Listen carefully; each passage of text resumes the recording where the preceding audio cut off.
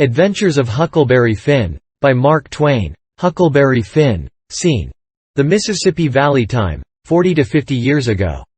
Chapter 1. You don't know about me without you have read a book by the name of The Adventures of Tom Sawyer, but that ain't no matter. That book was made by Mr. Mark Twain, and he told the truth, mainly. There was things which he stretched, but mainly he told the truth. That is nothing. I never seen anybody but lied one time or another, without it was Aunt Polly, or the widow, or maybe Mary.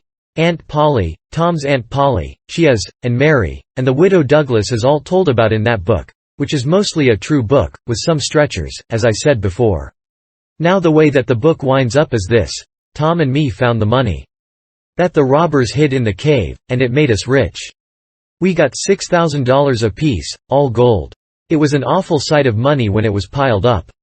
Well, Judge Thatcher he took it and put it out at interest, and it fetched us $1 a day apiece all the year round, more than a body could tell what to do with. The widow Douglas she took me for her son, and allowed she would civilize me, but it was rough living in the house all the time, considering how dismal, regular and decent the widow was in all her ways, and so when I couldn't stand it no longer I lit out. I got into my old rags and my sugar hogshead again, and was free and satisfied. But Tom Sawyer he hunted me up and said he was going to start a band of robbers, and I might join if I would go back to the widow and be respectable. So I went back. The widow she cried over me, and called me a poor lost lamb, and she called me a lot of other names, too, but she never meant no harm by it. She put me in them new clothes again, and I couldn't do nothing but sweat, and feel all cramped up. Well, then, the old thing commenced again. The widow rung a bell for supper, and you had to come to time. When you got to the table you couldn't go right to eating, but you had to wait for the widow to tuck down her head and grumble a little over the victuals, though there warn't really anything the matter with them, that is, nothing, only everything was cooked by itself. In a barrel of odds and ends it is different. Things get mixed up, and the juice kind of swaps around, and the things go better.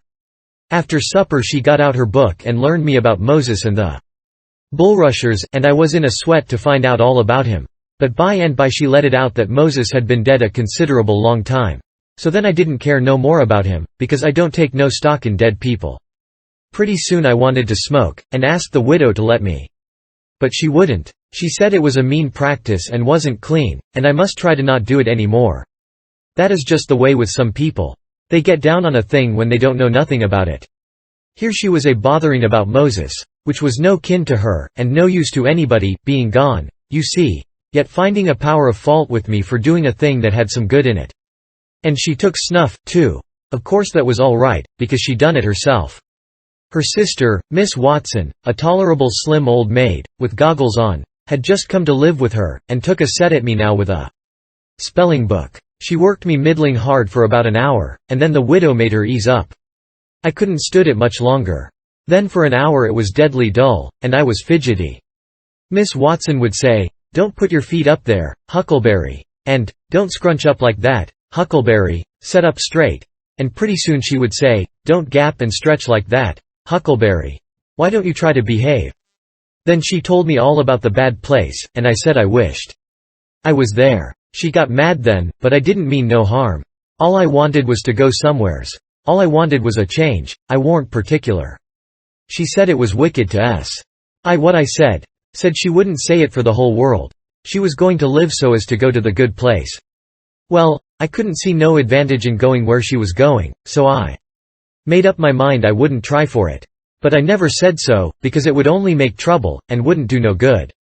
Now she had got a start, and she went on and told me all about the good place. She said all a body would have to do there was to go around all day long with a harp and sing, forever and ever. So I didn't think much of it. But I never said so. I asked her if she reckoned Tom Sawyer would go there, and she said not by a considerable sight. I was glad about that, because I wanted him and me to be together. Miss Watson she kept pecking at me, and it got tiresome and lonesome. By and by they fetched the niggers in and had prayers, and then everybody was off to bed. I went up to my room with a piece of candle, and put it on the table.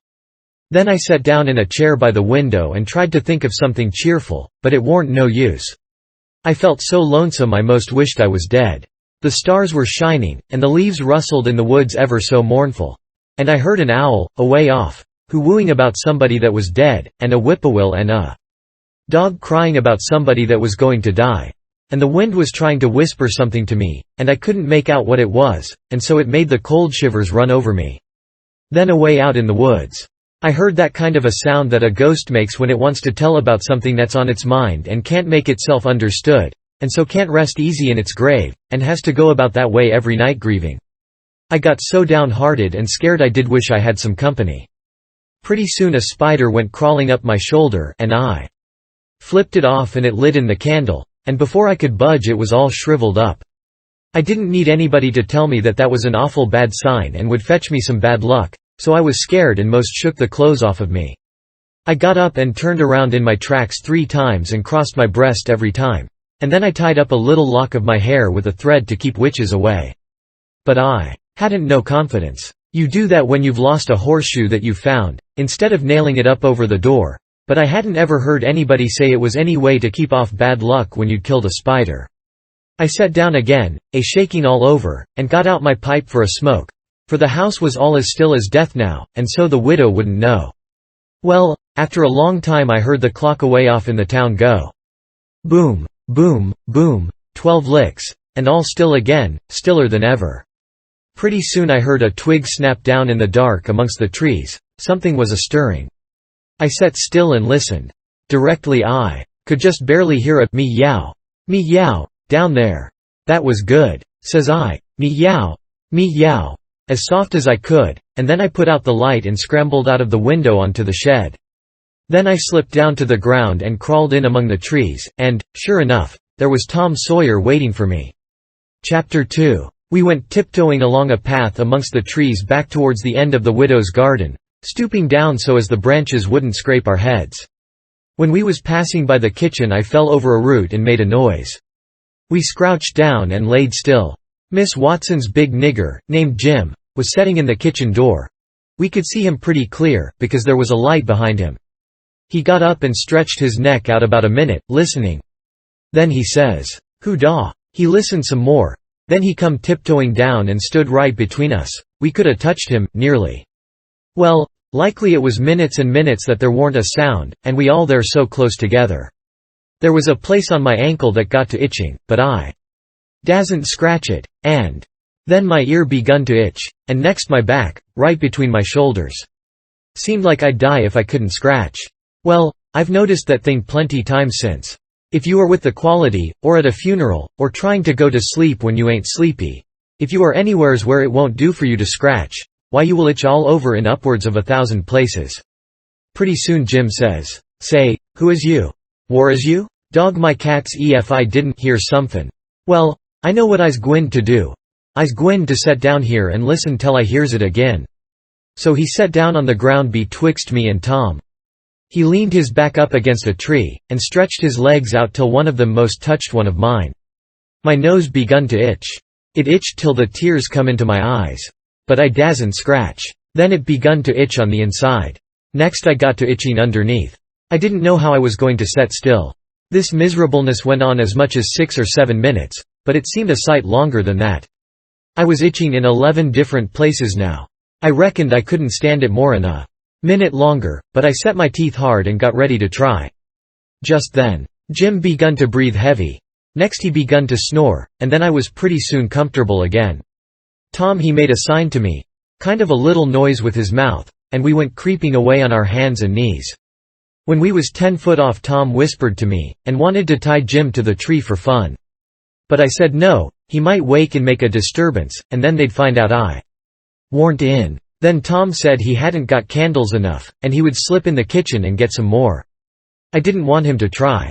I said, Jim might wake up and come. But Tom wanted to risk it. So we slid in there and got 3 candles, and Tom laid 5 cents on the table for pay. Then we got out, and I was in a sweat to get away.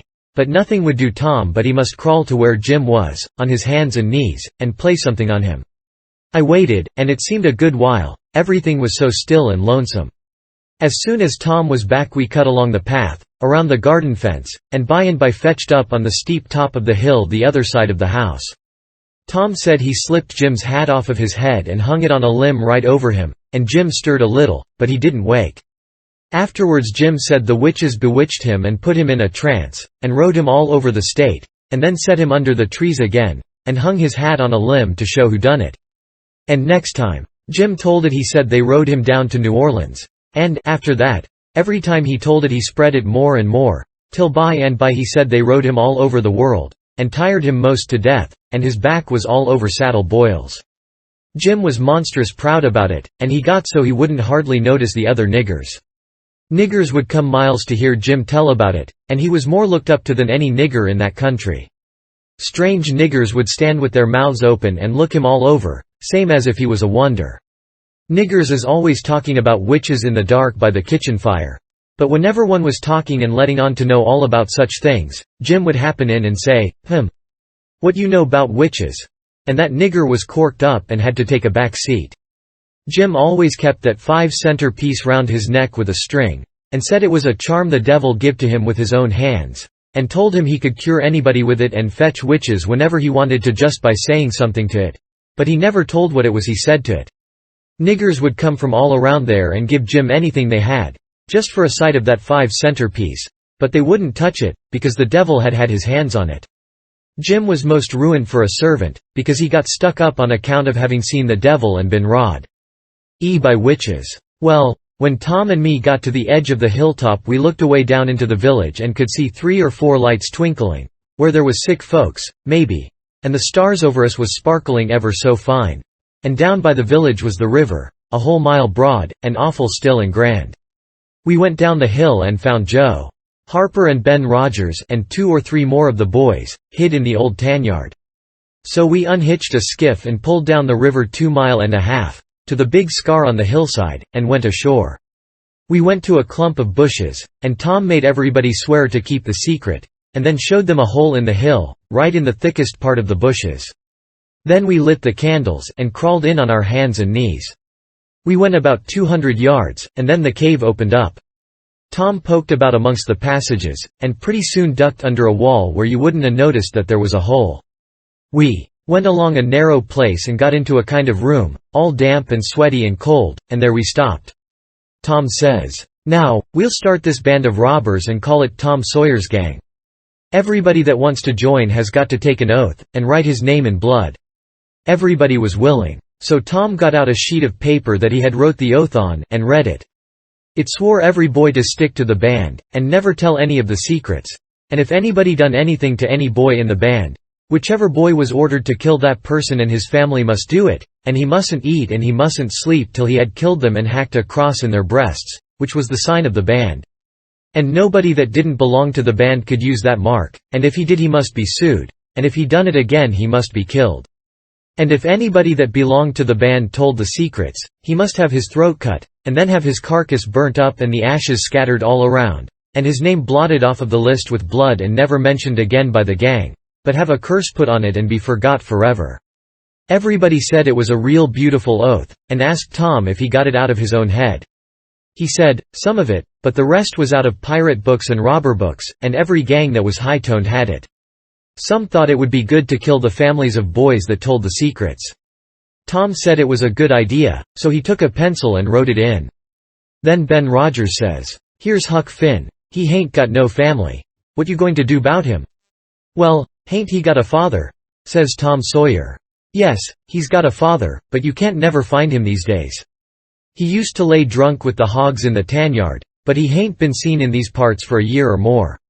They talked it over, and they was going to rule me out, because they said every boy must have a family or somebody to kill, or else it wouldn't be fair and square for the others.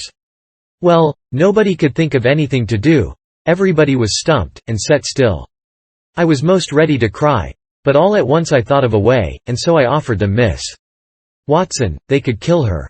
Everybody said, "Oh, she'll do. That's all right. Huck can come in." Then they all stuck a pin in their fingers to get blood to sign with, and I made my mark on the paper. "Now," says Ben Rogers, "what's the line of business of this gang?" "Nothing, only robbery and murder," Tom said. "But who are we going to rob? Houses, or cattle, or stuff?" "Stealing cattle and such things ain't robbery, it's burglary," says Tom Sawyer. "We ain't burglars. That ain't no sort of style. We are highwaymen. We stop stages and carriages on the road, with masks on, and kill the people and take their watches and money." "Must we always kill the people?"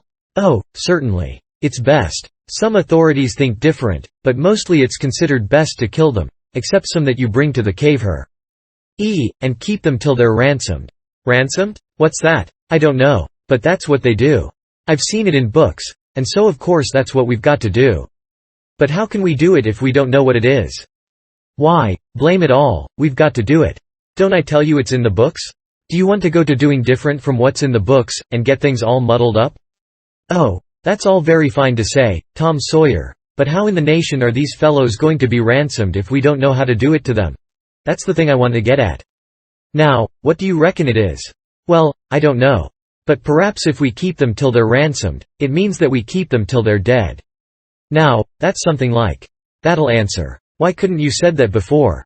We'll keep them till they're ransomed to death, and bothersome lot they'll be, too, eating up everything, and always trying to get loose. How you talk, Ben Rogers. How can they get loose when there's a guard over them, ready to shoot them down if they move a peg? A guard. Well, that is good.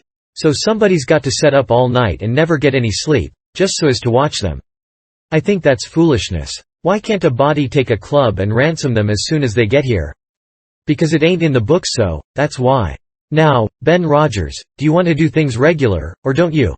That's the idea. Don't you reckon that the people that made the books knows what's the correct thing to do? Do you reckon you can learn 'em anything? Not by a good deal. No, sir, we'll just go on and ransom them in the regular way. All right, I don't mind, but I say it's a fool way, anyhow. Say, do we kill the women, too? Well, Ben Rogers, if I was as ignorant as you I wouldn't let on. Kill the women? No. Nobody ever saw anything in the books like that. You fetch them to the cave, and you're always as polite as pie to them, and by they fall in love with you, and never want to go home any more.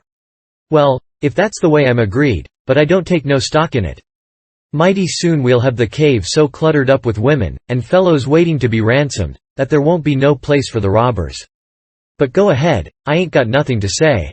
Little Tommy Barnes was asleep now, and when they waked him up he was scared, and cried, and said he wanted to go home to his ma, and didn't want to be a robber anymore.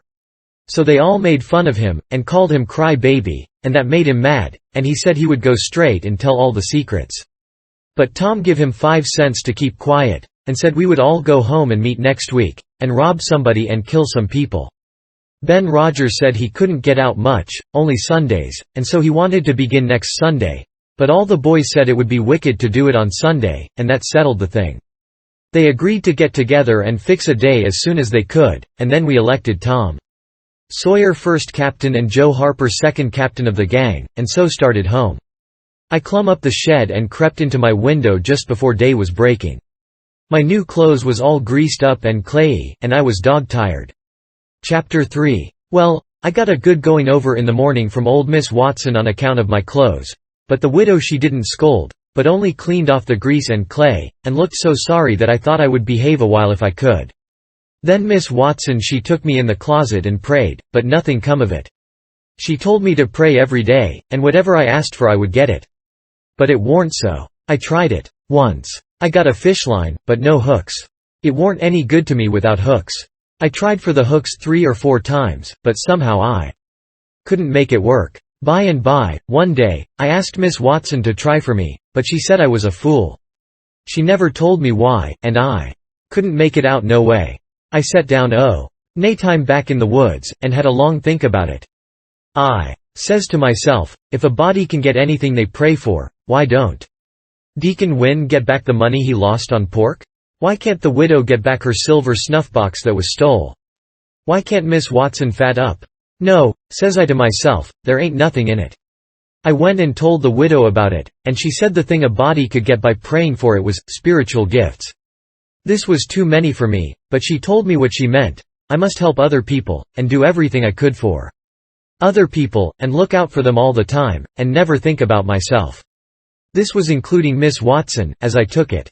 I went out in the woods and turned it over in my mind a long time, but I couldn't see no advantage about it, except for the other people, so at last I reckoned I wouldn't worry about it any more, but just let it go.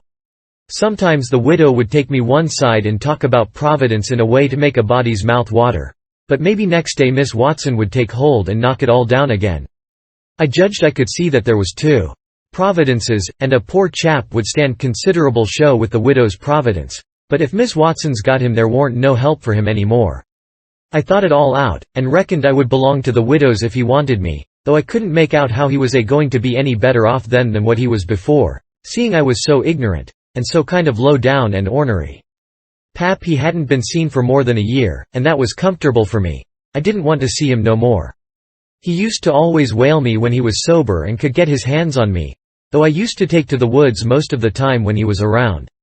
Well, about this time he was found in the river drownded, about 12 mile above town, so people said. They judged it was him, anyway. Said this drownded man was just his size, and was ragged, and had uncommon long hair, which was all like Pap, but they couldn't make nothing out of the face, because it had been in the water so long it warn't much like a face at all. They said he was floating on his back in the water. They took him and buried him on the bank. But I warn't comfortable long, because I happened to think of something. I knowed mighty well that a drownded man don't float on his back, but on his face. So I knowed, then, that this warn't Pap, but a woman dressed up in a man's clothes. So I was uncomfortable again. I judged the old man would turn up again by and by, though I wished he wouldn't. We played robber now and then about a month, and then I resigned. All the boys did. We hadn't robbed nobody, hadn't killed any people, but only just pretended.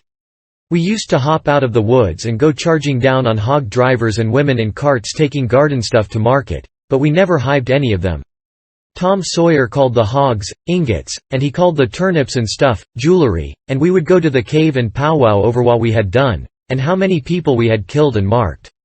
But I couldn't see no profit in it. One time Tom sent a boy to run about town with a blazing stick, which he called a slogan, which was the sign for the gang to get together. And then he said he had got secret news by his spies that next day a whole parcel of Spanish merchants and rich Arabs was going to camp in Cave Hollow with 200 elephants, and 600 camels, and over 1,000, Sumter, mules, all loaded down with diamonds, and they didn't have only a guard of 400 soldiers, and so we would lay in ambuscade, as he called it, and kill the lot and scoop the things. He said we must slick up our swords and guns, and get ready. He never could go after even a turnip cart, but he must have the swords and guns all scoured up for it, though they was only lath and broomsticks, and you might scour at them till you rotted, and then they warn't worth a mouthful of ashes more than hat they was before. I didn't believe we could lick such a crowd of Spaniards and Arabs, but I wanted to see the camels and elephants, so I was on hand next day, Saturday, in the ambuscade, and when we got the word we rushed out of the woods and down the hill.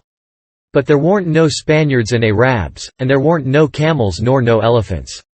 It warn't anything but a Sunday school picnic, and only a primer class at that. We busted it up, and chased the children up the hollow, but we never got anything but some doughnuts and jam, though Ben Rogers got a rag doll, and Joe Harper got a hymn book and a tract, and then the teacher charged in, and made us drop everything and cut. I didn't see no diamonds, and I told Tom Sawyer so.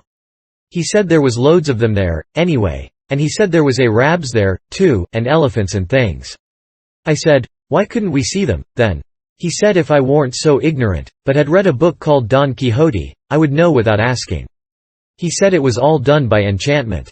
He said there was hundreds of soldiers there, and elephants and treasure, and so on, but we had enemies which he called magicians, and they had turned the whole thing into an infant Sunday school, just out of spite. I said, all right. Then the thing for us to do was to go for the magicians.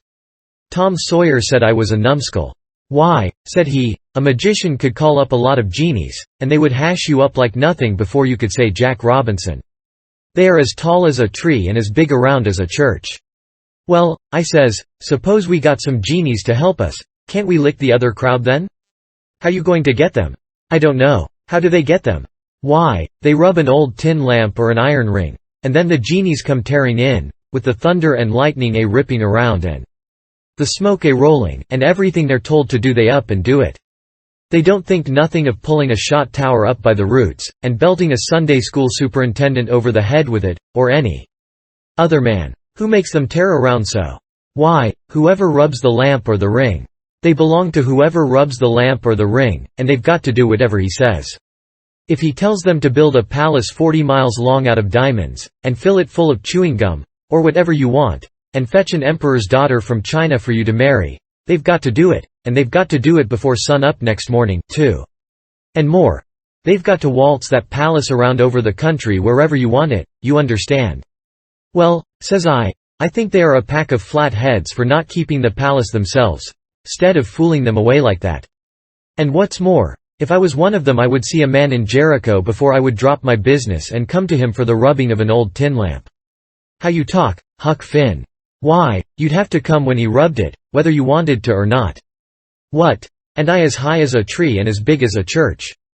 "All right, then, I would come. But I lay I'd make that man climb the highest tree there was in the country." "Shucks, it ain't no use to talk to you, Huck Finn. You don't seem to know anything, somehow, perfect saphead. I thought all this over for 2 or 3 days, and then I reckoned I would see if there was anything in it. I got an old tin lamp and an iron ring, and went out in the woods and rubbed till I sweat like an Injun, calculating to build a palace and sell it. But it warn't no use, none of the genies come. So then I judged that all that stuff was only just one of Tom Sawyer's lies. I reckoned he believed in the Arabs and the elephants, but as for me I think different. It had all the marks of a Sunday school." Chapter 4. Well, 3 or 4 months run along, and it was well into the winter now. I had been to school most all the time and could spell and read and write just a little, and D could say the multiplication table up to 6 times 7 is 35, and I don't reckon I could ever get any further than that if I was to live forever. I don't take no stock in mathematics, anyway. At first I hated the school, but by and by I got so I could stand it.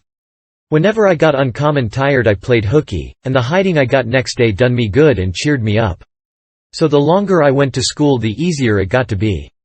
I was getting sort of used to the widow's ways, too, and they weren't so raspy on me.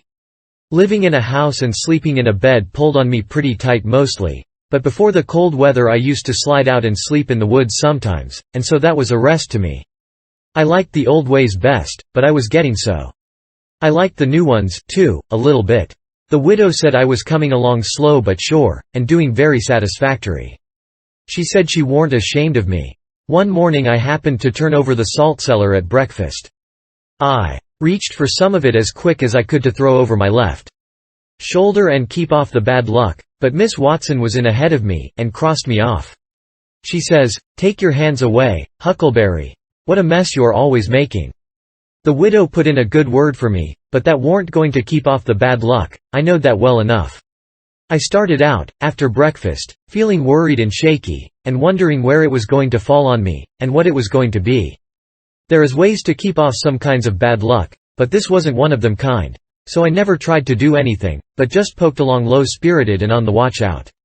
I went down to the front garden and clumb over the stile where you go through the high board fence. There was an inch of new snow on the ground, and I seen somebody's tracks. They had come up from the quarry and stood around the stile a while, and then went on around the garden fence. It was funny they hadn't come in, after standing around so. I couldn't make it out. It was very curious, somehow.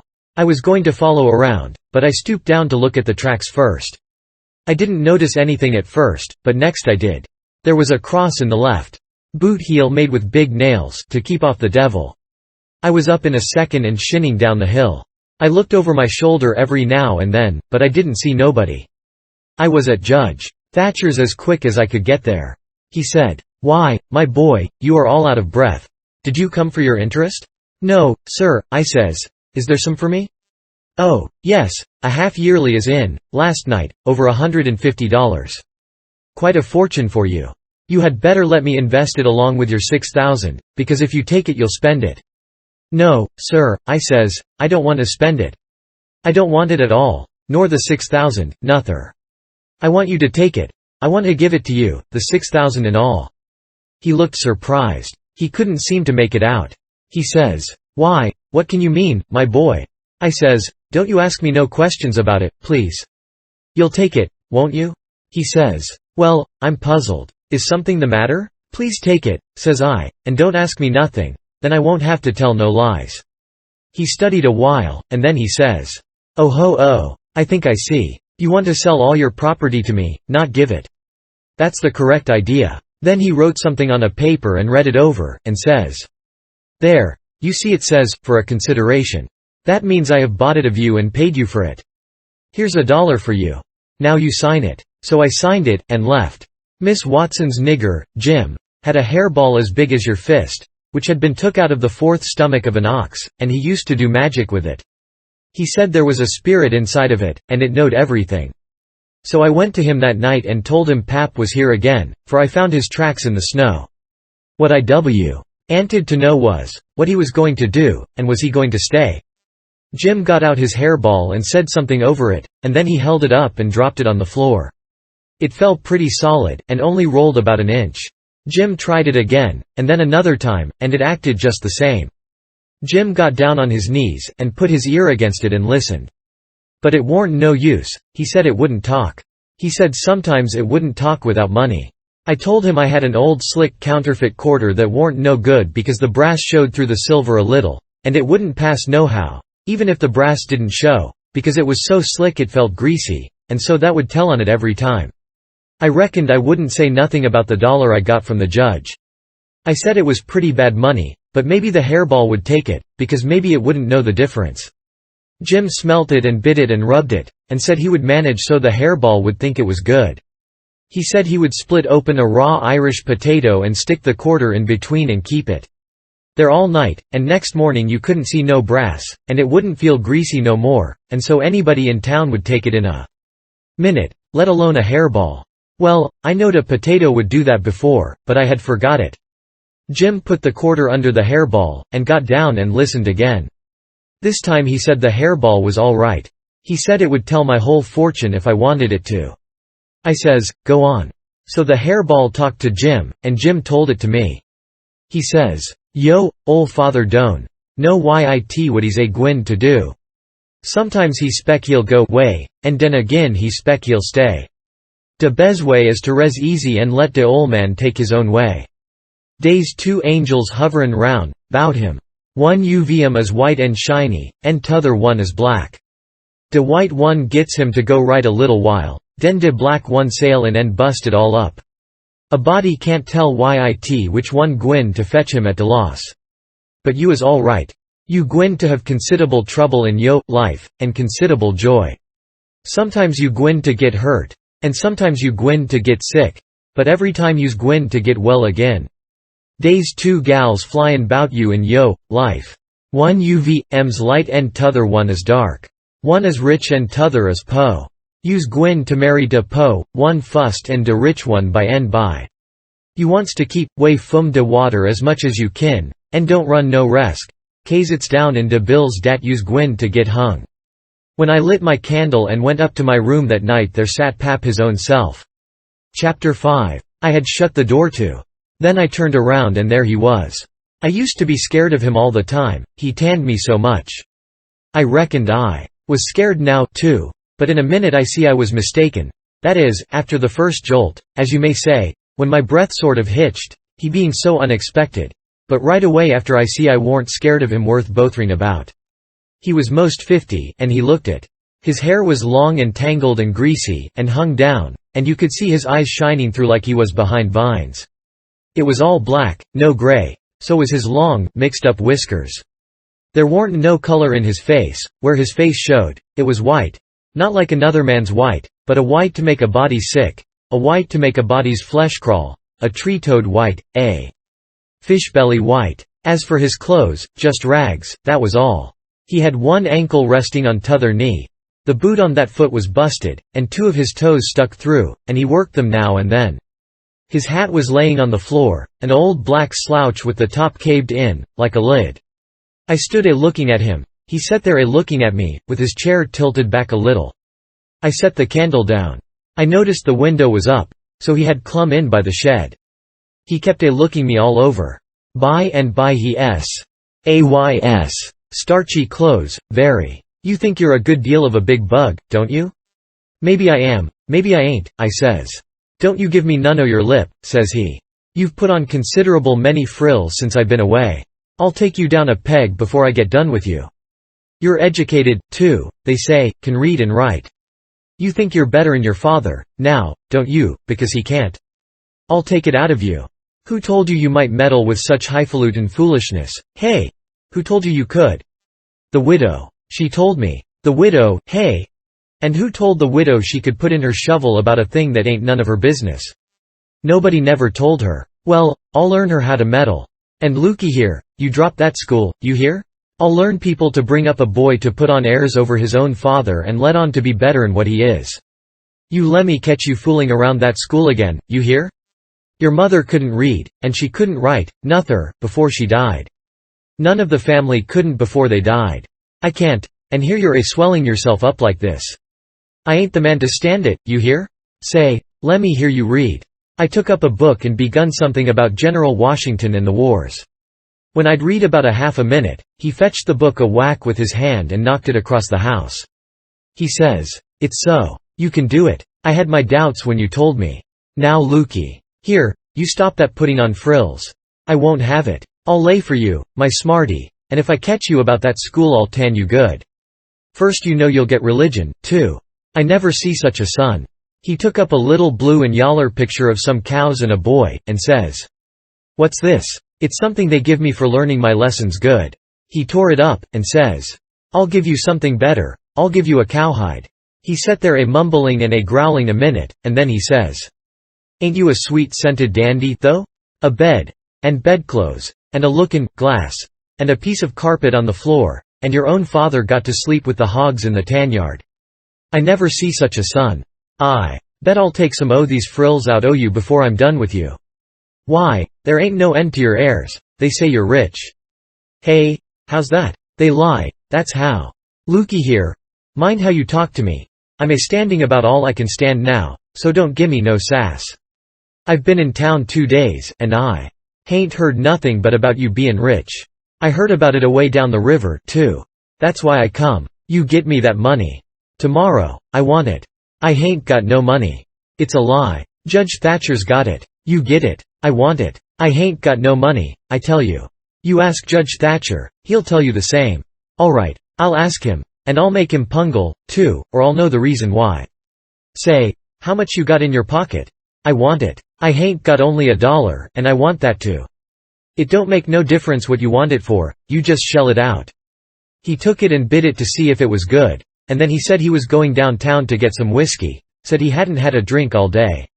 When he had got out on the shed he put his head in again, and cussed me for putting on frills and trying to be better than him, and when I reckoned he was gone he come back and put his head in again, and told me to mind about that school, because he was going to lay for me and lick me if I didn't drop that. Next day he was drunk, and he went to Judge Thatcher's and bully-ragged him, and tried to make him give up the money, but he couldn't, and then he swore he'd make the law force him. The judge and the widow went to law to get the court to take me away from him and let one of them be my guardian, but it was a new judge that had just come, and he didn't know the old man, so he said courts mustn't interfere and separate families if they could help it, said he'd druther not take a child away from its father. So Judge Thatcher and the widow had to quit on the business. That pleased the old man till he couldn't rest. He said he'd cowhide me till I was black and blue if I didn't raise some money for him. I borrowed $3 from Judge Thatcher, and Pap took it and got drunk, and went blowing around and cussing and whooping and carrying on. And he kept it up all over town, with a tin pan, till most midnight. Then they jailed him, and next day they had him before court, and jailed him again for a week. But he said he was satisfied, said he was boss of his son, and he'd make it warm for him. When he got out the new judge said he was going to make a man of him.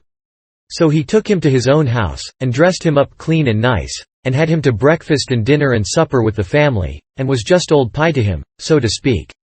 And after supper he talked to him about temperance and such things till the old man cried, and said he'd been a fool, and fooled away his life. But now he was going to turn over a new leaf and be a man nobody wouldn't be ashamed of, and he hoped the judge would help him and not look down on him.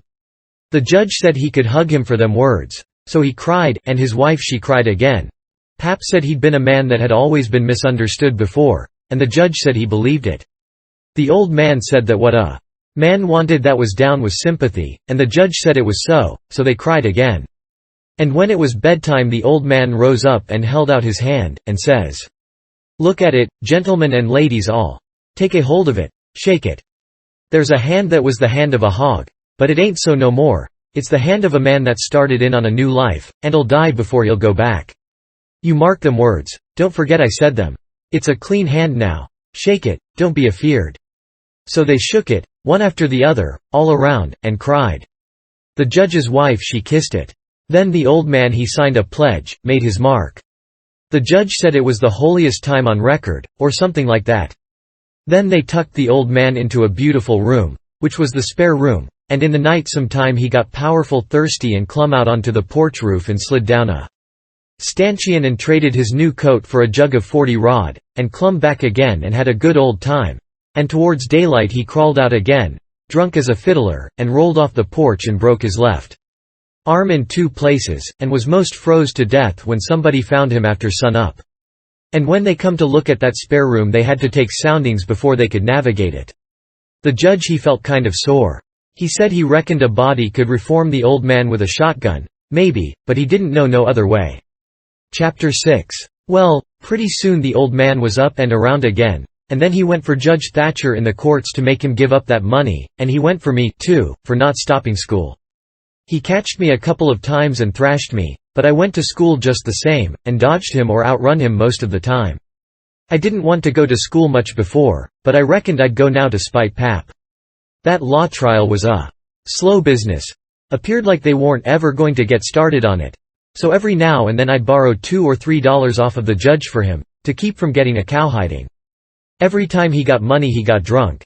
And every time he got drunk he raised Cain around town. And every time he raised Cain he got jailed. He was just suited. This kind of thing was right in his line. He got to hanging around the widows too much, and so she told him at last that if he didn't quit using around there she would make trouble for him. Well, wasn't he mad?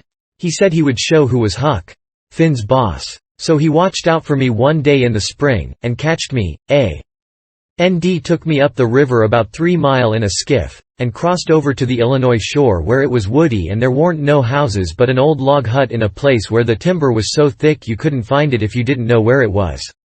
He kept me with him all the time, and I never got a chance to run off. We lived in that old cabin, and he always locked the door and put the key under his head nights. He had a gun which he had stole, I reckon, and we fished and hunted, and that was what we lived on.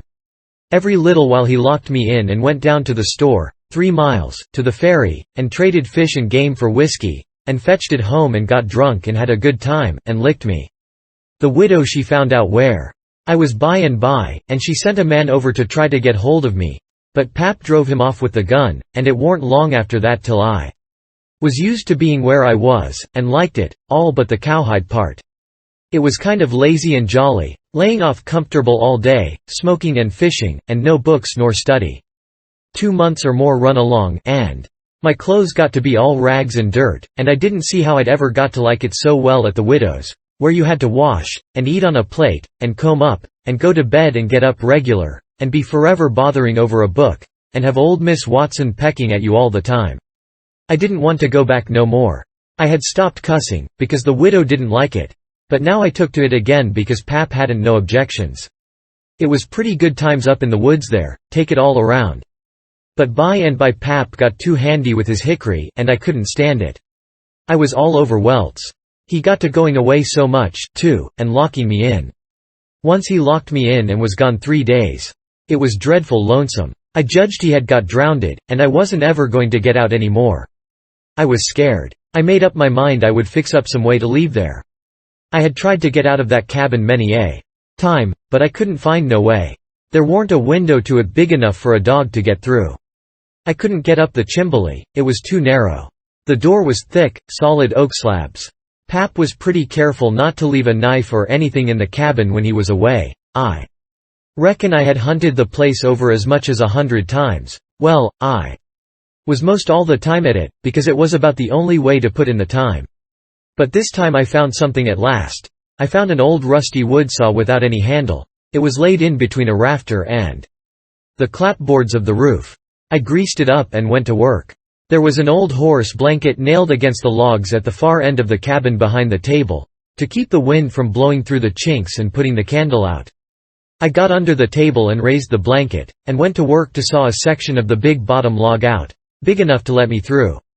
Well, it was a good long job, but I was getting towards the end of it when I heard Pap's gun in the woods. I got rid of the signs of my work, and dropped the blanket and hid my saw, and pretty soon Pap come in.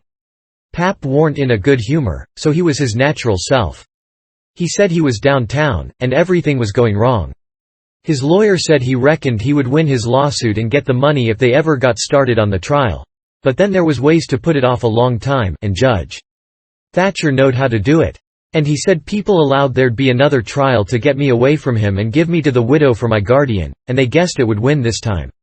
This shook me up considerable, because I didn't want to go back to the widows anymore and be so cramped up and civilized, as they called it. Then the old man got to cussing, and cussed everything and everybody he could think of, and then cussed them all over again to make sure he hadn't skipped any, and after that he polished off with a kind of a general cuss all round, including a considerable parcel of people which he didn't know the names of, and so called them what's his name when he got to them, and went right along with his cussing. He said he would like to see the widow get me. He said he would watch out, and if they tried to come any such game on him he knowed of a place 6 or 7 mile off to stow me in, where they might hunt till they dropped and they couldn't find me. That made me pretty uneasy again, but only for a minute. I reckoned I wouldn't stay on hand till he got that chance. The old man made me go to the skiff and fetch the things he had got. There was a 50-pound sack of cornmeal, and a side of bacon, ammunition, and a 4-gallon jug of whiskey, and an old book and 2 newspapers for wadding, besides some tow. I towed it up a load, and went back and sat down on the bow of the skiff to rest. I thought it all over, and I reckoned I would walk off with the gun and some lines, and take to the woods when I run away. I guessed I wouldn't stay in one place, but just tramp right across the country, mostly night times, and hunt and fish to keep alive, and so get so far away that the old man nor the widow couldn't ever find me anymore. I judged I would saw out and leave that night if Pap got drunk enough, and I reckoned he would. I got so full of it I didn't notice how long I was staying till the old man hollered and asked me whether I was asleep or drowned.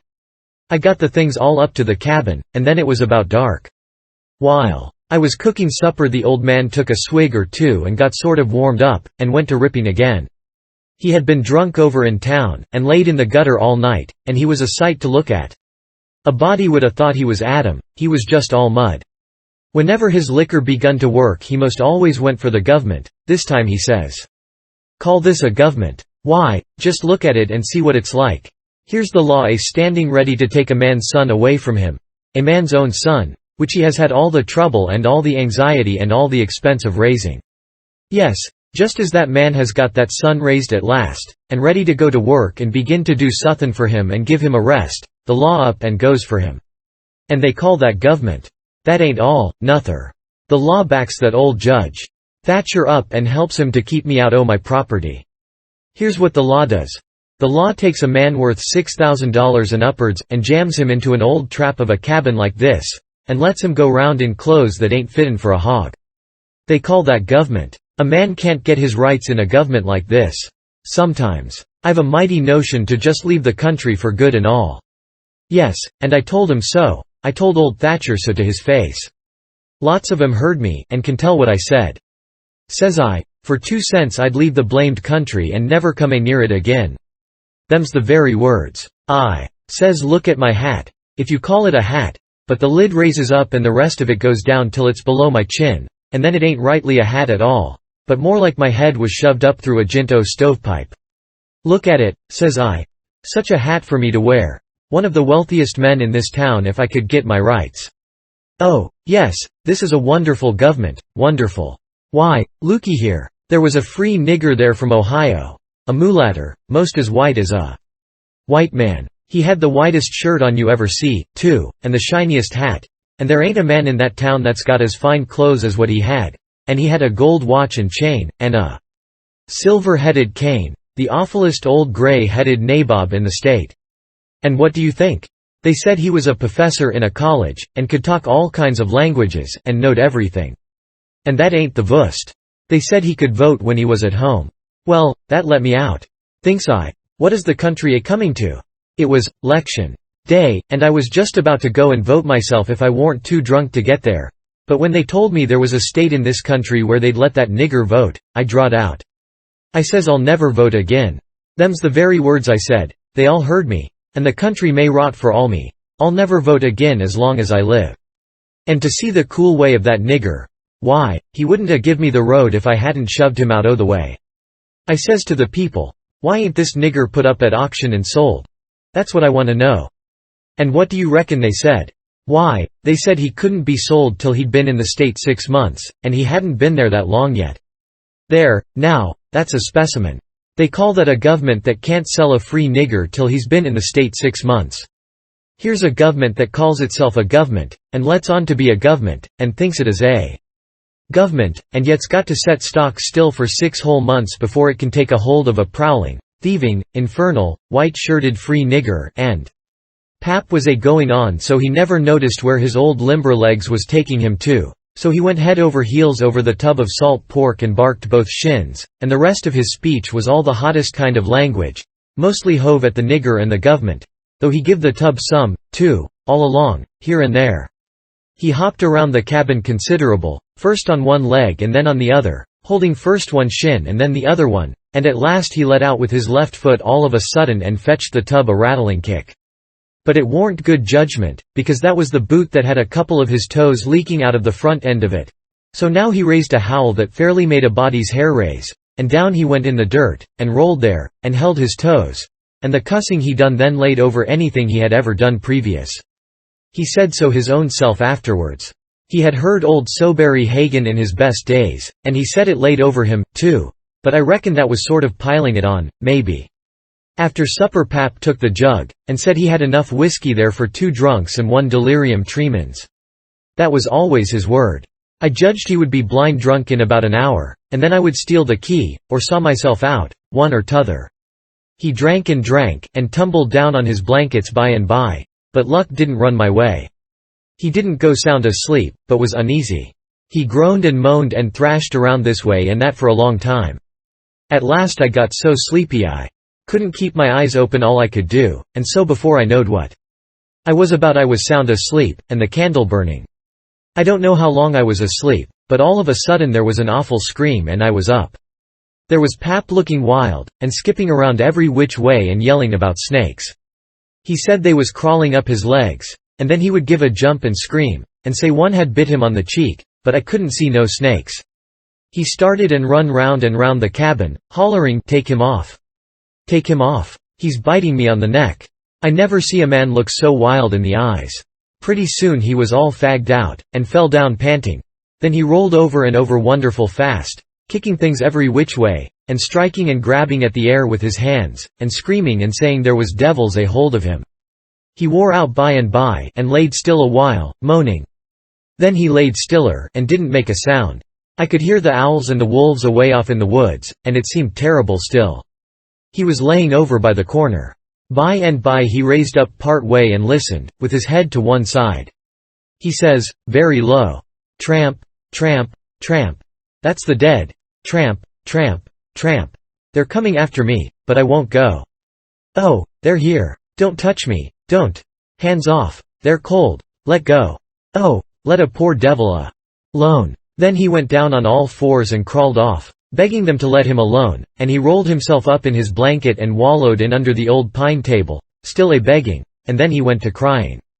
I could hear him through the blanket. By and by he rolled out and jumped up on his feet looking wild, and he see me and went for me. He chased me round and round the place with a clasp knife, calling me the angel of death, and saying he would kill me, and then I couldn't come for him no more. I begged, and told him I was only Huck, but he laughed such a screechy laugh, and roared and cussed, and kept on chasing me up. Once when I turned short and dodged under his arm he made a grab and got me by the jacket between my shoulders, and I thought I was gone. But I slid out of the jacket quick as lightning, and saved myself. Pretty soon he was all tired out, and dropped down with his back against the door, and said he would rest a minute and then kill me. He put his knife under him, and said he would sleep and get strong, and then he would see who was who. So he dozed off pretty soon. By and by I got the old split-bottom chair and clumb up as easy as I could, not to make any noise, and got down the gun. I slipped the ramrod down it to make sure it was loaded, then I laid it across the turnip barrel, pointing towards Pap, and sat down behind it to wait for him to stir. And how slow and still the time did drag along. Chapter 7. Get up. What you bout? I opened my eyes and looked around, trying to make out where I was. It was after sun up, and I had been sound asleep. Pap was standing over me looking sour and sick, too. He says, "What you doin' with this gun?" I judged he didn't know nothing about what he had been doing, so I says, "Somebody tried to get in, so I was laying for him." "Why didn't you roust me out?" "Well, I tried to, but I couldn't budge you." "Well, all right. Don't stand there palavering all day, but out with you and see if there's a fish on the lines for breakfast. I'll be along in a minute." He unlocked the door, and I cleared out up the river bank. I noticed some pieces of limbs and such things floating down, and a sprinkling of bark, so I knowed the river had begun to rise. I reckoned I would have great times now if I was over at the town. The June rise used to be always luck for me, because as soon as that rise begins here comes cordwood floating down, and pieces of log rafts, sometimes a dozen logs together, so all you have to do is to catch them and sell them to the wood yards and the sawmill. I went along up the bank with one eye out for pap and t'other one out for what the rise might fetch along. Well, all at once here comes a canoe. Just a beauty, too, about 13 or 14 foot long, riding high like a duck. I shot head first off of the bank like a frog, clothes and all on, and struck out for the canoe.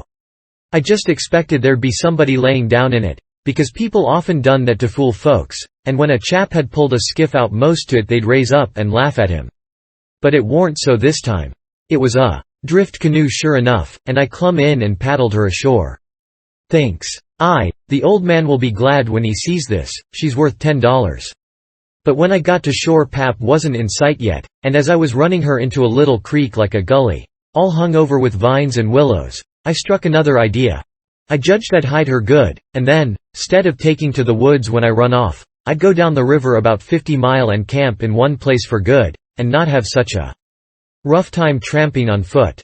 It was pretty close to the shanty, and I thought I heard the old man coming all the time. But I got her hid, and then I out and looked around a bunch of willows, and there was the old man down the path a piece just drawing a bead on a bird with his gun. So he hadn't seen anything. When he got along I was hard at it talkin' "Gee up a trot" line. He abused me a little for being so slow, but I told him I fell in the river, and that was what made me so long. I knowed he would see I was wet, and then he would be asking questions. We got 5 catfish off the lines and went home. While we laid off after breakfast to sleep up, both of us being about wore out, I got to thinking that if I could fix up some way to keep pap and the widow from trying to follow me, it would be a certainer thing than trusting to luck to get far enough off before they missed me. You see, all kinds of things might happen. Well, I didn't see no way for a while, but by and by pap raised up a minute to drink another barrel of water, and he says, "Another time a man comes a prowling round here you roust me out, you hear? That man warn't here for no good. I'd a shot him. Next time you roust me out, you hear?" Then he dropped down and went to sleep again, but what he had been saying give me the very idea I wanted. I says to myself, I can fix it now so nobody won't think of following me. About 12 o'clock we turned out and went along up the bank.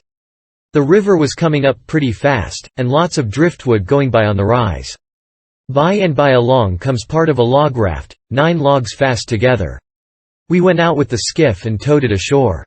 Then we had dinner. Anybody but pap would 'a waited and seen the day through, so as to catch more stuff, but that warn't pap's style. 9 logs was enough for one time. He must shove right over to town and sell. So he locked me in and took the skiff, and started off towing the raft about 3:30. I judged he wouldn't come back that night.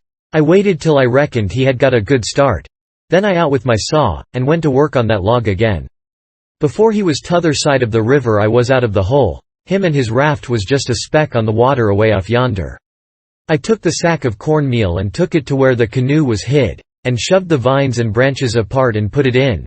Then I done the same with the side of bacon, then the whiskey jug. I took all the coffee and sugar there was, and all the ammunition. I took the wadding. I took the bucket and gourd. I took a dipper and a tin cup, and my old saw and 2 blankets, and the skillet and the coffee pot. I took fish lines and matches and other things, everything that was worth a cent. I cleaned out the place. I wanted an axe, but there wasn't any, only the one out at the woodpile, and I knowed why I was going to leave that. I fetched out the gun, and now I was done.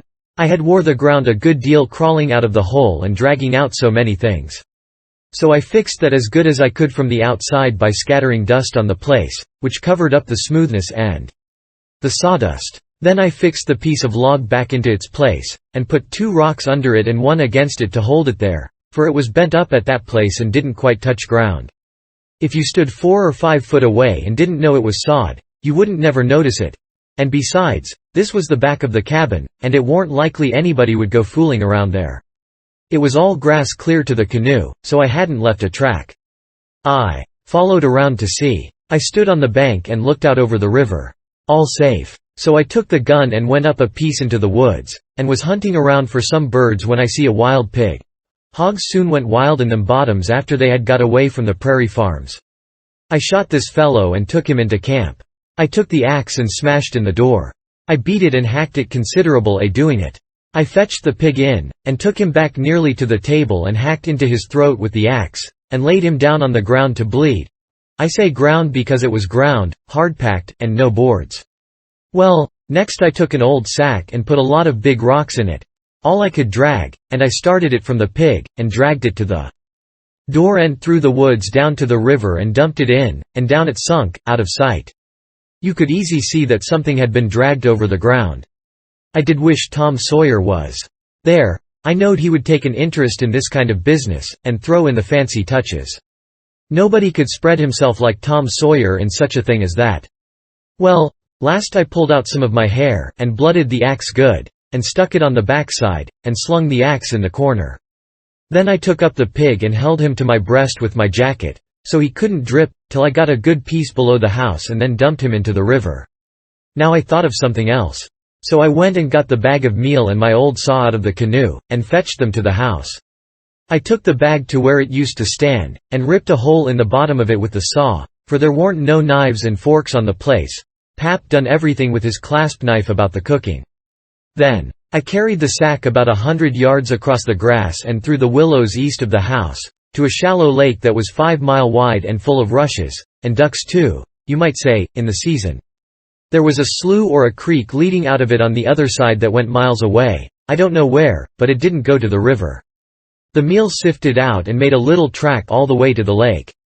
I dropped Pap's whetstone there too, so as to look like it had been done by accident. Then I tied up the rip in the meal sack with a string, so it wouldn't leak no more, and took it and my saw to the canoe again. It was about dark now, so I dropped the canoe down the river under some willows that hung over the bank, and waited for the moon to rise. I made fast to a willow. Then I took a bite to eat, and by laid down in the canoe to smoke a pipe and lay out a plan. I says to myself, they'll follow the track of that sackful of rocks to the shore and then drag the river for me. And they'll follow that meal track to the lake and go browsing down the creek that leads out of it to find the robbers that killed me and took the things. They won't ever hunt the river for anything but my dead carcass. They'll soon get tired of that, and won't bother no more about me. All right, I can stop anywhere I want to. Jackson's Island is good enough for me. I know that island pretty well, and nobody ever comes there. And then I can paddle over to town nights, and slink around and pick up things I want. Jackson's Island's the place. I was pretty tired, and the first thing I knowed I was asleep. When I woke up I didn't know where I was for a minute. I sat up and looked around, a little scared. Then I remembered. The river looked miles and miles across. The moon was so bright I could have counted the drift logs that went slipping along, black and still, hundreds of yards out from shore. Everything was dead quiet, and it looked late, and smelt late. You know what I mean, I don't know the words to put it in. I took a good gap and a stretch, and was just going to unhitch and start when I heard a sound away over the water. I listened. Pretty soon, I made it out. It was that dull kind of irregular sound that comes from oars working in rowlocks when it's a still night. I peeped out through the willow branches, and there it was, a skiff, away across the water. I couldn't tell how many was in it. It kept coming, and when it was abreast of me I see there warn't but one man in it. Thinks I, maybe it's Pap, though I warn't expecting him. He dropped below me with the current, and by he came swinging up shore in the easy water, and he went by so close I could have reached out the gun and touched him. Well, it was Pap, sure enough, and sober, too, by the way he laid his oars. I didn't lose no time. The next minute I was spinning downstream soft but quick in the shade of the bank. I made 2.5 miles, and then struck out 1/4 mile or more towards the middle of the river, because pretty soon I would be passing the ferry landing, and people might see me and hail me. I got out amongst the driftwood, and then laid down in the bottom of the canoe and let her float. I laid there, and had a good rest and a smoke out of my pipe, looking away into the sky. Not a cloud in it. The sky looks ever so deep when you lay down on your back in the moonshine. I never knowed it before. And how far a body can hear on the water such nights. I heard people talking at the ferry landing. I heard what they said, too, every word of it. One man said it was getting towards the long days and the short nights now. T'other one said this warn't one of the short ones, he reckoned. And then they laughed, and he said it over again, and they laughed again. Then they waked up another fellow and told him, and laughed, but he didn't laugh. He ripped out something brisk, and said let him alone. The first fellow said he loathed to tell it to his old woman, she would think it was pretty good. But he said that warn't nothing to some things he had said in his time. I heard one man say it was nearly 3 o'clock, and he hoped daylight wouldn't wait more than about a week longer. After that the talk got further and further away, and I couldn't make out the words any more. But I could hear the mumble, and now and then a laugh, too, but it seemed a long ways off. I was away below the ferry now. I rose up, and there was Jackson's Island, about 2.5 miles downstream, heavy timbered and standing up out of the middle of the river, big and dark and solid, like a steamboat without any lights. There weren't any signs of the bar at the head, it was all under water now. It didn't take me long to get there. I shot past the head at a ripping rate, the current was so swift, and then I got into the dead water and landed on the side towards the Illinois shore. I run the canoe into a deep dent in the bank that I knowed about. I had to part the willow branches to get in, and when I made fast nobody could 'a seen the canoe from the outside. I went up and sat down on a log at the head of the island, and looked out on the big river and the black driftwood and away over to the town, 3 miles away, where there was 3 or 4 lights twinkling.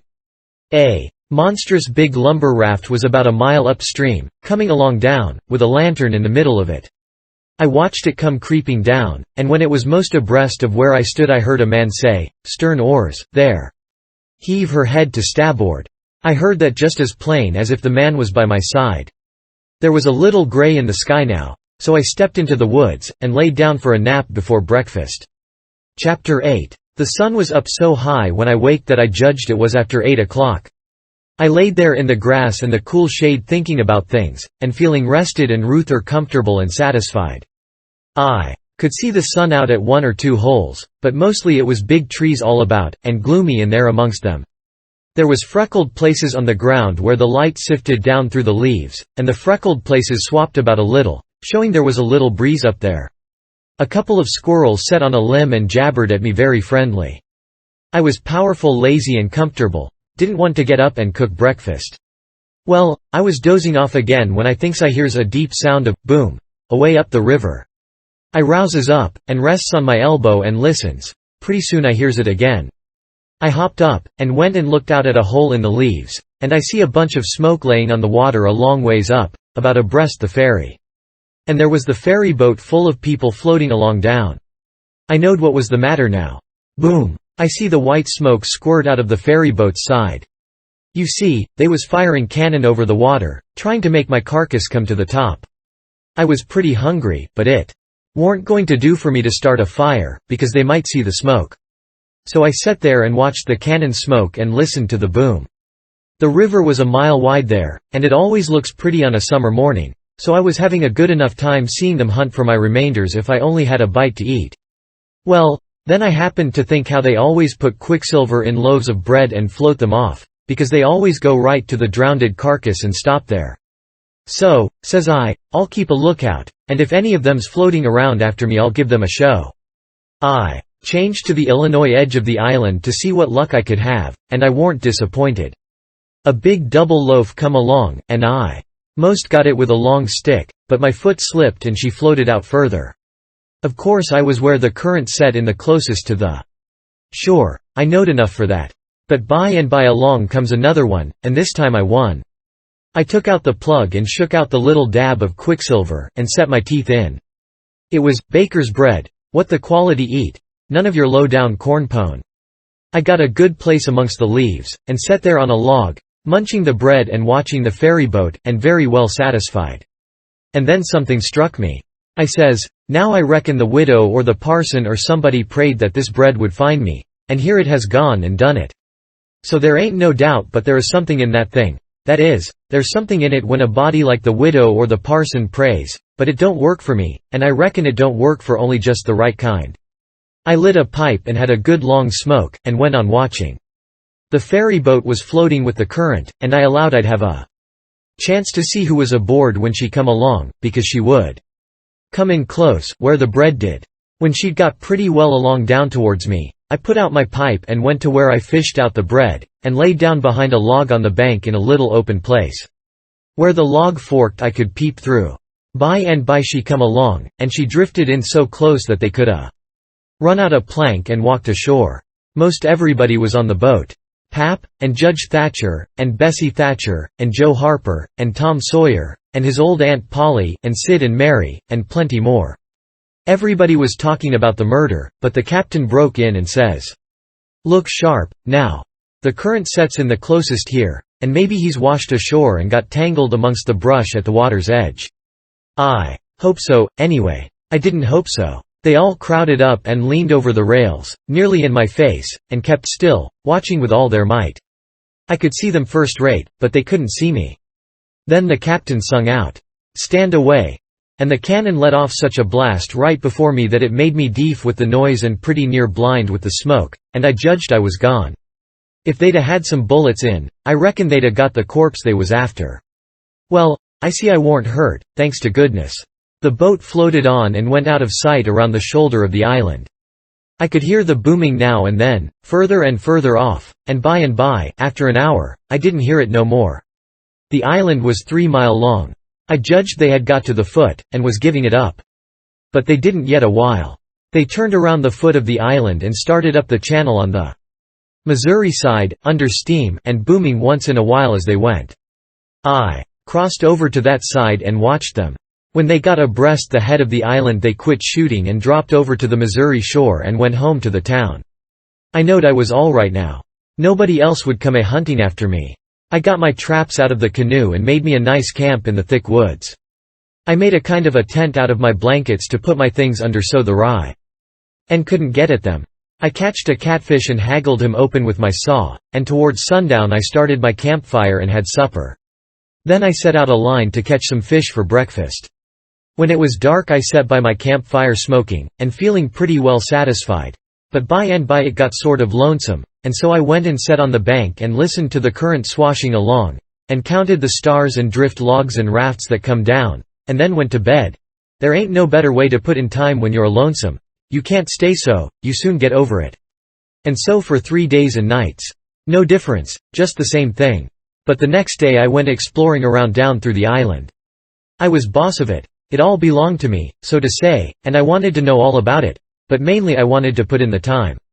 I found plenty strawberries, ripe and prime, and green summer grapes and green raspberries, and the green blackberries was just beginning to show. They would all come handy by and by, I judged. Well, I went fooling along in the deep woods till I judged I warn't far from the foot of the island. I had my gun along, but I hadn't shot nothing. It was for protection. Thought I would kill some game nigh home. About this time I mighty near stepped on a good-sized snake, and it went sliding off through the grass and flowers, and I after it, trying to get a shot at it. I clipped along, and all of a sudden I bounded right on to the ashes of a campfire that was still smoking. My heart jumped up amongst my lungs. I never waited for to look further, but uncocked my gun and went sneaking back on my tiptoes as fast as ever I could. Every now and then I stopped a second amongst the thick leaves and listened, but my breath come so hard I couldn't hear nothing else. I slunk along another piece further, then listened again, and so on and so on. If I see a stump, I took it for a man. If I trod on a stick and broke it, it made me feel like a person had cut one of my breaths in two and I only got half, and the short half, too. When I got to Camp 1 warn't feeling very brash, there warn't much sand in my craw, but I says, this ain't no time to be fooling around. So I got all my traps into my canoe again so as to have them out of sight, and I put out the fire and scattered the ashes around to look like an old last year's camp, and then clumb a tree. I reckon I was up in the tree 2 hours, but I didn't see nothing, I didn't hear nothing. I only thought I heard and seen as much as 1,000 things. Well, I couldn't stay up there forever, so at last I got down, but I kept in the thick woods and on the lookout all the time. All I could get to eat was berries and what was left over from breakfast.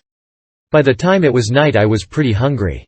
So when it was good and dark I slid out from shore before moonrise and paddled over to the Illinois bank, about a quarter of a mile. I went out in the woods and cooked a supper, and I had about made up my mind I would stay there all night when I hear a plunkety-plunk, plunkety-plunk, and says to myself, horses coming, and next I hear people's voices. I got everything into the canoe as quick as I could, and then went creeping through the woods to see what I could find out. I hadn't got far when I hear a man say, "We better camp here if we can find a good place, the horses is about beat out. Let's look around." I didn't wait, but shoved out and paddled away easy. I tied up in the old place, and reckoned I would sleep in the canoe. I didn't sleep much. I couldn't, somehow, for thinking. And every time I waked up I thought somebody had me by the neck. So the sleep didn't do me no good. By and by I says to myself, I can't live this way. I'm going to find out who it is that's here on the island with me. I'll find it out or bust. Well, I felt better right off. So I took my paddle and slid out from shore just a step or two, and then let the canoe drop along down amongst he shadows. The moon was shining, and outside of the shadows it made it most as light as day. I poked along well onto an hour, everything still as rocks and sound asleep. Well, by this time I was most down to the foot of the island. A little ripply, cool breeze begun to blow, and that was as good as saying the night was about done. I give her a turn with the paddle and brung her nose to shore. Then I got my gun and slipped out and into the edge of the woods. I sat down there on a log, and looked out through the leaves. I see the moon go off watch, and the darkness begin to blanket the river. But in a little while I see a pale streak over the treetops, and knowed the day was coming. So I took my gun and slipped off towards where I had run across that camp fire, stopping every minute or two to listen. But I hadn't no luck somehow, I couldn't seem to find the place.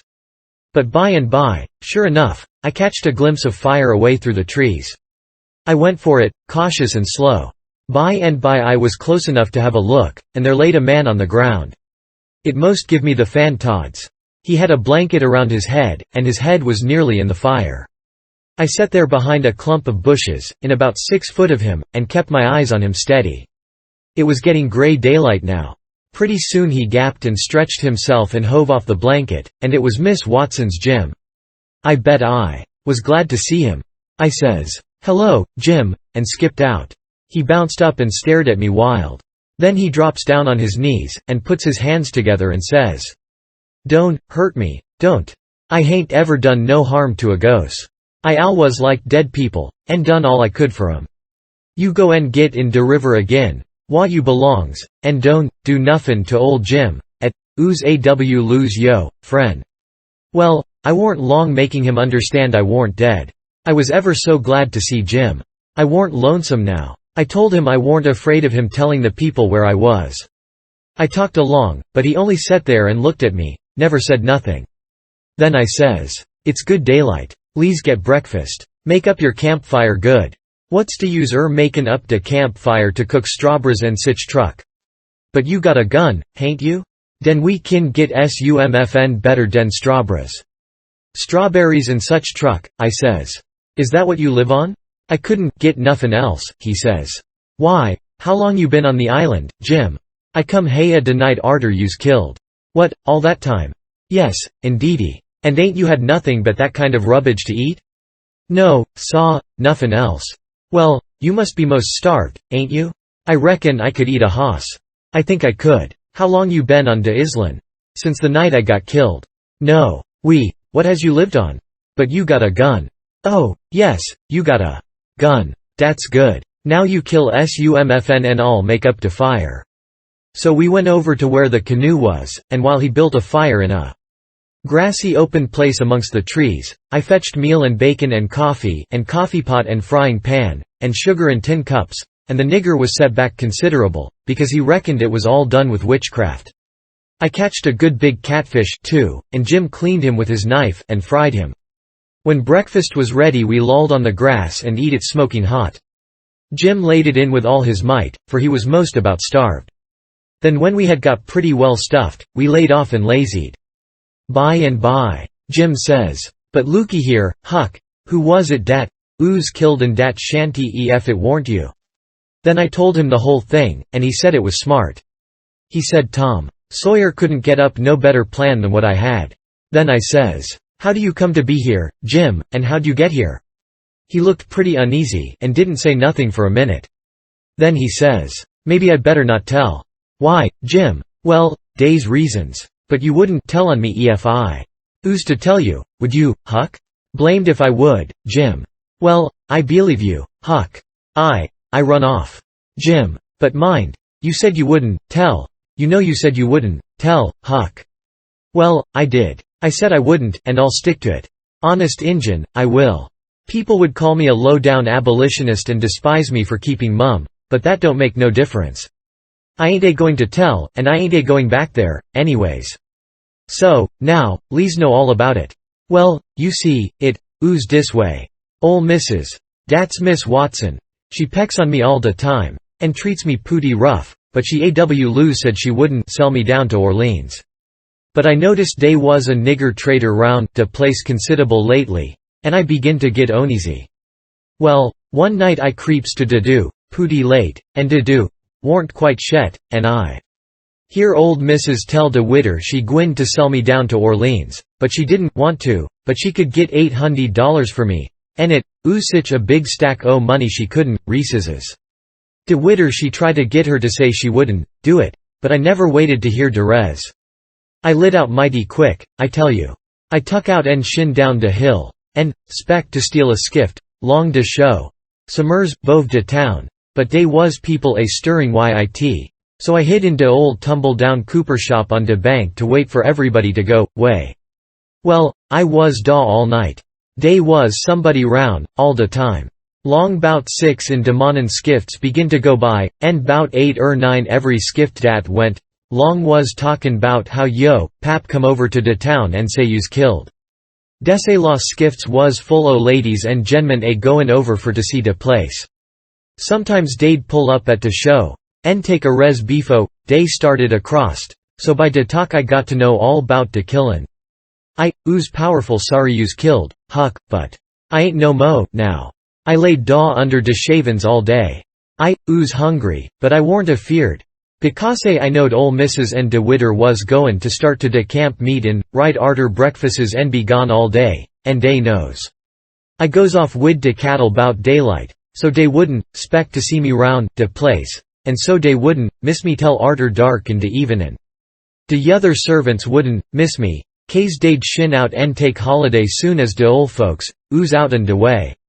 Well, when it come dark I tuck out up de river road, and went bout 2 mile or more to wha dey warn't no houses. I'd made up my mind bout what I's agwin to do. You see, EFIKEP, on tryin' to get away afoot, de dogs, you'd track me. Ef I stole a skift to cross over, dey'd miss dat skift, you see, and dey'd know bout wha I'd lan', on de yother side, and wha to pick up my track. So I says, a raff is what I's arter, it don't make no track. I see a light a comin' round, de pint by me by, so I wade in and shove a log ahead o' me and swum more'n halfway across de river, and got in, monks de driftwood, and kep, my head down low, and kinder swum agin de current tell de raff come along. Den I swum to de stern uv it and tuck a holt. It clouded up and ooze pooty dark for a little while. So I clum up and laid down on de planks. De men ooze all way yonder in de middle, wha de lantern was. De river was a rissin', and dey was a good current, so I reckoned at by foe, in de mornin' I'd be 25 mile down de river, and den I'd slip in G's befo, daylight and swim asho, and take to de woods on de Illinois side. But I didn't have no luck. When we ooze most down to de head de island, a man begin to come aft wid de lantern. I see it warn't no use fair to wait, so I slid overboard and struck out fair de island. Well, I had a notion I could land, mos anywheres, but I couldn't bank too bluff. I ooze most to de foot de island, befo I found a good place. I went into de woods and jedged I wouldn't fool wid rafts no mo, long as dey moved de lantern round, so. I had my pipe and a plug dogleg, and some matches in my cap, and dey warn't wet. So I ooze all right. And so you ain't had no meat nor bread to eat all this time? Why didn't you get mud turkles? How you gwin to get You can't slip up on and grab And how's a body gwin to hit wid a rock? How could a body do it in de night? And I warn't gwin to show myself on de bank in de daytime. Well, that's so. You've had to keep in the woods all the time, of course. Did you hear shooting the cannon? Oh, yes. I know dey was arter you. I see go by haya, watched though de bushes. Some young birds come along, flying a yard or two at a time and lighting. Jim said it was a sign it was going to rain.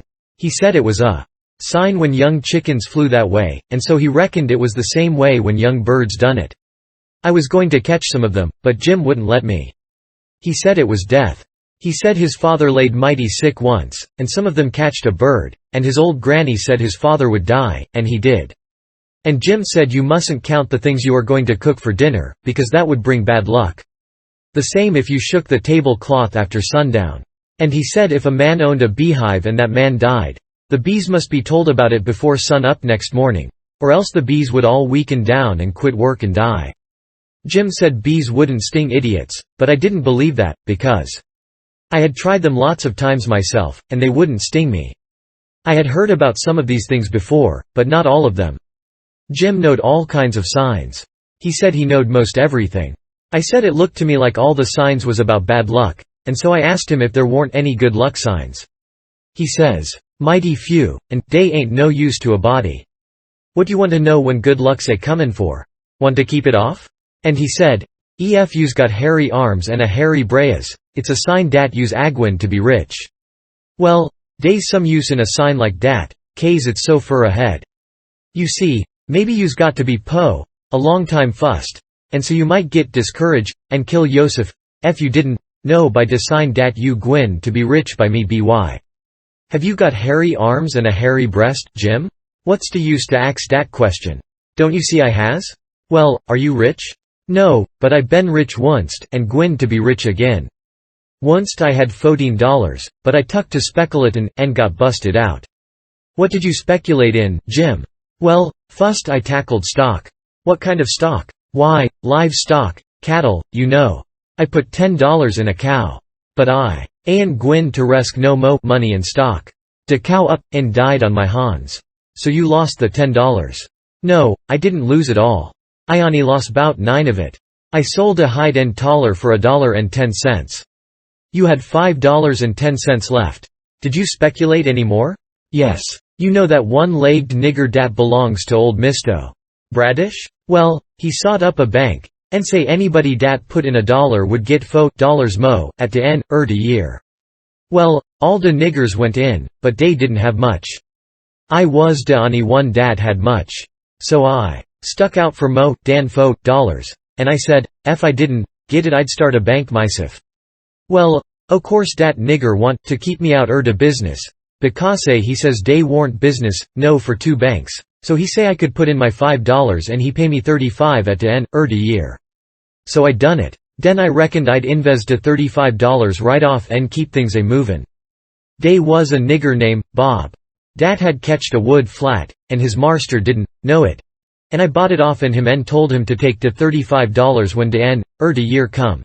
But somebody stole de wood flat dat night, and next day de one-legged nigger say de bank's busted. So dey didn't, none uvious git no money. What did you do with the 10 cents, Jim? Well, I gwin to spend it, but I had a dream, and de Drea tole me to give it to a nigger name, Balaam. Balaam's ass dey call him for short. He's one dem chuckleheads, you know. But he's lucky, dey say, and I see I warn't lucky. De dream say let Balaam invest de 10 cents and he'd make a raise for me. Well, Balaam he tuck de money, and when he was in church he hear de preacher say dat whoever give to de len, to de Lord, and bone, to get his money back 100 times. So Balaam he tuck and give de 10 cents to de and laid low to see what was gwin to come of it. Well, what did come of it, Jim? Nuffin never come of it. I couldn't manage to calake dat money no way, and Balaam he couldn't. I ain't gwin to len, no mo money, doubt I see de security. Bone, to get money back 100 times, de preacher says. Ef I could get de 10 cents back, I'd call it squaw, and be glad de chanced. Well, it's all right anyway, Jim, long as you're going to be rich again some time or other. Yes, and I's rich now, come to look at it. I owns myself, and I's wuth $800. I wished I had de money, I wouldn't want no mo.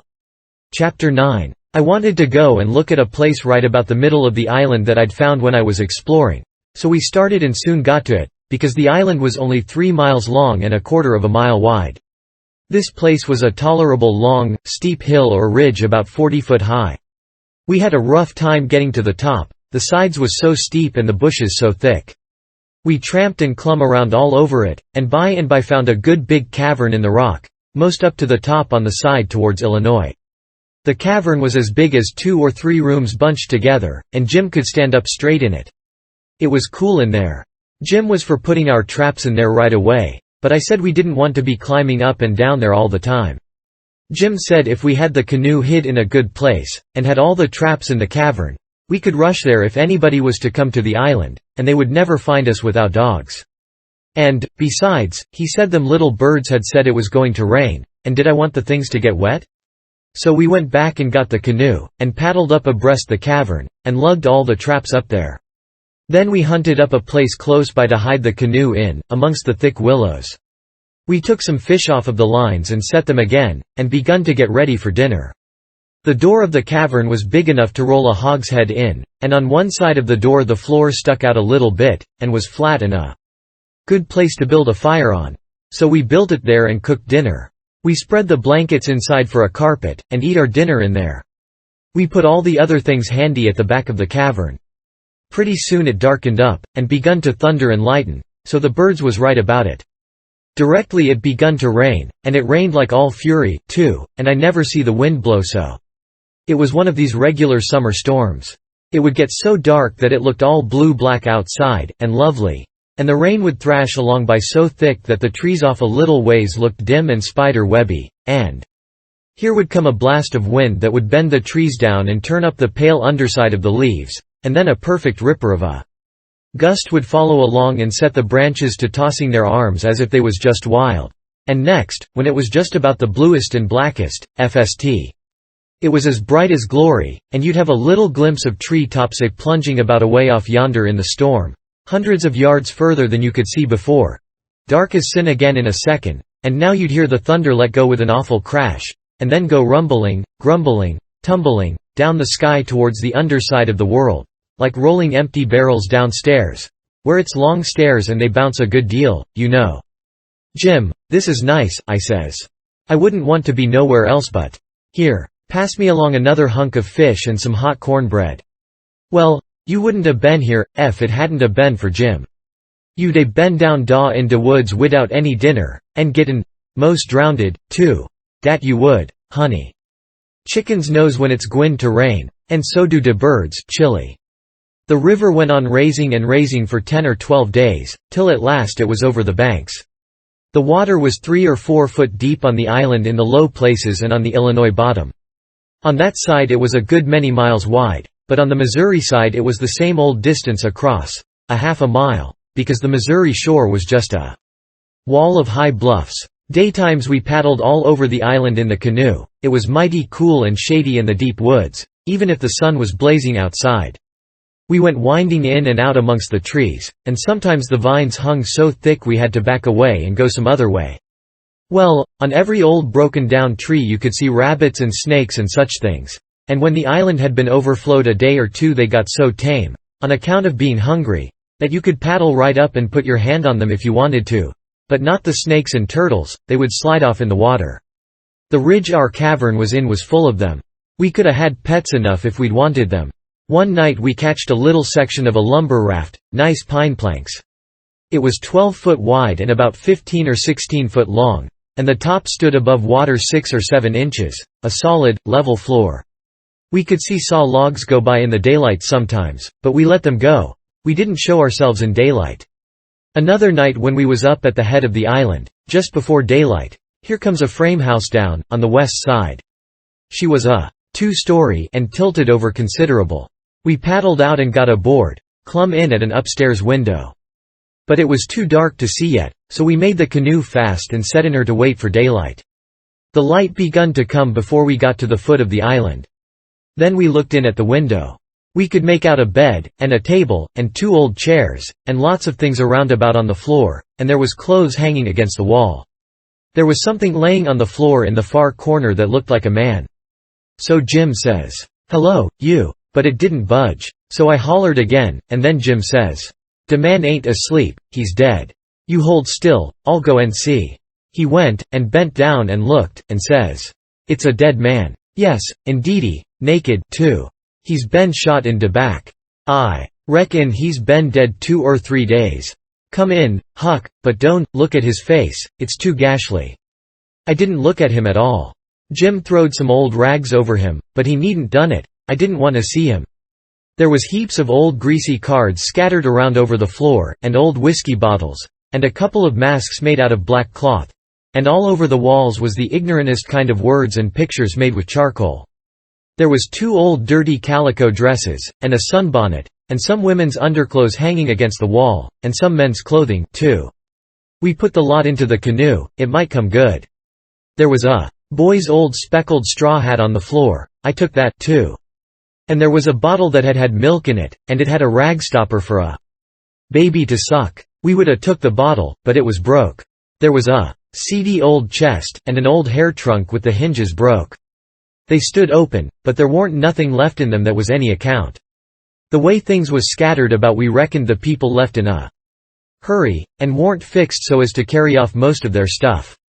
We got an old tin lantern, and a butcher knife without any handle, and a brand new Barlow knife worth 2 bits in any store, and a lot of tallow candles, and a tin candlestick, and a go road, and a tin cup, and a ratty old bedquilt off the bed, and a reticule with needles and pins and beeswax and buttons and thread and all such truck in it, and a hatchet and some nails, and a fishline as thick as my little finger with some monstrous hooks on it, and a roll of buckskin, and a leather dog collar, and a horseshoe, and some vials of medicine that didn't have no label on them.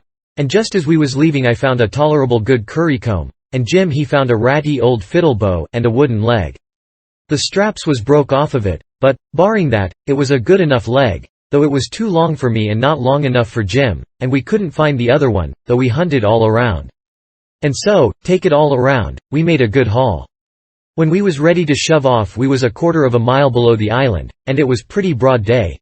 So I made Jim lay down in the canoe and cover up with the quilt, because if he sat up people could tell he was a nigger a good ways off. I paddled over to the Illinois shore, and drifted down most a half a mile doing it. I crept up the dead water under the bank, and hadn't no accidents and didn't see nobody. We got home all safe. Chapter 10. After breakfast I wanted to talk about the dead man and guess out how he come to be killed, but Jim didn't want to. He said it would fetch bad luck, and besides, he said, he might come and haunt us. He said a man that warn't buried was more likely to go a haunting around than one that was planted and comfortable. That sounded pretty reasonable, so I didn't say no more, but I couldn't keep from studying over it and wishing I knowed who shot the man, and what they done it for. We rummaged the clothes we'd got, and found $8 in silver sewed up in the lining of an old blanket overcoat. Jim said he reckoned the people in that house stole the coat, because if they'd knowed the money was there they wouldn't have left it. I said I reckoned they killed him, too, but Jim didn't want to talk about that. I says, "Now you think it's bad luck. But what did you say when I fetched in the snakeskin that I found on the top of the ridge day before yesterday? You said it was the worst bad luck in the world to touch a snakeskin with my hands. Well, here's your bad luck. We've raked in all this truck and $8 besides. I wish we could have some bad luck like this every day, Jim." "Never you mind, honey, never you mind. Don't you get too pert. It's a comin'. Mind I tell you, it's a comin'." It did come, too. It was a Tuesday that we had that talk. Well, after dinner Friday we was laying around in the grass at the upper end of the ridge, and got out of tobacco. I went to the cavern to get some, and found a rattlesnake in there. I killed him, and curled him up on the foot of Jim's blanket, ever so natural, thinking there'd be some fun when Jim found him there. Well, by night I forgot all about the snake, and when Jim flung himself down on the blanket while I struck a light the snake's mate was there, and bit him. He jumped up yelling, and the first thing the light showed was the varmint curled up and ready for another spring. I laid him out in a second with a stick, and Jim grabbed Pap's whiskey jug and begun to pour it down. He was barefooted, and the snake bit him right on the heel. That all comes of my being such a fool as to not remember that wherever you leave a dead snake its mate always comes there and curls around it. Jim told me to chop off the snake's head and throw it away, and then skin the body and roast a piece of it. I done it, and he eat it and said it would help cure him. He made me take off the rattles and tie them around his wrist, too. He said that would help. Then I slid out quiet and throwed the snakes clear away amongst the bushes, for I warn't going to let Jim find out it was all my fault, not if I could help it.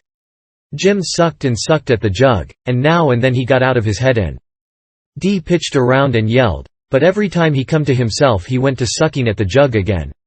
His foot swelled up pretty big, and so did his leg, but by and by the drunk begun to come, and so I judged he was all right, but I'd druther been bit with a snake than Pabst whiskey. Jim was laid up for 4 days and nights. Then the swelling was all gone and he was around again. I made up my mind I wouldn't ever take a holt of a snakeskin again with my hands, now that I see what had come of it.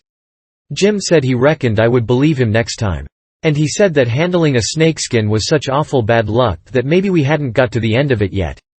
He said he'd druther see the new moon over his left shoulder as much as 1,000 times than take up a snakeskin in his hand.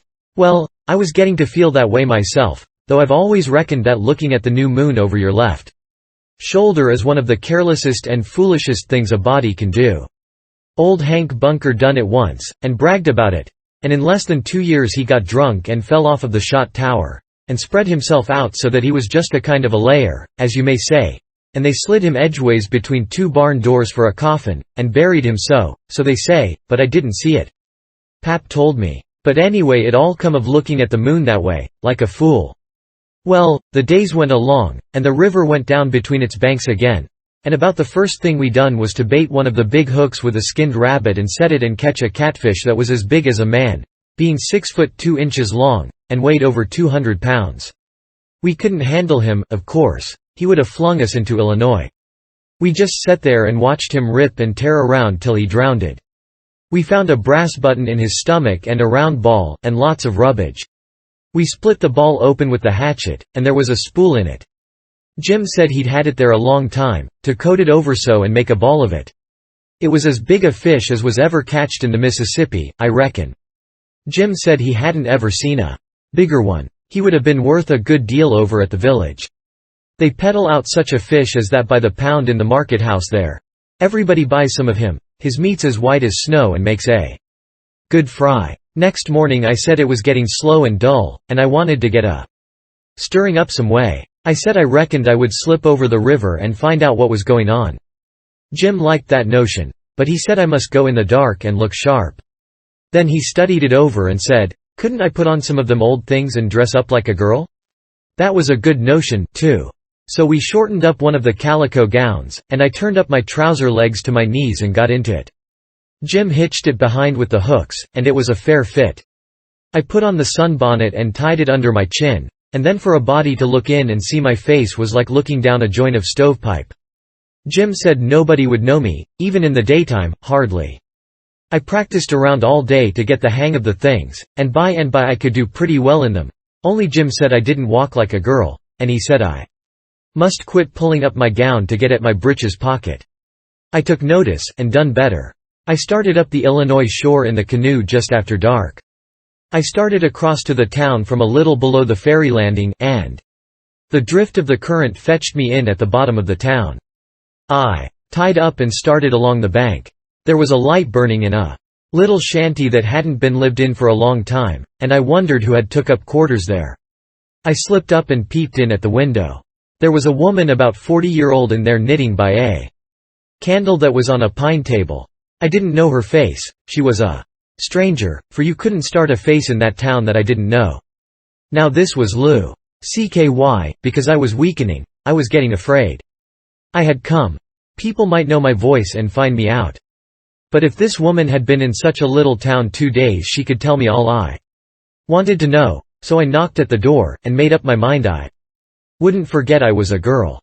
Chapter 11. Come in, says the woman, and I did. She says, take a cheer. I done it. She looked me all over with her little shiny eyes, and says, what might your name be? Sarah Williams. Whereabouts do you live? In this neighborhood? No'm. In Hookerville, 7 miles below. I've walked all the way and I'm all tired out. Hungry, too, I reckon. I'll find you something. No'm, I ain't hungry. I was so hungry I had to stop 2 miles below. Here at a farm. So I ain't hungry no more. It's what makes me so late. My mother's down sick, and out of money and everything, and I come to tell my Uncle Abner more.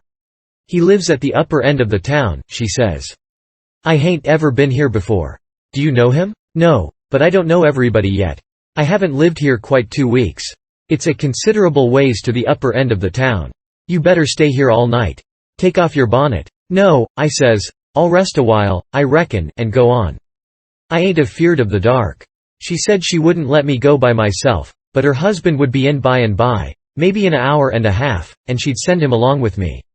Then she got to talking about her husband, and about her relations up the river, and her relations down the river, and about how much better off they used to was, and how they didn't know but they'd made a mistake coming to our town, instead of letting well alone, and so on, till I was afeard I had made a mistake coming to her to find out what was going on in the town.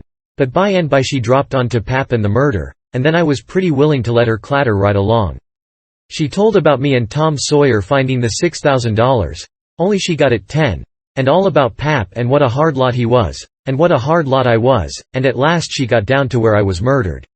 I says, "Who done it? We've heard considerable about these goings-on down in Hookerville, but we don't know who 'twas that killed Huck Finn."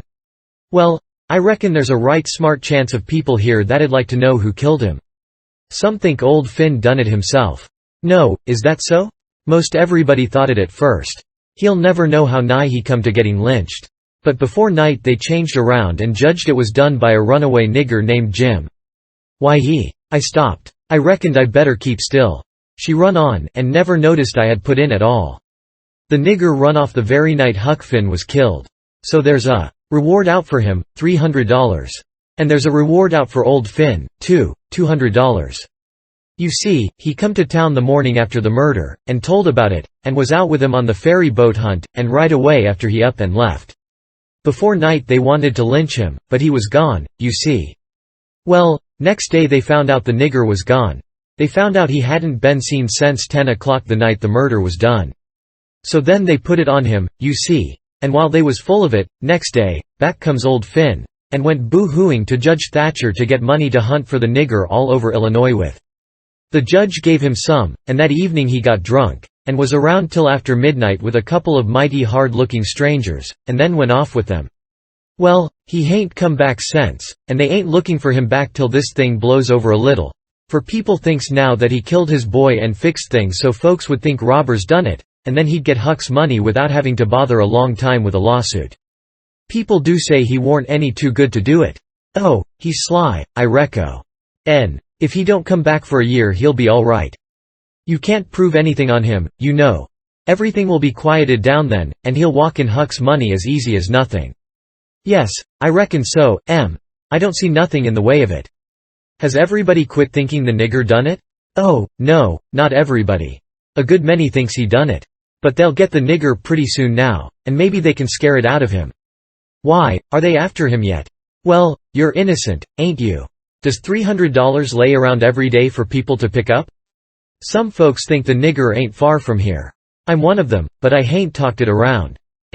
Few days ago I was talking with an old couple that lives next door in the log shanty, and they happened to say hardly anybody ever goes to that island over yonder that they call Jackson's Island. Don't anybody live there? Says I no, nobody, says they. I didn't say any more, but I done some thinking. I was pretty near certain I'd seen smoke over there, about the head of the island, a day or two before that, so I says to myself, like as not that nigger's hiding over there. Anyway, says I, it's worth the trouble to give the place a hunt. I hain't seen any smoke since, so I reckon maybe he's gone, if it was him. But husband's going over to see him and another man.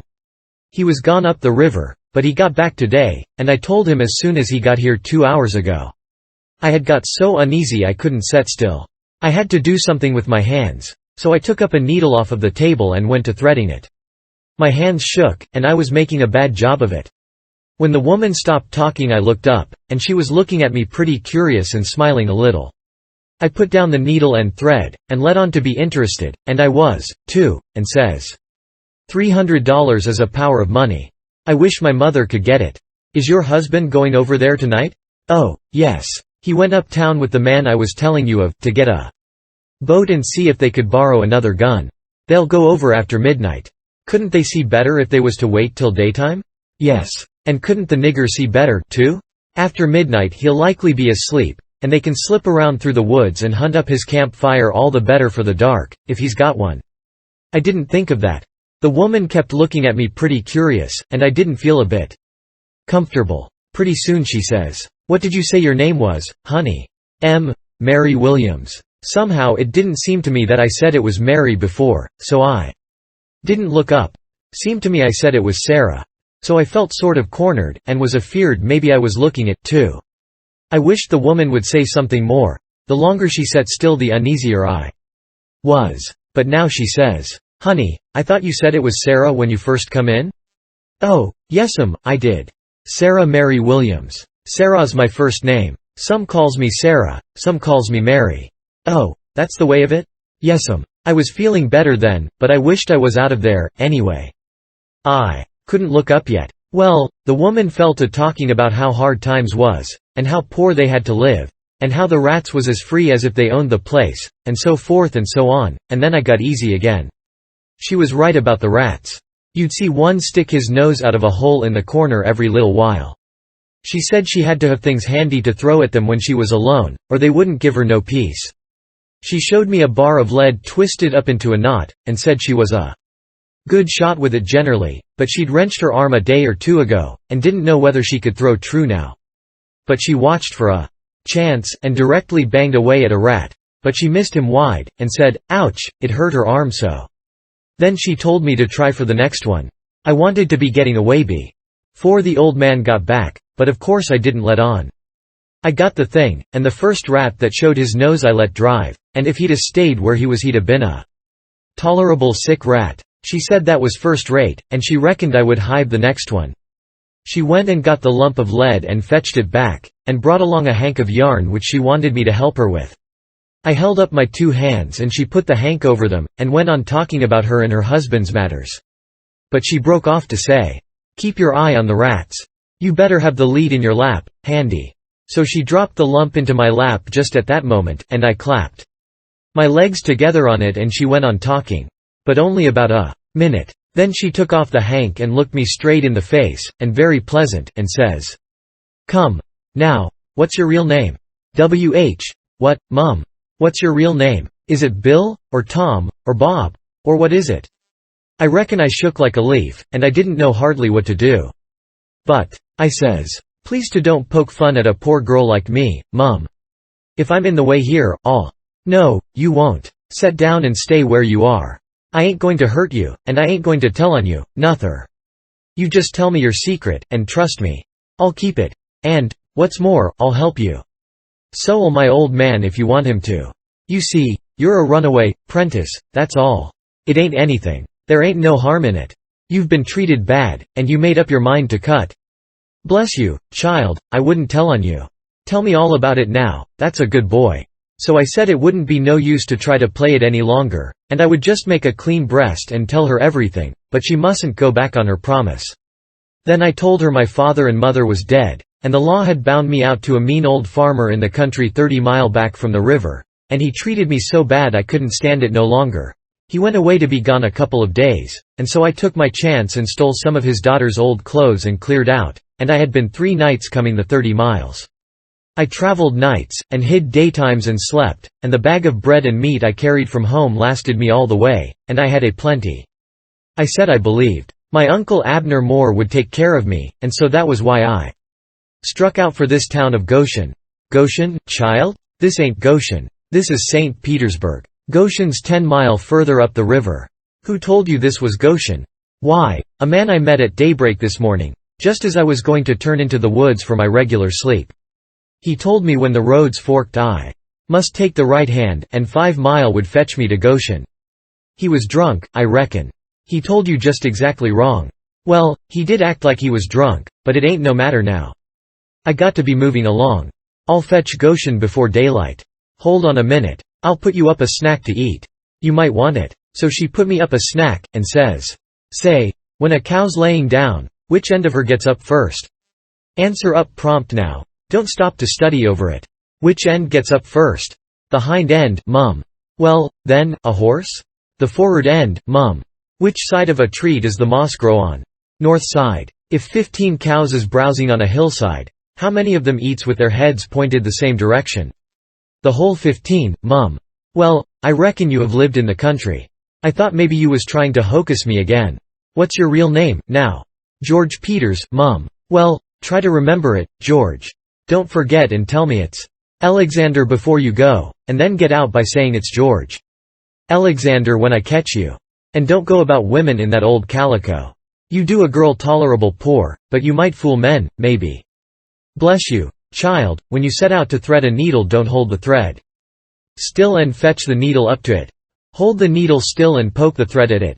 That's the way a woman most always does, but a man always does t'other way. And when you throw at a rat or anything, hitch yourself up a tiptoe and fetch your hand up over your head as awkward as you can, and miss your rat about 6 or 7 foot. Throw stiff-armed from the shoulder, like there was a pivot there for it to turn on, like a girl. Not from the wrist and elbow, with your arm out to one side, like a boy. And, mind you, when a girl tries to catch anything in her lap she throws her knees apart. She don't clap them together, the way you did when you catched the lump of lead.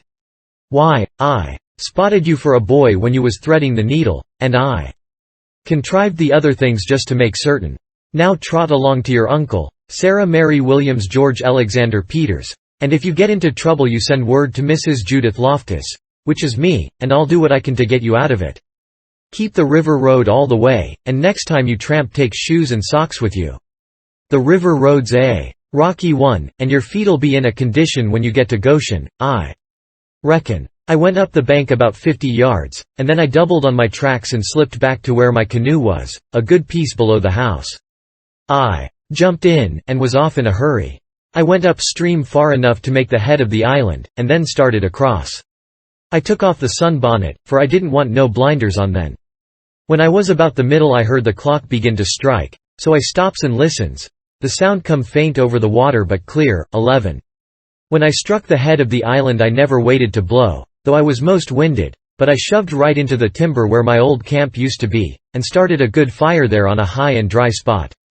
Then I jumped in the canoe and dug out for our place, 1.5 miles below, as hard as I could go. I landed, and slopped through the timber and up the ridge and into the cavern. There Jim laid, sound asleep on the ground.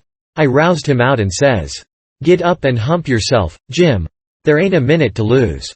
They're after us." Jim never asked no questions, he never said a word, but the way he worked for the next half an hour showed about how he was scared. By that time everything we had in the world was on our raft, and she was ready to be shoved out from the willow cove where she was hid. We put out the campfire at the cavern the first thing, and didn't show a candle outside after that. I took the canoe out from the shore a little piece, and took a look. But if there was a boat around I couldn't see it, for stars and shadows ain't good to see by. Then we got out the raft and slipped along down in the shade, past the foot of the island dead still, never saying a word. Chapter 12. It must have been close on to 1 o'clock when we got below the island at last, and the raft did seem to go mighty slow. If a boat was to come along we was going to take to the canoe and break for the Illinois shore. And it was well a boat didn't come, for we hadn't ever thought to put the gun in the canoe, or a fishing line, or anything to eat. We was in Ruther too much of a sweat to think of so many things. It warn't good judgment to put everything on the raft. If the men went to the island I just expect they found the camp fire I built, and watched it all night for Jim to come. Anyways, they stayed away from us, and if my building the fire never fooled them it warn't no fault of mine. I played it as low down on them as I could. When the first streak of day began to show we tied up to a towhead in a big bend on the Illinois side, and hacked off cottonwood branches with the hatchet, and covered up the raft with them so she looked like there had been a cave-in in the bank there. A towhead is a sandbar that has cottonwoods on it as thick as harrow teeth. We had mountains on the Missouri shore and heavy timber on the Illinois side, and the channel was down the Missouri shore at that place, so we weren't afraid of anybody running across us. We laid there all day, and watched the rafts and steamboats spin down the Missouri shore, and up-bound steamboats fight the big river in the middle. I told Jim all about the time I had jabbering with that woman, and Jim said she was a smart one, and if she was to start after us herself she wouldn't sit down and watch a camp fire. No, sir, she'd fetch a dog. Well, then, I said, why couldn't she tell her husband to fetch a dog? Jim said he bet she did think of it by the time the men was ready to start. And he believed they must have gone uptown to get a dog and so they lost all that time, or else we wouldn't be here on a towhead 16 or 17 mile below the village. No, indeedy, we would be in that same old town again. So I said I didn't care what was the reason they didn't get us as long as they didn't. When it was beginning to come on dark we poked our heads out of the cottonwood thicket, and looked up and down and across.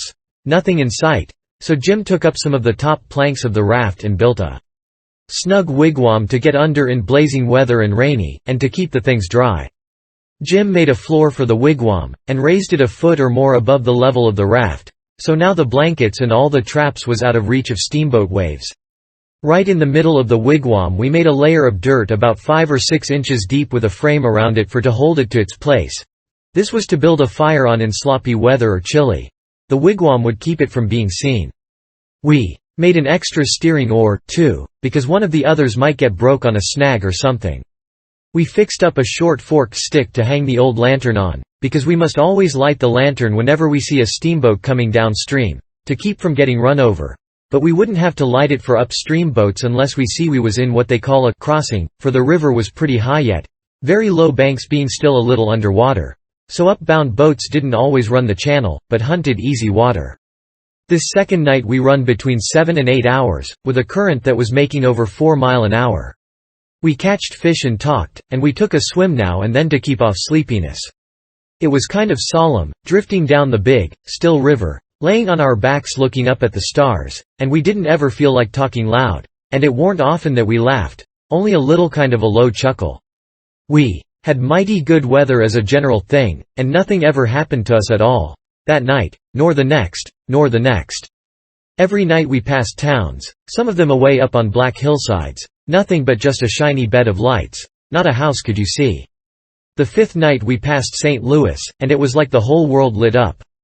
In St. Petersburg they used to say there was 20 or 30,000 people in St. Louis, but I never believed it till I see that wonderful spread of lights at 2 o'clock that still night. There warn't a sound there, everybody was asleep. Every night now I used to slip ashore towards 10 o'clock at some little village, and buy 10 or 15 cents worth of meal or bacon or other stuff to eat. And sometimes I lifted a chicken that warn't roosting comfortable, and took him along. Pap always said, take a chicken when you get a chance, because if you don't want him yourself you can easy find somebody that does, and a good deed ain't ever forgot. I never see Pap when he didn't want the chicken himself, but that is what he used to say, anyway. Mornings before daylight I slipped into cornfields and borrowed a watermelon, or a mushmelon, or a pumpkin, or some new corn, or things of that kind. Pap always said it warn't no harm to borrow things if you was meaning to pay them back some time, but the widow said it warn't anything but a soft name for stealing, and no decent body would do it.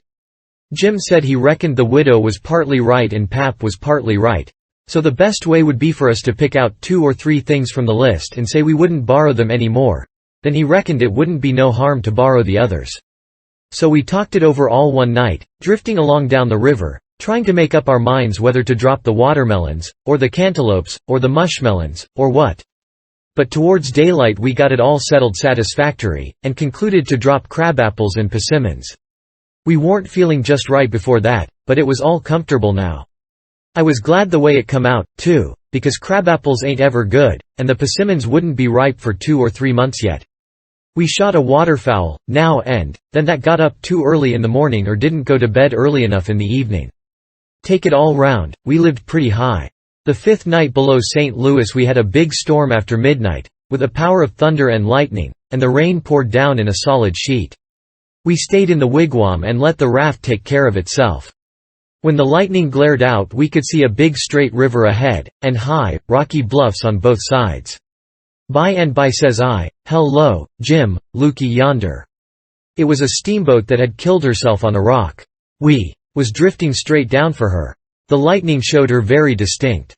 She was leaning over, with part of her upper deck above water, and you could see every little chimbley guy clean and clear, and a chair by the big bell, with an old slouch hat hanging on the back of it, when the flashes come. Well, it being away in the night and stormy, and all so mysterious-like, I felt just the way any other boy would have felt when I see that wreck laying there so mournful and lonesome in the middle of the river.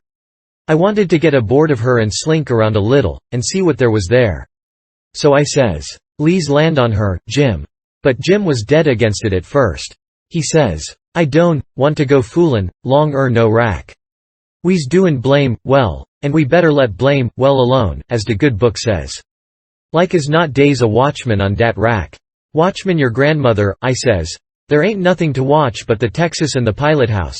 And do you reckon anybody's going to risk his life for a Texas and a pilot house such a night as this, when it's likely to break up and wash off down the river any minute?" Jim couldn't say nothing to that, so he didn't try. "And besides," I says, "we might borrow something worth having out of the captain's stateroom." "Seegers, I bet you, and cost 5 cents a piece, solid cash. Steamboat captains is always rich, and get $60 a month, and they don't care a cent what a thing costs, you know, long as they want it. Stick a candle in your pocket. I can't rest, Jim, till we give her a rummaging. Do you reckon Tom Sawyer would ever go by this thing? Not for pie, he wouldn't. He'd call it an adventure, that's what he'd call it, and he'd land on that wreck if it was his last act. And wouldn't he throw style into it? Wouldn't he spread himself, nor nothing? Why, you'd think it was Christopher Columbus discovering Kingdom Come. I wish Tom Sawyer was here." Jim he grumbled a little, but give in. He said we mustn't talk any more than we could help, and then talk mighty low. The lightning showed us the wreck again just in time, and we fetched the starboard derrick, and made fast there. The deck was high out here. We went sneaking down the slope of it to larboard, in the dark, towards the Texas, feeling our way slow with our feet, and spreading our hands out to fend off the guys, for it was so dark we couldn't see no sign of them. Pretty soon we struck the forward end of the skylight, and clumb onto it, and the next step fetched us in front of the captain's door, which was open, and by Jiminy, away down through the Texas' hull we see a light. And all in the same second we seemed to hear low voices in yonder. Jim whispered and said he was feeling powerful sick, and told me to come along. I says, "All right," and was going to start for the raft. But just then I heard a voice wail out and say, "Oh, please don't, boys. I swear I won't ever tell." Another voice said, pretty loud, "It's a lie, Jim Turner. You've acted this way before. You always want more in your share of the truck, and you've always got it, too, because you've swore, if you didn't you'd tell. But this time you've said it just one time too many. You're the meanest, treacherousest hound in this country." By this time Jim was gone for the raft. I was just a-biling with curiosity, and I says to myself, Tom Sawyer wouldn't back out now, and so I won't either. I'm going to see what's going on here. So I dropped on my hands and knees in the little passage, and crept aft in the dark till there warn't but one stateroom betwixt me and the cross-hull of the Texas. Then in there I see a man stretched on the floor and tied hand and foot, and 2 men standing over him, and one of them had a dim lantern in his hand, and the other one had a pistol. This one kept pointing the pistol at the man's head on the floor, and saying, "I'd like to. And I order, too, a mean skunk." The man on the floor would shrivel up and say, "Oh, please don't, Bill. I hain't ever goin' to tell." And every time he said that the man with the lantern would laugh and say, "'Deed you ain't. You never said no truer thing than that, you bet you." And once he said, "Hear him beg. And if we hadn't got the best of him and tied him he'd a killed us both. And what for? Just for nothin'. Just because we stood on our rights, that's what for. But I lay you ain't goin' to threaten nobody any more, Jim Turner. Put up that pistol, Bill." Bill says, "I don't want to, Jake Packard. I'm for killin' him, and didn't he kill old Hatfield just the same way, and don't he deserve it? But I don't want him killed, and I've got my reasons for it. Bless yo' heart for them words, Jake Packard. I'll never forget you long's I live," says the man on the floor, sort of blubbering. Packard didn't take no notice of that, but hung up his lantern on a nail and started towards where I was there in the dark, and motioned Bill to come. I crawfished as fast as I could about 2 yards, but the boat slanted so that I couldn't make very good time. So to keep from getting run over and catched I crawled into a stateroom on the upper side. The man came a-pawing along in the dark, and when Packard got to my stateroom, he says, "Here, come in here."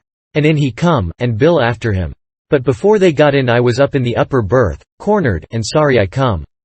Then they stood there, with their hands on the ledge of the berth, and talked. I couldn't see them, but I could tell where they was by the whiskey they'd been having. I was glad I didn't drink whiskey, but it wouldn't made much difference anyway, because most of the time they couldn't treat me because I didn't breathe. I was too scared. And, besides, a body couldn't breathe and hear such talk. They talked low and earnest. Bill wanted to kill Turner. He said he'll tell, and he will. If we was to give both our shares to him now it wouldn't make no difference after the row and the way we've served him. Shore's you're born, he'll turn state's evidence, now you hear me. I'm for putting him out of his troubles." "So 'm I," says Packard, very quiet. "Blame it, I'd sorter begun to think you wasn't." "Well, then, that's all right. Le's go and do it." "Hold on a minute. I hain't had my say yit. You listen to me. Shooting's good, but there's quieter ways if the thing's got to be done. But what I say is this. It ain't good sense to go courtin' around after a halter if you can get at what you're up to in some way that's just as good and at the same time don't bring you into no risks. Ain't that so? You bet it is. But how you goin' to manage it this time?" "Well, my idea is this. We'll rustle around and gather up whatever pickin's we've overlooked in the staterooms, and shove for shore and hide the truck. Then we'll wait. Now I say it ain't goin' to be more'n 2 hours befo' this wrack breaks up and washes off down the river. See? He'll be drownded, and won't have nobody to blame for it but his own self. I reckon that's a considerable sight better'n killin' of him. I'm unfavorable to killin' a man as long as you can git a ruin. It ain't good sense, it ain't good morals. Ain't I right?" "Yes, I reckon you are.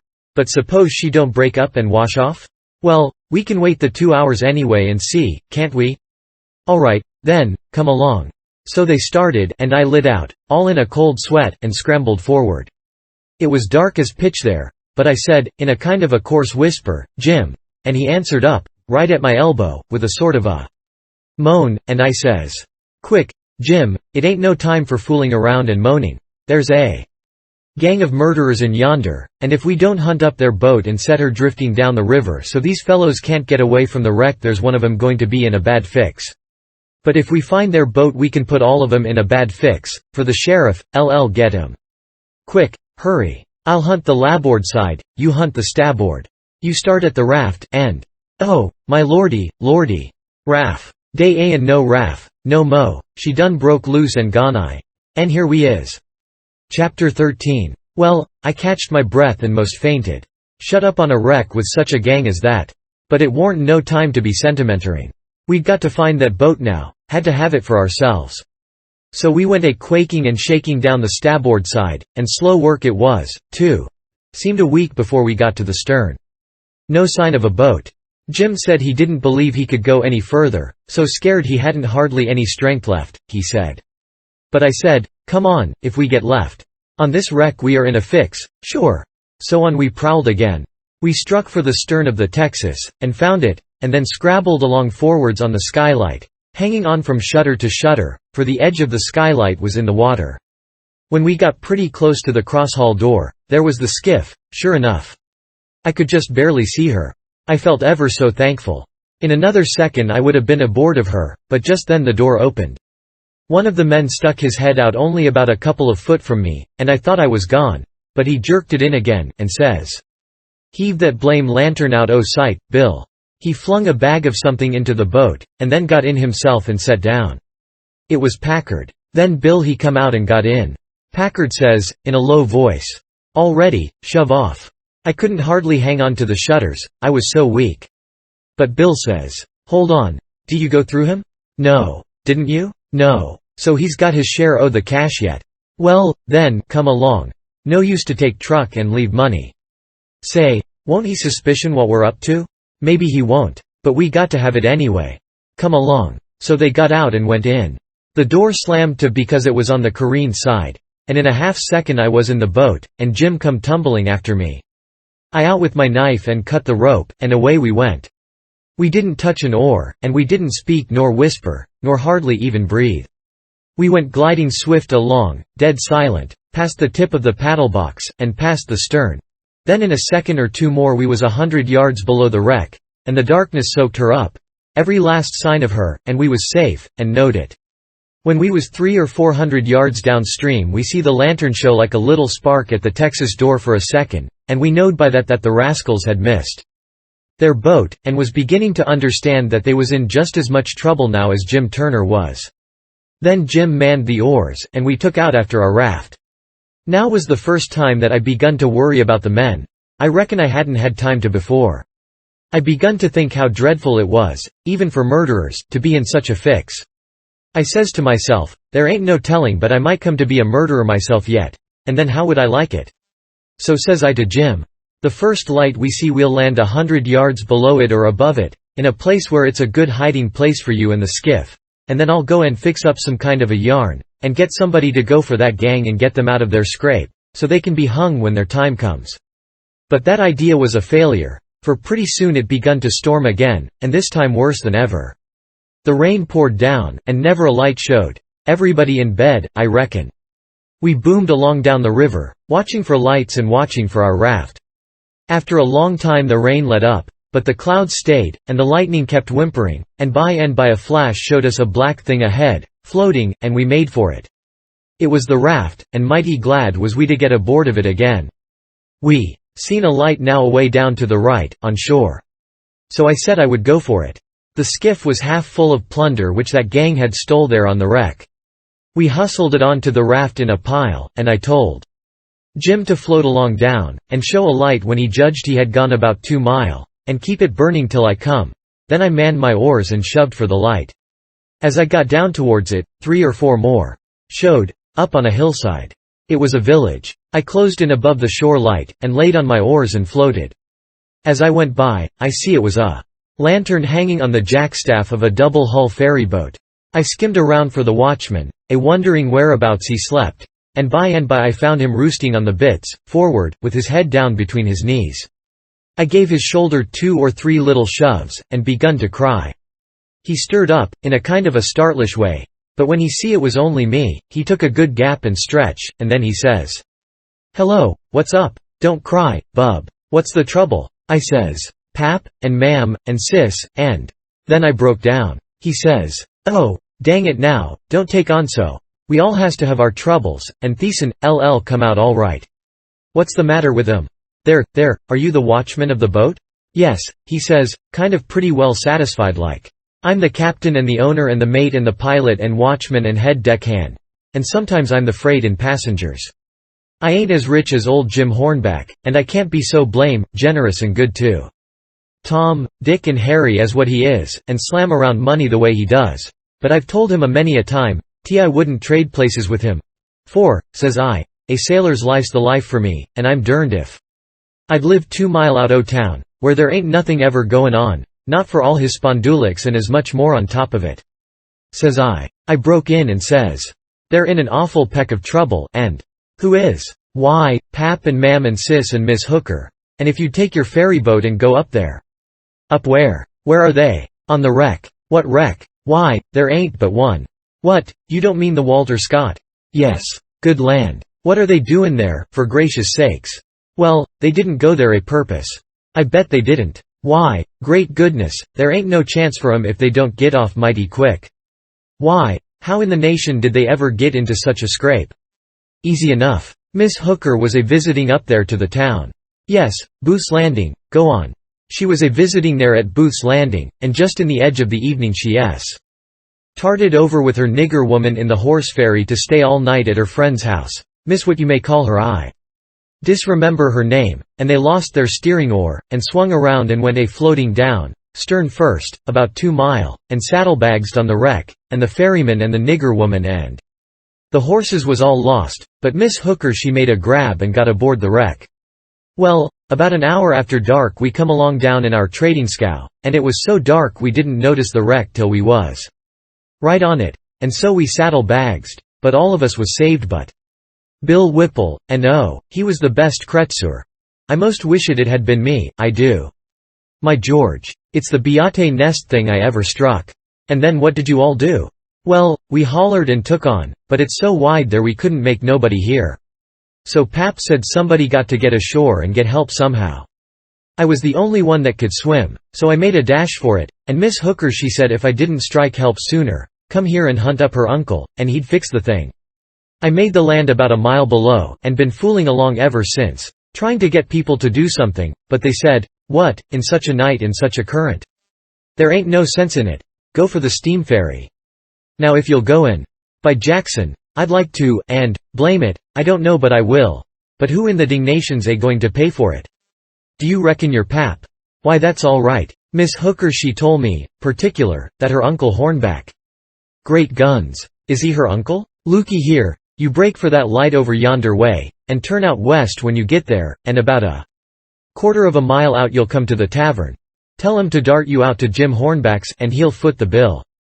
And don't you fool around any, because he'll want to know the news. Tell him I'll have his niece all safe before he can get to town. Hump yourself. Now. I'm going up around the corner here to roust out my engineer." I struck for the light, but as soon as he turned the corner I went back and got into my skiff and bailed her out, and then pulled up shore in the easy water about 600 yards, and tucked myself in among some woodboats, for I couldn't rest easy till I could see the ferry boat start. But take it all around, I was feeling ruther comfortable on accounts of taking all this trouble for that gang, for not many would done it. I wished the widow knowed about it. I judged she would be proud of me for helping these rapscallions, because rapscallions and dead beats is the kind the widow and good people takes the most interest in. Well, before long, here comes the wreck, dim and dusky, sliding along down. A kind of cold shiver went through me, and then I struck out for her. She was very deep, and I see in a minute there warn't much chance for anybody being alive in her. I pulled all around her and hollered a little, but there wasn't any answer, all dead still. I felt a little bit heavy-hearted about the gang, but not much, for I reckoned if they could stand it, I could. Then here comes the ferry boat. So I shoved for the middle of the river on a long downstream slant. And when I judged I was out of eye reach, I laid on my oars, and looked back and see her go and smell around the wreck for Miss Hooker's remainders, because the captain would know her Uncle Hornback would want them. And then pretty soon the ferry boat give it up and went for the shore, and I laid into my work and went booming down the river. It did seem a powerful long time before Jim's light showed up, and when it did show, it looked like it was 1,000 miles off. By the time I got there the sky was beginning to get a little gray in the east, so we struck for an island, and hid the raft, and sunk the skiff, and turned in and slept like dead people. Chapter 14. By and by, when we got up, we turned over the truck the gang had stole off of the wreck, and found boots, and blankets, and clothes, and all sorts of other things, and a lot of books, and a spyglass, and 3 boxes of Seegers. We hadn't ever been this rich before in neither of our lives. The Seegers was prime. We laid off all the afternoon in the woods talking, and me reading the books, and having a general good time. I told Jim all about what happened inside the wreck and at the ferry boat, and I said these kinds of things was adventures, but he said he didn't want no more adventures. He said that when I went in the Texas and he crawled back to get on the raft and found her gone, he nearly died. Because he judged it was all up with him, anyway it could be fixed. For if he didn't get saved he would get drowned. And if he did get saved, whoever saved him would send him back home so as to get the reward, and then Miss Watson would sell him south, sure. Well, he was right. He was most always right. He had an uncommon level head, for a nigger. I read considerable to Jim about kings and dukes and earls and such, and how gaudy they dressed, and how much style they put on, and called each other your majesty, and your grace, and your lordship, and so on, 'stead of Mr. And Jim's eyes bugged out, and he was interested. He says, "I didn't know day was so many I hain't hearn 'bout none Scaisley, but ol' King Sollerman, onless you counts dem kings dats in a pack kyards. How much do a king get?" "Get?" I says. "Why, they get $1,000 a month if they want it. They can have just as much as they want. Everything belongs to them." "And dat gay? And what dey got to do, Huck? They don't do nothing." "Why, how you talk.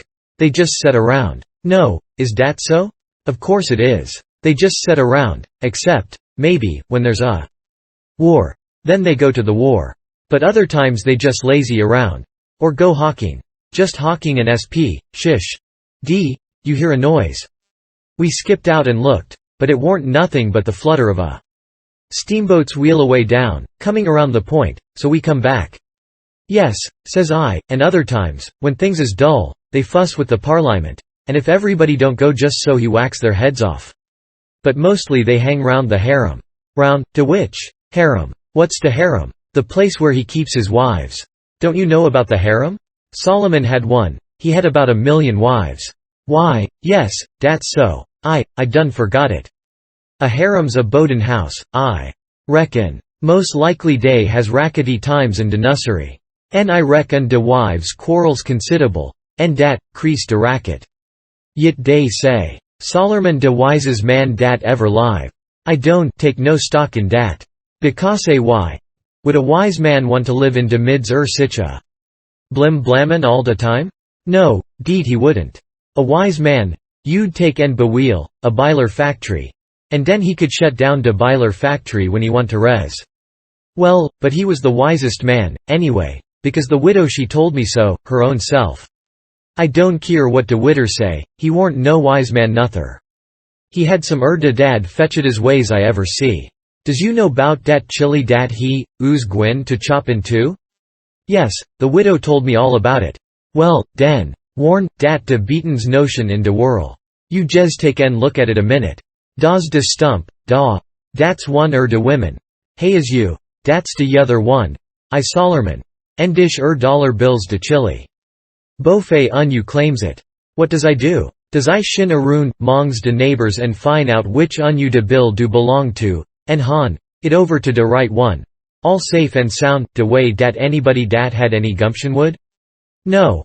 I take en whack de bill in two, en give half it to you, en de yother half to de yother woman.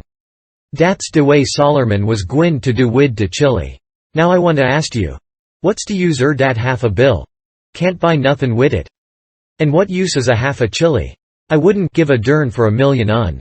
But hang it, Jim, you've clean missed the point. Blame it, you've missed it 1,000 mile.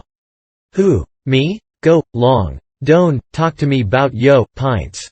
I reckon I no sense when I sees it. En dey ain no sense in sich doin's as dat. De spute warn't bout a half a chili, de spute was bout a whole chili. En de man dat think he kin settle a spute bout a whole chili wid a half a chili don't know enough to come in outen de rain. Don't talk to me bout Sollerman, Huck, I knows him by de back. But I tell you don't get the point. Blame de point. I reckon I knows what I knows. And mind you, de real pint is down furder, it's down deeper. It lays in de way Sollerman was raised. You take a man dat's got ony 1 or 2 chillin', is dat man gwin to be wasteful o' chillin'? No, he ain't, he can't 'ford it. He know how to value 'em. But you take a man dat's got bout 5 million chillin' runnin' round de house, and it's diff'unt. He as soon chop a chili in two as a cat. Dey's plenty mo. A chili two, mo, less, warn't no consequence to Sollerman, dad fetch him. I never see such a nigger. If he got a notion in his head once, there warn't no getting it out again. He was the most down on Solomon of any nigger I ever see. So I went to talking about other kings, and let Solomon slide. I told about Louis XVI that got his head cut off in France long time ago. And about his little boy the Dolphin, that would have been a king, but they took and shut him up in jail, and some say he died there. Po, little chap. But some says he got out and got away, and come to America. Dat's good. But he'll be pooty lonesome. Dey ain no kings here, is dey, Huck? No. Den he can't git no situation. What he gwin to do? Well, I don't know. Some of them gets on the police, and some of them learns people how to talk French. Why, Huck, don't de French people talk de same way we does? No, Jim. You couldn't understand a word they said, not a single word. Well, now, I be ding busted. How do dat come? I don't know, but it's so. I got some of their jabber out of a book. Suppose a man was to come to you and say Parlez-vous Franzi, what would you think? I wouldn't think nuffin'. I'd take and bust him over de head, dat is, if he warn't white. I wouldn't, lo no nigger to call me dat. Shucks, it ain't calling you anything. It's only saying, do you know how to talk French? Well, den, why couldn't he say it? Why, he is a saying it. That's a Frenchman's way of saying it. Well, it's a blame ridiculous way, and I don't want to hear no mo' bout it. Dey ain no sense in it. Looky here, Jim. Does a cat talk like we do? No, a cat don't. Well, does a cow? No, a cow don't, nuther. Does a cat talk like a cow, or a cow talk like a cat? No, dey don't. It's natural and right for 'em to talk different from each other, ain't it? Course. And ain't it natural and right for a cat and a cow to talk different from us? Why, mos' holy it is. Well, then, why ain't it natural and right for a Frenchman to talk different from us? You answer me that. Is a cat a man, Huck? No. Well, den, dey ain't no sense in a cat talkin' like a man. Is a cow a man? Is a cow a cat? No, she ain't either of them. Well, den, she ain't got no business to talk like either one or the other of 'em. Is a Frenchman a man? Yes. Well, den, dad blame it. Why don't he talk like a man? You answer me dat. I see it warn't no use wasting words. You can't learn a nigger to argue. So I quit. Chapter 15. We judged that 3 nights more would fetch us to Cairo at the bottom of Illinois, where the Ohio River comes in, and that was what we was after. We would sell the raft and get on a steamboat and go way up the Ohio amongst the free states, and then be out of trouble. Well, the second night a fog begun to come on, and we made for a towhead to tie to, for it wouldn't do to try to run in a fog, but when I paddled ahead in the canoe, with the line to make fast, there weren't anything but little saplings to tie to. I passed the line around one of them right on the edge of the cut bank, but there was a stiff current, and the raft come booming down so lively she tore it out by the roots and away she went. I see the fog closing down, and it made me so sick and scared I couldn't budge for most a half a minute it seemed to me, and then there weren't no raft in sight, you couldn't see 20 yards. I jumped into the canoe and run back to the stern, and grabbed the paddle and set her back a stroke. But she didn't come. I was in such a hurry I hadn't untied her. I got up and tried to untie her, but I was so excited my hands shook so I couldn't hardly do anything with them. As soon as I got started I took out after the raft, hot and heavy, right down the towhead. That was all right as far as it went, but the towhead warn't 60 yards long, and the minute I flew by the foot of it I shot out into the solid white fog, and hadn't no more idea which way I was going than a dead man. Thinks I, it won't do to paddle. First I know I'll run into the bank or a towhead or something. I got to set still and float, and yet it's mighty fidgety business to have to hold your hands still at such a time. I whooped and listened. Away down there somewheres I hears a small whoop, and up comes my spirits. I went tearing after it, listening sharp to hear it again. The next time it come, I see I warn't heading for it, but heading away to the right of it. And the next time, I was heading away to the left of it, and not gaining on it much either, for I was flying around, this way and that and t'other, but it was going straight ahead all the time. I did wish the fool would think to beat a tin pan, and beat it all the time, but he never did, and it was the still places between the whoops that was making the trouble for me. Well, I fought along, and directly I hears the whoop behind me. I was tangled good now. That was somebody else's whoop, or else I was turned around. I throwed the paddle down. I heard the whoop again. It was behind me yet, but in a different place. It kept coming, and kept changing its place, and I kept answering, till by and by it was in front of me again, and I knowed the current had swung the canoe's head downstream, and I was all right if that was Jim and not some other raftsman hollering. I couldn't tell nothing about voices in a fog, for nothing don't look natural nor sound natural in a fog. The whooping went on, and in about a minute I come a booming down on a cut bank with smoky ghosts of big trees on it, and the current throwed me off to the left and shot by, amongst a lot of snags that fairly roared. The current was tearing by them so swift. In another second or two it was solid white and still again. I sat perfectly still then, listening to my heart thump, and I reckon I didn't draw a breath while it thumped 100. I just give up then. I knowed what the matter was. That cut bank was an island, and Jim had gone down t'other side of it. It warn't no towhead that you could float by in 10 minutes. It had the big timber of a regular island. It might be 5 or 6 miles long and more than half a mile wide. I kept quiet, with my ears cocked, about 15 minutes, I reckon. I was floating along, of course, 4 or 5 miles an hour, but you don't ever think of that. No, you feel like you are laying dead still on the water, and if a little glimpse of a snag slips by you don't think to yourself how fast you're going, but you catch your breath and think, my, how that snag's tearing along. If you think it ain't dismal and lonesome out in a fog that way by yourself in the night, you try it once, you'll see. Next, for about a half an hour, I whoops now and then. At last I hears the answer a long ways off, and tries to follow it, but I couldn't do it, and directly I judged I'd got into a nest of tow heads, for I had little dim glimpses of them on both sides of me. Sometimes just a narrow channel between, and some that I couldn't see I knowed was there because I'd hear the wash of the current against the old dead brush and trash that hung over the banks. Well, I warn't long loosing the whoops down amongst the tow heads, and I only tried to chase them a little while, anyway, because it was worse than chasing a jack-o'-lantern. You never know to sound dodge around so, and swap places so quick and so much.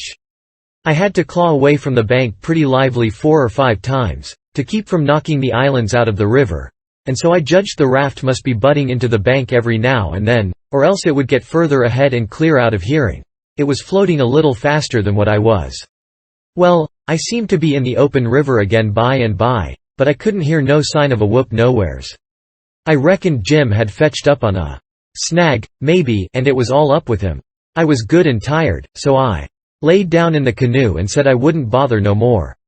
I didn't want to go to sleep, of course, but I was so sleepy I couldn't help it, so I thought I would take just one little catnap.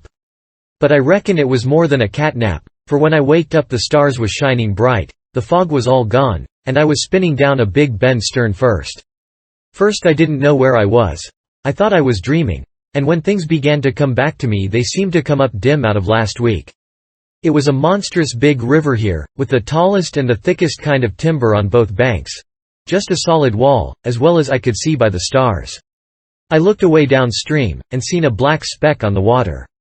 I took after it, but when I got to it warn't nothing but a couple of sawlogs made fast together. Then I see another speck, and chased that. Then another, and this time I was right. It was the raft. When I got to it Jim was sitting there with his head down between his knees, asleep, with his right arm hanging over the steering oar. The other oar was smashed off, and the raft was littered up with leaves and branches and dirt. So she'd had a rough time. I made fast and laid down under Jim's nose on the raft, and began to gap, and stretch my fists out against Jim, and says, "Hello, Jim, have I been asleep? Why didn't you stir me up? Goodness gracious, is dat you, Huck? And you ain dead? You ain drownded, you's back again? It's too good for true, honey, it's too good for true. Lemme look at you chilly, lemme feel o you. No, you ain dead. You's back again. Live and sound, geez de same ol' Huck, de same ol' Huck, thanks to goodness. What's the matter with you, Jim? You been a drinking? Drinkin'? Has I been a drinkin'? Has I had a chance to be a drinkin'? Well, then, what makes you talk so wild? How does I talk wild? How? Why, hain't you been talking about my coming back, and all that stuff, as if I'd been gone away? Huck Finn, you look me in de eye. Look me in de eye. Hain't you been gone away? Gone away? Why, what in the nation do you mean? I hain't been gone anywheres. Where would I go to? Well, looky here, boss, dey's somethin' wrong, dey is. Is I me, or who is I? Is I heya, or wha is I? Now dat's what I wants to know. Well, I think you're here, plain enough, but I think you're a tangle-headed old fool, Jim. I is I? Well, you answer me dis. Didn't you tote out de line in de canoe fair to make fast to de towhead? No, I didn't. What towhead? I hain't seen no towhead. You hain't seen no towhead? Looky here, didn't de line pull loose en de raft, go a hummin' down de river, en leave you en de canoe behind in de fog? What fog? Why, de fog. De fog dat's been a rune, all night. En didn't you whoop, en didn't I whoop, till we got mix up in de islands en one un us got lost en t'other one was Jesus good as lost, case he didn't know wha he was? En didn't I bust up agin a lot dem islands and have a turrible time and mos get drounded? Now ain't dat so, boss, ain't it so? You answer me dat. Well, this is too many for me, Jim. I hain't seen no fog, nor no islands, nor no troubles, nor nothing. I been setting here talking with you all night till you went to sleep about 10 minutes ago, and I reckon I done the same. You couldn't a got drunk in that time, so of course you've been dreaming. Dad fetch it. How is I gwine to dream all dat in 10 minutes? Well, hang it all, you did dream it, because there didn't any of it happen. But, Huck, it's all Jesus plain to me as. It don't make no difference how plain it is, there ain't nothing in it. I know, because I've been here all the time. Jim didn't say nothing for about 5 minutes, but sat there studying over it. Then he says, "Well, den, I reckon I did dream it, Huck. But dog my cats ef it ain't de powerfulest dream I ever see. And I hain't ever had no dream befo, dat's tired me like dis one." Oh, well, that's all right, because a dream does tire a body like everything sometimes. But this one was a staving dream. Tell me all about it, Jim. So Jim went to work and told me the whole thing right through, just as it happened, only he painted it up considerable. Then he said he must start in and "terpret" it, because it was sent for a warning. He said the first towhead stood for a man that would try to do us some good, but the current was another man that would get us away from him. The whoops was warnings that would come to us every now and then, and if we didn't try hard to make out to understand them they'd just take us into bad luck, stead of keeping us out of it. The lot of towheads was troubles we was going to get into with quarrelsome people and all kinds of mean folks, but if we minded our business and didn't talk back and aggravate them, we would pull through and get out of the fog and into the big clear river, which was the Free States, and wouldn't have no more trouble. It had clouded up pretty dark just after I got onto the raft, but it was clearing up again now. "Oh, well, that's all interpreted well enough as far as it goes, Jim," I says, "but what does these things stand for?" It was the leaves and rubbish on the raft and the smashed oar. You could see them first rate now. Jim looked at the trash, and then looked at me, and back at the trash again. He had got the dream fixed so strong in his head that he couldn't seem to shake it loose and get the facts back into its place again right away. But when he did get the thing straightened around, he looked at me steady without ever smiling, and says, "What do dey stand for? I's gwine to tell you. When I got all wore out wid work, and wid de callin' for you, and went to sleep, my heart was mos broke because you was lost, and I didn't keer no mo what become me and de raff. And when I wake up and find you back again, all safe and sound, de tears come, and I coulda got down on my knees and kiss yo foot, I's so thankful. And all you was thinkin' bout was how you could make a fool uv old Jim wid a lie. Dat truck da is trash. And trash is what people is dat puts dirt on de head dey friends and makes 'em ashamed." Then he got up slow and walked to the wigwam, and went in there without saying anything but that. But that was enough. It made me feel so mean. I could almost kissed his foot to get him to take it back. It was 15 minutes before I could work myself up to go and humble myself to a nigger. But I done it, and I warn't ever sorry for it afterwards, neither. I didn't do him no more mean tricks, and I wouldn't done that one if I'd knowed it would make him feel that way. Chapter 16. We slept most all day, and started out at night, a little ways behind a monstrous long raft that was as long going by as a procession. She had 4 long sweeps at each end, so we judged she carried as many as 30 men, likely. She had 5 big wigwams aboard, wide apart, and an open campfire in the middle, and a tall flag pole at each end. There was a power of style about her. It amounted to something being a raftsman on such a craft as that. We went drifting down into a big bend, and the night clouded up and got hot. The river was very wide, and was walled with solid timber on both sides. You couldn't see a break in it hardly ever, or a light. We talked about Cairo, and wondered whether we would know it when we got to it. I said likely we wouldn't, because I had heard say there warn't but about a dozen houses there, and if they didn't happen to have them lit up, how was we going to know we was passing a town? Jim said if the 2 big rivers joined together there, that would show. But I said maybe we might think we was passing the foot of an island and coming into the same old river again. That disturbed Jim, and me too. So the question was, what to do?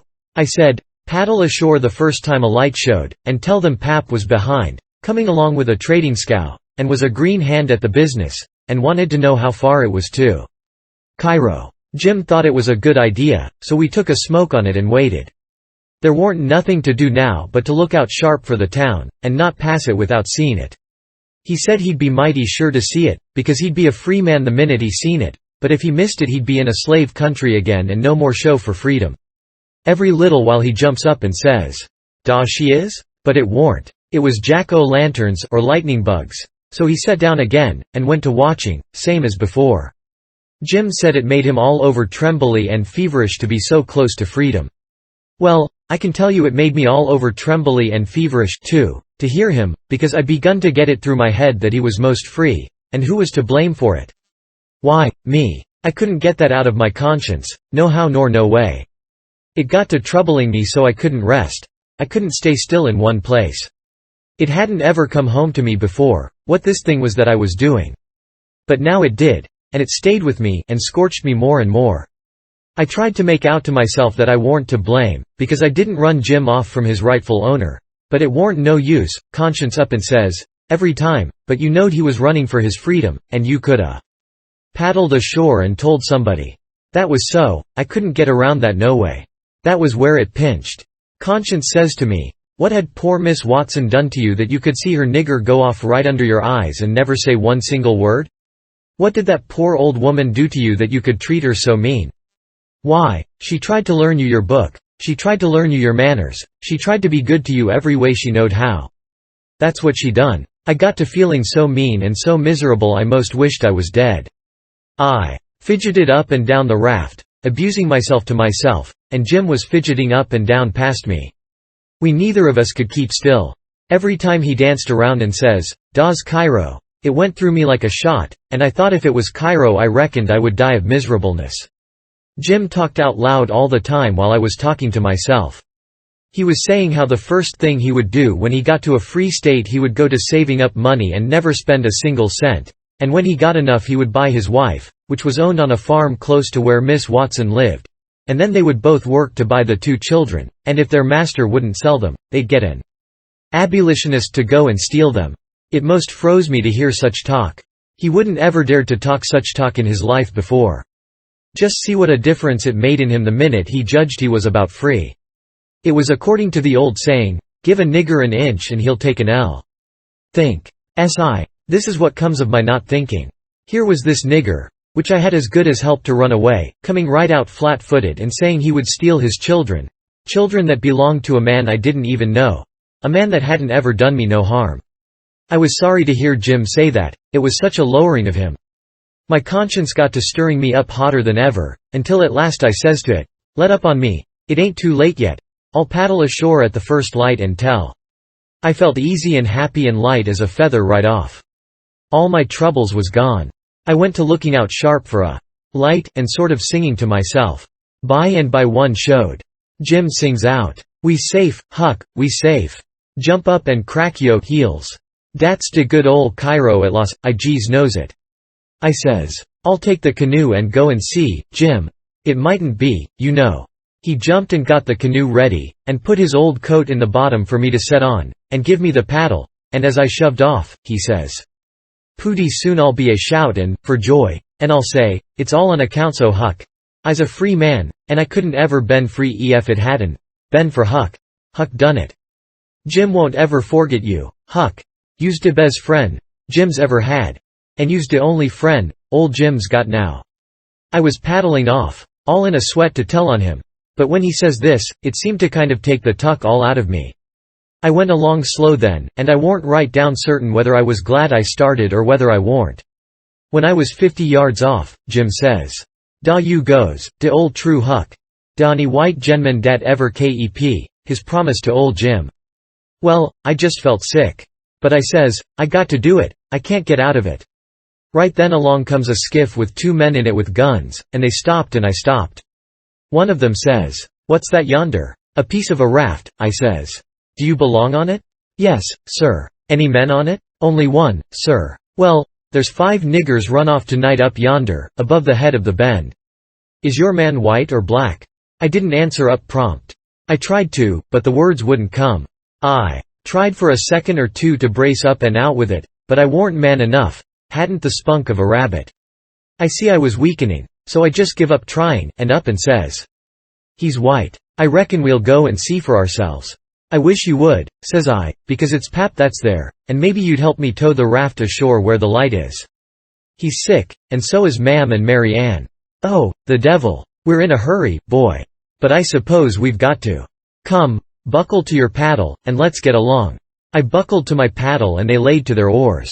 When we had made a stroke or two, I says, Pap'll be mighty much obliged to you, I can tell you. Everybody goes away when I want them to help me tow the raft ashore, and I can't do it by myself. Well, that's infernal mean. Odd, too. Say, boy, what's the matter with your father? It's well, it ain't anything much. They stopped pulling. It warn't but a mighty little ways to the raft now. One says, boy, that's a lie. What is the matter with your pap? Answer up square now, and it'll be the better for you. I will, sir, I will, honest, but don't leave us, please. It's the gentleman, if you'll only pull ahead, and let me heave you the headline, you won't have to come in near the raft, please do. Set her back, John, set her back, says one. They backed water. Keep away, boy, keep to loward. Confound it, I just expect the wind has blowed it to us. Your pap's got the small pox, and you know it precious well. Why didn't you come out and say so? Do you want to spread it all over? Well, says I, blubbering, I've told everybody before, and they just went away and left us. Poor devil, there's something in that. We are right down sorry for you, but well, hang it, we don't want the small pox. You see, look, here, I'll tell you what to do. Don't you try to land by yourself, or you'll smash everything to pieces. You float along down about 20 miles, and you'll come to a town on the left-hand side of the river. It will be long after sun up then, and when you ask for help you tell them your folks are all down with chills and fever. Don't be a fool again, and let people guess what is the matter.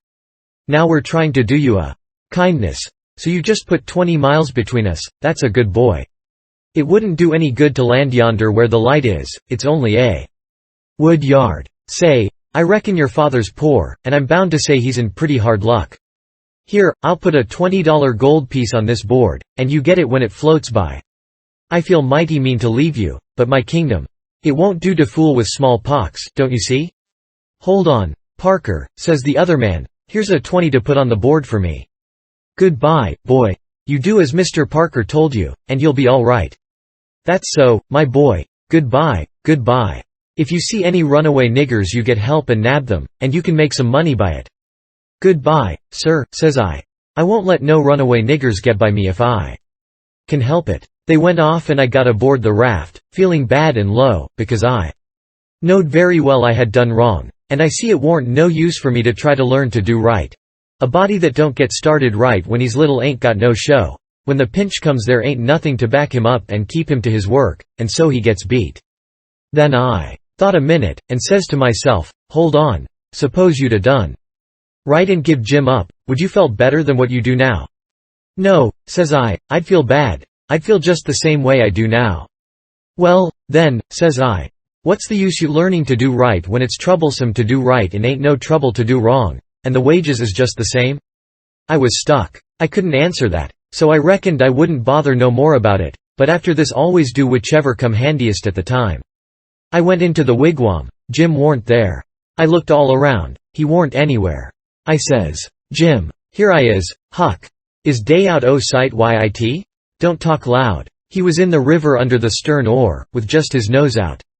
I told him they were out of sight, so he come aboard. He says, I was a-listenin' to all da talk, and I slips into de river and was gwine to shove for show, if day come aboard. Den I was gwine to swim to de raft, agin when day was gone. But lawsy, how you did fool him, Huck. Dat was de smarts dodge. I tell you, Chilly, I spec it save, ol' Jim. Ol' Jim ain't going to forget you for dat, honey. Then we talked about the money. It was a pretty good raise, $20 apiece. Jim said we could take deck passage on a steamboat now, and the money would last us as far as we wanted to go in the free states. He said 20 mile more warn't far for the raft to go, but he wished we was already there. Towards daybreak we tied up, and Jim was mighty particular about hiding the raft good. Then he worked all day fixing things in bundles, and getting all ready to quit rafting. That night about 10 we hove in sight of the lights of a town away down in a left-hand bend. I went off in the canoe to ask about it. Pretty soon I found a man out in the river with a skiff, setting a trot line. I ranged up and says, Mister, is that town Cairo? Cairo? No. You must be a blame fool. What town is it, mister? If you want to know, go and find out. If you stay here botherin' around me for about a half a minute longer you'll get something you won't want. I paddled to the raft. Jim was awful disappointed, but I said never mind, Cairo would be the next place, I reckoned. We passed another town before daylight, and I was going out again, but it was high ground, so I didn't go. No high ground about Cairo, Jim said. I had forgot it. We laid up for the day on a towhead tolerable close to the left-hand bank. I begun to suspicion something. So did Jim. I says, maybe we went by Cairo in the fog that night. He says, don't, lease talk about it, Huck. Po, niggers can't have no luck. Lose, spected dat rattlesnake skin warn't done wid its work. I wish I'd never seen that snakeskin, Jim. I do wish I'd never laid eyes on it. It ain't yo' fault, Huck, you didn't know. Don't you blame yo'self 'bout it. When it was daylight, here was the clear Ohio water inshore, sure enough, and outside was the old regular muddy. So it was all up with Cairo. We talked it all over. It wouldn't do to take to the shore. We couldn't take the raft up the stream, of course. There warn't no way but to wait for dark, and start back in the canoe and take the chances. So we slept all day amongst the cottonwood thicket, so as to be fresh for the work, and when we went back to the raft about dark the canoe was gone. We didn't say a word for a good while. There warn't anything to say. We both knowed well enough it was some more work of the rattlesnake skin, so what was the use to talk about it? It would only look like we was finding fault, and that would be bound to fetch more bad luck, and keep on fetching it, too, till we knowed enough to keep still. By and by we talked about what we better do, and found there warn't no way but just to go along down with the raft till we got a chance to buy a canoe to go back in. We warn't going to borrow it when there warn't anybody around, the way Pap would do, for that might set people after us. So we shoved out after dark on the raft. Anybody that don't believe yet that it's foolishness to handle a snakeskin, after all that snakeskin done for us, will believe it now if they read on and see what more it done for us. The place to buy canoes is off of rafts laying up at shore. But we didn't see no rafts laying up, so we went along during 3 hours and more. Well, the night got grey and ruther thick, which is the next meanest thing to fog. You can't tell the shape of the river, and you can't see no distance. It got to be very late and still, and then along comes a steamboat up the river. We lit the lantern, and judged she would see it. Upstream boats didn't generally come close to us, they go out and follow the bars and hunt for easy water under the reefs. But nights like this they bull right up the channel against the whole river. We could hear her pounding along, but we didn't see her good till she was close. She aimed right for us. Often they do that and try to see how close they can come without touching. Sometimes the wheel bites off a sweep, and then the pilot sticks his head out and laughs, and thinks he's mighty smart. Well, here she comes, and we said she was going to try and shave us, but she didn't seem to be shearing off a bit. She was a big one, and she was coming in a hurry, too, looking like a black cloud with rows of glowworms around it. But all of a sudden she bulged out, big and scary, with a long row of wide-open furnace doors shining like red-hot teeth, and her monstrous bows and guards hanging right over us. There was a yell at us, and a jingling of bells to stop the engines, a powwow of cussing, and whistling of steam, and as Jim went overboard on one side and I on the other, she come smashing straight through the raft. I dived, and I aimed to find the bottom, too, for a 30-foot wheel had got to go over me, and I wanted it to have plenty of room. I could always stay under water a minute. This time I reckon I stayed under a minute and a half. Then I bounced for the top in a hurry, for I was nearly busting. I popped out to my armpits and blowed the water out of my nose, and puffed a bit. Of course there was a booming current. And of course that boat started her engines again 10 seconds after she stopped them, for they never cared much for raftsmen. So now she was churning along up the river, out of sight in thick weather, though. I could hear her. I sung out for Jim about a dozen times, but I didn't get any answer, so I grabbed a plank that touched me while I was treading water, and struck out for shore, shoving it ahead of me. But I made out to see that the drift of the current was towards the left-hand shore, which meant that I was in a crossing, so I changed off and went that way. It was one of these long, slanting, 2-mile crossings, so I was a good long time in getting over. I made a safe landing, and clumb up the bank. I couldn't see but a little ways, but I went poking along over rough ground for a quarter of a mile or more, and then I run across a big old-fashioned double log house before I noticed it. I was going to rush by and get away, but a lot of dogs jumped out and went to howling and barking at me, and I knowed better than to move another peg. Chapter 17. In about a minute somebody spoke out of a window without putting his head out, and says, "Be done, boys. Who's there?" I says, "It's me." "Who's me?" "George Jackson, sir." "What do you want?" "I don't want nothing, sir. I only want to go along by, but the dogs won't let me." "What are you prowling around here this time of night for, hey?" "I warn't prowling around, sir, I fell overboard off of the steamboat." "Oh, you did you? Strike a light there, somebody. What did you say your name was?" "George Jackson, sir. I'm only a boy. Look here, if you're telling the truth you needn't be afraid, nobody'll hurt you. But don't try to budge, stand right where you are. Rouse out. Bob and Tom, some of you, and fetch the guns." "George Jackson, is there anybody with you?" "No, sir, nobody. I heard the people stirring around in the house now, and see a light." The man sung out, "Snatch that light away, Betsy, you old fool. Ain't you got any sense? Put it on the floor behind the front door. Bob, if you and Tom are ready, take your places." "All ready. Now, George Jackson, do you know the Shepherdsons?" "No, sir, I never heard of them." "Well, that may be so, and it mayn't. Now, all ready. Step forward, George Jackson. And mind, don't you hurry, come mighty slow. If there's anybody with you, let him keep back, if he shows himself he'll be shot. Come along now. Come slow. Push the door open yourself. Just enough to squeeze in, you hear?" I didn't hurry. I couldn't if I'd wanted to. I took one slow step at a time and there weren't a sound, only I thought I could hear my heart. The dogs were as still as the humans, but they followed a little behind me. When I got to the 3 log doorsteps I heard them unlocking and unbarring and unbolting. I put my hand on the door and pushed it a little and a little more till somebody said, "There, that's enough, put your head in." I'd done it, but I judged they would take it off. The candle was on the floor, and there they all was, looking at me, and me at them, for about a quarter of a minute. 3 big men with guns pointed at me, which made me wince, I tell you. The oldest, gray and about 60, the other 2 30 or more, all of them fine and handsome, and the sweetest old gray-headed lady, and back of her 2 young women which I couldn't see right well. The old gentleman says, "There, I reckon it's all right. Come in." As soon as I was in, the old gentleman he locked the door and barred it and bolted it, and told the young men to come in with their guns, and they all went in a big parlor that had a new rag carpet on the floor, and got together in a corner that was out of the range of the front windows. There weren't none on the side. They held the candle, and took a good look at me, and all said, "Why, he ain't a Shepherdson. No, there ain't any Shepherdson about him." Then the old man said he hoped I wouldn't mind being searched for arms, because he didn't mean no harm by it, it was only to make sure. So he didn't pry into my pockets, but only felt outside with his hands, and sigh. It was all right. He told me to make myself easy and at home, and tell all about myself, but the old lady says, "Why, bless you, Saul, the poor thing's as wet as he can be, and don't you reckon it may be he's hungry?" "True for you, Rachel, I forgot." So the old lady says, "Betsy, this was a nigger woman.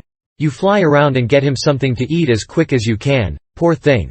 And one of you girls go and wake up Buck and tell him, oh, here he is himself. Buck, take this little stranger and get the wet clothes off from him and dress him up in some of yours that's dry." Buck looked about as old as me, 13 or 14 or along there, though he was a little bigger than me. He hadn't on anything but a shirt, and he was very frowsy-headed. He came in gaping and digging one fist into his eyes, and he was dragging a gun along with the other one. He says, "Ain't they no Shepherdsons around?" They said, "No, 'twas a false alarm." "Well," he says, "if they'd have been some, I reckon I'd a got one." They all laughed, and Bob says, "Why, Buck, they might have scalped us all, you've been so slow in coming." "Well, nobody come after me, and it ain't right I'm always kept down.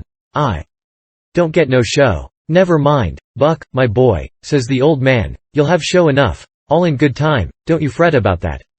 Go, 'long with you now, and do as your mother told you." When we got upstairs to his room he got me a coarse shirt and a roundabout and pants of his, and I put them on. While I was at it he asked me what my name was, but before I could tell him he started to tell me about a blue jay and a young rabbit he had catched in the woods day before yesterday, and he asked me where Moses was when the candle went out. I said I didn't know, I hadn't heard about it before, no way. "Well, guess," he says. "How am I going to guess," says I, "when I never heard tell of it before?" "But you can guess, can't you? It's just as easy." "Which candle?" I says. "Why, any candle," he says. "I don't know where he was," says I. "Where was he?" "Why, he was in the dark. That's where he was." "Well, if you knowed where he was, what did you ask me for?" "Why, blame it, it's a riddle, don't you see?" "Say, how long are you going to stay here?" "You got to stay always. We can just have booming times, they don't have no school now." "Do you own a dog?" "I've got a dog, and he'll go in the river and bring out chips that you throw in." "Do you like to comb up Sundays, and all that kind of foolishness?" "You bet. I don't, but Ma she makes me. Confound these old britches. I reckon I'd better put 'em on, but I'd ruther not, it's so warm." "Are you all ready?" "All right, come along, old hoss. Cold corn pone, cold corn beef, butter and buttermilk. That is what they had for me down there, and there ain't nothing better that ever I've come across yet." Buck and his ma and all of them smoked cob pipes, except the nigger woman, which was gone, and the 2 young women. They all smoked and talked, and I eat and talked. The young women had quilts around them, and their hair down their backs.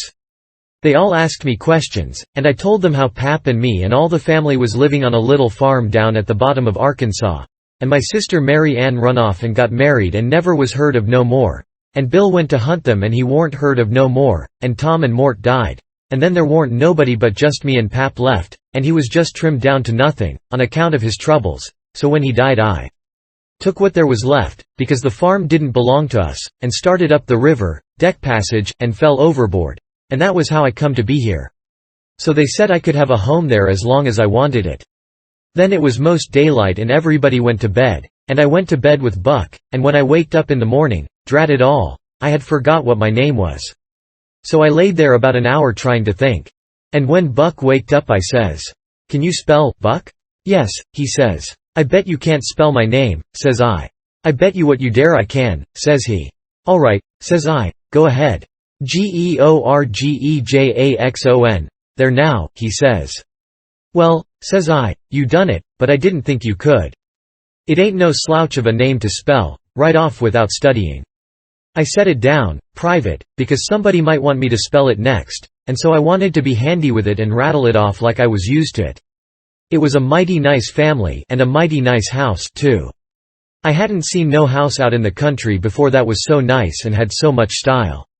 It didn't have an iron latch on the front door, nor a wooden one with a buckskin string, but a brass knob to turn, the same as houses in town.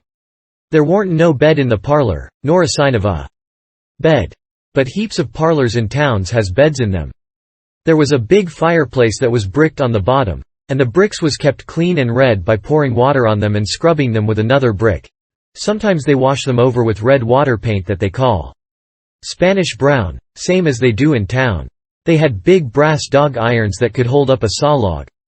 There was a clock on the middle of the mantelpiece, with a picture of a town painted on the bottom half of the glass front, and a round place in the middle of it for the sun, and you could see the pendulum swinging behind it. It was beautiful to hear that clock tick, and sometimes when one of these peddlers had been along and scoured her up and got her in good shape, she would start in and strike 150 before she got tuckered out. They wouldn't took any money for her. Well, there was a big outlandish parrot on each side of the clock, made out of something like chalk, and painted up gaudy. By one of the parrots was a cat made of crockery, and a crockery dog by the other, and when you pressed down on them they squeaked, but didn't open their mouths nor look different nor interested. They squeaked through underneath. There was a couple of big wild turkey wing fans spread out behind those things. On the table in the middle of the room was a kind of a lovely crockery basket that had apples and oranges and peaches and grapes piled up in it, which was much redder and yellower and prettier than real ones is, but they weren't real because you could see where pieces had got chipped off and showed the white chalk, or whatever it was, underneath. This table had a cover made out of beautiful oilcloth, with a red and blue spread eagle painted on it, and a painted border all around. It come all the way from Philadelphia, they said. There was some books, too, piled up perfectly exact, on each corner of the table. One was a big family Bible full of pictures.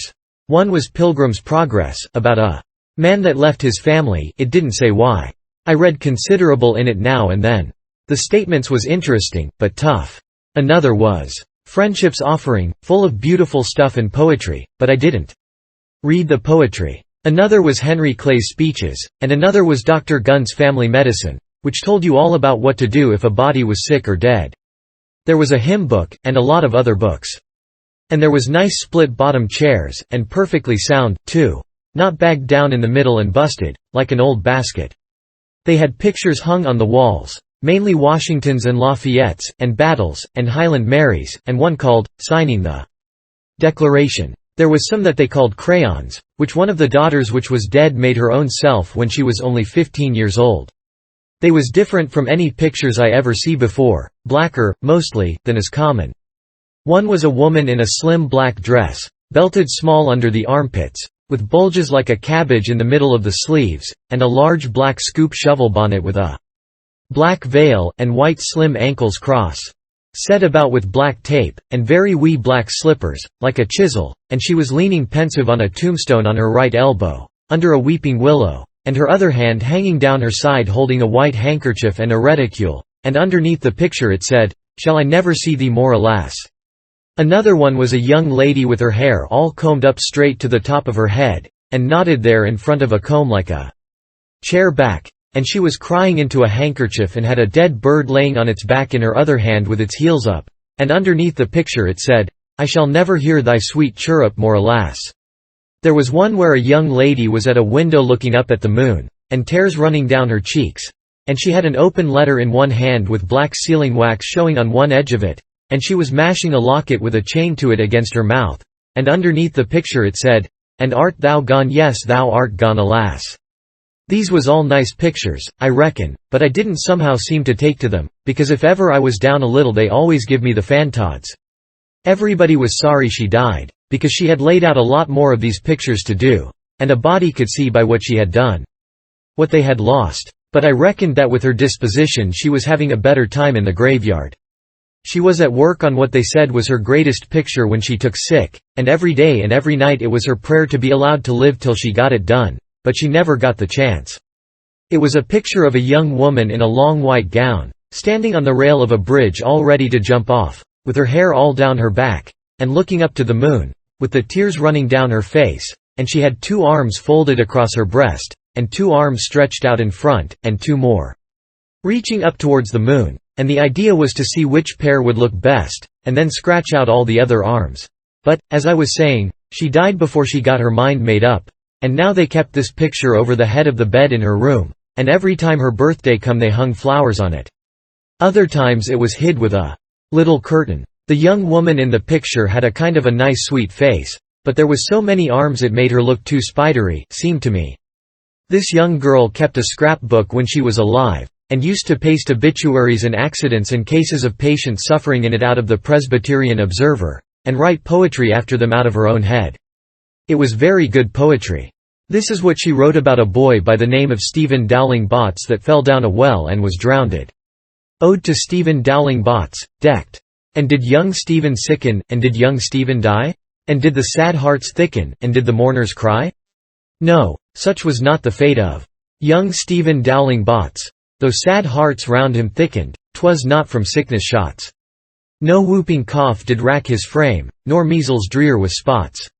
Not these impaired the sacred name of Stephen Dowling Botts. Despised love struck not with woe that head of curly knots, nor stomach troubles laid him low, young Stephen Dowling Botts. Oh no! Then list with tearful eye, whilst I his fate do tell.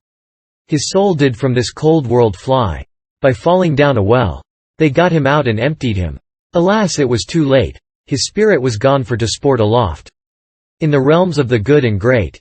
If Emmeline Grangerford could make poetry like that before she was 14, there ain't no telling what she could 'a done by and by. Buck said she could rattle off poetry like nothing. She didn't ever have to stop to think. He said she would slap down a line, and if she couldn't find anything to rhyme with it would just scratch it out and slap down another one, and go ahead. She warn't particular. She could write about anything you choose to give her to write about just so it was sadful.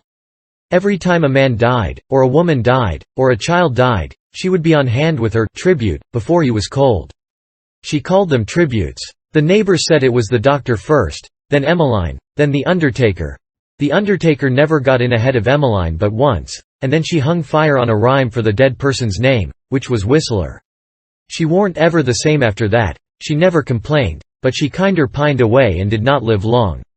Poor thing! Many's the time I made myself go up to the little room that used to be hers and get out her poor old scrapbook and read in it when her pictures had been aggravating me and I had soured on her a little.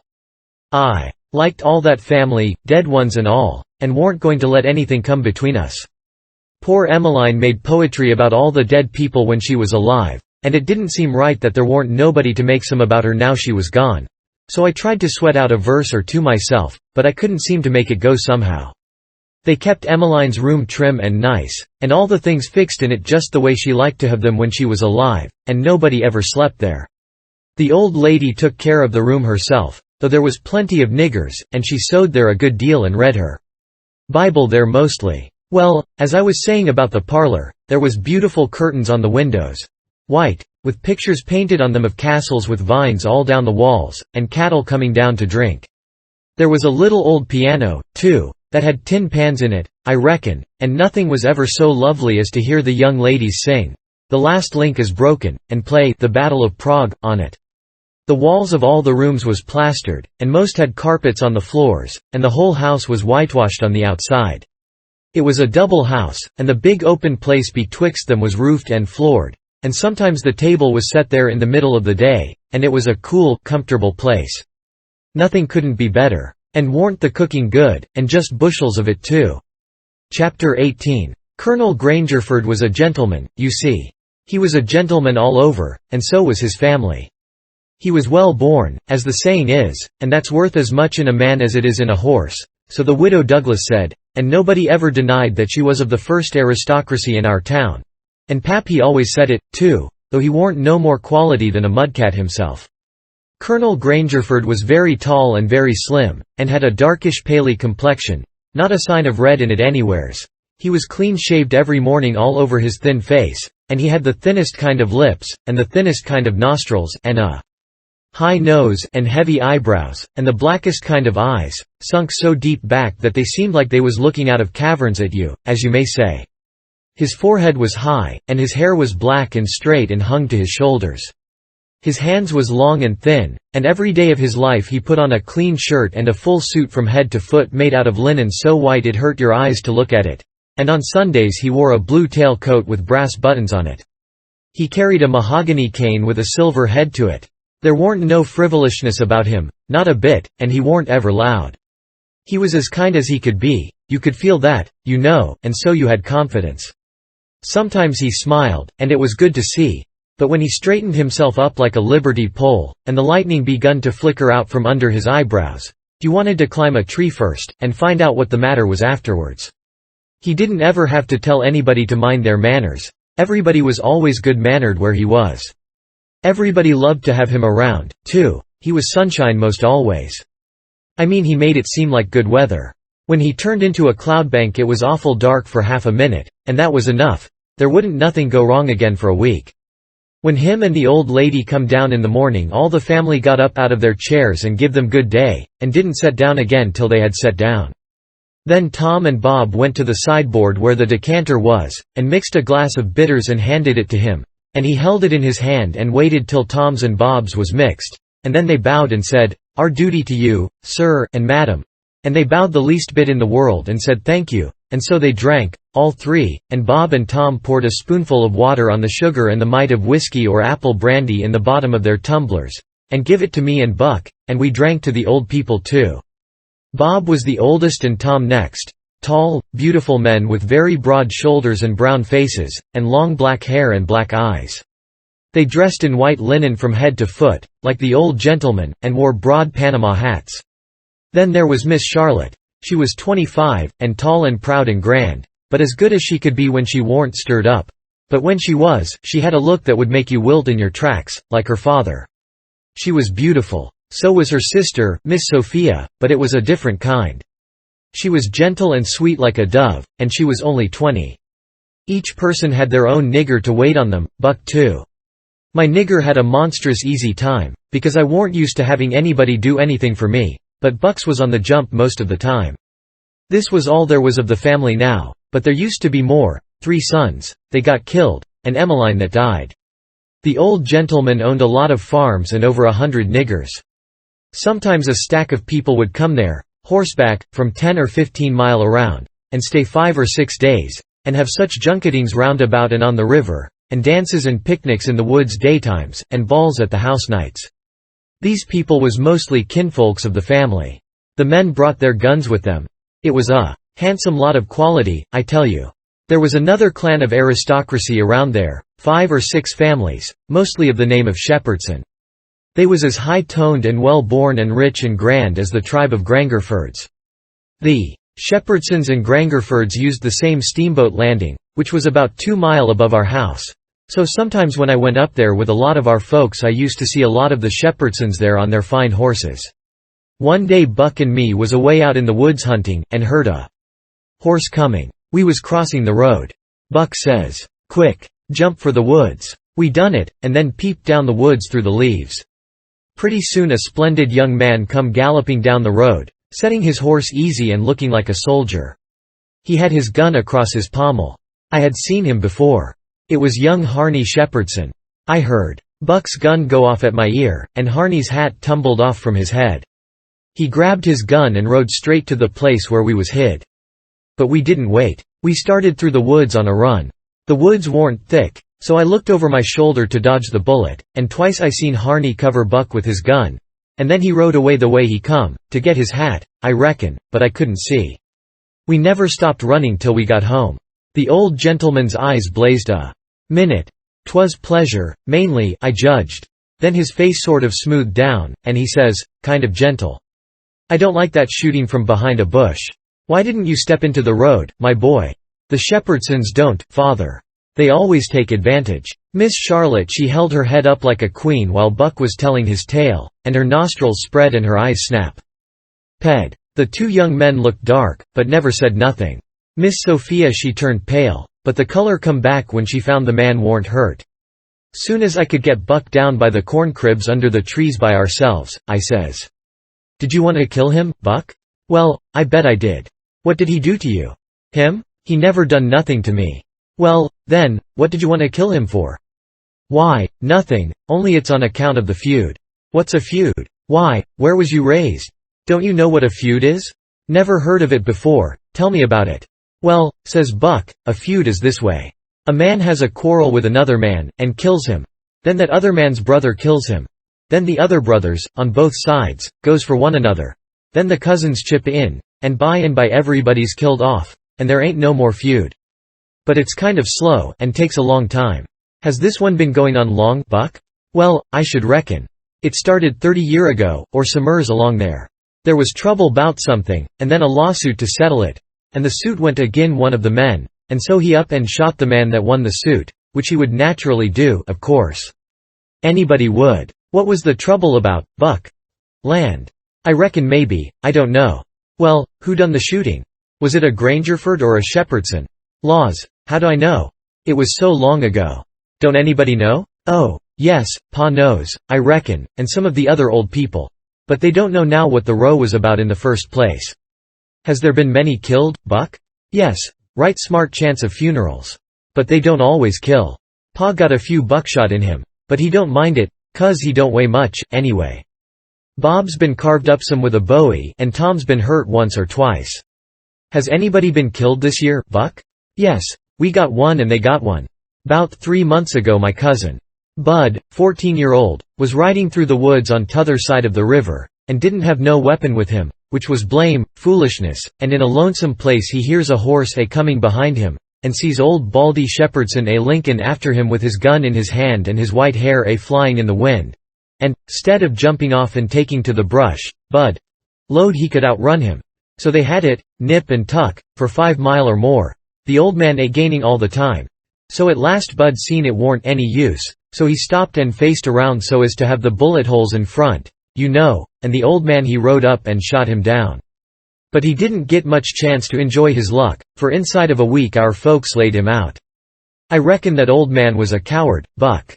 I reckon he warn't a coward. Not by a blame sight. There ain't a coward amongst them Shepherdsons, not a one. And there ain't no cowards amongst the Grangerfords either. Why, that old man kep up his end in a fight one day for half an hour against 3 Grangerfords, and come out winner. They was all a horseback. He lit off of his horse and got behind a little woodpile, and kep his horse before him to stop the bullets. But the Grangerfords stayed on their horses and capered around the old man, and peppered away at him, and he peppered away at them. Him and his horse both went home pretty leaky and crippled, but the Grangerfords had to be fetched home, and one of 'em was dead, and another died the next day. No, sir. If a body's out hunting for cowards he don't want to fool away any time amongst them Shepherdsons, because they don't breed any of that kind. Next Sunday we all went to church, about 3 mile, everybody a horseback. The men took their guns along, so did Buck, and kept them between their knees or stood them handy against the wall. The Shepherdsons done the same. It was pretty ornery preaching, all about brotherly love, and such like tiresomeness, but everybody said it was a good sermon, and they all talked it over going home, and had such a powerful lot to say about faith and good works and free grace and preforedestination, and I don't know what all, that it did seem to me to be one of the roughest Sundays I had run across yet. About an hour after dinner everybody was dozing around, some in their chairs and some in their rooms, and it got to be pretty dull. Buck and a dog was stretched out on the grass in the sun sound asleep. I went up to our room, and judged I would take a nap myself. I found that sweet Miss Sophia standing in her door, which was next to ours, and she took me in her room and shut the door very soft, and asked me if I liked her, and I said I did, and she asked me if I would do something for her and not tell anybody, and I said I would.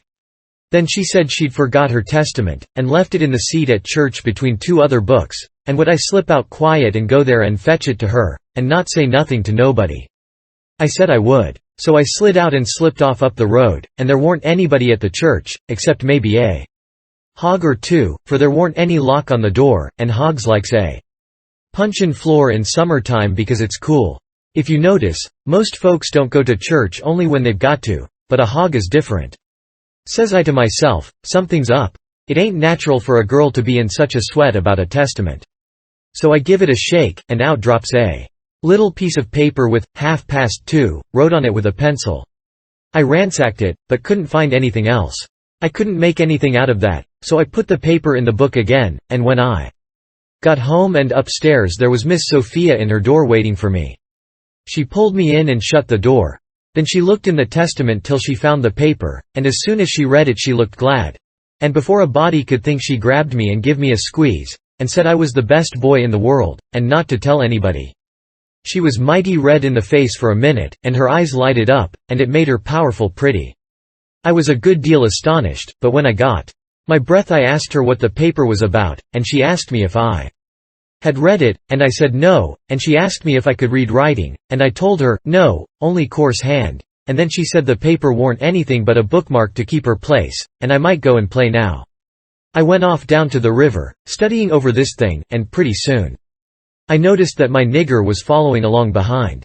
When we was out of sight of the house he looked back in around a second, and then comes a running, and says, "Mars Jog, if you'll come down into de swamp I'll show you a whole stack o' water moccasins." Thinks I, that's mighty curious, he said that yesterday. He oughter know a body don't love water moccasins enough to go around hunting for them. What is he up to, anyway? So I says, "All right, trot ahead." I followed a half a mile. Then he struck out over the swamp, and waded ankle deep as much as another half-mile. We come to a little flat piece of land which was dry and very thick with trees and bushes and vines, and he says, "You shove right in da just a few steps, Mars Jog. Da's wa day is." I seed, befo. I don't keer to see him no mo. Then he slopped right along and went away, and pretty soon the trees hid him. I poked into the place a ways and come to a little open patch as big as a bedroom all hung around with vines, and found a man laying there asleep, and, by jings, it was my old Jim. I waked him up, and I reckoned it was going to be a grand surprise to him to see me again, but it warn't. He nearly cried he was so glad, but he warn't surprised. Said he swum along behind me that night, and heard me yell every time, but dasn't answer, because he didn't want nobody to pick him up and take him into slavery again. Says he, "I got hurt a little, and couldn't swim fast, so I was a considerable ways behind you towards de loss. When you landed I reckoned I could catch up wid you on de land, dout havin' to shout at you. But when I see dat house I begin to go slow. I ooze off too fur to hear what dey say to you. I was 'fraid o' de dogs. But when it ooze all quiet agin, I knowed you's in de house, so I struck out for de woods to wait for day. Early in de mornin' some de niggers come along, gwine to de fields, en dey tuck me en showed me dis place, wha de dogs can't track me on accounts o' de water, en dey brings me truck to eat every night, en tells me how you's a gittin' along. Why didn't you tell my Jack to fetch me here sooner, Jim? Well, 'twarn't no use to sturb you, Huck, till we could do sumfn, but we's all right now. I been a buyin' pots and pans and vittles, as I got a chanced, and a patchin' up de raft, nights when." "What raft, Jim?" "Our old raft." "You mean to say our old raft warn't smashed all to flinders?" "No, she warn't. She was tore up a good deal, one end of her was. But dey warn't no great harm done, onny our traps was mos' all loss. Ef we hadn't dive so deep and swum so fur under water, and de night hadn't been so dark, and we warn't so skeered, and been sich punkin heads, as de sayin' is, we'd a seed de raft. But it's geez as well we didn't, 'case now she's all fixed up agin mos as good as new, and we's got a new lot o' stuff in de place o' what oo's loss." "Why, how did you get hold of the raft again, Jim? Did you catch her?" "How I gwine to catch her and I out in de woods?" "No, some de niggers found her catched on a snag along Haya in de ben, and dey hid her in a crick, mongst de willows, and dey was so much jawin' bout which she belonged to de most dat I come to Haya bout it pooty soon, So I ups and settles de trouble by tellin', she don't belong to none uv but to you and me. And I asked, if dey gwine to grab a young white genman's property, and get a hidden for it? Den I gin, 10 cents a piece, and dey, ooze mighty well satisfied, and wished some mo, rafts, you'd come along and make, rich again. Dey's mighty good to me, dese niggers is. And whatever I wants, to do fur me, I don't have to ast, twice, honey. Dat Jack's a good nigger, and pooty smart. Yes, he is. He ain't ever told me you was here. Told me to come, and he'd show me a lot of water moccasins. If anything happens he ain't mixed up in it. He can say he never seen us together, and it'll be the truth. I don't want to talk much about the next day. I reckon I'll cut it pretty short. I waked up about dawn, and was going to turn over and go to sleep again, when I noticed how still it was, didn't seem to be anybody stirring. That warn't usual. Next I noticed that Buck was up and gone. Well, I gets up, wondering, and goes downstairs, nobody around. Everything is still as a mouse. Just the same outside. Thinks I, what does it mean? Down by the woodpile I comes across my Jack, and says, "What's it all about?" Says he. "Don't you know, Mars Jog?" "No," says I don't. "Well, den, Miss Sophia's run off." "Deed she has. She run off in de night some time. Nobody don't know geez when. Run off to get married to dat young Harney Shepherdson, you know. Leastways, so dey, spec. De fambly found it out 'bout half an hour ago. Maybe a little mo, and, I tell you dey warn't no time loss. Sich another hurryin' up guns and hosses you never see. De women folks has gone for to stir up de relations, and ol' Mars Saul and de boys tuck dey guns and rode up de river road for to try to catch dat young man and kill him, fo he kin git across de river wid Miss Sophia. I reckon dey's gwine to be mighty rough times. Buck went off, 'thout waking me up. Well, I reckon he did. Dey warn't gwine to mix you up in it. Mars. Buck he loaded up his gun and load he's gwine to fetch homa. Shepherdson or bust. Well, dey'll be plenty daw, I reckon, and you bet you he'll fetch one ef he gets a chancet. I took up the river road as hard as I could put. By and by I begin to hear guns a good ways off. When I come in sight of the log store and the woodpile where the steamboats lands, I worked along under the trees and brush till I got to a good place, and then I clumb up into the forks of a cottonwood that was out of reach, and watched. There was a wood rank 4 foot high a little ways in front of the tree, and first I was going to hide behind that, but maybe it was luckier I didn't. There was 4 or 5 men cavorting around on their horses in the open place before the log store, cussing and yelling, and trying to get at a couple of young chaps that was behind the wood rank alongside of the steamboat landing, but they couldn't come it. Every time one of them showed himself on the river side of the woodpile he got shot at. The 2 boys was squatting back to back behind the pile, so they could watch both ways. By and by the men stopped cavorting around and yelling. They started riding towards the store. Then up gets one of the boys, draws a steady bead over the wood rank, and drops one of them out of his saddle. All the men jumped off of their horses and grabbed the hurt one and started to carry him to the store, and that minute the 2 boys started on the run. They got halfway to the tree I was in before the men noticed. Then the men see them, and jumped on their horses and took out after them. They gained on the boys, but it didn't do no good, the boys had too good a start. They got to the woodpile that was in front of my tree, and slipped in behind it, and so they had the bulge on the men again. One of the boys was Buck, and the other was a slim young chap about 19 years old. The men ripped around a while, and then rode away. As soon as they was out of sight I sung out to Buck and told him. He didn't know what to make of my voice coming out of the tree at first. He was awful surprised. He told me to watch out sharp and let him know when the men come in sight again. Said they was up to some devilment or other, wouldn't be gone long. I wished I was out of that tree, but I dasn't come down. Buck begun to cry and rip, and load that him and his cousin Joe, that was the other young chap, would make up for this day yet. He said his father and his 2 brothers was killed, and 2 or 3 of the enemy. Said the Shepherdsons laid for them in ambush. Buck said his father and brothers ought to waited for their relations, the Shepherdsons was too strong for them. I asked him what was become of young Harney and Miss Sophia. He said they'd got across the river and was safe. I was glad of that. But the way Buck did take on because he didn't manage to kill Harney that day he shot at him, I hain't ever heard anything like it. All of a sudden, bang! Bang! Bang! Goes 3 or 4 guns. The men had slipped around through the woods and come in from behind without their horses. The boys jumped for the river. Both of them hurt, and as they swum down the current the men run along the bank shooting at them and singing out, "Kill them, kill them."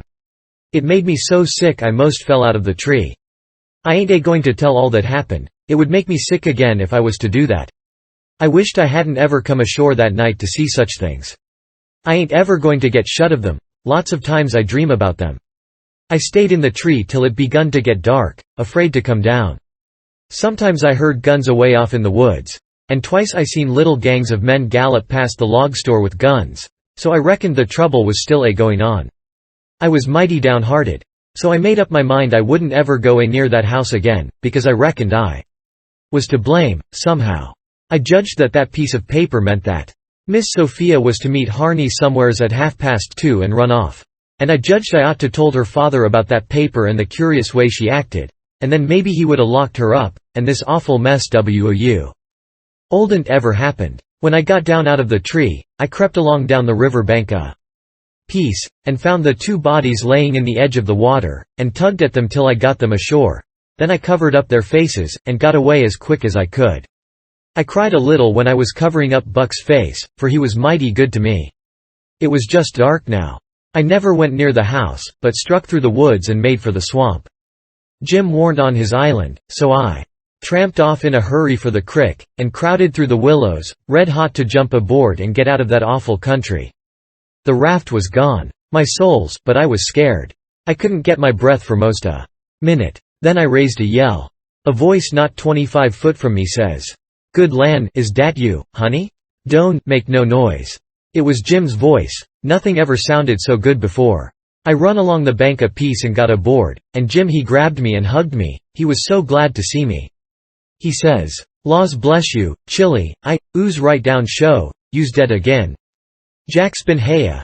He say he reckon you's been shot, kase you didn't come home no mo. So I's jes dis minute a startin' de raft, down towards de mouth de crick, so's to be all ready for to shove out and leave soon as Jack comes agin and tells me for certain you is dead. Lawsy, I's mighty glad to get you back agin, honey." I says, "Alright, that's mighty good. They won't find me and they'll think I've been killed, and floated down the river. There's something up there that'll help them think so. So don't you lose no time, Jim, but just shove off for the big water as fast as ever you can." I never felt easy till the raft was 2 miles below there and out in the middle of the Mississippi. Then we hung up our signal lantern, and judged that we was free and safe once more. I hadn't had a bite to eat since yesterday, so Jim he got out some corn dodgers and buttermilk, and pork and cabbage and greens. There ain't nothing in the world so good when it's cooked right, and whilst I eat my supper we talked, and had a good time. I was powerful glad to get away from the feuds, and so was Jim to get away from the swamp. We said there warn't no home like a raft, after all. Other places do seem so cramped up and smothery, but a raft don't. You feel mighty free and easy and comfortable on a raft. Chapter 19. 2 or 3 days and nights went by. I reckon I might say they swum by, they slid along so quiet and smooth and lovely. Here is the way we put in the time. It was a monstrous big river down there, sometimes a mile and a half wide. We run nights, and laid up and hid daytimes. Soon as night was most gone we stopped navigating and tied up, nearly always in the dead water under a towhead, and then cut young cottonwoods and willows, and hid the raft with them. Then we set out the lines. Next we slid into the river and had a swim, so as to freshen up and cool off. Then we sat down on the sandy bottom where the water was about knee deep, and watched the daylight come. Not a sound anywheres, perfectly still. Just like the whole world was asleep. Only sometimes the bullfrogs cluttering, maybe. The first thing to see, looking away over the water, was a kind of dull line. That was the woods on t'other side. You couldn't make nothing else out. Then a pale place in the sky. Then more paleness spreading around. Then the river softened up a way off, and warn't black any more, but grey. You could see little dark spots drifting along ever so far away, trading scows, and such things. And long black streaks, rafts. Sometimes you could hear a sweep squeaking, or jumbled up voices. It was so still, and sounds come so far. And by you could see a streak on the water which you know by the look of the streak that there's a snag there in a swift current which breaks on it and makes that streak look that way. And you see the mist curl up off of the water, and the east reddens up, and the river, and you make a log cabin in the edge of the woods, away on the bank on t'other side of the river, being a woodyard, likely, and piled by them cheats so you can throw a dog through it anywheres. Then the nice breeze springs up, and comes fanning you from over there, so cool and fresh and sweet to smell on account of the woods and the flowers. But sometimes not that way, because they've left dead fish laying around, gars and such, and they do get pretty rank. And next you've got the full day, and everything smiling in the sun, and the song birds just going it. A little smoke couldn't be noticed now, so we would take some fish off of the lines and cook up a hot breakfast. And afterwards we would watch the lonesomeness of the river, and kind of lazy along, and by lazy off to sleep. Wake up by and look to see what done it, and maybe see a steamboat coughing along upstream, so far off towards the other side you couldn't tell nothing about her, only whether she was a stern wheel or side wheel. Then for about an hour there wouldn't be nothing to hear nor nothing to see, just solid lonesomeness. Next you'd see a raft sliding by, away off yonder, and maybe a galoot on it chopping, because they're most always doing it on a raft. You'd see the axe flash and come down. You don't hear nothing. You see that axe go up again, and by the time it's above the man's head then you hear the ka-chunk. It had took all that time to come over the water. So we would put in the day, lazying around, listening to the stillness. Once there was a thick fog, and the rafts and things that went by was beating tin pans so the steamboats wouldn't run over them. A scow or a raft went by so close we could hear them talking and cussing and laughing, heard them plain. But we couldn't see no sign of them. It made you feel crawly. It was like spirits carrying on that way in the air. Jim said he believed it was spirits, but I says, no, spirits wouldn't say, dern the dern fog. Soon as it was night out we shoved. When we got her out to about the middle we let her alone, and let her float wherever the current wanted her to. Then we lit the pipes, and dangled our legs in the water, and talked about all kinds of things. We was always naked, day and night, whenever the mosquitoes would let us. The new clothes Buck's folks made for me was too good to be comfortable, and besides I didn't go much on clothes, nohow. Sometimes we'd have that whole river all to ourselves for the longest time. Yonder was the banks and the islands, across the water, and maybe a spark, which was a candle in a cabin window. And sometimes on the water you could see a spark or two, on a raft or a scow, you know, and maybe you could hear a fiddle or a song coming over from one of them crafts. It's lovely to live on a raft. We had the sky up there, all speckled with stars, and we used to lay on our backs and look up at them, and discuss about whether they was made or only just happened. Jim he allowed they was made, but I allowed they happened. I judged it would have took too long to make so many. Jim said the moon could laid them. Well, that looked kind of reasonable, so I didn't say nothing against it, because I've seen a frog lay most as many, so of course it could be done. We used to watch the stars that fell, too, and see them streak down. Jim allowed they'd got spoiled and was hove out of the nest. Once or twice of a night we would see a steamboat slipping along in the dark, and now and then she would belch a whole world of sparks up out of her chimblies, and they would rain down in the river and look awful pretty. Then she would turn a corner and her lights would wink out and her powwow shut off and leave the river still again. And by her waves would get to us, a long time after she was gone, and joggle the raft a bit, and after that you wouldn't hear nothing for you couldn't tell how long, except maybe frogs or something. After midnight the people on shore went to bed, and then, for 2 or 3 hours the shores was black, no more sparks in the cabin windows. These sparks was our clock. The first one that showed again meant morning was coming, so we hunted a place to hide and tie up right away. One morning about daybreak I found a canoe and crossed over a chute to the main shore. It was only 200 yards, and paddled about a mile up a creek amongst the cypress woods, to see if I couldn't get some berries. Just as I was passing a place where a kind of a cowpath crossed the creek, here comes a couple of men tearing up the path as tight as they could foot it. I thought I was a goner, for whenever anybody was after anybody I judged it was me, or maybe Jim. I was about to dig out from there in a hurry, but they was pretty close to me then, and sung out and begged me to save their lives. Said they hadn't been doing nothing, and was being chased for it, said there was men and dogs a-coming. They wanted to jump right in, but I says, "Don't you do it. I don't hear the dogs and horses yet. You've got time to crowd through the brush and get up the crick a little ways. Then you take to the water and wade down to me and get in. That'll throw the dogs off the scent." They done it, and soon as they was aboard I lit out for our towhead, and in about 5 or 10 minutes we heard the dogs and the men away off, shouting. We heard them come along towards the crick, but couldn't see them. They seemed to stop and fool around a while. Then, as we got further and further away all the time, we couldn't hardly hear them at all. By the time we had left a mile of woods behind us and struck the river, everything was quiet, and we paddled over to the towhead and hid in the cottonwoods and was safe. One of these fellows was about 70 or upwards, and had a bald head and very grey whiskers. He had an old battered-up slouch hat on, and a greasy blue woolen shirt, and ragged old blue jeans breeches stuffed into his boot-tops, and home-knit galluses. No, he only had one. He had an old long-tailed blue jeans coat with slick brass buttons flung over his arm, and both of them had big, fat, ratty-looking carpet-bags. The other fellow was about 30, and dressed about as ornery. After breakfast we all laid off and talked, and the first thing that come out was that these chaps didn't know one another. "What got you into trouble?" says the bald head to t'other chap. "Well, I'd been selling an article to take the tartar off the teeth, and it does take it off, too, and generally the enamel along with it, but I stayed about one night longer than I ought to, and was just in the act of sliding out when I ran across you on the trail this side of town, and you told me they were coming, and begged me to help you to get off. So I told you I was expecting trouble myself, and would scatter out with you. That's the whole yarn." "What's yourn?" "Well, I'd been a runnin' a little temperance revival thar, 'bout a week, and was the pet of the women folks, big and little, for I was makin' it mighty warm for the rummies, I tell you, and talkin' as much as $5 or $6 a night, 10 cents a head, children and niggers free, and business a growin' all the time, when somehow or another a little report got around last night that I had a way of puttin' in my time with a private jug on the sly.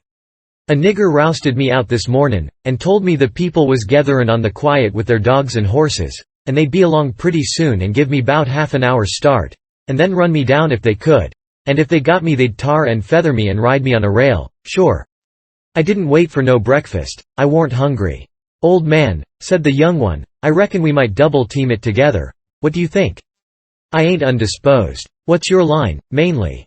"Jour printer by trade. Do a little in patent medicines. Theatre actor, tragedy, you know. Take a turn to mesmerism and phrenology when there's a chance. Teach singing geography. School for a change. Sling a lecture sometimes.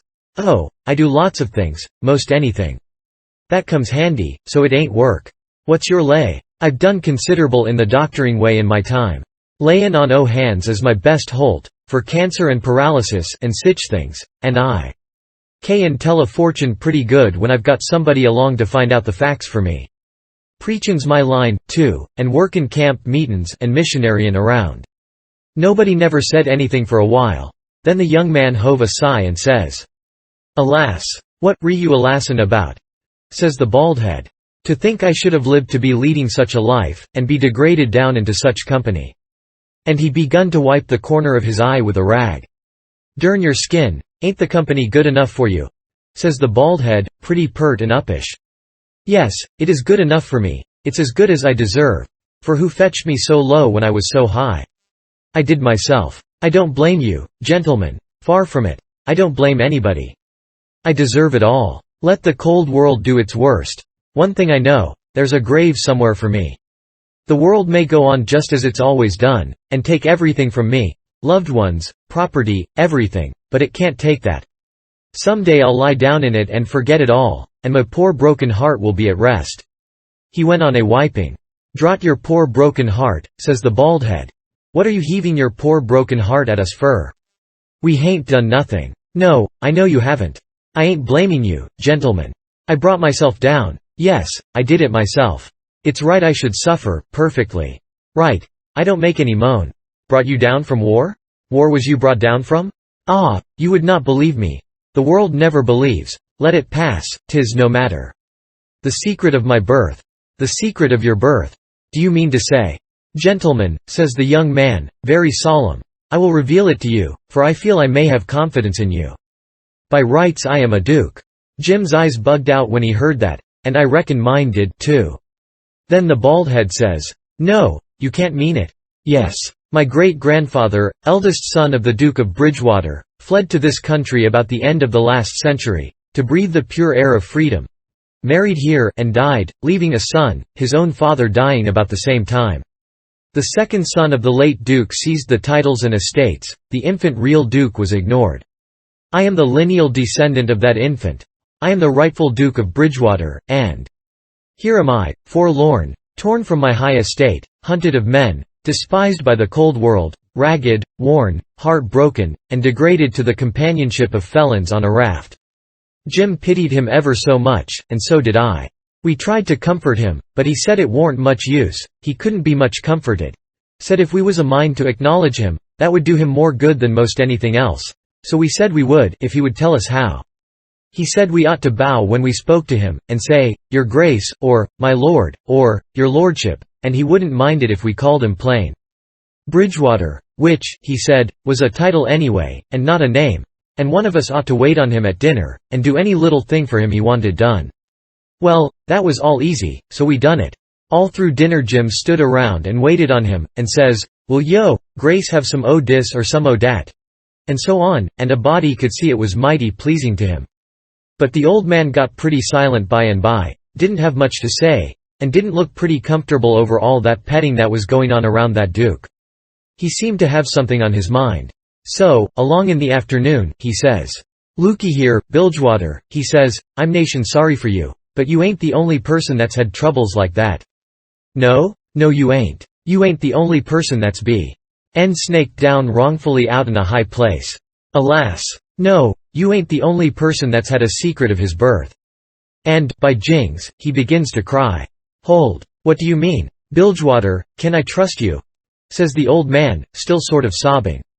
To the bitter death. He took the old man by the hand and squeezed it, and says, "That secret of your being, speak." "Bilgewater, I am the late Dauphin." You bet you, Jim and me stared this time. Then the Duke says, "You are what?" "Yes, my friend, it is too true. Your eyes is lookin' at this very moment on the poor disappeared Dauphin, Louis XVII, son of Louis XVI and Marie Antoinette. You, at your age. No, you mean you're the late Charlemagne. You must be 600 or 700 years old, at the very least. Trouble has done it, Bilgewater, trouble has done it. Trouble has brung these grey hairs and this premature balditude. Yes, gentlemen, you see before you, in blue jeans and misery, the wanderin', exiled, trampled on, and sufferin' rightful King of France. Well, he cried and took on so that me and Jim didn't know hardly what to do. We was so sorry, and so glad and proud we'd got him with us, too. So we set in, like we done before with the Duke, and tried to comfort him. But he said it warn't no use, nothing but to be dead and done with it all could do him any good. Though he said it often made him feel easier and better for a while if people treated him according to his rights, and got down on one knee to speak to him, and always called him, "Your Majesty," and waited on him first at meals, and didn't set down in his presence till he asked them. So Jim and me set to majestying him, and doing this and that and t'other for him, and standing up till he told us we might set down. This done him heaps of good, and so he got cheerful and comfortable. But the Duke kind of soured on him, and didn't look a bit satisfied with the way things was going. Still, the king acted real friendly towards him, and said the Duke's great-grandfather and all the other dukes of Bilgewater was a good deal thought of by his father, and was allowed to come to the palace considerable. But the Duke stayed huffy a good while, till by and by the king says, "Like as not we got to be together a blamed long time on this raft, Bilgewater, and so what's the use o' your bein' sour? It'll only make things uncomfortable. It ain't my fault I warn't born a duke, it ain't your fault you warn't born a king, so what's the use to worry? Make the best o' things the way you find 'em, says I. That's my motto. This ain't no bad thing that we've struck here. Plenty grub and an easy life. Come, give us your hand, Duke, and le's all be friends." The Duke done it, and Jim and me was pretty glad to see it. It took away all the uncomfortableness and we felt mighty good over it, because it would have been a miserable business to have any unfriendliness on the raft. For what you want, above all things, on a raft, is for everybody to be satisfied, and feel right and kind towards the others. It didn't take me long to make up my mind that these liars weren't no kings nor dukes at all, but just low-down humbugs and frauds. But I never said nothing, never let on. Kept it to myself. It's the best way. Then you don't have no quarrels, and don't get into no trouble. If they wanted us to call them kings and dukes, I hadn't no objections, long as it would keep peace in the family, and it warn't no use to tell Jim, so I didn't tell him. If I never learnt nothing else out of Pap, I learnt that the best way to get along with his kind of people is to let them have their own way. Chapter 20. They asked us considerable many questions. Wanted to know what we covered up the raft that way for, and laid by in the daytime instead of running. Was Jim a runaway nigger? Says I. Goodness sakes, would a runaway nigger run south? No, they allowed he wouldn't. I had to account for things some way, so I says, my folks was living in Pike County in Missouri, where I was born, and they all died off but me and Pa and my brother Ike. Pa, he'd break up and go down and live with Uncle Ben, who's got a little one-horse place on the river, 44 mile below Orleans. Pa was pretty poor, and had some debts, so when he'd squared up there warn't nothing left but $16 and our nigger, Jim. That warn't enough to take us 1,400 mile, deck passage nor no other way. Well, when the river rose Pa had a streak of luck one day. He catched this piece of a raft, so we reckoned we'd go down to Orleans on it. Pa luck didn't hold out. A steamboat run over the for'ard corner of the raft one night, and we all went overboard and dove under the wheel. Jim and me come up all right, but Pa was drunk, and Ike was only 4 years old, so they never come up no more. Well, for the next day or two we had considerable trouble, because people was always coming out in skiffs and trying to take Jim away from me, saying they believed he was a runaway nigger. We don't run daytimes no more now. Nights they don't bother us. The Duke says, leave me alone to cipher out a way so we can run in the daytime if we want to. I'll think the thing over, I'll invent a plan that'll fix it. We'll let it alone for today, because of course we don't want to go by that town yonder in daylight, it mightn't be healthy. Towards night it begun to darken up and look like rain.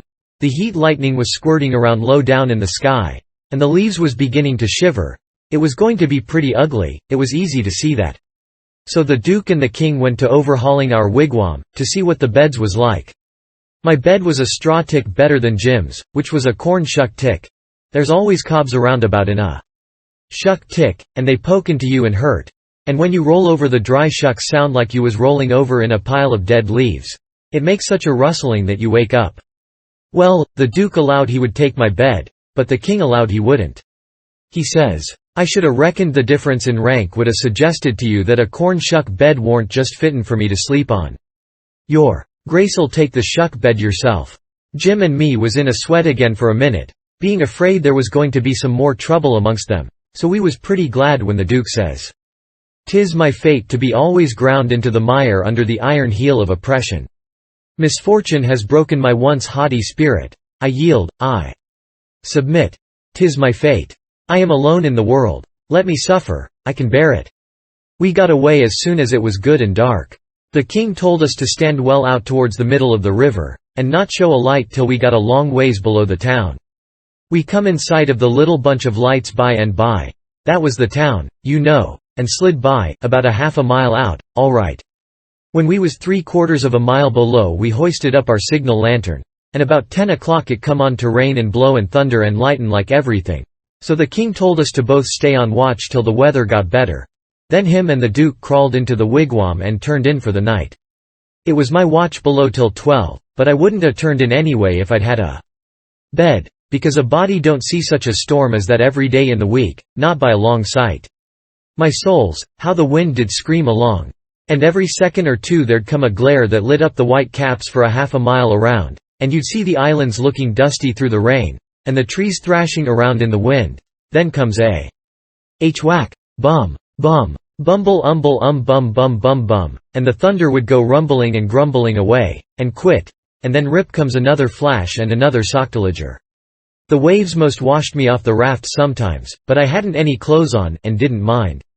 We didn't have no trouble about snags. The lightning was glaring and flittering around so constant that we could see them plenty soon enough to throw her head this way or that and miss them. I had the middle watch, you know, but I was pretty sleepy by that time, so Jim he said he would stand the first half of it for me. He was always mighty good that way, Jim was. I crawled into the wigwam, but the King and the Duke had their legs sprawled around so there warn't no show for me. So I laid outside. I didn't mind the rain, because it was warm, and the waves warn't running so high now.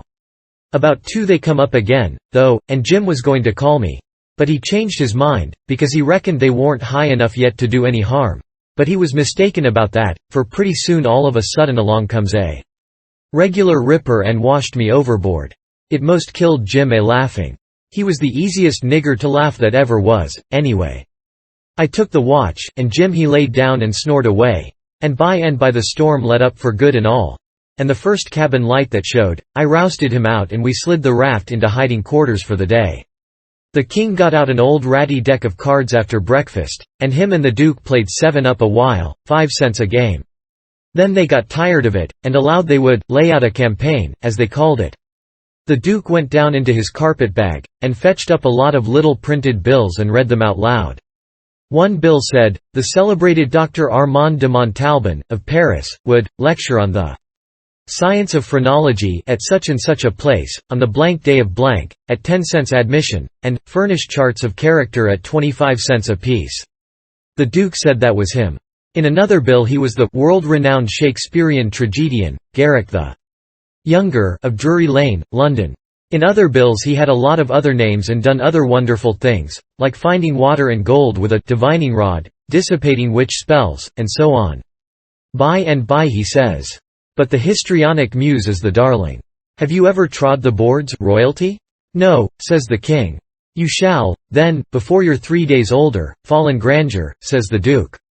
"The first good town we come to we'll hire a hall and do the sword fight in Richard III.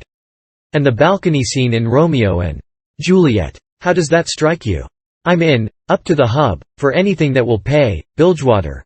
But, you see, I don't know nothing about play actin', and hain't ever seen much of it. I was too small when Pap used to have 'em at the palace. Do you reckon you can learn me? Easy. All right. I'm just a freezin' for something fresh, anyway. Lees commence right away." So the duke he told him all about who Romeo was and who Juliet was, and said he was used to being Romeo, so the king could be Juliet. "But if Juliet's such a young gal, Duke, my peeled head and my white whiskers is goin' to look oncommon odd on her, maybe." "No, don't you worry. These country jakes won't ever think of that. Besides, you know, you'll be in costume, and that makes all the difference in the world. Juliet's in a balcony, enjoying the moonlight before she goes to bed, and she's got on her nightgown and her ruffled nightcap. Here are the costumes for the parts." He got out 2 or 3 curtain calico suits, which he said was medieval armor for Richard III. And t'other chap, and a long white cotton nightshirt and a ruffled nightcap to match. The king was satisfied. So the duke got out his book and read the parts over in the most splendid spread-eagle way, prancing around and acting at the same time, to show how it had got to be done. Then he gave the book to the king and told him to get his part by heart. There was a little one-horse town about 3 miles down the bend, and after dinner the duke said he had ciphered out his idea about how to run in daylight without it being dangersome for Jim. So he allow Ed he would go down to the town and fix that thing. The king allowed he would go, too, and see if he couldn't strike something. We was out of coffee, so Jim said I'd better go along with them in the canoe and get some. When we got there warn't nobody stirring, streets empty, and perfectly dead and still, like Sunday. We found a sick nigger sunning himself in a backyard, and he said everybody that warn't too young or too sick or too old was gone to camp meeting, about 2 mile back in the woods. The king got the directions, and allowed he'd go and work that camp meeting for all it was worth, and I might go, too. The duke said what he was after was a printing office. We found it, a little bit of a concern, up over a carpenter shop, carpenters and printers all gone to the meeting, and no doors locked. It was a dirty, littered-up place, and had ink marks and handbills with pictures of horses and runaway niggers on them, all over the walls. The duke shed his coat and said he was all right now. So me and the king lit out for the camp meeting.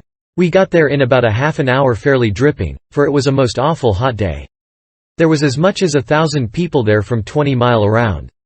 The woods was full of teams and wagons, hitched everywheres, feeding out of the wagon troughs and stomping to keep off the flies.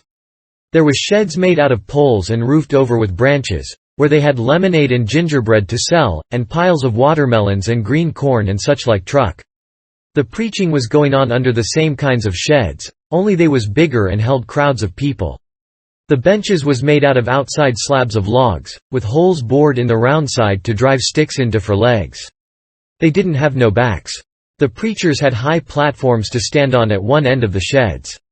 The women had on sun bonnets, and some had linsey-woolsey frocks, some gingham ones, and a few of the young ones had on calico. Some of the young men was barefooted, and some of the children didn't have on any clothes but just a tow linen shirt. Some of the old women was knitting, and some of the young folks was courting on the sly. The first shed we come to the preacher was lining out a hymn. He lined out 2 lines, everybody sung it, and it was kind of grand to hear it. There was so many of them and they done it in such a rousing way. Then he lined out 2 more for them to sing, and so on. The people woke up more and more, and sung louder and louder, and towards the end some begun to groan, and some begun to shout. Then the preacher begun to preach, and begun in earnest, too, and went weaving first to one side of the platform and then the other, and then leaning down over the front of it, with his arms and his body going all the time, and shouting his words out with all his might, and every now and then he would hold up his Bible and spread it open, and kind of pass it around this way and that, shouting, "It's the brazen serpent in the wilderness. Look upon it and live." And people would shout out, "Glory! Amen." And so he went on, and the people groaning and crying and saying Amen. Oh, come to the mourner's bench. Come, black with sin. Amen. Come, sick and sore. Amen. Come, lame and halt and blind. Amen. Come, poor and needy, sunk in shame. Amen. Come, all that's worn and soiled and suffering. Come with a broken spirit. Come with a contrite heart. Come in your rags and sin and dirt. The waters that cleanse is free. The door of heaven stands open. Oh, enter in and be at rest. Amen. Glory, glory, hallelujah. And so on. You couldn't make out what the preacher said any more, on account of the shouting and crying.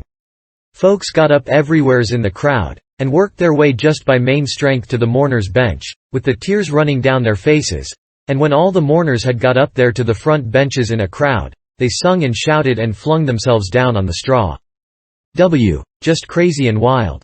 Well, the first I knowed the king got going, and you could hear him over everybody, and next he went charging up onto the platform, and the preacher he begged him to speak to the people, and he done it. He told them he was a pirate, been a pirate for 30 years out in the Indian Ocean, and his crew was thinned out considerable last spring in a fight, and he was home now to take out some fresh men, and thanks to goodness he'd been robbed last night and put ashore off of a steamboat without a cent, and he was glad of it. It was the blessedest thing that ever happened to him, because he was a changed man now, and happy for the first time in his life. And, poor as he was going to start right off and work his way back to the Indian Ocean, and put in the rest of his life trying to turn the pirates into the true path. For he could do it better than anybody else, being acquainted with all pirate crews in that ocean. And though it would take him a long time to get there without money, he would get there anyway, and every time he convinced a pirate he would say to him, "Don't you thank me, don't you give me no credit. It all belongs to them dear people in Pokeville camp meeting, natural brothers and benefactors of the race, and that dear preacher there, the truest friend a pirate ever had." And then he busted into tears, and so did everybody. Then somebody sings out, "Take up a collection for him, take up a collection." Well, a half a dozen made a jump to do it, but somebody sings out, "Let him pass the hat around." Then everybody said it, the preacher too. So the king went all through the crowd with his hat swabbing his eyes, and blessing the people and praising them and thanking them for being so good to the poor pirates away off there. And every little while the prettiest kind of girls, with the tears running down their cheeks, would up and ask him would he let them kiss him for to remember him by. And he always done it. And some of them he hugged and kissed as many as 5 or 6 times, and he was invited to stay a week. And everybody wanted him to live in their houses, and said they'd think it was an honor. But he said as this was the last day of the camp meeting he couldn't do no good, and besides he was in a sweat to get to the Indian Ocean right off and go to work on the pirates. When we got back to the raft and he come to count up he found he had collected $87.75. And then he had fetched away a 3-gallon jug of whiskey, too, that he found under a wagon when he was starting home through the woods. The king said, "Take it all around, it laid over any day he'd ever put in the missionarying line." He said it warn't no use talking, heathens don't amount to shucks alongside of pirates to work a camp meeting with. The Duke was thinking he'd been doing pretty well till the king come to show up, but after that he didn't think so much. He had set up and printed off 2 little jobs for farmers in that printing office, horse bills, and took the money, $4. And he had got in $10 worth of advertisements for the paper, which he said he would put in for $4 if they would pay in advance, so they done it. The price of the paper was $2 a year, but he took in 3 subscriptions for half $1 apiece on condition of them paying him in advance. They were going to pay in cordwood and onions as usual, but he said he had just bought the concern and knocked down the price as low as he could afford it, and was going to run it for cash. He set up a little piece of poetry, which he made, himself, out of his own head, 3 verses. kind of sweet and saddish. The name of it was, yes, Crush, Cold World, This Breaking Heart, and he left that all set up and ready to print in the paper, and didn't charge nothing for it. Well, he took in $9.50, and said he'd done a pretty square day's work for it. Then he showed us our little job he'd printed and hadn't charged for, because it was for us. It had a picture of a runaway nigger with a bundle on a stick over his shoulder, and $200 reward under it. The reading was all about Jim, and just described him to a dot. It said he run away from St. Jacques Plantation, 40 miles below New Orleans, last winter, and likely went north, and whoever would catch him and send him back he could have the reward and expenses. Now, says the Duke, after tonight we can run in the daytime if we want to. Whenever we see anybody coming we can tie Jim hand and foot with a rope, and lay him in the wigwam and show this handbill and say we captured him up the river, and we're too poor to travel on a steamboat, so we got this little raft on credit from our friends and are going down to get the reward. Handcuffs and chains would look still better on Jim, but it wouldn't go well with the story of us being so poor. Too much like jewelry. Ropes are the correct thing. We must preserve the unities, as we say on the boards. We all said the Duke was pretty smart, and there couldn't be no trouble about running daytimes. We judged we could make miles enough that night to get out of the reach of the powwow we reckoned the Duke's work in the printing office was going to make in that little town. Then we could boom right along if we wanted to. We laid low and kept still, and never shoved out till nearly 10 o'clock. Then we slid by, pretty wide away from the town, and didn't hoist our lantern till we was clear out of sight of it. When Jim called me to take the watch at 4 in the morning, he says, "Huck, does you reckon we gwine to run across any mo' kings on dis trip?" "No," I says, "I reckon not." "Well," says he, "dat's all right, den. I don't mind 1 or 2 kings, but dat's enough. Dis one's powerful drunk, and de Duke ain't much better." I found Jim had been trying to get him to talk French, so he could hear what it was like. But he said he had been in this country so long, and had so much trouble, he'd forgot it. Chapter 21. It was after sun up now, but we went right on and didn't tie up. The king and the Duke turned out by and by looking pretty rusty, but after they jumped overboard and took a swim it chippered them up a good deal. After breakfast the king he took a seat on the corner of the raft, and pulled off his boots and rolled up his breeches, and let his legs dangle in the water, so as to be comfortable, and lit his pipe, and went to getting his Romeo and Juliet by heart. When he had got it pretty good, him and the Duke begun to practice it together. The Duke had to learn him over and over again how to say every speech, and he made him sigh, and put his hand on his heart, and after a while he said he done it pretty well. Only, he says, you mustn't bellow out Romeo that way, like a bull. You must say it soft and sick and languishy, so, "Roo mio." That is the idea. For Juliet's a dear sweet mere child of a girl, you know, and she doesn't bray like a jackass. Well, next they got out a couple of long swords that the Duke made out of oak laths, and begun to practice the sword fight. The Duke called himself Richard III, and the way they laid on and pranced around the raft was grand to see. But by and by the king tripped and fell overboard, and after that they took a rest, and had a talk about all kinds of adventures they'd had in other times along the river. After dinner the Duke says, "Well, Capet, we'll want to make this a first-class show, you know, so I guess we'll add a little more to it. We want a little something to answer encores with, anyway." "What's encores, Bilgewater?" the Duke told him, and then says, "I'll answer by doing the Highland fling or the sailor's hornpipe, and you, well, let me see. Oh, I've got it. You can do Hamlet's soliloquy." "Hamlet's which?" "Hamlet's soliloquy, you know, the most celebrated thing in Shakespeare. Ah, it's sublime, sublime. Always fetches the house. I haven't got it in the book. I've only got 1 volume, but I reckon I can piece it out from memory. I'll just walk up and down a minute, and see if I can call it back from recollection's vaults." So he went to marching up and down, thinking and frowning horrible every now and then. Then he would hoist up his eyebrows. Next he would squeeze his hand on his forehead and stagger back and kind of moan. Next he would sigh, and next he'd let on to drop a tear. It was beautiful to see him. By and by he got it. He told us to give attention. Then he strikes a most noble attitude, with one leg shoved forwards, and his arms stretched away up, and his head tilted back, looking up at the sky. And then he begins to rip and rave and grit his teeth. And after that, all through his speech, he howled, and spread around, and swelled up his chest, and just knocked the spots out of any acting ever I see before. This is the speech. I learned it, easy enough, while he was learning it to the king. To be, or not to be, that is the bare bodkin. That makes calamity of so long life, for who would fartles bear, till Burnham wood do come to Dunsinane, but that the fear of something after death murders the innocent sleep, great nature's second course, and makes us rather sling the arrows of outrageous fortune than fly to others that we know not of. There's the respect must give us pause. Wake Duncan with thy knocking. I would thou couldst, for who would bear the whips and scorns of time? The oppressor's wrong, the proud man's contumely, the law's delay, and the quietus which his pangs might take. In the dead waste and middle of the night, when churchyards yawn in customary suits of solemn black, but that the undiscovered country from whose bourne no traveller returns, breathes forth contagion on the world, and thus the native hue of resolution, like the poor cat eye, the adage, is sicklied o'er with care. And all the clouds that lowered o'er our housetops, with this regard their currents turn awry, and lose the name of action. 'Tis a consummation devoutly to be wished. But soft you, the fair Ophelia, ope not thy ponderous and marble jaws. But get thee to a nunnery, go. Well, the old man he liked that speech, and he mighty soon got it so he could do it first rate.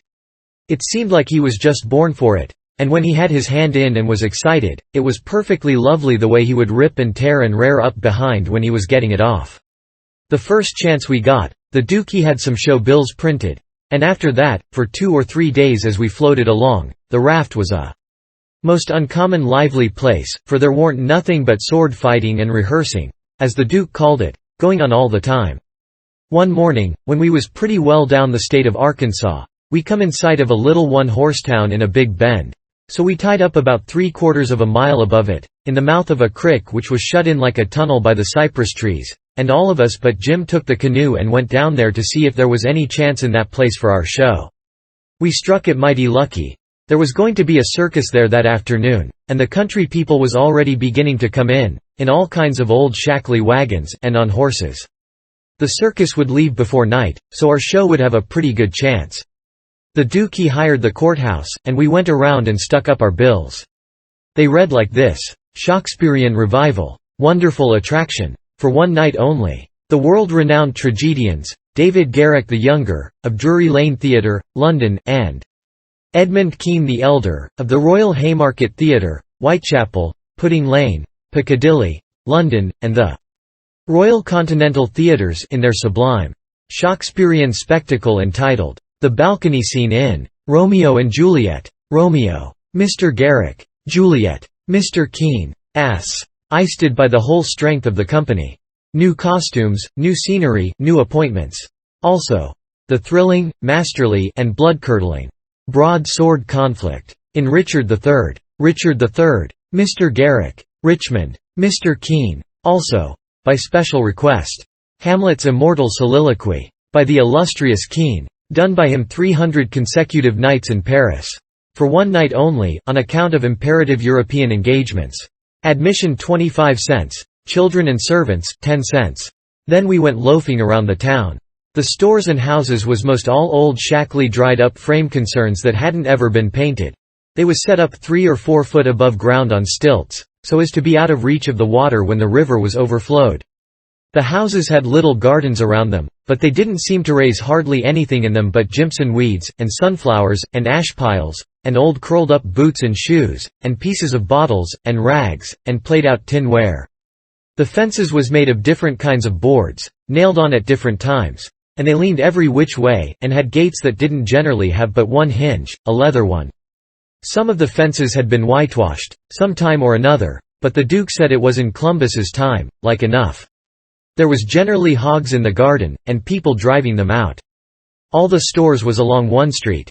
They had white domestic awnings in front, and the country people hitched their horses to the awning posts.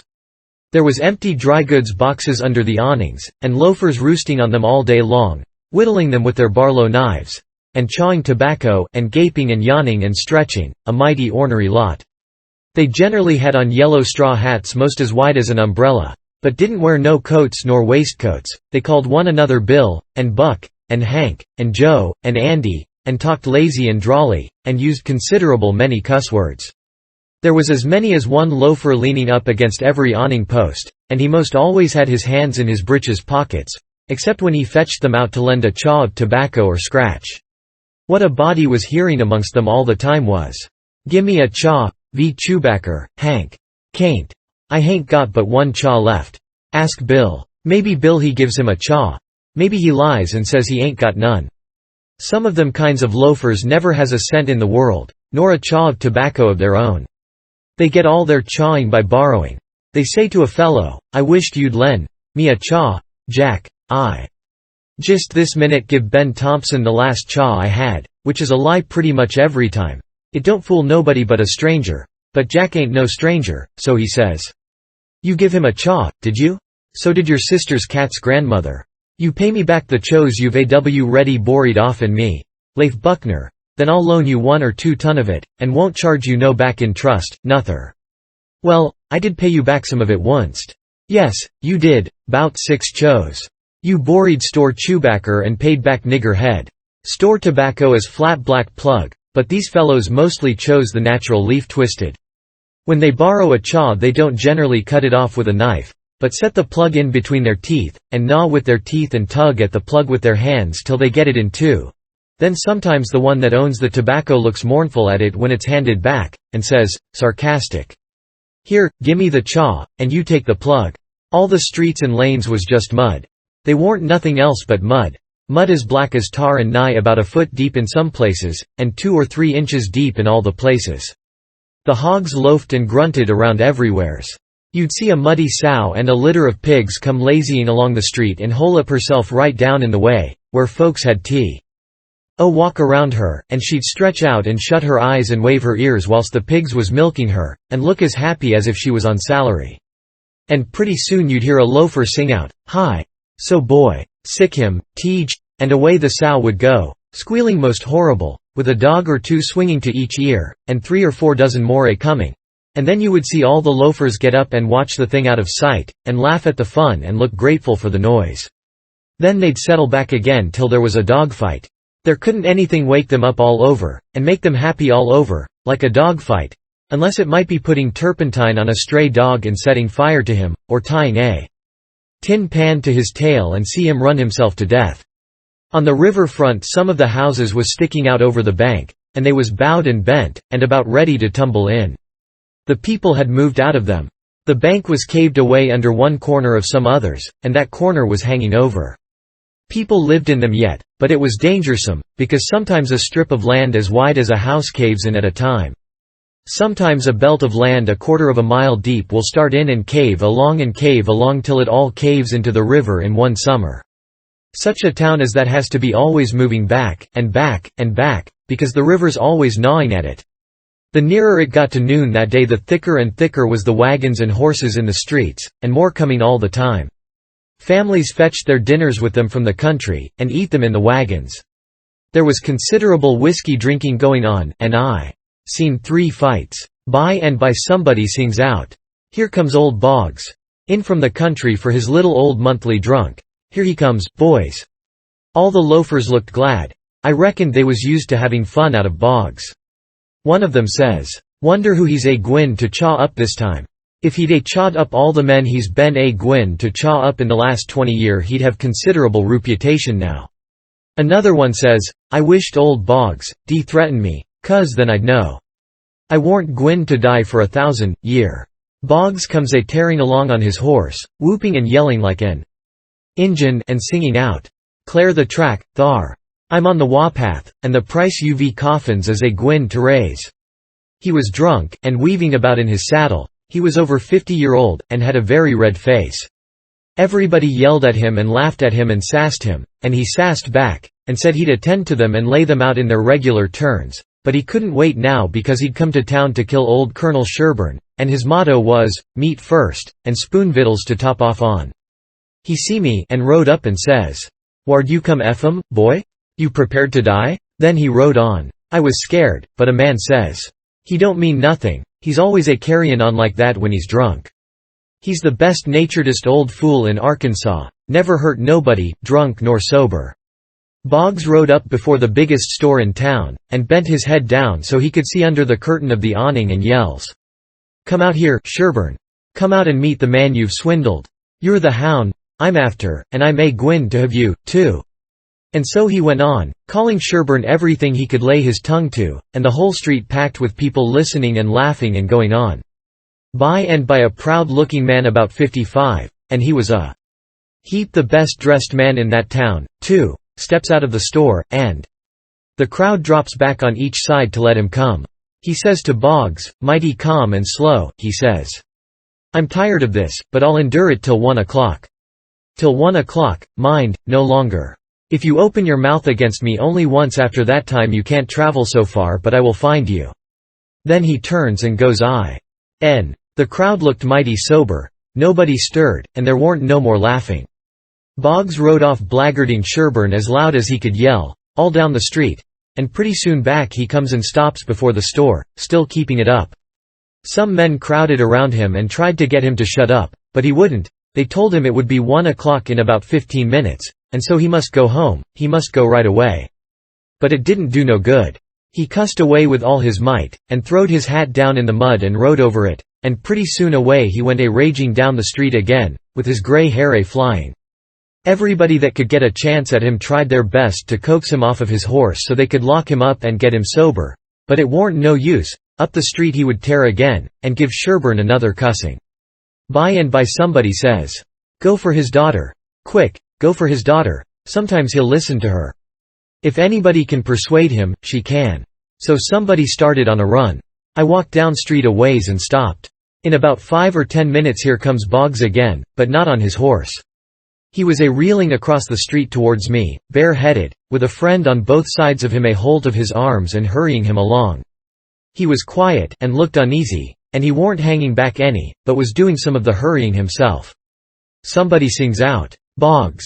I looked over there to see who said it, and it was that Colonel Sherburne. He was standing perfectly still in the street, and had a pistol raised in his right hand, not aiming it, but holding it out with the barrel tilted up towards the sky. The same second I see a young girl coming on the run, and 2 men with her.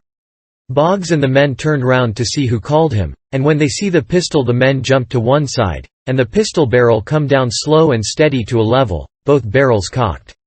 Boggs throws up both of his hands and says, "Oh Lord, don't shoot." Bang! Goes the first shot, and he staggers back, clawing at the air. Bang!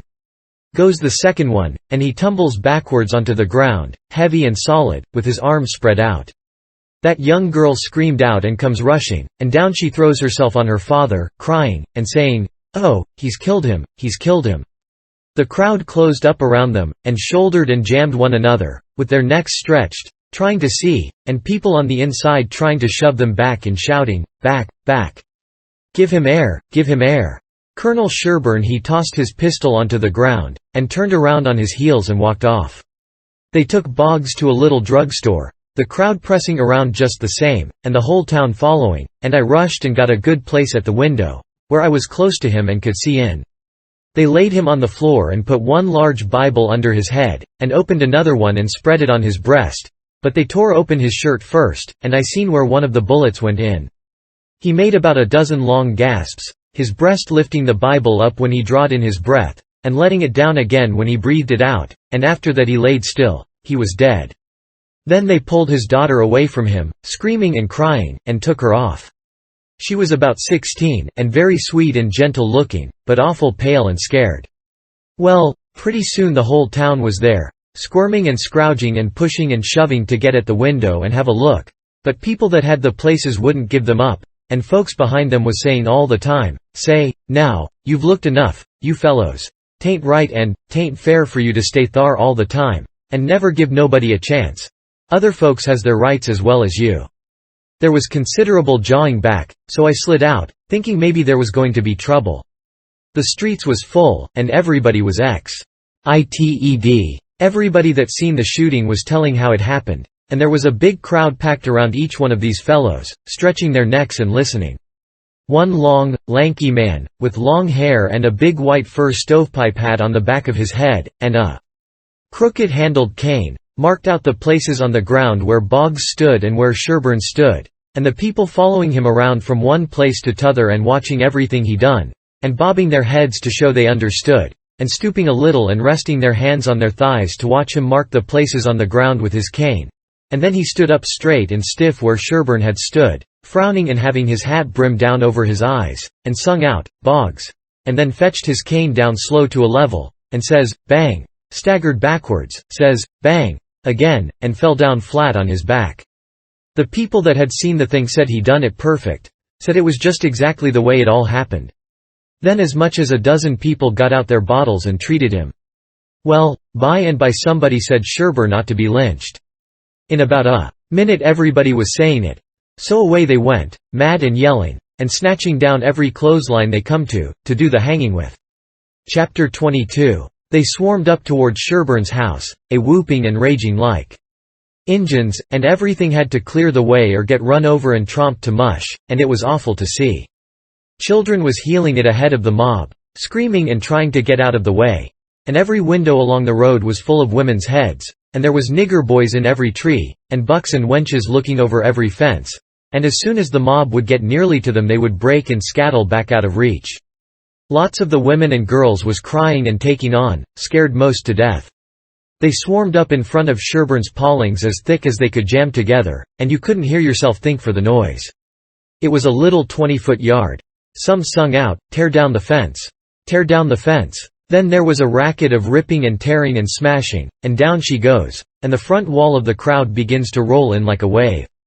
Just then Sherburne steps out onto the roof of his little front porch, with a double-barrel gun in his hand, and takes his stand, perfectly calm and deliberate, not saying a word. The racket stopped, and the wave sucked back. Sherburne never said a word, just stood there, looking down. The stillness was awful creepy and uncomfortable. Sherburne run his eye slow along the crowd, and wherever it struck the people tried a little to outgaze him, but they couldn't, they dropped their eyes and looked sneaky. Then pretty soon Sherburne sort of laughed. Not the pleasant kind, but the kind that makes you feel like when you are eating bread that's got sand in it. Then he says, slow and scornful, "The idea of you lynching anybody. It's amusing. The idea of you thinking you had pluck enough to lynch a man. Because you're brave enough to tar and feather poor friendless cast out women that come along here. Did that make you think you had grit enough to lay your hands on a man? Why, a man's safe in the hands of 10,000 of your kind.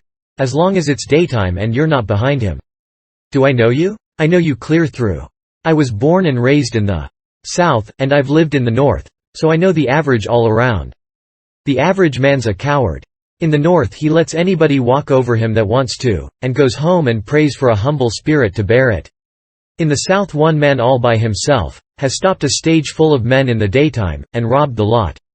Your newspapers call you a brave people so much that you think you are braver than any other people, whereas you're just as brave, and no braver. Why don't your juries hang murderers? Because they're afraid the man's friend will shoot them in the back, in the dark, and it's just what they would do.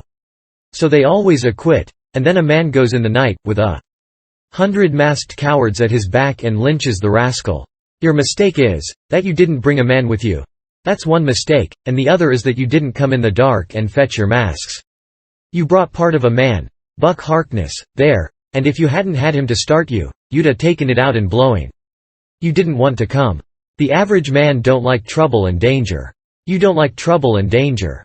But if only half a man, like Buck Harkness, there, shouts, "Lynch him! Lynch him!" You're afraid to back down. Afraid you'll be found out to be what you are, cowards, and so you raise a yell, and hang yourselves onto that half a man's coat-tail, and come raging up here, swearing what big things you're going to do. The pitifulest thing out is a mob. That's what an army is, a mob. They don't fight with courage that's born in them, but with courage that's borrowed from their mass, and from their officers. But a mob without any man at the head of it is beneath pitifulness. Now the thing for you to do is to droop your tails and go home and crawl in a hole. If any real lynching's going to be done, it will be done in the dark, Southern fashion.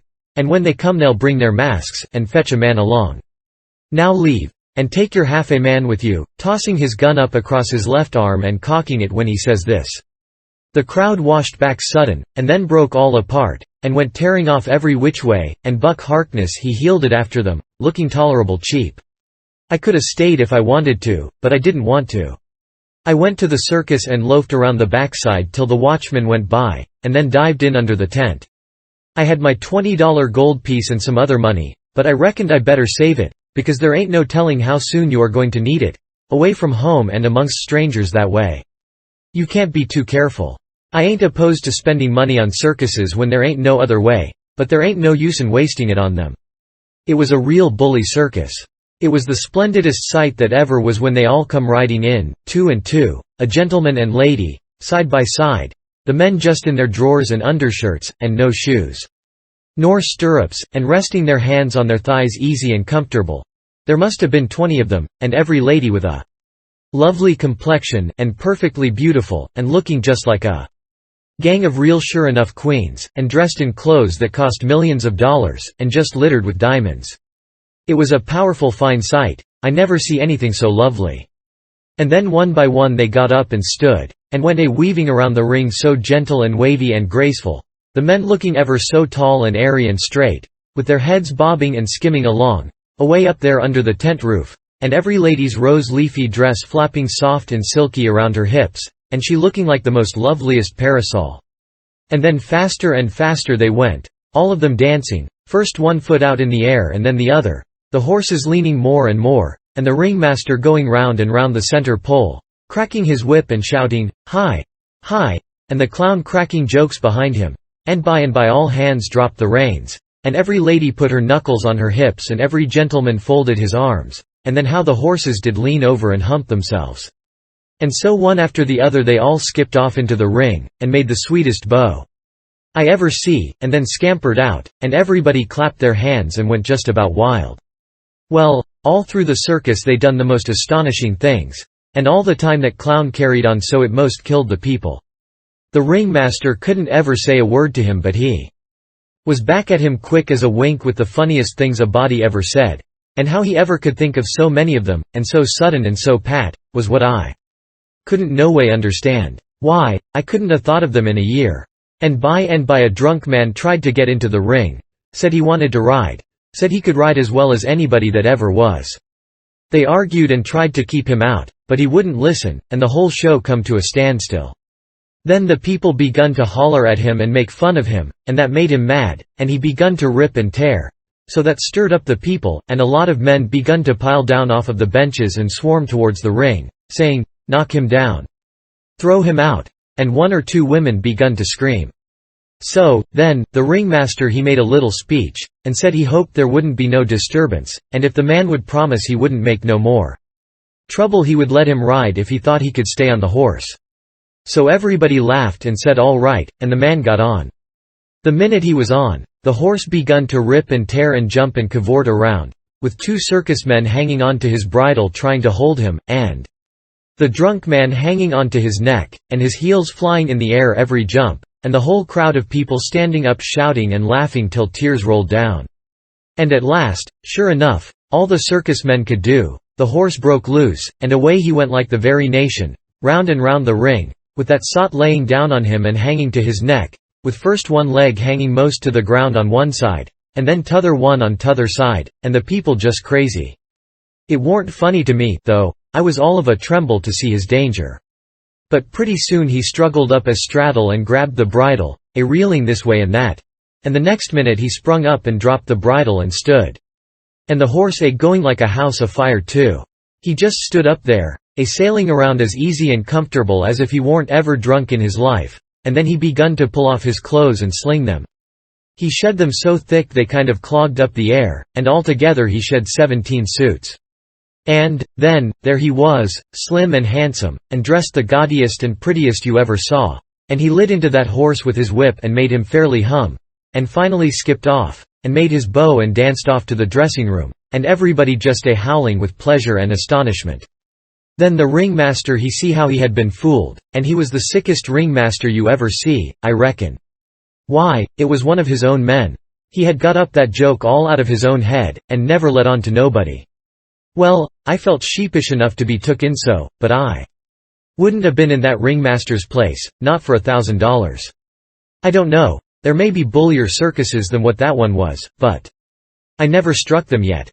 Anyways, it was plenty good enough for me, and wherever I run across it, it can have all of my custom every time.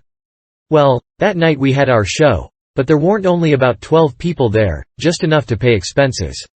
And they laughed all the time, and that made the Duke mad, and everybody left, anyway, before the show was over, but one boy which was asleep. So the Duke said these Arkansas lunkheads couldn't come up to Shakespeare. What they wanted was low comedy, and maybe something ruther worse than low comedy, he reckoned. He said he could size their style. So next morning he got some big sheets of wrapping paper and some black paint, and drawed off some handbills, and stuck them up all over the village.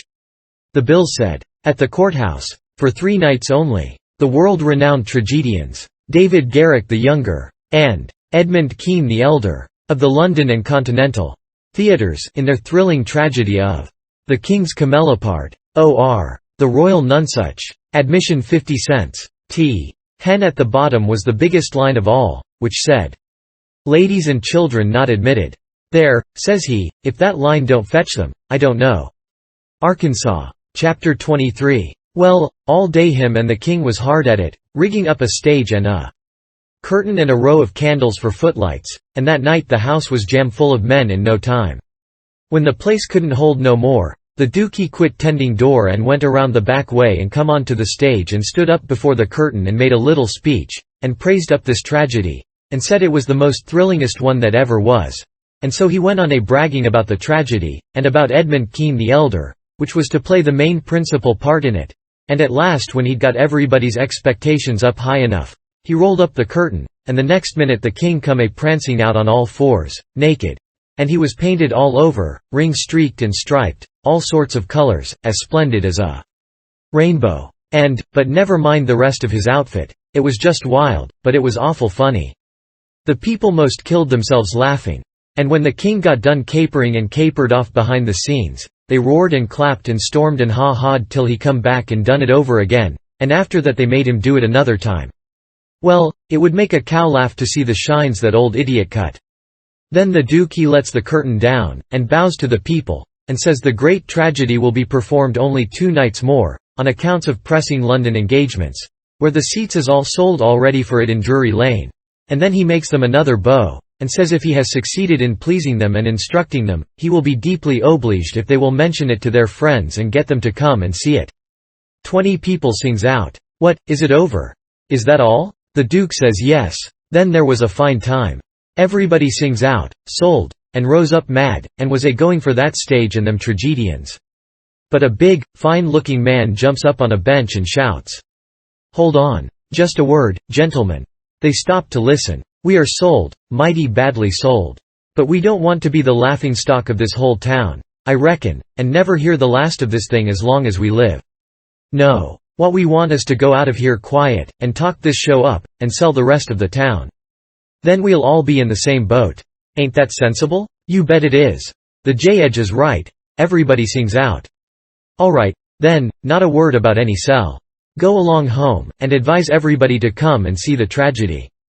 Next day you couldn't hear nothing around that town but how splendid that show was. House was jammed again that night, and we sold this crowd the same way. When me and the king and the Duke got home to the raft we all had a supper, and by, about midnight, they made Jim and me back her out and float her down the middle of the river, and fetch her in and hide her about 2 mile below town. The 3rd night the house was crammed again, and they warn't newcomers this time, but people that was at the show the other 2 nights. I stood by the Duke at the door, and I see that every man that went in had his pockets bulging, or something muffled up under his coat, and I see it warn't no perfumery, neither, not by a long sight. I smelt sickly eggs by the barrel, and rotten cabbages, and such things, and if I know the signs of a dead cat being around, and I bet I do, there was 64 of them went in. I shoved in there for a minute, but it was too various for me, I couldn't stand it. Well, when the place couldn't hold no more people the Duke he give a fellow a quarter and told him to tend door for him a minute, and then he started around for the stage door, I after him. But the minute we turned the corner and was in the dark he says, "Walk fast now till you get away from the hoe. Uses, and then shin for the raft like the Dickens was after you." I done it, and he done the same.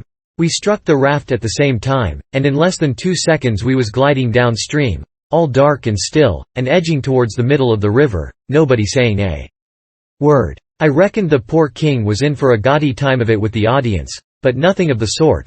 Pretty soon he crawls out from under the wigwam, and says, "Well, how'd the old thing pan out this time, Duke?" He hadn't been uptown at all. We never showed a light till we was about 10 mile below the village. Then we lit up and had a supper, and the king and the duke fairly laughed their bones loose over the way they'd served them people.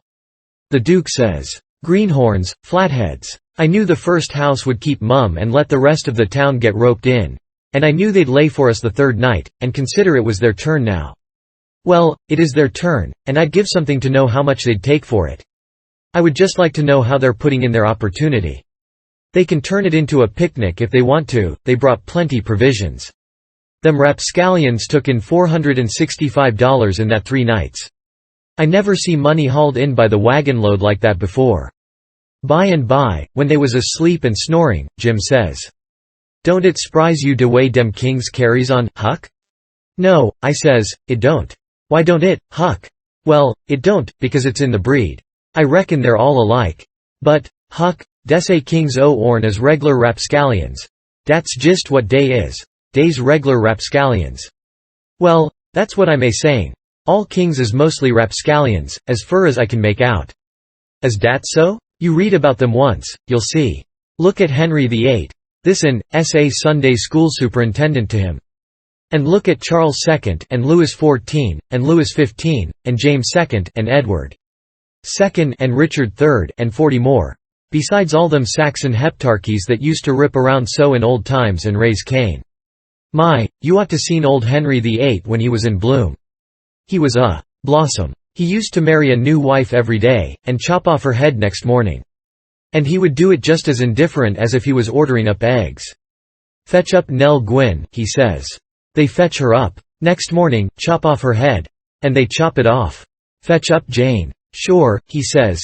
And up she comes. Next morning, chop off her head, and they chop it off. Ring up Fair Rosamund. Fair Rosamund answers the bell. Next morning, chop off her head. And he made every one of them tell him a tale every night. And he kept that up till he had hogged 1,001 tales that way, and then he put them all in a book, and called it Doomsday Book, which was a good name and stated the case. You don't know kings, Jim, but I know them. And this old Ripavorn is one of the cleanest I've struck in history. Well, Henry he takes a notion he wants to get up some trouble with this country. How does he go at it? Give notice? Give the country a show? No. All of a sudden he heaves all the tea in Boston Harbor overboard, and whacks out a Declaration of Independence, and dares them to come on.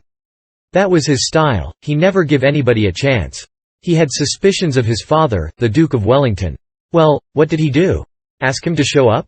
No. Drowned him in a butt of Mamsie, like a cat. Suppose people left money laying around where he was. What did he do? He collared it. Suppose he contracted to do a thing, and you paid him, and didn't set down there and see that he done it. What did he do? He always done the other thing. Suppose he opened his mouth. What then? If he didn't shut it up powerful quick he'd lose a lie every time. That's the kind of a bug Henry was. And if we'd had him along, 'stead of our kings he'd fooled that town a heap worse than orn done. I don't say that orn is lambs. Because they ain't, when you come right down to the cold facts. But they ain't nothing to that old ram, anyway. All I say is, kings is kings, and you got to make allowances. Take them all around, they're a mighty ornery lot. It's the way they're raised. But dis one do smell so like de nation, Huck. Well, they all do, Jim. We can't help the way a king smells. History don't tell no way. Now de Duke, he's a tolerable likely man in some ways. Yes, a duke's different. But not very different. This one's a middling hard lot for a duke. When he's drunk, there ain't no nearsighted man could tell him from a king. Well, anyways, I don't hanker for no mo, Huck. Dessay is all I kin stan. It's the way I feel, too, Jim. But we've got them on our hands, and we got to remember what they are, and make allowances. Sometimes I wish we could hear of a country that's out of kings. What was the use to tell Jim these weren't real kings and dukes? It wouldn't have done no good. And, besides, it was just as I said. You couldn't tell them from the real kind. I went to sleep, and Jim didn't call me when it was my turn. He often done that. When I waked up just at daybreak, he was sitting there with his head down betwixt his knees, moaning and mourning to himself. I didn't take notice nor let on. I knowed what it was about. He was thinking about his wife and his children, away up yonder, and he was low and homesick, because he hadn't ever been away from home before in his life, and I do believe he cared just as much for his people as white folks does for their'n. It don't seem natural, but I reckon it's so. He was often moaning and mourning that way nights, when he judged I was asleep, and saying, "Po, little Lizabeth. Po, little Johnny. It's mighty hard. I spec, I ain't ever gwine to see you no mo, no mo." He was a mighty good nigger, Jim was. But this time I somehow got to talking to him about his wife and young ones, and by he says, "What makes me feel so bad dis time, oo's because I hear sumpin' over yonder on de bank like a whack, a slam, while ago, and it mind me de time. I treat my little Lizabeth so ornery. She warn't on 'bout 4 year ol', and she tucked de scarlet fever, and had a powful rough spell. But she got well, and one day she was a standin' a roon. And I says to her, I says, shet to do. She never done it. G stood da, kinder smilin' up at me. It make me mad. And I says again, mighty loud, I says, "Don't you hear me? Shet to do." She G stood de same way, kinder smilin' up. I was a billin'. I says, "I lay I make you mine." En wid dat I fetch her a slap side de head dat sont her a sprawlin'.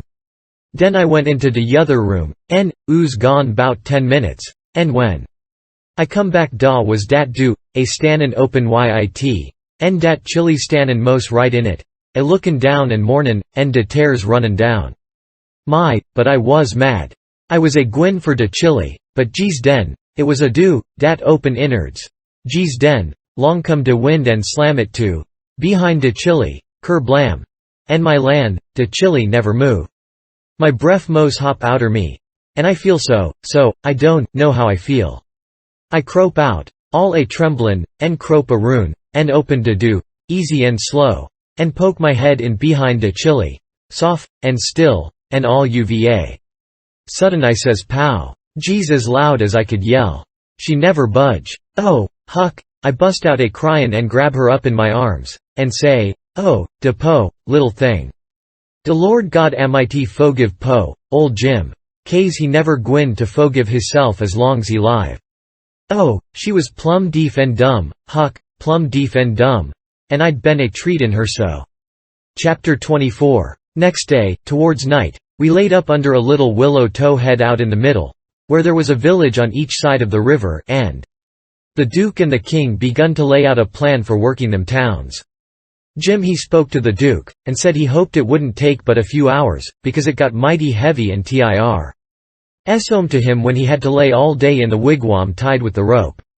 You see, when we left him all alone we had to tie him, because if anybody happened onto him all by himself and not tied it wouldn't look much like he was a runaway nigger, you know. So the Duke said it was kind of hard to have to lay roped all day, and he'd cipher out some way to get around it. He was uncommon bright, the Duke was, and he soon struck it. He dressed Jim up in King Lear's outfit. It was a long curtain calico gown, and a white horsehair wig and whiskers, and then he took his theater paint and painted Jim's face and hands and ears and neck all over a dead, dull, solid blue, like a man that's been drowned 9 days. Blamed if he warn't the horriblest looking outrage I ever see. Then the Duke took and wrote out a sign on a shingle so sick Arab, but harmless when not out of his head. And he nailed that shingle to a lath, and stood the lath up 4 or 5 foot in front of the wigwam. Jim was satisfied. He said it was a sight better than lying tied a couple of years every day, and trembling all over every time there was a sound. The Duke told him to make himself free and easy, and if anybody ever come meddling around, he must hop out of the wigwam, and carry on a little, and fetch a howl or two like a wild beast, and he reckoned they would light out and leave him alone. Which was sound enough judgment. But you take the average man, and he wouldn't wait for him to howl. Why, he didn't only look like he was dead, he looked considerable more than that. These rapscallions wanted to try the nunsuch again, because there was so much money in it, but they judged it wouldn't be safe, because maybe the news might have worked along down by this time. They couldn't hit no project that suited exactly, so at last the Duke said he reckoned he'd lay off and work his brains an hour or two and see if he couldn't put up something on the Arkansas village.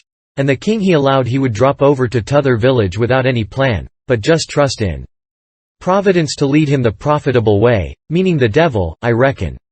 We had all bought store clothes where we stopped last, and now the King put hyson on, and he told me to put mine on. I done it, of course. The king's duds was all black, and he did look real swell and starchy. I never knowed how clothes could change a body before. Why, before, he looked like the orneriest old rip that ever was. But now, when he'd take off his new white beaver and make a bow and do a smile, he looked that grand and good and pious that you'd say he had walked right out of the ark, and maybe was old Leviticus himself. Jim cleaned up the canoe, and I got my paddle ready. There was a big steamboat laying at the shore away up under the point, about 3 miles above the town. Been there a couple of hours, taking on freight. Says the king. Seein' how I'm dressed, I reckon maybe I better arrive down from St. Louis or Cincinnati, or some other big place. Go for the steamboat, Huckleberry. We'll come down to the village on her. I didn't have to be ordered twice to go and take a steamboat ride. I fetched the shore a half a mile above the village, and then went scooting along the bluff bank in the easy water. Pretty soon we come to a nice innocent-looking young country Jake setting on a log swabbing the sweat off of his face, for it was powerful warm weather, and he had a couple of big carpetbags by him. "Run her nose in shore," says the king. I done it. "Where you bound for, young man?" "For the steamboat, going to Orleans." "Get aboard," says the king. "Hold on a minute, my servant, I'll heap you with them bags." "Jump out and heap the gentleman, Adolphus," meaning me, I see. I done so, and then we all three started on again. The young chap was mighty thankful, said it was tough work toting his baggage such weather. He asked the king where he was going, and the king told him he'd come down the river and landed at the our village this morning, and now he was going up a few miles to see an old friend on a farm up there. The young fellow says, "When I first see you I says to myself, it's Mr. Wilkes, sure, and he come mighty near getting here in time. But then I says again, no, I reckon it ain't him, or else he wouldn't be paddling up the river." "You ain't him, are you?" "No, my name's Blodgett, Alexander Blodgett, Reverend Alexander Blodgett, I suppose I must say, as I'm one o' the Lord's poor servants. But still I'm just as able to be sorry for Mr. Wilkes for not arriving in time, all the same, if he's missed anything by it, which I hope he hasn't." "Well, he don't miss any property by it, because he'll get that all right, but he's missed seeing his brother Peter die, which he mayn't mind, nobody can tell as to that, but his brother would 'a give anything in this world to see him before he died. Never talked about nothing else all these 3 weeks. Hadn't seen him since they was boys together, and hadn't ever seen his brother William at all. That's the deaf and dumb one. William ain't more than 30 or 35. Peter and George were the only ones that come out here. George was the married brother. Him and his wife both died last year. Harvey and William's the only ones that's left now, and, as I was saying, they haven't got here in time." "Did anybody send him word?" "Oh, yes. A month or 2 ago, when Peter was first took. Because Peter said then that he sorter felt like he warn't going to get well this time. You see, he was pretty old, and George's girls was too young to be much company for him, except Mary Jane, the red-headed one, and so he was kinder lonesome after George and his wife died, and didn't seem to care much to live. He most desperately wanted to see Harvey, and William, too, for that matter, because he was one of them kind that can't bear to make a will. He left a letter behind for Harvey, and said he'd told in it where his money was hid, and how he wanted the rest of the property divided up so George's girls would be all right, for George didn't leave nothing. And that letter was all they could get him to put a pen to. Why do you reckon Harvey don't come?" "Where does he live?" "Oh, he lives in England, Sheffield. Preaches there, hasn't ever been in this country. He hasn't had any too much time, and besides he mightn't got the letter at all, you know. Too bad he couldn't a lived to see his brothers, poor soul." "You going to Orleans, you say?" "Yes, but that ain't only a part of it. I'm going in a ship, next Wednesday, for Rio Janeiro, where my uncle lives. It's a pretty long journey. But it'll be lovely. Wished I was going." "Is Mary Jane the oldest?" "How old is the others?" "Mary Jane's 19, Susan's 15, and Joanna's about 14. That's the one that gives herself to good works and has a hair lip. Poor things. To be left alone in the cold world so. Well, they could be worse off. Old Peter had friends, and they ain't going to let them come to no harm. There's Hobson, the Baptist's preacher, and Deacon Lot Hovey, and Ben Rucker, and Abner Shackleford, and Levi Bell, the lawyer, and Dr. Robinson, and their wives, and the widow Bartley, and, well, there's a lot of them. But these are the ones that Peter was thickest with, and used to write about sometimes, when he wrote home. So Harvey'll know where to look for friends when he gets here." Well, the old man went on asking questions till he just fairly emptied that young fellow. Blamed if he didn't inquire about everybody and everything in that blessed town, and all about the Wilkses, and about Peter's business, which was a tanner, and about George's, which was a carpenter, and about Harvey's, which was a dissentering minister, and so on and so on. Then he says, "What did you want to walk all the way up to the steamboat for?" "Because she's a big Orleans boat, and I was afeard she mightn't stop there. When they're deep they won't stop for a hail. A Cincinnati boat will, but this is a St. Louis one." Was Peter Wilkes well off? Oh, yes, pretty well off. He had houses and land, and it's reckoned he left 3 or 4 thousand in cash hid up somewheres. When did you say he died? I didn't say, but it was last night. Funeral tomorrow, likely? Yes, 'bout the middle of the day. Well, it's all terrible sad. But we've all got to go, one time or another. So what we want to do is to be prepared. Then we're all right. Yes, sir, it's the best way. Ma used to always say that. When we struck the boat she was about done loading, and pretty soon she got off. The king never said nothing about going aboard, so I lost my ride, after all. When the boat was gone the king made me paddle up another mile to a lonesome place, and then he got ashore and says, "Now hustle back, right off, and fetch the Duke up here, and the new carpet bags. And if he's gone over to t'other side, go over there and get him. And tell him to get himself up regardless. Shove along, now." I see what he was up to, but I never said nothing, of course. When I got back with the Duke we hid the canoe, and then they sat down on a log, and the king told him everything, just like the young fellow had said it, every last word of it. And all the time he was doing it he tried to talk like an Englishman, and he done it pretty well, too, for a slouch. I can't imitate him, and so I ain't going to try to, but he really done it pretty good. Then he says, "How are you on the deaf and dumb, Bilgewater?"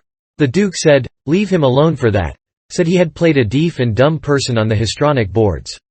So then they waited for a steamboat. About the middle of the afternoon a couple of little boats come along, but they didn't come from high enough up the river, but at last there was a big one, and they hailed her.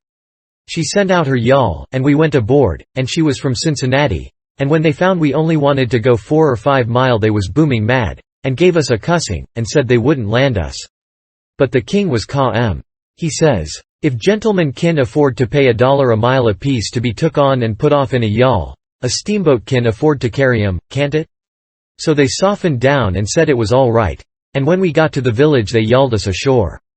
About 24 men flocked down when they see the yawl coming, and when the king says, "Can any of you gentlemen tell me where Mr. Peter Wilkes lives?"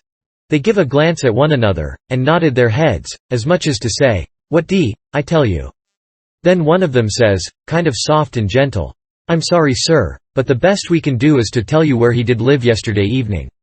Sudden as winking the ornery old Kretzur went into smash, and fell up against the man, and put his chin on his shoulder, and cried down his back, and says, "Alas, alas, our poor brother, gone, and we never got to see him. Oh, it's too hard." Then he turns around, blubbering, and makes a lot of idiotic signs to the Duke on his hands, and blamed if he didn't drop a carpet-bag and bust out crying. If they warn't the Beate nest lot, them 2 frauds, that ever I struck. Well, the men gathered around and sympathized with them, and said all sorts of kind things to them, and carried their carpet-bags up the hill for them, and let them lean on them and cry, and told the king all about his brother's last moments, and the king he told it all over again on his hands to the Duke. And both of them took on about that dead tanner like they'd lost the 12 disciples. Well, if ever I struck anything like it, I'm a nigger. It was enough to make a body ashamed of the human race. Chapter 25. The news was all over town in 2 minutes, and you could see the people tearing down on the run from every which way, some of them putting on their coats as they come. Pretty soon we was in the middle of a crowd, and the noise of the tramping was like a soldier march. The windows and dooryards was full, and every minute somebody would say, over a fence, "Is it them?" And somebody trotting along with the gang would answer back and say, "You bet it is." When we got to the house the street in front of it was packed, and the 3 girls was standing in the door. Mary Jane was red-headed, but that don't make no difference, she was most awful beautiful, and her face and her eyes was all lit up like glory, she was so glad her uncles was come. The king he spread his arms, and Mary Jane she jumped for them, and the hare lip jumped for the Duke, and there they had it. Everybody leastways women, cried for joy to see them meet again at last and have such good times. Then the king he hunched the duke private. I see him do it, and then he looked around and see the coffin, over in the corner on 2 chairs. So then him and the duke, with a hand across each other's shoulder, and t'other hand to their eyes, walked slow and solemn over there, everybody dropping back to give them room, and all the talk and noise stopping, people saying, "Shish," and all the men taking their hats off and drooping their heads, so you could 'a heard a pin fall. And when they got there they bent over and looked in the coffin, and took one sight, and then they bust out a crying so you could 'a heard them to Orleans, most. And then they put their arms around each other's necks, and hung their chins over each other's shoulders. And then for 3 minutes, or maybe 4, I never see 2 men leak the way they done. And, mind you, everybody was doing the same. And the place was that damp I never see anything like it. Then one of them got on one side of the coffin, and t'other on t'other side, and they kneeled down and rested their foreheads on the coffin, and let on to pray all to themselves. Well, when it come to that it worked the crowd like you never see anything like it, and everybody broke down and went to sobbing right out loud, the poor girls, too. And every woman, nearly, went up to the girls, without saying a word, and kissed them, solemn, on the forehead, and then put their hand on their head, and looked up towards the sky, with the tears running down, and then busted out and went off sobbing and swabbing, and give the next woman a show. I never see anything so disgusting. Well, by and by the king he gets up and comes forward a little, and works himself up and slobbers out a speech, all full of tears and flapdoodle about its being a sore trial for him and his poor brother to lose the disease, and to miss seeing diseased alive after the long journey of 4,000 mile. But it's a trial that's sweetened and sanctified to us by this dear sympathy and these holy tears, and so he thanks them out of his heart and out of his brother's heart, because out of their mouths they can't, words being too weak and cold, and all that kind of rot and slush, till it was just sickening, and then he blubbers out a pious goody-goody amen, and turns himself loose and goes to crying fit to bust. And the minute the words were out of his mouth somebody over in the crowd struck up the doxalar, and everybody joined in with all their might, and it just warmed you up and made you feel as good as church letting out. Music is a good thing, and after all that soul butter and hogwash I never see it freshen up things so, and sound so honest and bully. Then the king begins to work his jaw again, and says how him and his nieces would be glad if a few of the main principal friends of the family would take supper here with them this evening, and help set up with the ashes of the disease, and says if his poor brother laying yonder could speak he knows who he would name, for they was names that was very dear to him, and mentioned often in his letters, and so he will name the same, to wit, as follows, viz. Rev. Mr. Hobson, and Deacon Lot Hovey, and Mr. Ben Rucker, and Abner Shackelford, D. and Levi Bell, and Dr. Robinson, and their wives, and the widow Bartley. Reverend Hobson and Dr. Robinson was down to the end of the town a hunting together. That is, I mean the doctor was shipping a sick man to t'other world, and the preacher was pinting him right. Lawyer Bell was away up to Louisville on business. But the rest was on hand, and so they all come and shook hands with the king and thanked him and talked to him, and then they shook hands with the duke and didn't say nothing, but just kept a smiling and bobbing their heads like a passel of sapheads whilst he made all sorts of signs with his hands and said, "Goo goo, goo goo goo," all the time, like a baby that can't talk. So the king he blattered along, and managed to inquire about pretty much everybody and dog in town, by his name, and mentioned all sorts of little things that happened one time or another in the town, or to George's family, or to Peter. And he always let on that Peter wrote him the things, but that was a lie. He got every blessed one of them out of that young flathead that we canoed up to the steamboat. Then Mary Jane she fetched the letter her father left behind, and the king he read it out loud and cried over it. It give the dwelling house and $3,000, gold, to the girls, and it give the tanyard, which was doing a good business, along with some other houses and land, worth about $7,000, and $3,000 in gold to Harvey and William, and told where the $6,000 cash was hid down cellar. So these two frauds said they'd go and fetch it up, and have everything square and above board, and told me to come with a candle. We shut the cellar door behind us, and when they found the bag they spilt it out on the floor, and it was a lovely sight, all them yaller boys. My, the way the king's eyes did shine. He slaps the duke on the shoulder and says, "Oh, this ain't bully nor nothin'." "Oh, no, I reckon not." "Why, Bill G, it beats the nonsuch, don't it?" The duke allowed it did. They pawed the yaller boys, and sifted them through their fingers and let them jingle down on the floor, and the king says, "It ain't no use talkin', bein' brothers to a rich dead man and representatives of furrin heirs that's got left is the line for you and me, bilge. Thish comes of trustin' to Providence. It's the best way in the long run. I've tried 'em all, and there ain't no better way." Most everybody would have been satisfied with the pile, and took it on trust, but no, they must count it. So they counts it, and it comes out $415 short. Says the king, "Dern him, I wonder what he done with that $415. They worried over that a while, and ransacked all around for it. Then the duke says, "Well, he was a pretty sick man, and likely he made a mistake. I reckon that's the way of it. The best way's to let it go, and keep still about it. We can spare it." "Oh, shucks, yes, we can spare it. I don't keer nothin' 'bout that, it's the count I'm thinkin' about. We want to be awful square and open and above board here, you know. We want to lug this money upstairs and count it before everybody, then there ain't nothin' suspicious. But when the dead man says there's $6,000, you know, we don't want to." "Hold on," says the duke. "Lees make up the deficit," and he begun to haul out yaller boys out of his pocket. "It's a most amazin', good idea, Duke. You have got a rattlin' clever head on you," says the king. "Blest if the old nunsuch ain't a heppin' us out agin," and he begun to haul out yaller jackets and stack them up. It most busted them, but they made up the 6,000 clean and clear. "Say," says the duke, "I got another idea. Lees go upstairs and count this money, and then take and give it to the girls." "Good land, Duke, lemme hug you. It's the most dazzling idea 'at ever a man struck. You have certainly got the most astonishin' head I ever see. Oh, T.S. is the boss dodge, there ain't no mistake 'bout it. Let 'em fetch along their suspicions now if they want to, this'll lay 'em out." When we got upstairs everybody gathered around the table, and the king he counted it and stacked it up, $300 in a pile, 20 elegant little piles. Everybody looked hungry at it, and licked their chops. Then they raked it into the bag again, and I see the king begin to swell himself up for another speech. He says, "Friends all, my poor brother that lays yonder has done generous by them that's left behind in the vale of Sars. He has done generous by these poor little lambs that he loved and sheltered, and that's left fatherless and motherless. Yes, and we that knowed him knows that he would 'a done more generous by 'em if he hadn't been afeard o' woundin' his dear William and me. Now, wouldn't he? There ain't no question 'bout it in my mind. Well, then, what kind o' brothers would it be that d stand in his way at sec a time? And what kind o' uncles would it be that d rob, yes, rob, sec poor sweet lambs as these 'at he loved so at sec a time?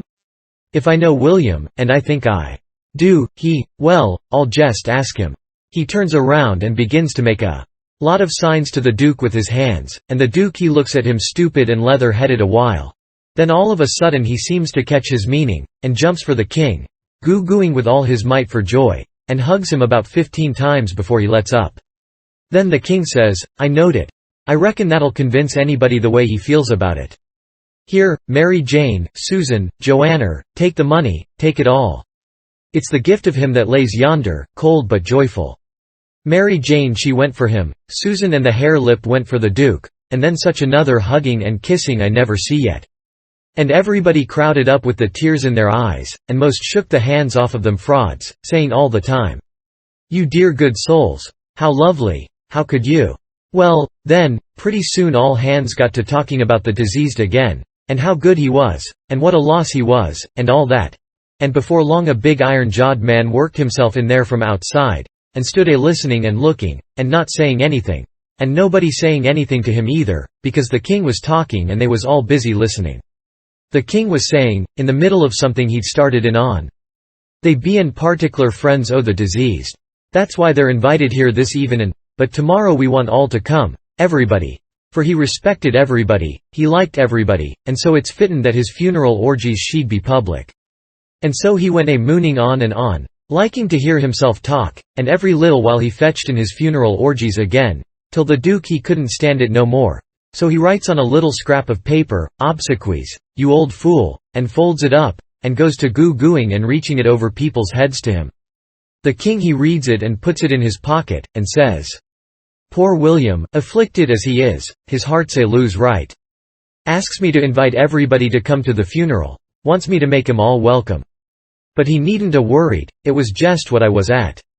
Then he weaves along again, perfectly calm, and goes to dropping in his funeral orgies again every now and then, just like he done before. And when he done it the third time he says, I say orgies, not because it's the common term, because it ain't, obsequies bein' the common term, but because orgies is the right term. Obsequies ain't used in England no more now, it's gone out. We say orgies now in England. Orgies is better, because it means the thing you're after more exact. It's a word that's made up outen the Greek orgo, outside, open, abroad, and the Hebrew gisum, to plant, cover up, hence inter.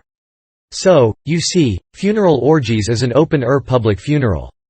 He was the worst I ever struck. Well, the iron-jawed man, he laughed right in his face. Everybody was shocked. Everybody says, "Why, doctor?" And Abner Shackleford says, "Why, Robinson, hain't you heard the news? This is Harvey Wilkes." The king he smiled eager and shoved out his flapper and says, "Is it my poor brother's dear good friend and physician?" "Aye, keep your hands off of me," says the doctor. "You talk like an Englishman, don't you? It's the worst imitation I ever heard. You, Peter Wilkes's brother. You're a fraud, that's what you are." Well, how they all took on. They crowded around the doctor and tried to quiet him down, and tried to explain to him and tell him how Harvey D showed in 40 ways that he was Harvey, and knowed everybody by name, and the names of the very dogs, and begged him not to hurt Harvey's feelings and the poor girl's feelings, and all that. But it warn't no use. He stormed right along, and said any man that pretended to be an Englishman and couldn't imitate the lingo no better than what he did was a fraud and a liar.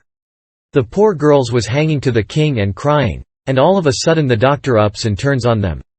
He says, "I was your father's friend, and I'm your friend, and I warn you as a friend, and an honest one that wants to protect you and keep you out of harm and trouble, to turn your backs on that scoundrel and have nothing to do with him, the ignorant tramp, with his idiotic Greek and Hebrew, as he calls it. He is the thinnest kind of an impostor, has come here with a lot of empty names and facts which he picked up somewheres, and you take them for proofs, and are helped to fool yourselves by these foolish friends here, who ought to know better. Mary Jane Wilkes, you know me for your friend, and for your unselfish friend, too. Now listen to me. Turn this pitiful rascal out. I beg you to do it. Will you?" Mary Jane straightened herself up, and but she was handsome. She says, "Here is my answer." She hove up the bag of money and put it in the king's hands, and says, "Take this $6,000, and invest for me and my sisters any way you want to, and don't give us no receipt for it." Then she put her arm around the king on one side, and Susan and the hare-lip done the same on the other. Everybody clapped their hands and stomped on the floor like a perfect storm, whilst the king held up his head and smiled proud. The doctor says, "All right, I wash my hands of the matter. But I warn you all that a time is coming when you're going to feel sick whenever you think of this day." And away he went. "All right, doctor," says the king, kinder mocking him. "We'll try and get him to send for you." Which made them all laugh, and they said it was a prime good hit. Chapter 26. Well, when they was all gone, the king he asks Mary Jane how they was off for spare rooms, and she said she had one spare room, which would do for Uncle William, and she'd give her own room to Uncle Harvey, which was a little bigger, and she would turn into the room with her sisters and sleep on a cot, and up garret was a little cubby, with a pallet in it. The king said the cubby would do for his valet, meaning me. So Mary Jane took us up, and she showed them their rooms, which was plain but nice. She said she'd have her frocks and a lot of other traps took out of her room if they was in Uncle Harvey's way, but he said they warn't. The frocks was hung along the wall, and before them was a curtain made out of calico that hung down to the floor. There was an old hair trunk in one corner, and a guitar box in another, and all sorts of little knickknacks and gim-cracks around, like girls briskin' up a room with. The king said it was all the more homely and more pleasanter for these fixings, and so don't disturb them. The duke's room was pretty small, but plenty good enough, and so was my cubby. That night they had a big supper, and all the men and women was there, and I stood behind the king and the duke's chairs and waited on them, and the niggers waited on the rest. Mary Jane she sat at the head of the table, with Susan alongside of her, and said how bad the biscuits was, and how mean the preserves was, and how ornery and tough the fried chickens was, and all that kind of rot, the way women always do for to force out compliments, and the people all knowed everything was tip-top, and said, "How do you get biscuits to brown so nice, and Where, for the land sake, did you get these amazin' pickles? And all that kind of humbug talky talk. Just the way people always does at a supper, you know. And when it was all done, me and the hare lip had supper in the kitchen off of the leavings, whilst the others was helping the niggers clean up the things. The hare lip she got to pumping me about England, and blessed if I didn't think the ice was getting mighty thin sometimes. She says, "Did you ever see the king?" "Who, William IV? Well, I bet I have, he goes to our church." I knowed he was dead years ago, but I never let on. So when I says he goes to our church, she says, "What, regular?" "Yes, regular. His pew's right over opposite Orne, on t'other side the pulpit." "I thought he lived in London?" "Well, he does. Where would he live? But I thought you lived in Sheffield?" I see I was up a stump. I had to let on to get choked with a chicken bone, so as to get time to think how to get down again. Then I says, "I mean he goes to our church regular when he's in Sheffield. That's only in the summertime, when he comes there to take the sea baths." "Why, how you talk, Sheffield ain't on the sea." "Well, who said it was?" "Why, you did." "I didn't nother." "You did." "I didn't." "You did." "I never said nothing of the kind." "Well, what did you say, then?" "Said he come to take the sea baths, that's what I said." "Well, then, how's he going to take the sea baths if it ain't on the sea?" "Looky here," I says. "Did you ever see any Congress water?" "Yes." "Well, did you have to go to Congress to get it?" "Why, no." "Well, neither does William IV have to go to the sea to get a sea bath." "How does he get it, then?" "Gets it the way people down here gets Congress water, in barrels. There in the palace at Sheffield they've got furnaces, and he wants his water hot. They can't bile that amount of water away off there at the sea. They haven't got no conveniences for it." "Oh, I see, now. You might 'a' said that in the first place and saved time." When she said that I see I was out of the woods again, and so I was comfortable and glad. Next, she says, "Do you go to church, too?" "Yes, regular." "Where do you set?" "Why, in our pew." "Whose pew?" "Why, Orne, your Uncle Harvey's." "His in? What does he want with a pew?" "Wants it to set in." "What did you reckon he wanted with it?" "Why, I thought he'd be in the pulpit." "Rot him, I forgot he was a preacher." I see I was up a stump again, so I played another chicken bone and got another think. Then I says, "Blame it, do you suppose there ain't but one preacher to a church?"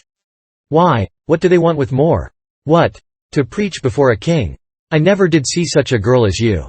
They don't have no less than 17. 17, my land. Why, I wouldn't set out such a string as that, not if I never got to glory. It must take 'em a week. Shucks, they don't all of 'em preach the same day, only one of 'em." "Well, then, what does the rest of 'em do?" "Oh, nothing much. Loll around, pass the plate, and one thing or another. But mainly they don't do nothing." "Well, then, what are they for?" "Why, they're for style." "Don't you know nothing?" "Well, I don't want to know no such foolishness as that." "How is servants treated in England? Do they treat 'em better and we treat our niggers?" "No. A servant ain't nobody there. They treat them worse than dogs. Don't they give 'em holidays, the way we do, Christmas and New Year's week?" "And 4th of July? Oh, just listen. A body could tell you hain't ever been to England by that." "Why, Herr L. Why, Joanna, they never see a holiday from year's end to year's end. Never go to the circus, nor theatre, nor nigger shows, nor nowheres." "Nor church?" "Nor church. But you always went to church." "Well, I was gone up again. I forgot I was the old man's servant." But next minute I whirled in on a kind of an explanation how Valley was different from a common servant and had to go to church whether he wanted to or not, and set with the family, on account of its being the law. But I didn't do it pretty good, and when I got done I see she warn't satisfied. She says, "Honest Injun, now, hain't you been telling me a lot of lies?" "Honest Injun," says I. "None of it at all?" "None of it at all." "Not a lie in it," says I. "Lay your hand on this book and say it." I see it warn't nothing but a dictionary, so I laid my hand on it and said it. So then she looked a little better satisfied, and says, "Well, then, I'll believe some of it, but I hope to gracious if I'll believe the rest." "What is it you won't believe, Joe?" says Mary Jane, stepping in with Susan behind her. "It ain't right nor kind for you to talk so to him, and him a stranger and so far from his people. How would you like to be treated so? That's always your way, Mame. Always sailing in to help somebody before they're hurt." "I hain't done nothing to him. He's told some stretchers, I reckon, and I said I wouldn't swallow it all, and that's every bit and grain I did say." I reckon he can stand a little thing like that, can't he? I don't care whether 'twas little or whether 'twas big. He's here in our house and a stranger, and it wasn't good of you to say it. If you was in his place it would make you feel ashamed, and so you oughtn't to say a thing to another person that will make them feel ashamed." "Why, ma'am," he said, "it don't make no difference what he said, that ain't the thing. The thing is for you to treat him kind, and not be saying things to make him remember he ain't in his own country and amongst his own folks." I says to myself, this is a girl that I'm letting that old reptile rob her of her money. Then Susan she waltzed in, and if you'll believe me, she did give hare lip hark from the tomb. Says I to myself, and this is another one that I'm letting him rob her of her money. Then Mary Jane she took another inning, and went in sweet and lovely again, which was her way, but when she got done there warn't hardly anything left o' poor hare lip. So she hollered, "All right, then," says the other girls, "you just ask his pardon." She done it, too, and she done it beautiful. She done it so beautiful it was good to hear, and I wished I could tell her 1,000 lies, so she could do it again. I says to myself, this is another one that I'm letting him rob her of her money. And when she got through they all jest laid theirselves out to make me feel at home and know I was amongst friends. I felt so ornery and low down and mean that I says to myself, my mind's made up, I'll hide that money for them or bust. So then I lit out, for bed, I said, meaning some time or another. When I got by myself I went to thinking the thing over. I says to myself, shall I go to that doctor, private, and blow on these frauds? No, that won't do. He might tell who told him. Then the king and the duke would make it warm for me. Shall I go, private, and tell Mary Jane? No, I dasn't do it. Her face would give them a hint. Sure, they've got the money, and they'd slide right out and get away with it. If she was to fetch and help I'd get mixed up in the business before it was done with, I judge. No, there ain't no good way but one. I got to steal that money, somehow, and I got to steal it some way that they won't suspicion that I done it. They've got a good thing here, and they ain't going to leave till they've played this family and this town for all they're worth, so I'll find a chance time enough. I'll steal it and hide it, and by, when I'm away down the river, I'll write a letter and tell Mary Jane where it's hid. But I'd better hive it tonight if I can, because the doctor maybe hasn't let up as much as he lets on he has. He might scare them out of here yet. So, thinks I, I'll go and search them rooms. Upstairs the hall was dark, but I found the Duke's room, and started to paw around it with my hands. But I recollected it wouldn't be much like the king to let anybody else take care of that money but his own self, so then I went to his room and begun to paw around there. But I see I couldn't do nothing without a candle, and I dasn't light one, of course. So I judged I'd got to do the other thing, lay for them and eavesdrop. About that time I hears their footsteps coming, and was going to skip under the bed. I reached for it, but it wasn't where I thought it would be. But I touched the curtain that hid Mary Jane's frocks, so I jumped in behind that and snuggled in amongst the gowns, and stood there perfectly still. They come in and shut the door, and the first thing the Duke done was to get down and look under the bed. Then I was glad I hadn't found the bed when I wanted it. And yet, you know, it's kind of natural to hide under the bed when you are up to anything private. They sets down then, and the king says, "Well, what is it?" And cut it middlin' short, because it's better for us to be down there a whoopin' up the mornin' than up here givin' 'em a chance to talk us over. Well, this is it, Capet. I ain't easy, I ain't comfortable. That doctor lays on my mind. I wanted to know your plans. I've got a notion, and I think it's a sound one. What is it, Duke? That we better glide out of this before 3 in the morning, and clip it down the river with what we've got. Specially, seeing we got it so easy, given back to us, flung at our heads, as you may say, when of course we allowed to have to steal it back. I'm for knocking off and lighting out. That made me feel pretty bad. About an hour or two ago it would have been a little different, but now it made me feel bad and disappointed. The king rips out and says, "What? And not sell out the rest o' the property? March off like a passel of fools and leave $8,000 or $9,000 worth o' property layin' around jest sufferin' to be scooped in? And all good, saleable stuff, too." The Duke he grumbled. Said the bag of gold was enough, and he didn't want to go no deeper. Didn't want to rob a lot of orphans of everything they had. "Why, how you talk," says the king. "We shan't rob 'em of nothing at all but jest this money. The people that buys the property is the sufferers, because as soon as it's found out, 'at we didn't own it, which won't be long after we've slid, the sale won't be valid, and it'll all go back to the estate. These orphans, LL get their house back again, and that's enough for them, They're young and spry, and K and easy earn a livin'. They ain't goin' to suffer. Why, jest think. There's thousands and thousands that ain't nigh so well off. Bless you, they ain't got nothin' to complain of. Well, the king he talked him blind. So at last he give in, and said all right, but said he believed it was blamed foolishness to stay, and that doctor hanging over them. But the king says, "Cuss the doctor. What do we keer for him? Hain't we got all the fools in town on our side? And ain't that a big enough majority in any town?" So they got ready to go downstairs again. The duke says, "I don't think we put that money in a good place." That cheered me up. I'd begun to think I warn't going to get a hint of no kind to help me. The king says, "Why? Because Mary Jane LL be in mourning from this out. And first you know the nigger that does up the rooms will get an order to box these duds up and put 'em away. And do you reckon a nigger can run across money and not borrow some of it?" Quote, "Your head's level agin, Duke," says the king. And he comes a fumbling under the curtain 2 or 3 foot from where I was. I stuck tight to the wall and kept mighty still, though quivery. And I wondered what them fellows would say to me if they catched me. And I tried to think what I'd better do if they did catch me.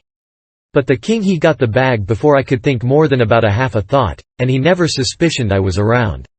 They took and shoved the bag through a rip in the straw tick that was under the feather bed, and crammed it in a foot or 2 amongst the straw and said it was all right now, because a nigger only makes up the feather bed, and don't turn over the straw tick only about twice a year, and so it warn't in no danger of getting stole now. But I knowed better. I had it out of there before they was halfway downstairs. I groped along up to my cubby, and hid it there till I could get a chance to do better. I judged I'd better hide it outside of the house somewheres, because if they missed it they would give the house a good ransacking. I knowed that very well. Then I turned in, with my clothes all on. But I couldn't have gone to sleep if I'd wanted to. I was in such a sweat to get through with the business. By and by I heard the king and the duke come up. So I rolled off my pallet and laid with my chin at the top of my ladder, and waited to see if anything was going to happen. But nothing did. So I held on till all the late sounds had quit and the early ones hadn't begun yet, and then I slipped down the ladder. Chapter 27. I crept to their doors and listened. They was snoring. So I tiptoed along, and got downstairs all right. There warn't a sound anywheres. I peeped through a crack of the dining room door, and see the men that was watching the corpse all sound asleep on their chairs. The door was open into the parlor, where the corpse was laying, and there was a candle in both rooms. I passed along, and the parlor door was open, but I see there warn't nobody in there but the remainders of Peter, so I shoved on by. But the front door was locked, and the key wasn't there. Just then I heard somebody coming down the stairs, back behind me. I run in the parlor and took a swift look around, and the only place I see to hide the bag was in the coffin. The lid was shoved along about a foot, showing the dead man's face down in there, with a wet cloth over it, and his shroud on. I tucked the money bag in under the lid, just down beyond where his hands was crossed, which made me creep, they was so cold. And then I run back across the room and in behind the door. The person coming was Mary Jane. She went to the coffin, very soft, and kneeled down and looked in. Then she put up her handkerchief, and I see she begun to cry, though I couldn't hear her, and her back was to me. I slid out, and as I passed the dining room I thought I'd make sure them watchers hadn't seen me, so I looked through the crack, and everything was all right. They hadn't stirred. I slipped up to bed, feeling ruther blue, on accounts of the thing playing out that way after I had took so much trouble and run so much risk about it. Says I, if it could stay where it is, all right. Because when we get down the river 100 mile or 2 I could ride back to Mary Jane, and she could dig him up again and get it. But that ain't the thing that's going to happen. The thing that's going to happen is, the money, be found when they come to screw on the lid. Then the king, get it again, and it, be a long day before he gives anybody another chance to smouch it from him. Of course I wanted to slide down and get it out of there, but I dasn't try it. Every minute it was getting earlier now, and pretty soon some of them watchers would begin to stir, and I might get catched with $6,000 in my hands that nobody hadn't hired me to take care of. I don't wish to be mixed up in no such business as that, I says to Mys. Elf. When I got downstairs in the morning the parlor was shut up, and the watchers was gone. There warn't nobody around but the family and the widow Bartley and our tribe. I watched their faces to see if anything had been happening, but I couldn't tell. Towards the middle of the day the undertaker come with his man, and they set the coffin in the middle of the room on a couple of chairs, and then set all our chairs in rows, and borrowed more from the neighbors till the hall and the parlor and the dining room was full. I see the coffin lid was the way it was before, but I dasn't go to look in under it, with folks around. Then the people begun to flock in, and the beats and the girls took seats in the front row at the head of the coffin, and for a half an hour the people filed around slow, in single rank, and looked down at the dead man's face a minute, and some dropped in a tear, and it was all very still and solemn, only the girls and the beats holding handkerchiefs to their eyes and keeping their heads bent, and sobbing a little. There warn't no other sound but the scraping of the feet on the floor and blowing noses, because people always blows them more at a funeral than they do at other places except church. When the place was packed full, the undertaker he slid around in his black gloves with his softy soothing ways, putting on the last touches, and getting people and things all ship-shape and comfortable, and making no more sound than a cat. He never spoke. He moved people around, he squeezed in late ones, he opened up passageways, and done it with nods, and signs with his hands. Then he took his place over against the wall. He was the softest, glidingest, stealthiest man I ever see, and there warn't no more smile to him than there is to a ham. They had borrowed a melodeum, a sick one, and when everything was ready a young woman sat down and worked it, and it was pretty squeaky and colicky, and everybody joined in and sung, and Peter was the only one that had a good thing, according to my notion. Then the Reverend Hobson opened up, slow and solemn, and begun to talk, and straight off the most outrageous row busted out in the cellar a body ever heard. It was only one dog, but he made a most powerful racket, and he kept it up right along. The parson he had to stand there, over the coffin, and wait. You couldn't hear yourself think. It was right down awkward, and nobody didn't seem to know what to do. But pretty soon they see that long-legged undertaker make a sign to the preacher as much as to say, "Don't you worry, just depend on me." Then he stooped down and begun to glide along the wall, just his shoulders showing over the people's heads. So he glided along, and the powwow and racket getting more and more outrageous all the time.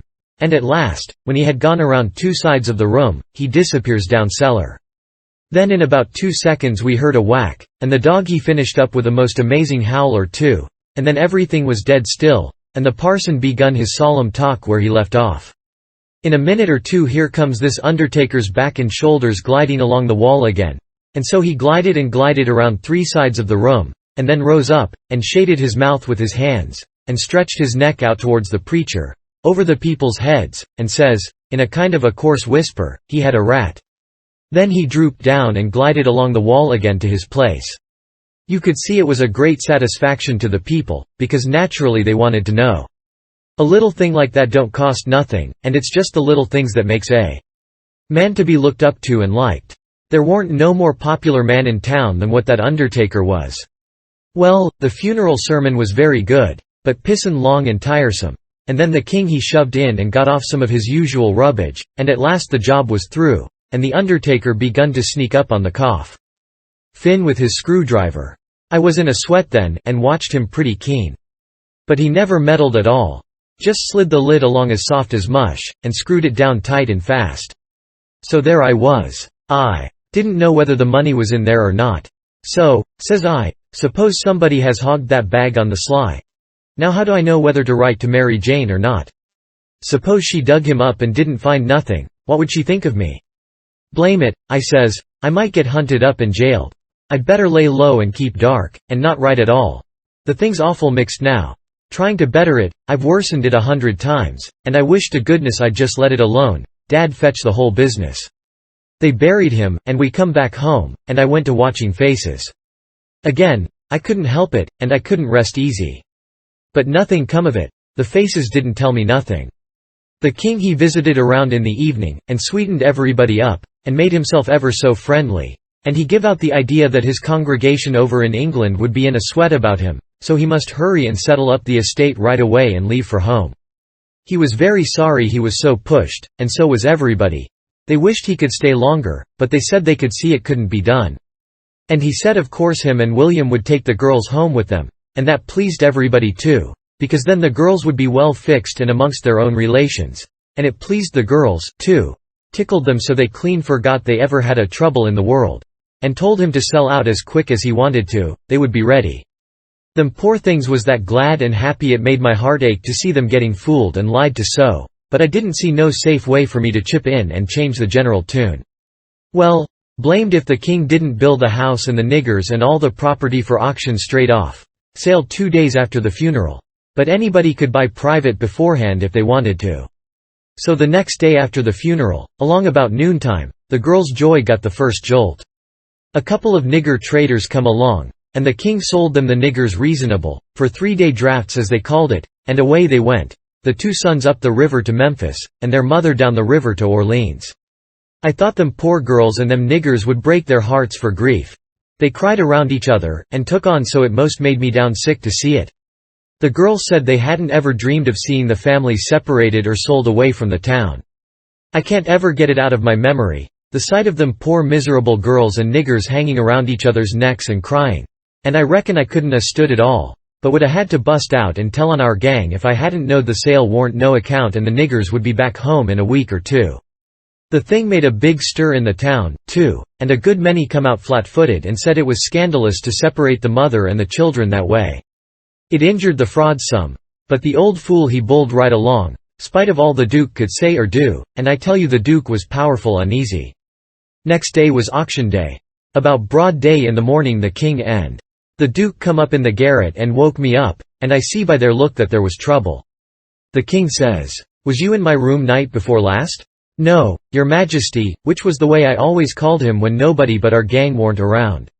"Was you in there yisterday or last night?" "No, your majesty." "Honor bright, now, no lies." "Honor bright, your majesty, I'm telling you the truth.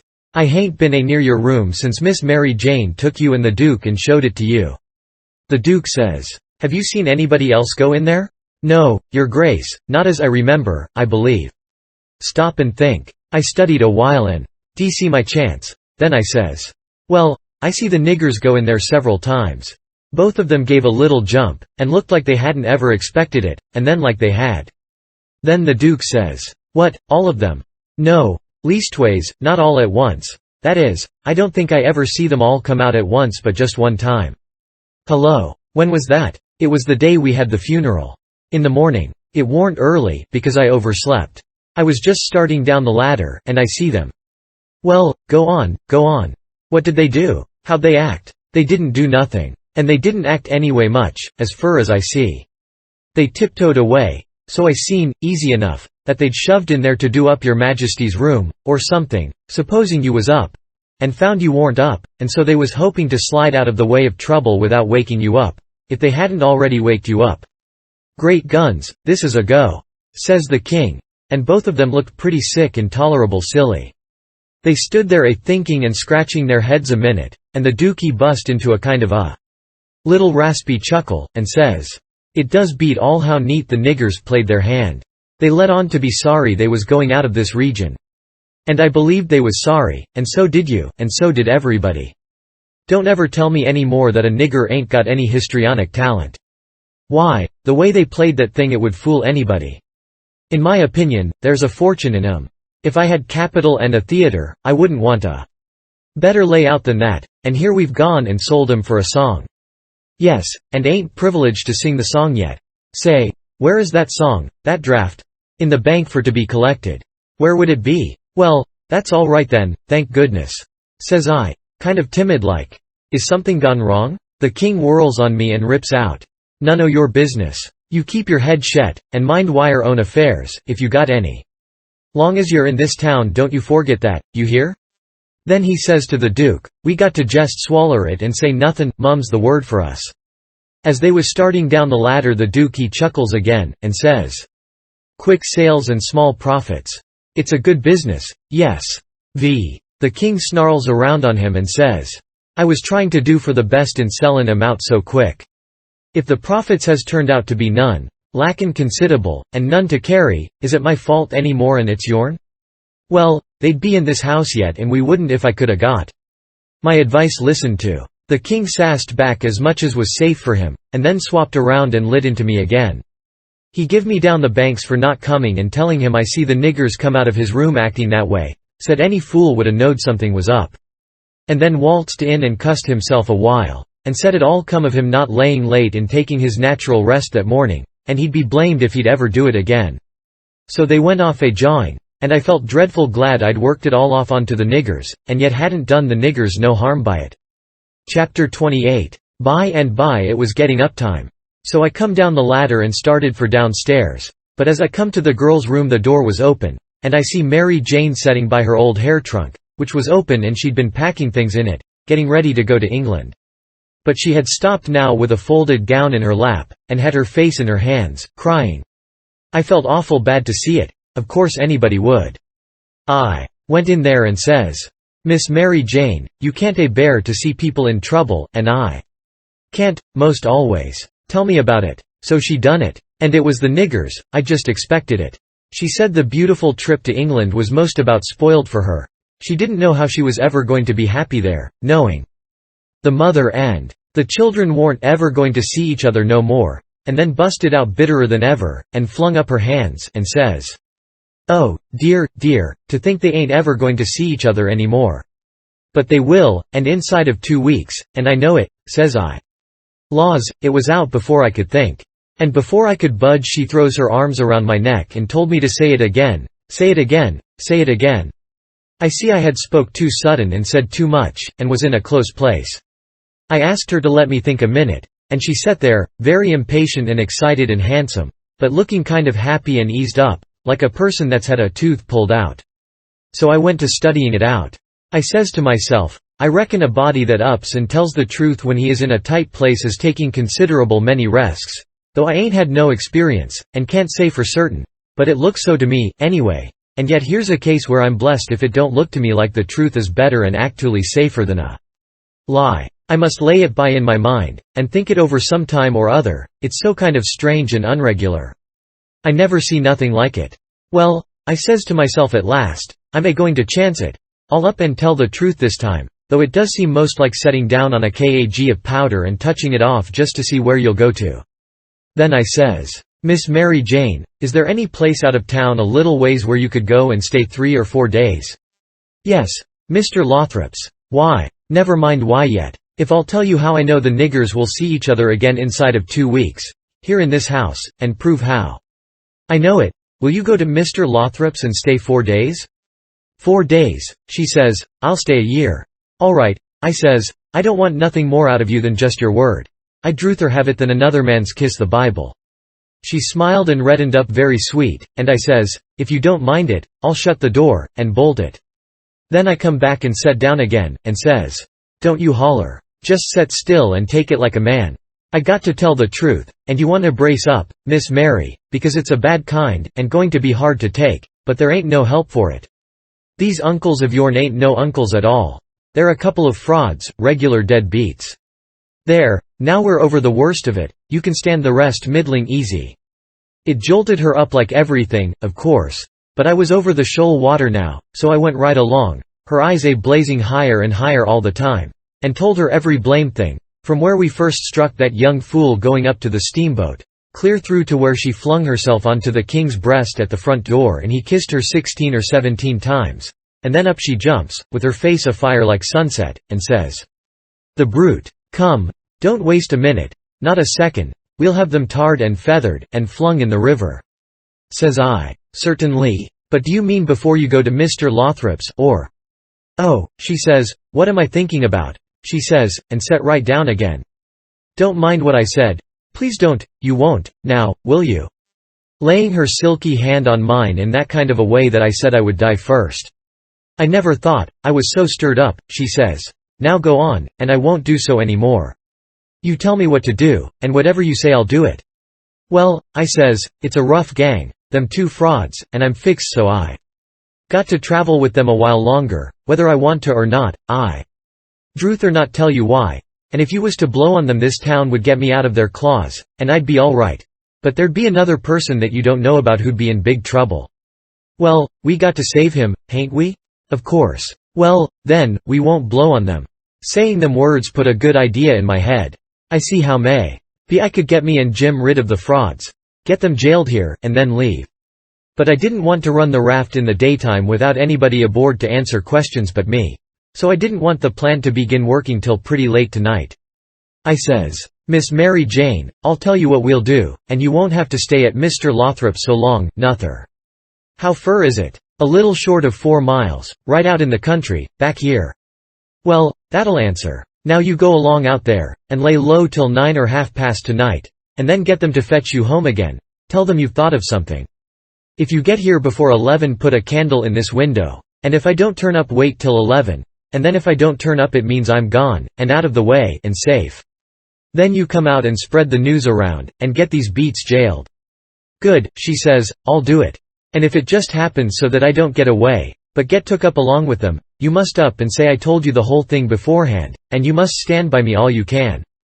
"Stand by you? Indeed I will. They shan't touch a hair of your head," she says, and I see her nostrils spread and her eyes snap when she said it, too. "If I get away I shan't be here," I says, "to prove these rapscallions ain't your uncles, and I couldn't do it if I was here. I could swear they was beats and bummers, that's all, though that's worth something. Well, there's others can do that better than what I can, and they're people that ain't going to be doubted as quick as I'd be.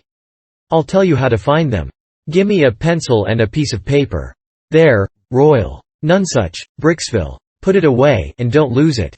When the court wants to find out something about these two, let them send up to Bricksville and say they've got the men that played the Royal Nonsuch, and ask for some witnesses. Why, you'll have that entire town down here before you can hardly wink, Miss Mary. And they'll come a-biling, too. I judged we had got everything fixed about right now. So I says, just let the auction go right along, and don't worry. Nobody don't have to pay for the things they buy till a whole day after the auction on accounts of the short notice, and they ain't going out of this till they get that money. And the way we've fixed it, the sale ain't going to count, and they ain't going to get no money. It's just like the way it was with the niggers, it warn't no sale, and the niggers will be back before long. Why, they can't collect the money for the niggers yet, they're in the worst kind of a fix, Miss Mary. Well, she says, I'll run down to breakfast now, and then I'll start straight for Mr. Lothrop's. Deed. That ain't the ticket, Miss Mary Jane, I says, by no manner of means. Go before breakfast. Why, what did you reckon I wanted you to go at all for, Miss Mary? Well, I never thought, and come to think, I don't know. What was it? Why, it's because you ain't one of these leather-face people. I don't want no better book than what your face is. A body can set down and read it off like coarse print. Do you reckon you can go and face your uncles when they come to kiss you good morning and never? There, don't. Yes, I'll go before breakfast, I'll be glad to. And leave my sisters with them? Yes, never mind about them. They've got to stand it yet a while. They might suspicion something if all of you was to go. I don't want you to see them, nor your sisters, nor nobody in this town. If a neighbor was to ask how's your uncles this morning, your face would tell something. No, you go right along, Miss Mary Jane, and I'll fix it with all of them. I'll tell Miss Susan to give your love to your uncles and say you've went away for a few hours for to get a little rest and change, or to see a friend, and you'll be back tonight or early in the morning. Gone to see a friend is all right, but I won't have my love given to them. Well, then, it shan't be. It was well enough to tell her so, no harm in it. It was only a little thing to do, and no trouble, and it's the little things that smooths people's roads the most, down here below. It would make Mary Jane comfortable, and it wouldn't cost nothing. Then I says, there's one more thing, that bag of money. Well, they've got that, and it makes me feel pretty silly to think how they got it. No, you're out, there. They hain't got it. Why, who's got it? I wish I knowed, but I don't. I had it, because I stole it from them, and I stole it to give to you, and I know where I hid it, but I'm afraid it ain't there no more. I'm awful sorry, Miss Mary Jane, I'm just as sorry as I can be, but I done the best I could, I did honest. I come nigh getting caught, and I had to shove it into the first place I come to, and run, and it warn't a good place. Oh, stop blaming yourself, it's too bad to do it, and I won't allow it, you couldn't help it, it wasn't your fault. Where did you hide it? I didn't want to set her to thinking about her troubles again, and I couldn't seem to get my mouth to tell her what would make her see that corpse laying in the coffin with that bag of money on his stomach.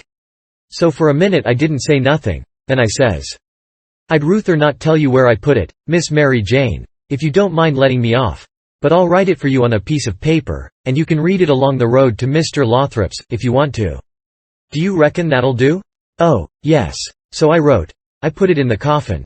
It was in there when you was crying there, away in the night. I was behind the door, and I was mighty sorry for you, Miss Mary Jane. It made my eyes water a little to remember her crying there all by herself in the night, and them devils laying there right under her own roof, shaming her and robbing her. And when I folded it up and give it to her I see the water come into her eyes, too.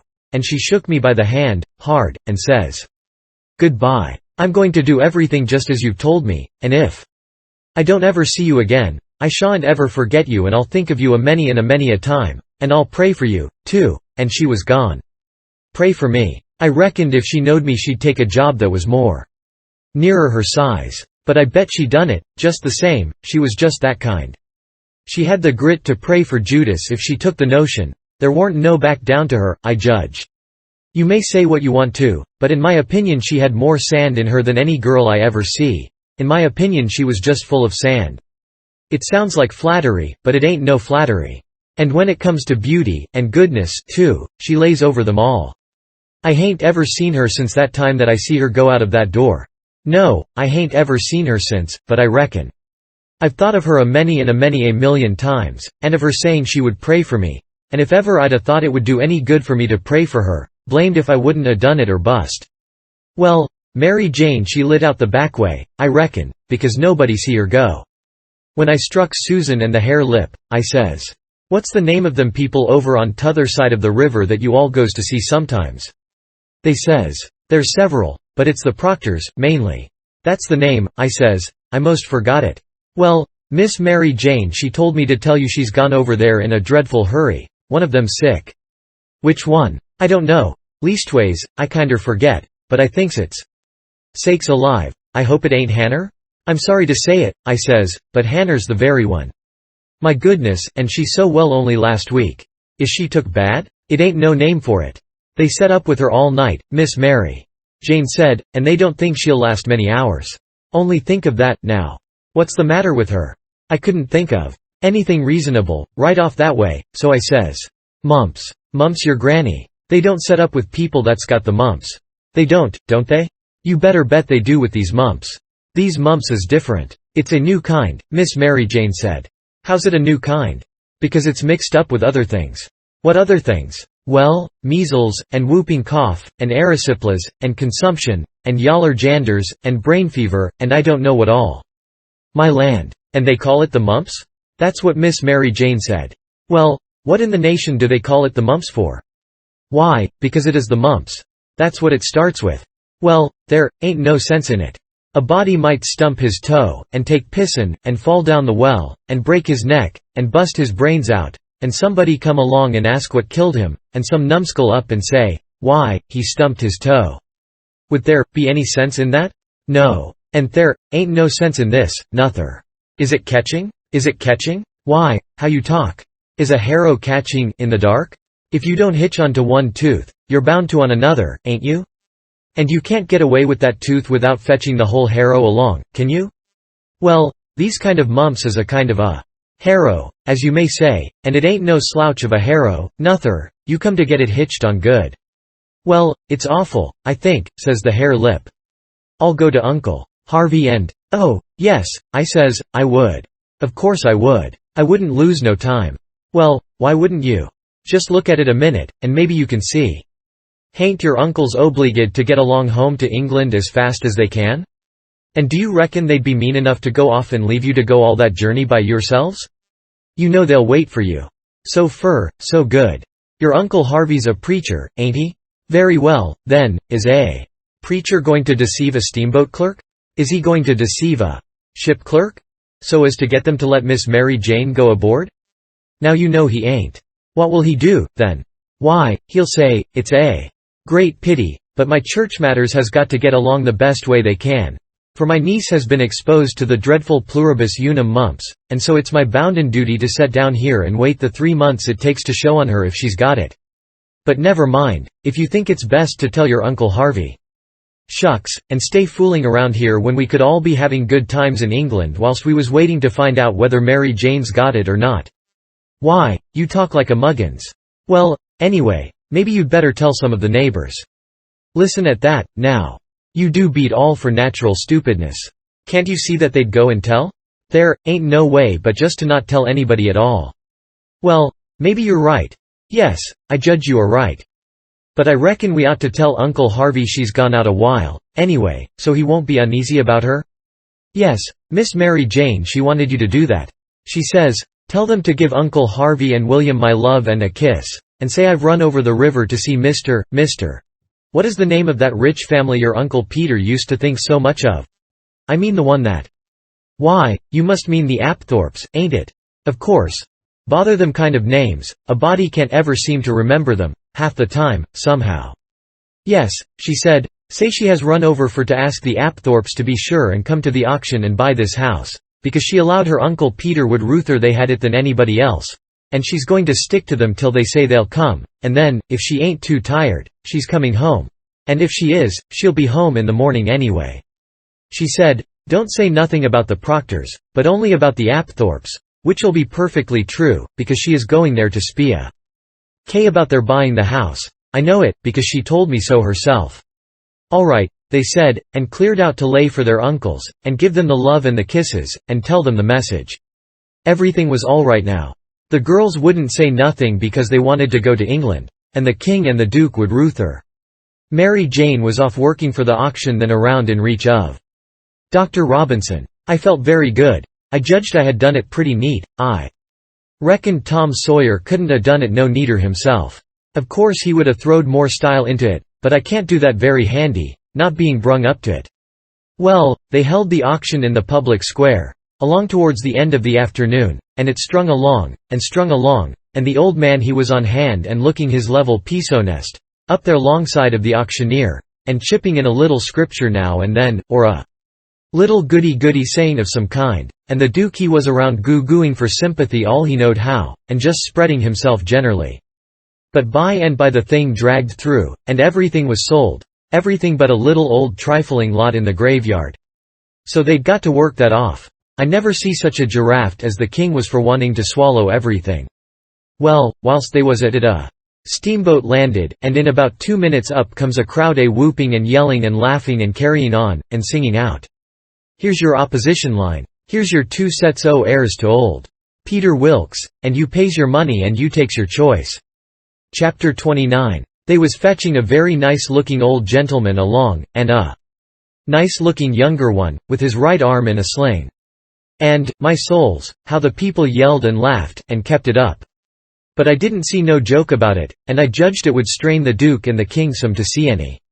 I reckoned they'd turn pale. But no, nary a pale did they turn.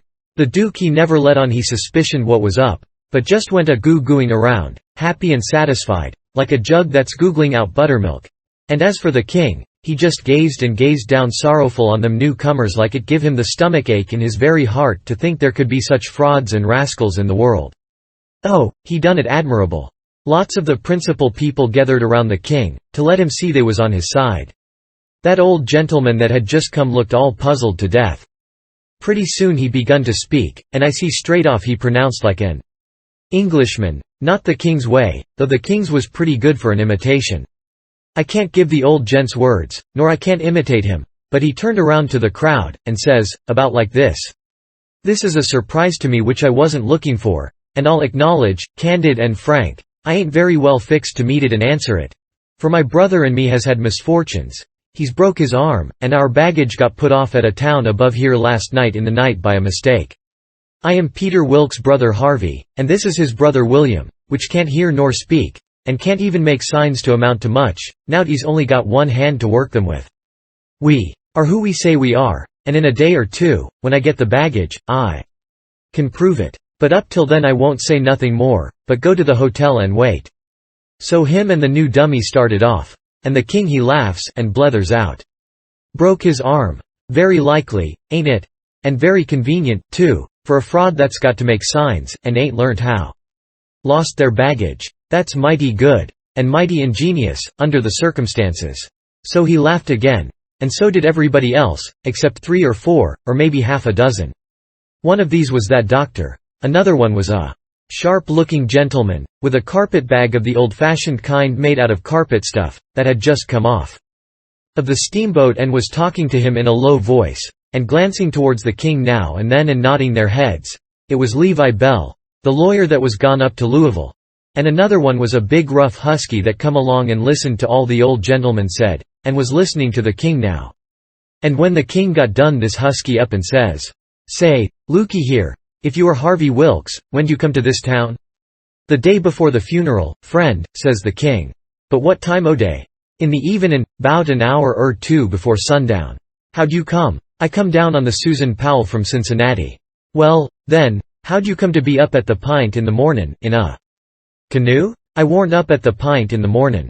"It's a lie." Several of them jumped for him and begged him not to talk that way to an old man and a preacher. "Preacher be hanged, he's a fraud and a liar. He was up at the Pint that mornin'." "I live up there, don't I?" "Well, I was up there, and he was up there. I see him there. He come in a canoe, along with Tim Collins and a boy." The doctor he up and says, "Would you know the boy again if you was to see him, Hines?" "I reckon I would, but I don't know." "Why, yonder he is, now. I know him perfectly easy. It was me he pointed at." The doctor says, "Neighbors, I don't know whether the new couple is frauds or not, but if these two ain't frauds, I am an idiot, that's all. I think it's our duty to see that they don't get away from here till we've looked into this thing. Come along, Hines. Come along, the rest of you. We'll take these fellows to the tavern and affront them with t'other couple, and I reckon we'll find out something before we get through." It was nuts for the crowd, though maybe not for the king's friends, so we all started. It was about sundown. The doctor he led me along by the hand, and was plenty kind enough, but he never let go my hand. We all got in a big room in the hotel, and lit up some candles, and fetched in the new couple. "First," the doctor says, "I don't wish to be too hard on these two men, but I think they're frauds, and they may have complices that we don't know nothing about. If they have, won't the complices get away with that bag of gold Peter Wilkes left? It ain't unlikely. If these men ain't frauds, they won't object to sending for that money and letting us keep it till they prove they're all right, ain't that so?" Everybody agreed to that, so I judged they had our gang in a pretty tight place right at the outstart. But the king he only looks sorrowful, and says, "Gentlemen, I wish the money was there, for I ain't got no disposition to throw anything in the way of a fair, open, out-and-out investigation o' this miserable business. But, alas, the money ain't there. You kin send and see, if you want to." "Where is it, then?" "Well, when my niece give it to me to keep for her I took and hid it inside o' the straw tick o' my bed, not wishin' to bank it for the few days we'd be here, and considerin' the bed a safe place, we not bein' used to niggers, and supposin', honest, like servants in England. The niggers stole it the very next mornin' after I had went downstairs, and when I sold 'em I hadn't missed the money yit, so they got clean away with it. My servant here kin tell you 'bout it, gentlemen." The doctor and several said, "Shucks," and I see nobody didn't altogether believe him. One man asked me if I see the niggers steal it. I said no, but I see them sneaking out of the room and hustling away, and I never thought nothing, only I reckoned they was afraid they had waked up my master and was trying to get away before he made trouble with them. That was all they asked me. Then the doctor whirls on me and says, "Are you English, too?" I says yes, and him and some others laughed, and said, "Stuff." Well, then they sailed in on the general investigation, and there we had it, up and down, hour in, hour out, and nobody never said a word about supper, nor ever seemed to think about it, and so they kept it up, and it was the worst mixed-up thing you ever see. They made the king tell his yarn, and they made the old gentleman tell his and anybody but a lot of prejudiced chuckleheads would 'a seen that the old gentleman was spinning truth and t'other one lies. And by they had me up to tell what I knowed. The king he give me a left-handed look out of the corner of his eye, and so I knowed enough to talk on the right side. I begun to tell about Sheffield, and how we lived there, and all about the English Wilkeses, and so on, but I didn't get pretty fur till the doctor begun to laugh, and Levi Bell, the lawyer, says, "Set down, my boy. I wouldn't strain myself if I was you. I reckon you ain't used to lying, it don't seem to come handy, what you want is practice. You do it pretty awkward."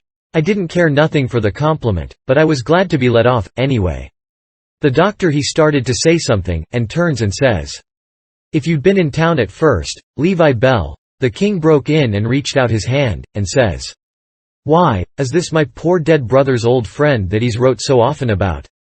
The lawyer and him shook hands, and the lawyer smiled and looked pleased, and they talked right along a while, and then got to one side and talked low, and at last the lawyer speaks up and says, "That'll fix it. I'll take the order and send it, along with your brothers, and then they'll know it's all right."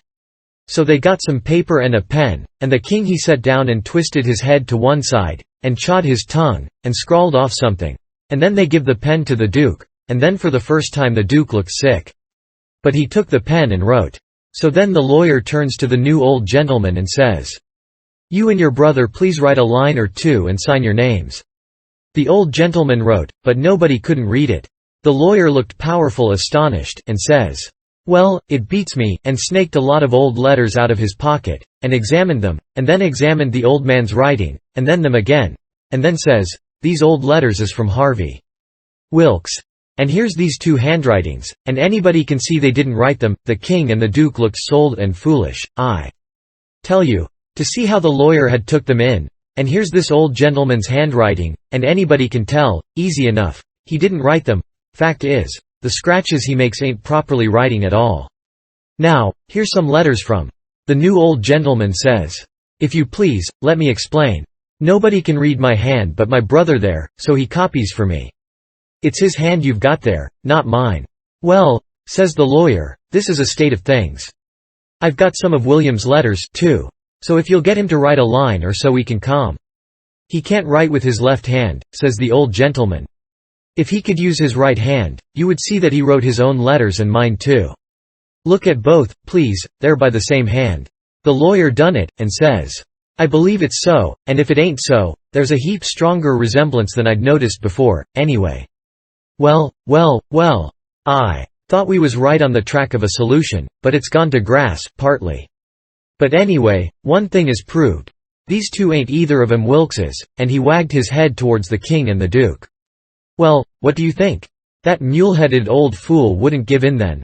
Indeed he wouldn't. Said it warn't no fair test.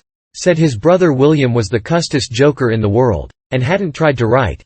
He see William was going to play one of his jokes the minute he put the pen to paper. And so he warmed up and went warbling and warbling right along till he was actually beginning to believe what he was saying himself, but pretty soon the N.E.U. gentleman broke in, and says, "I've thought of something. Is there anybody here that helped to lay out my Br, helped to lay out the late Peter Wilkes for burying?" "Yes," says somebody, "me and a flat turner done it. We're both here." Then the old man turns towards the king, and says, "Perhaps this gentleman can tell me what was tattooed on his breast." Blamed if the king didn't have to brace up mighty quick, or he'd squashed down like a bluff bank that the river has cut under. It took him so sudden. And, mind you, it was a thing that was calculated to make most anybody excuse to get fetched such a solid one as that without any notice, because how was he going to know what was tattooed on the man? He whitened a little, he couldn't help it, and it was mighty still in there, and everybody bending a little forwards and gazing at him. Says I to myself, now he'll throw up the sponge, there ain't no more use. Well, did he? A body can't hardly believe it, but he didn't. I reckon he thought he'd keep the thing up till he tired them people out, so they'd thin out, and him and the Duke could break loose and get away. Anyway, he sat there, and pretty soon he begun to smile, and says, "MF, it's a very tough question, ain't it? Yes, sir, I can tell you what's tattooed on his breast. It's just a small, thin, blue arrow. That's what it is. And if you don't look close, you can't see it. Now what do you say? Hey? Well, I never see anything like that old blister for clean out and out cheek." The new old gentleman turns brisk towards a flat turner and his pard, and his eye lights up like he judged he'd got the king this time, and says, "There, you've heard what he said. Was there any such mark on Peter Wilkes' breast?" Both of them spoke up and says, "We didn't see no such mark." "Good," says the old gentleman. "Now, what you did see on his breast was a small dim P, and a B, which is an initial he dropped when he was young, and a W, with dashes between them, so, P, B, W, and he marked them that way on a piece of paper. Come, ain't that what you saw?" Both of them spoke up again, and says, "No, we didn't. We never seen any marks at all." Well, everybody was in a state of mind now, and they sings out, "The whole billin' of M.S. frauds. Lees duck 'em. Lees drown 'em. Lees ride 'em on a rail." And everybody was whooping at once, and there was a rattling powwow. But the lawyer he jumps on the table and yells, and says, "Gentlemen, gentlemen, hear me just a word, just a single word, if you please. There's one way yet. Let's go and dig up the corpse and look." That took them. Hooray! They all shouted, and was starting right off. But the lawyer and the doctor sung out, hold on, collar all these 4 men and the boy, and fetch them along, too." "We'll do it," they all shouted, and if we don't find them marks we'll lynch the whole gang.' I was scared, now, I tell you. But there warn't no getting away, you know. They gripped us all, and marched us right along, straight for the graveyard, which was 1.5 miles down the river, and the whole town at our heels, for we made noise enough, and it was only 9 in the evening. As we went by our house I wished I hadn't sent Mary Jane out of town. Because now if I could tip her the wink she'd light out and save me, and blow on our dead beats. Well, we swarmed along down the river road, just carrying on like wildcats, and to make it more scary the sky was darking up, and the lightning beginning to wink and flitter, and the wind to shiver amongst the leaves. This was the most awful trouble and most dangersome I ever was in. And I was kinder stunned. Everything was going so different from what I had allowed for. 'Stead of being fixed so I could take my own time if I wanted to, and see all the fun, and have Mary Jane at my back to save me and set me free when the close fit come, here was nothing in the world betwixt me and sudden death but just them tattoo marks. If they didn't find them, I couldn't bear to think about it, and yet, somehow, I couldn't think about nothing else. It got darker and darker, and it was a beautiful time to give the crowd the slip, but that big husky had me by the wrist. Hines and a body might as well try to give Goliath the slip. He dragged me right along, he was so excited, and I had to run to keep up. When they got there they swarmed into the graveyard and washed over it like an overflow. And when they got to the grave they found they had about 100 times as many shovels as they wanted, but nobody hadn't thought to fetch a lantern. But they sailed into digging anyway by the flicker of the lightning, and sent a man to the nearest house, a half a mile off, to borrow one. So they dug and dug like everything, and it got awful dark, and the rain started, and the wind swished and swushed along, and the lightning come brisker and brisker, and the thunder boomed. But them people never took no notice of it, they was so full of this business, and one minute you could see everything and every face in that big crowd, and the shovelfuls of dirt sailing up out of the grave, and the next second the dark wiped it all out, and you couldn't see nothing at all.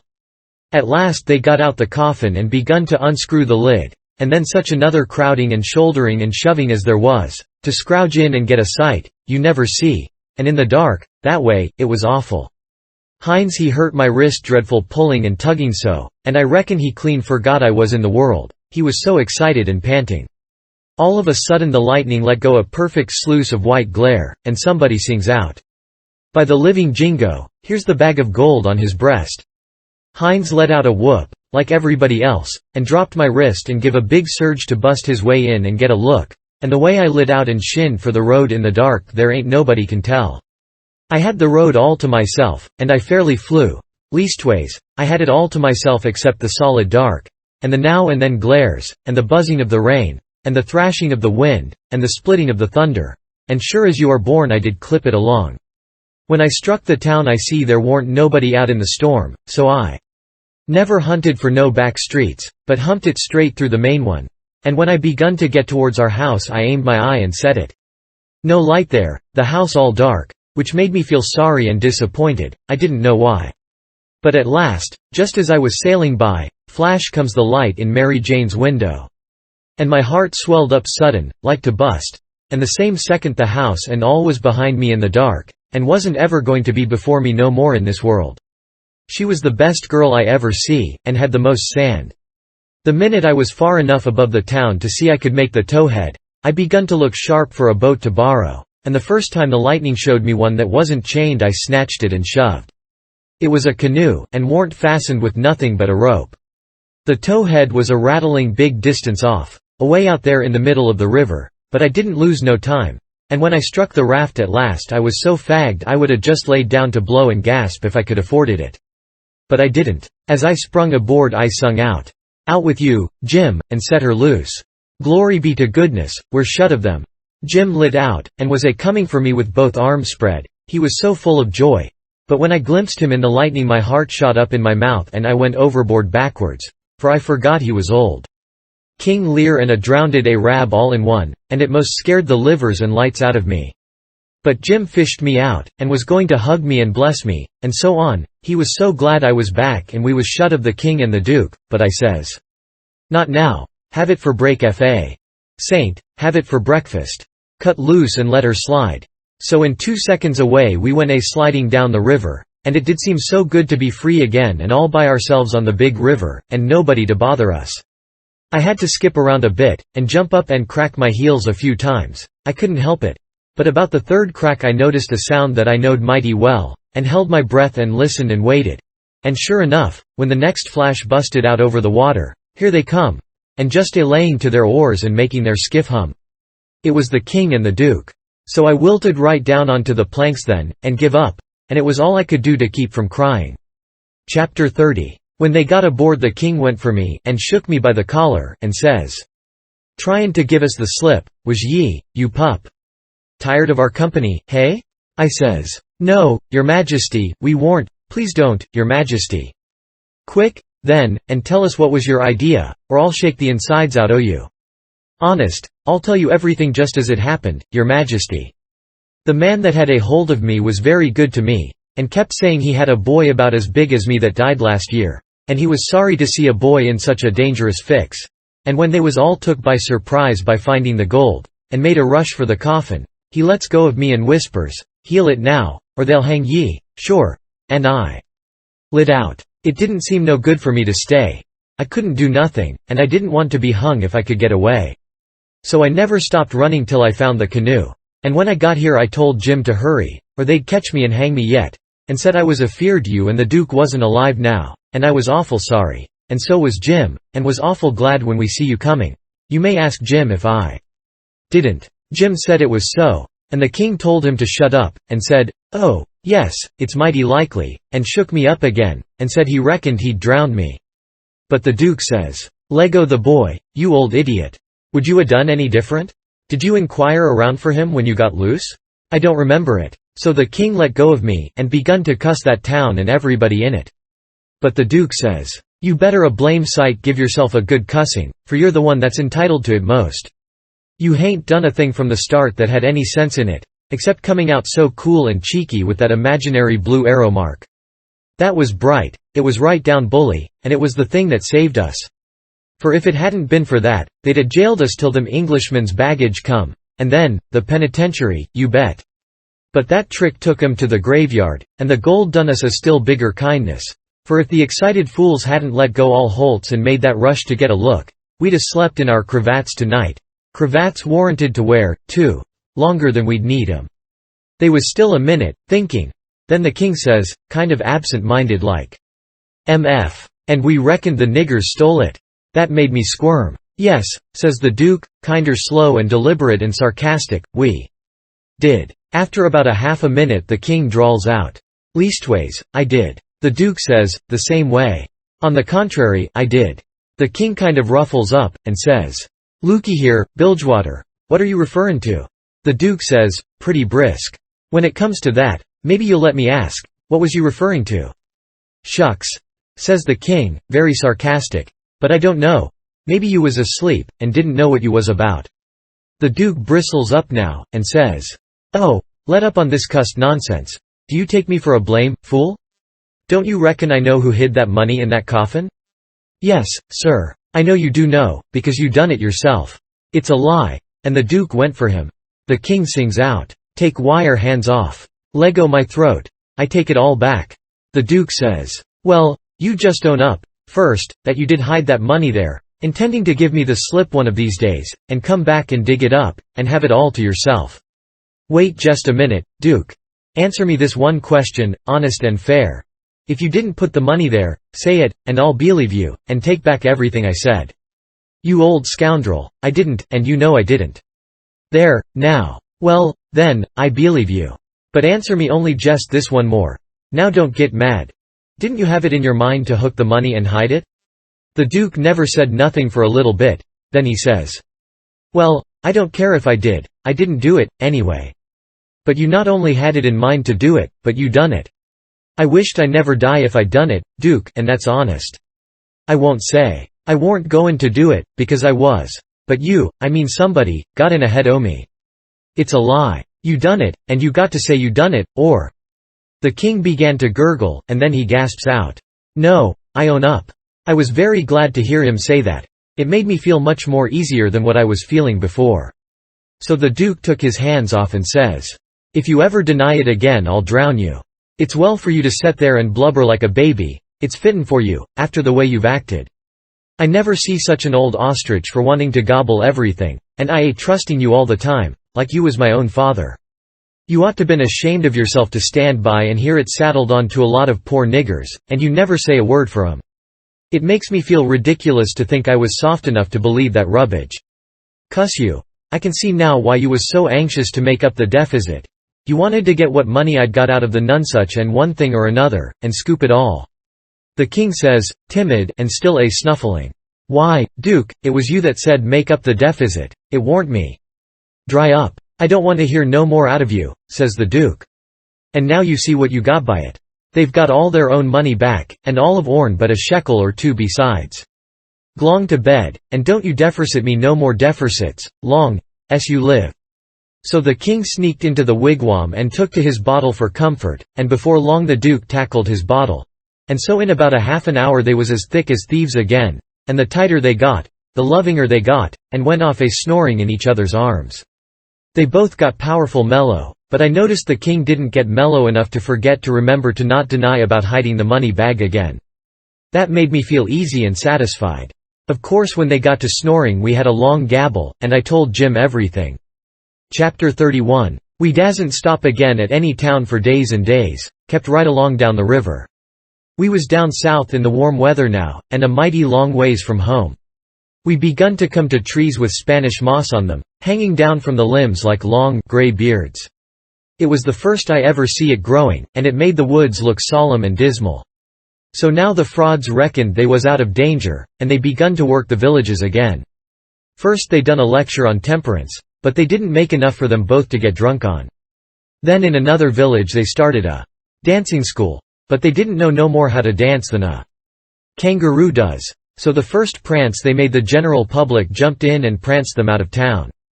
Another time they tried to go at yellocution, but they didn't yellocute long till the audience got up and give them a solid good cussing, and made them skip out. They tackled missionarying, and mesmerizing, and doctoring, and telling fortunes, and a little of everything, but they couldn't seem to have no luck. So at last they got just about dead broke, and laid around raft as she floated along, thinking and thinking, and never saying nothing, by the half a day at a time, and dreadful blue and desperate. And at last they took a change and begun to lay their heads together in the wigwam and talk low and confidential 2 or 3 hours at a time. Jim and me got uneasy. We didn't like the look of it. We judged they was studying up some kind of worse deviltry than ever. We turned it over and over, and at last we made up our minds they was going to break into somebody's house or store, or was going into the counterfeit money business, or something. So then we was pretty scared, and made up an agreement that we wouldn't have nothing in the world to do with such actions, and if we ever got the least show we would give them the cold shake and clear out and leave them behind. Well, early one morning we hid the raft in a good, safe place about 2 miles below a little bit of a shabby village named Pikesville, and the king he went ashore and told us all to stay hid whilst he went up to town and smelt around to see if anybody had got any wind of the royal nonsuch there yet. "House to rob, you mean," says I to myself, "and when you get through robbing it you'll come back here and wonder what has become of me and Jim and the raft, and you'll have to take it out in wondering." And he said if he warn't back by midday the Duke and me would know it was all right, and we was to come along. So we stayed where we was. The Duke he fretted and sweated around, and was in a mighty sour way. He scolded us for everything, and we couldn't seem to do nothing right. He found fault with every little thing. Something was a brewing, sure. I was good and glad when midday come and no king. We could have a change, anyway, and maybe a chance for the change on top of it. So me and the Duke went up to the village, and hunted around there for the king, and by we found him in the back room of a little low doggery, very tight, and a lot of loafers bully-ragging him for sport, and he a cussing and a threatening with all his might, and so tight he couldn't walk, and couldn't do nothing to them. The Duke he begun to abuse him for an old fool, and the king begun to sass back, and the minute they was fairly at it I lit out and shook the reefs out of my hind legs, and spun down the river road like a deer, for I see our chance, and I made up my mind that it would be a long day before they ever see me and Jim again. I got down there all out of breath but loaded up with joy, and sung out, "Set her loose, Jim. We're all right now." But there warn't no answer, and nobody come out of the wigwam. Jim was gone. I set up a shout, and then another one, and run this way and that in the woods, whooping and screeching, but it warn't no use, old Jim was gone. Then I sat down and cried. I couldn't help it. But I couldn't set still long. Pretty soon I went out on the road, trying to think what I better do, and I run across a boy walking, and asked him if he'd seen a strange nigger dressed so and so, and he says, "Yes." "Whereabouts?" says I. "Down to Silas Phelps' place, 2 mile below here. He's a runaway nigger, and they've got him." "Was you looking for him?" "You bet I ain't. I run across him in the woods about an hour or two ago, and he said if I hollered he'd cut my livers out, and told me to lay down and stay where I was, and I done it. Been there ever since, afeard to come out. Well," he says, "you needn't be afeard no more, because they've got him. He run off Ephraim down south, Summers. It's a good job they got him. Well, I reckon. There's $200 reward on him. It's like picking up money out in the road." "Yes, it is, and I coulda had it if I'd been big enough. I see him first." "Who nailed him?" "It was an old fellow, a stranger, and he sold out his chance in him for $40, because he's got to go up the river and can't wait. Think o' that, now. You bet I'd wait, if it was 7 year. "That's me, every time," says I, "but maybe his chance ain't worth no more than that, if he'll sell it so cheap. Maybe there's something ain't straight about it. But it is, though, straight as a string. I see the handbill myself. It tells all about him, to a dot. Paints him like a picture, and tells the plantation he's from, below N'Orleans. No siree Bob, they ain't no trouble 'bout that speculation, you bet you. Say, gimme a cha-chewbacker, won't ye?" I didn't have none, so he left. I went to the raft, and sat down in the wigwam to think. But I couldn't come to nothing. I thought till I wore my head sore, but I couldn't see no way out of the trouble.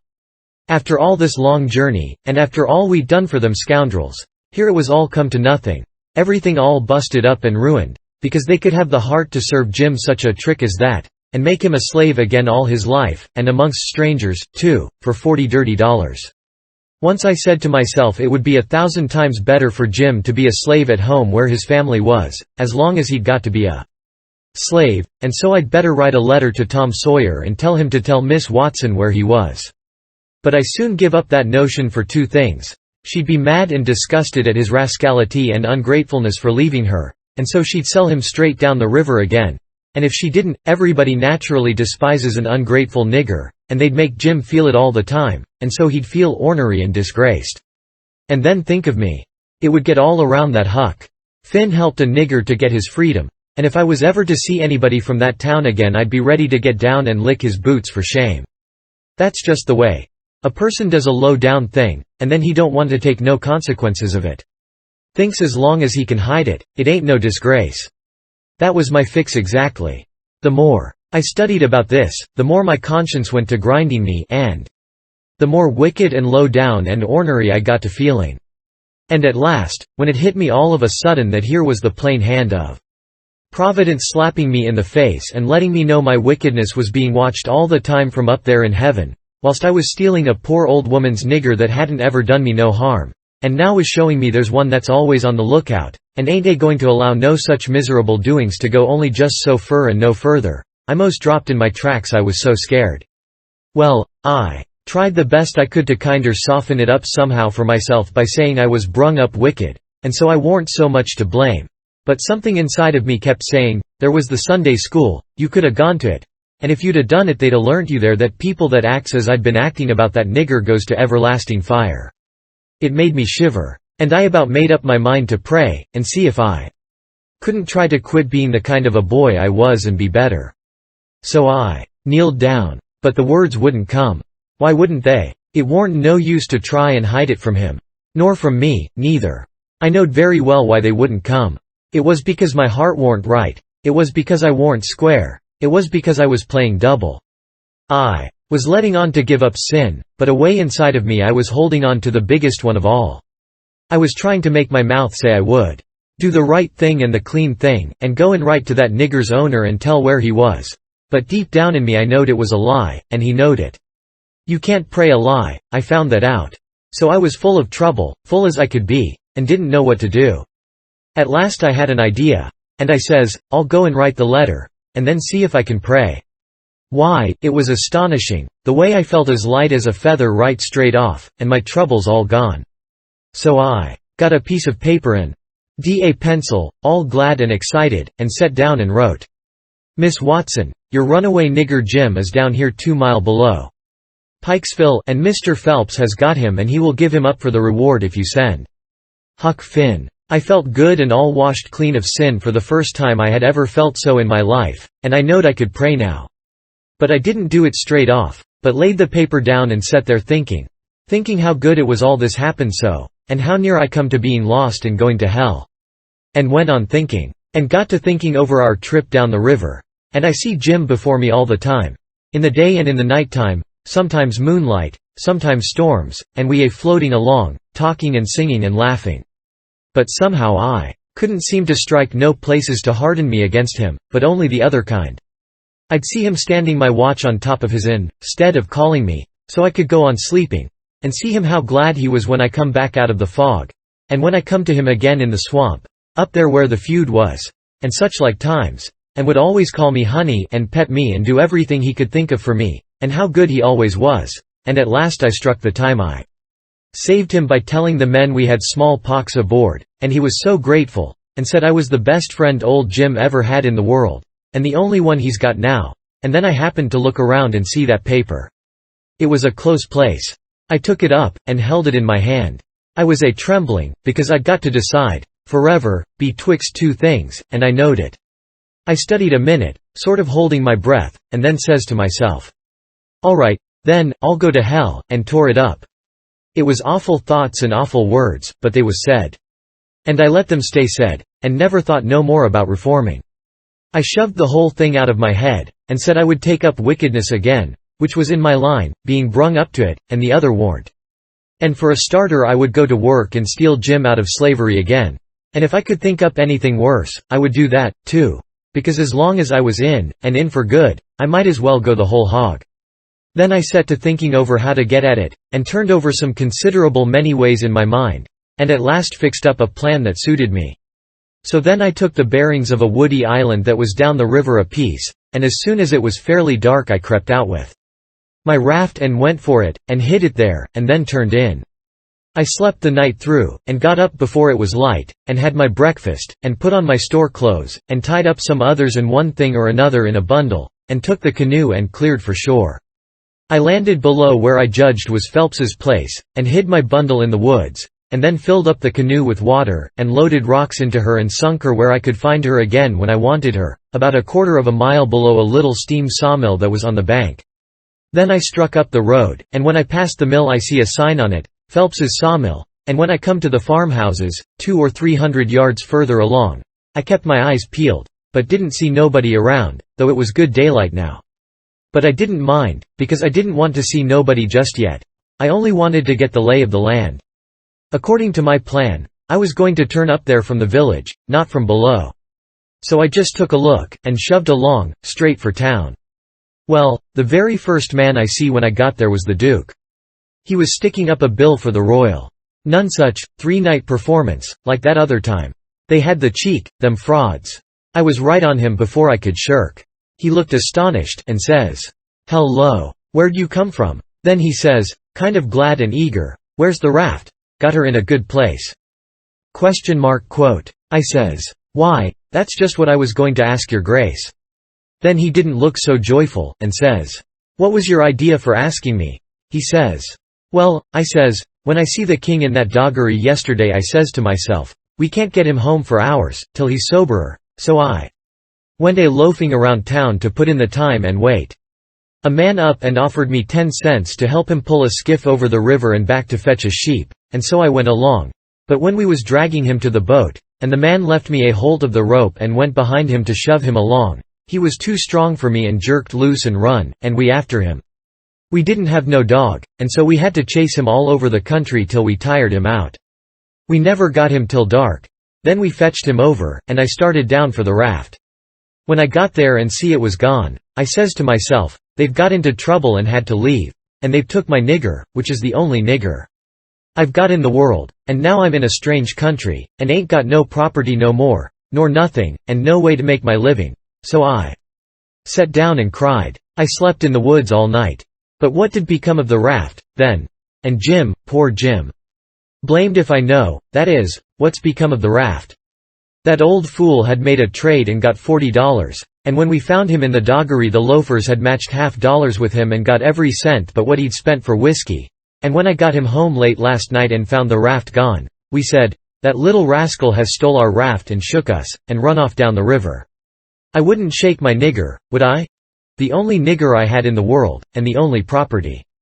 We never thought of that. Fact is, I reckon we'd come to consider him our nigger. Yes, we did consider him so, goodness knows we had trouble enough for him. So when we see the raft was gone and we flat broke, there warn't anything for it but to try the Royal Nunsuch another shake. And I've pegged along ever since, dry as a powder horn. Where's that 10 cents? Give it here. I had considerable money, so I give him 10 cents, but begged him to spend it for something to eat, and give me some, because it was all the money I had, and I hadn't had nothing to eat since yesterday. He never said nothing. The next minute he whirls on me and says, "Do you reckon that nigger would blow on us? We'd skin him if he done that. How can he blow? Hain't he run off? No. That old fool sold him, and never divided with me, and the money's gone." "Sold him?" I says, and begun to cry. Why, he was my nigger, and that was my money. "Where is he?" "I want my nigger." "Well, you can't get your nigger, that's all, so dry up your blubbering. Looky here, do you think you'd venture to blow on us?" "Blamed if I think I'd trust you. Why, if you was to blow on us—" He stopped, but I never see the Duke look so ugly out of his eyes before. I went on a whimpering, and says, "I don't want to blow on nobody, and I ain't got no time to blow, nohow. I got to turn out and find my nigger." He looked kinder bothered, and stood there with his bills fluttering on his arm, thinking, and wrinkling up his forehead. At last he says, "I'll tell you something. We got to be here 3 days. If you'll promise you won't blow, and won't let the nigger blow, I'll tell you where to find him." So I promised, and he says, "A farmer by the name of Silas P.H., and then he stopped. You see, he started to tell me the truth. But when he stopped that way, and begun to study and think again, I reckoned he was changing his mind. And so he was. He wouldn't trust me, he wanted to make sure of having me out of the way the whole 3 days. So pretty soon he says, 'The man that bought him is named Abram Foster, Abram G. Foster, and he lives 40 mile back here in the country, on the road to Lafayette.' All right, I says, I can walk it in 3 days. And I'll start this very afternoon. No you won't, you'll start now. And don't you lose any time about it, neither, nor do any gabbling by the way. Just keep a tight tongue in your head and move right along, and then you won't get into trouble with us, d'ye hear?" That was the order I wanted, and that was the one I played for. I wanted to be left free to work my plans. "So clear out," he says, "and you can tell Mr. Foster whatever you want to. Maybe you can get him to believe that Jim is your nigger. Some idiots don't require documents. Leastways I've heard there's such down south here. And when you tell him the handbill and the reward's bogus, maybe he'll believe you when you explain to him what the idea was for getting him out. Go, long now, and tell him anything you want to. But mind you don't work your jaw any between here and there." So I left, and struck for the back country. I didn't look around, but I kinder felt like he was watching me. But I knowed I could tire him out at that. I went straight out in the country as much as a mile before I stopped. Then I doubled back through the woods towards Phelps. I reckoned I better start in on my plan straight off without fooling around, because I wanted to stop Jim's mouth till these fellows could get away.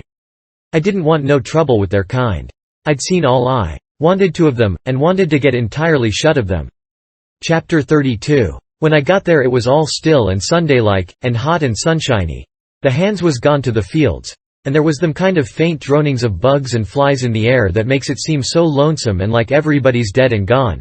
And if a breeze fans along and quivers the leaves it makes you feel mournful, because you feel like it's spirits whispering, spirits that's been dead ever so many years, and you always think they're talking about you. As a general thing it makes a body wish he was dead, too, and done with it all. Phelps was one of these little one-horse cotton plantations, and they all look alike. A rail fence round a 2-acre yard. A stile made out of logs sawed off and up-ended in steps, like barrels of a different length, to climb over the fence with, and for the women to stand on when they are going to jump onto a horse. Some sickly grass patches in the big yard, but mostly it was bare and smooth, like an old hat with the nap rubbed off. Big double log house for the white folks. Hewed logs, with the chinks stopped up with mud or mortar, and these mud stripes been whitewashed some time or another. Round log kitchen, with a big broad, open but roofed passage joining it to the house. Log smokehouse back of the kitchen. 3 little log nigger cabins in a row t'other side the smokehouse. 1 little hut all by itself away down against the back fence, and some outbuildings down a piece the other side. Ash hopper and big kettle to boil soap in by the little hut. Bench by the kitchen door, with bucket of water and a gourd. Hound asleep there in the sun. More hounds asleep round about. About 3 shade trees away off in a corner. Some currant bushes and gooseberry bushes in one place by the fence. Outside of the fence a garden and a watermelon patch. Then the cotton fields begins, and after the fields the woods. I went around and clumb over the back stile by the ash hopper, and started for the kitchen. When I got a little ways I heard the dim hum of a spinning wheel wailing along up and sinking along down again. And then I knowed for certain I wished I was dead, for that is the lonesomest sound in the whole world. I went right along, not fixing up any particular plan, but just trusting to Providence to put the right words in my mouth when the time come. For I'd noticed that Providence always did put the right words in my mouth if I left it alone. When I got halfway, first one hound and then another got up and went for me, and of course I stopped and faced them, and kept still. And such another powwow they made. In a quarter of a minute I was a kind of a hub of a wheel, as you may say, spokes made out of dogs, circle of 15 of them packed together around me, with their necks and noses stretched up towards me, a barking and howling, and more a coming. You could see them sailing over fences and around corners from everywheres. A nigger woman come tearing out of the kitchen with a rolling pin in her hand, singing out, "Begone you teej! You spot! Begone saw!"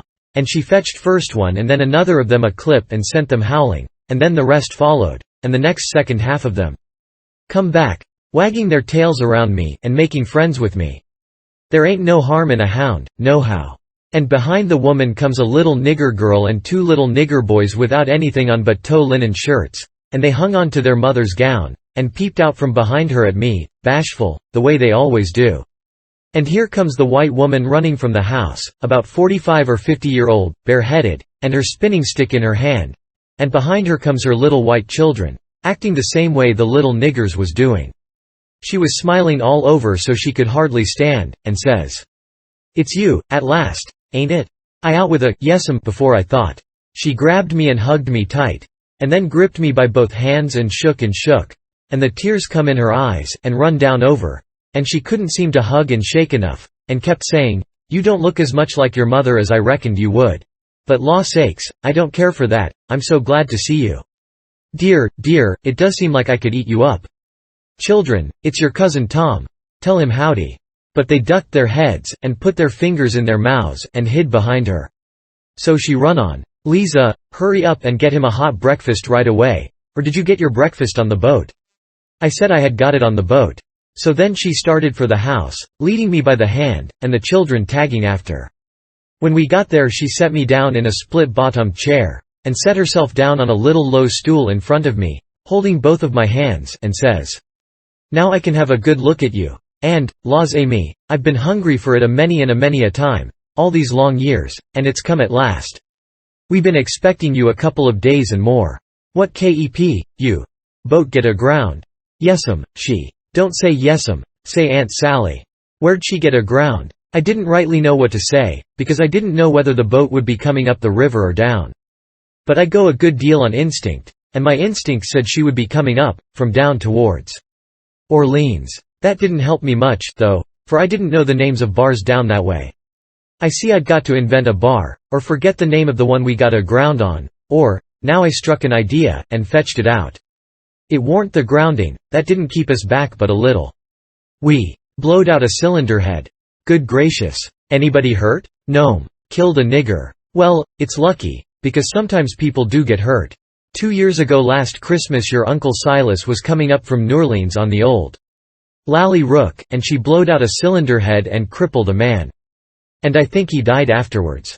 He was a Baptist. Your Uncle Silas knowed a family in Baton Rouge that knowed his people very well. Yes, I remember now, he did die. Mortification set in, and they had to amputate him. But it didn't save him. Yes, it was mortification, that was it. He turned blue all over, and died in the hope of a glorious resurrection. They say he was a sight to look at. Your uncle's been up to the town every day to fetch you. And he's gone again, not more'n an hour ago, he'll be back any minute now. "You must have met him on the road, didn't you? Oldish man, with a—" "No, I didn't see nobody, Aunt Sally. The boat landed just at daylight, and I left my baggage on the wharf boat and went looking around the town and out a piece in the country, to put in the time and not get here too soon. And so I come down the back way." "Who'd you give the baggage to?" "Nobody." "Why, child, it'll be stole." "Not where I hid it, I reckon it won't," I says. "How'd you get your breakfast so early on the boat?" "It was kinder thin ice, but," I says. "The captain see me standing around, and told me I'd better have something to eat before I went ashore. So he took me in the Texas to the office's lunch, and give me all I wanted. I was getting so uneasy I couldn't listen good. I had my mind on the children all the time. I wanted to get them out to one side and pump them a little, and find out who I was. But I couldn't get no show. Mrs. Phelps kept it up and run on so. Pretty soon she made the cold chill streak all down my back, because she says, 'But here we're a-running on this way, and you hain't told me a word about Sis, nor any of them. Now I'll rest my works a little, and you start up yourn. Just tell me everything, tell me all about all every one of em, and how they are, and what they're doing, and what they told you to tell me, and every last thing you can think of.' Well, I see I was up a stump, and up it good. Providence had stood by me this fur all right, but I was hard and tight aground now. I see it warn't a bit of use to try to go ahead, I'd got to throw up my hand. So I says to myself, here's another place where I got to rest the truth. I opened my mouth to begin, but she grabbed me and hustled me in behind the bed, and says, 'Here he comes. Stick your head down lower, there, that'll do, you can't be seen now. Don't you let on you're here. I'll play a joke on him. Children, don't you say a word.' I see I was in a fix now. But it warn't no use to worry. There warn't nothing to do but just hold still, and try and be ready to stand from under when the lightning struck. I had just one little glimpse of the old gentleman when he come in. Then the bed hid him. Mrs. Phelps she jumps for him, and says, 'Has he come?' 'No,' says her husband. 'Goodness gracious,' she says, 'what in the world can have become of him?' 'I can't imagine,' says the old gentleman, 'and I must say it makes me dreadful uneasy.' 'Uneasy,' she says, 'I'm ready to go distracted. He must have come, and you've missed him along the road.' 'I know it's so, something tells me so.' 'Why, Sally, I couldn't miss him along the road, you know that.' 'But oh, dear, dear, what will Sis say? He must have come. You must missed him. Oh, don't distress me any more, and I'm already distressed. I don't know what in the world to make of it. I'm at my wit's end, and I don't mind acknowledging, I'm right down scared. But there's no hope that he's come, for he couldn't come and me miss him. Sally, it's terrible, just terrible, something's happened to the boat, sure. Why, Silas, look yonder, up the road, ain't that somebody coming?" He sprung to the window at the head of the bed, and that give Mrs. Phelps the chance she wanted. She stooped down quick at the foot of the bed and give me a pull, and out I come. And when he turned back from the window, there she stood, a beaming and a smiling like a house afire, and I standing pretty meek and sweaty alongside. The old gentleman stared, and says, "Why, who's that? Who do you reckon 'tis? I hain't no idea. Who is it?" "It's Tom Sawyer. By jings, I most slumped through the floor. But there warn't no time to swap knives. The old man grabbed me by the hand and shook, and kept on shaking. And all the time how the woman did dance around and laugh and cry. And then how they both did fire off questions about Sid, and Mary, and the rest of the tribe. But if they was joyful, it warn't nothing to what I was. For it was like being born again, I was so glad to find out who I was. Well, they froze to me for 2 hours, and at last, when my chin was so tired it couldn't hardly go any more, I had told them more about my family, I mean the Sawyer family, than ever happened to any 6 Sawyer families. And I explained all about how we blowed out a cylinder head at the mouth of White River, and it took us 3 days to fix it. Which was all right, and worked first rate, because they didn't know but what it would take 3 days to fix it. If I'd called it a bolt head it would have done just as well. Now I was feeling pretty comfortable all down one side, and pretty uncomfortable all up the other. Being Tom Sawyer was easy and comfortable, and it stayed easy and comfortable till by and by I hear a steamboat coughing along down the river. Then I says to myself, suppose Tom Sawyer comes down on that boat? And suppose he steps in here any minute, and sings out my name before I can throw him a wink to keep quiet? Well, I couldn't have it that way, it wouldn't do at all. I must go up the road and waylay him. So I told the folks I reckoned I would go up to the town and fetch down my baggage. The old gentleman was for going along with me, but I said no, I could drive the horse myself, and I druther he wouldn't take no trouble about me. Chapter 33. So I started for town in the wagon, and when I was halfway I see a wagon coming, and sure enough it was Tom Sawyer, and I stopped and waited till he come along. I says, "Hold on," and it stopped alongside, and his mouth opened up like a trunk, and stayed so. And he swallowed 2 or 3 times like a person that's got a dry throat, and then says, "I hain't ever done you no harm. You know that. So, then, what you want to come back and haunt me for?" I says, "I hain't come back. I hain't been gone." When he heard my voice it righted him up some, but he warn't quite satisfied yet. He says, "Don't you play nothing on me, because I wouldn't on you." "Honest Injun now, you ain't a ghost?" "Honest Injun, I ain't," I says. "Well, well, that ought to settle it, of course. But I can't somehow seem to understand it no way. Looky here, warn't you ever murdered at all?" "No, I warn't ever murdered at all. I played it on them." "You come in here and feel of me if you don't believe me." So he done it, and it satisfied him, and he was that glad to see me again he didn't know what to do. And he wanted to know all about it. Right off, because it was a grand adventure and mysterious, and so it hit him where he lived. But I said, "Leave it alone till by and by," and told his driver to wait, and we drove off a little piece, and I told him the kind of a fix I was in, and what did he reckon we better do. He said, "Let him alone a minute, and don't disturb him." So he thought, and pretty soon he says, "It's all right, I've got it. Take my trunk in your wagon, and let on it's your in, and you turn back and fool along slow, so as to get to the house about the time you ought to, and I'll go towards town a piece, and take a fresh start, and get there a quarter or a half an hour after you, and you needn't let on to know me at first." I says, "All right, but wait a minute. There's one more thing, a thing that nobody don't know but me. And that is, there's a nigger here that I may trying to steal out of slavery, and his name is Jim, old Miss Watson's Jim." He says, "What? Why, Jim is." He stopped and went to studying. I says, "I know what you'll say. You'll say it's dirty, low-down business, but what if it is? I'm low down, and I'm going to steal him, and I want you keep mum and not let on. Will you?" His eye lit up, and he says, "I'll help you steal him." Well, I let go all holts then, like I was shot. It was the most astonishing speech I ever heard, and I'm bound to say Tom Sawyer fell considerable in my estimation. Only I couldn't believe it. Tom Sawyer a nigger stealer. "Oh, shucks," I says, "you're joking." "I ain't joking, either." "Well, then," I says, "joking or no joking, if you hear anything said about a runaway nigger, don't forget to remember that you don't know nothing about him, and I don't know nothing about him." Then we took the trunk and put it in my wagon, and he drove off his way and I drove mine. But of course I forgot all about driving slow on accounts of being glad and full of thinking, so I got home a heap too quick for that length of a trip. The old gentleman was at the door, and he says, "Why, this is wonderful. Whoever would 'a' thought it was in that mare to do it? I wish we'd 'a' timed her. And she hain't sweated a hair, not a hair. It's wonderful. Why, I wouldn't take $100 for that horse now. I wouldn't, honest, and yet I'd 'a' sold her for 15 before, and thought 'twas all she was worth."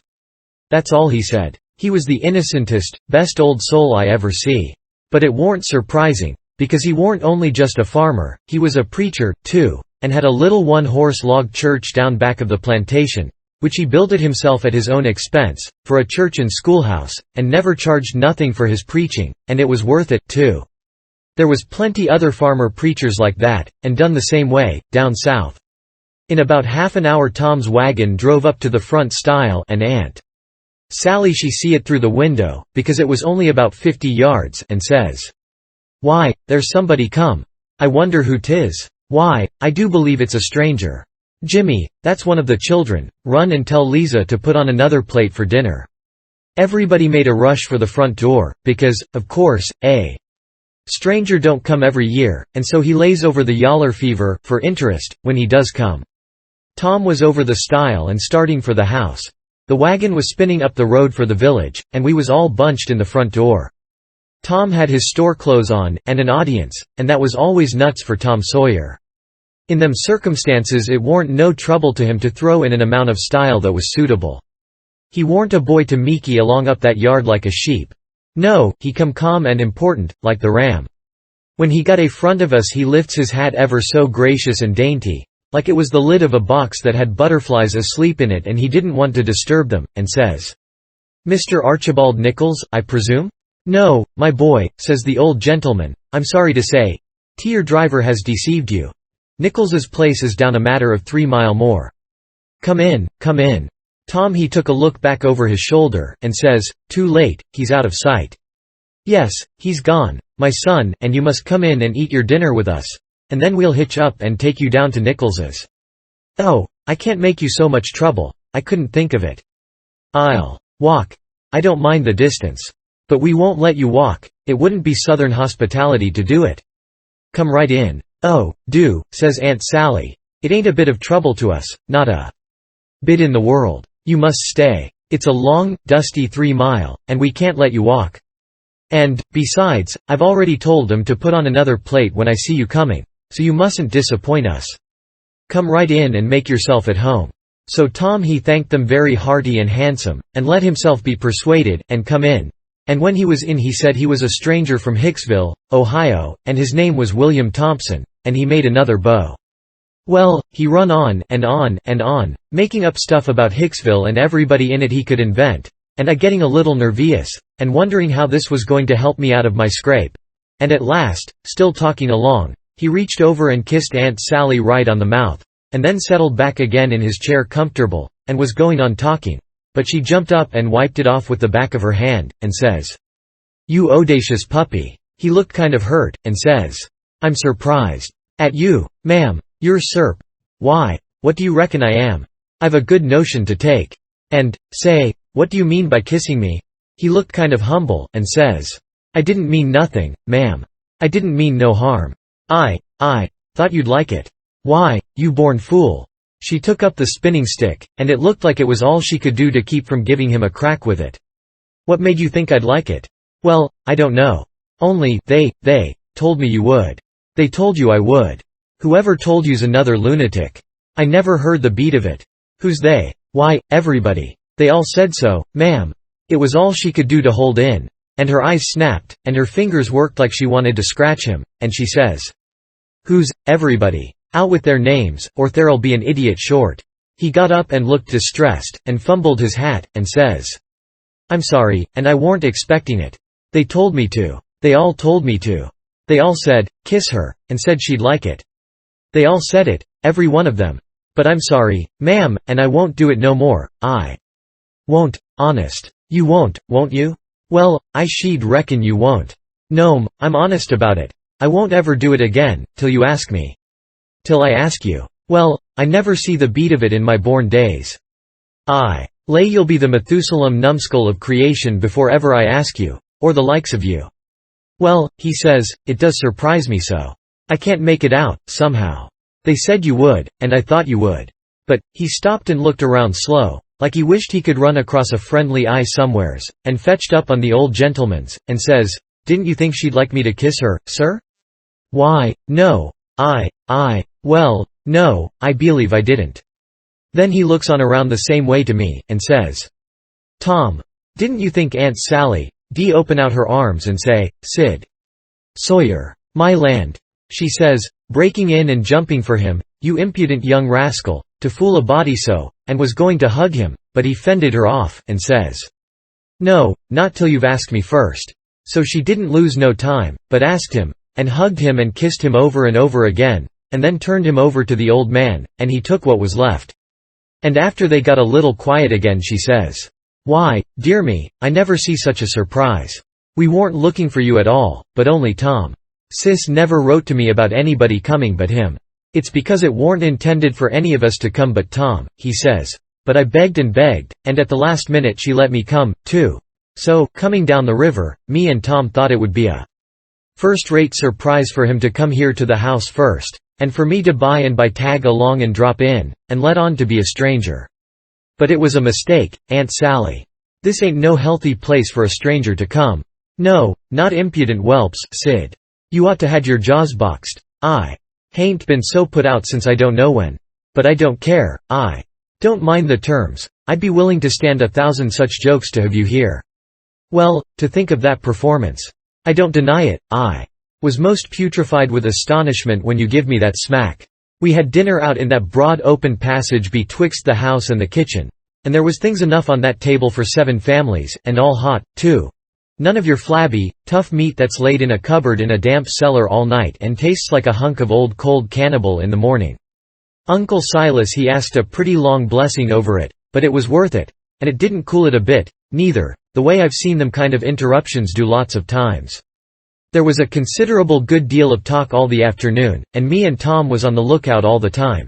But it warn't no use, they didn't happen to say nothing about any runaway nigger, and we was afraid to try to work up to it. But at at night, one of the little boys says, "Pa, mayn't Tom and Sid and me go to the show?" "No," says the old man, "I reckon there ain't going to be any, and you couldn't go if there was, because the runaway nigger told Burton and me all about that scandalous show, and Burton said he would tell the people, so I reckon they've drove the audacious loafers out of town before this time." So there it was, but I couldn't help it.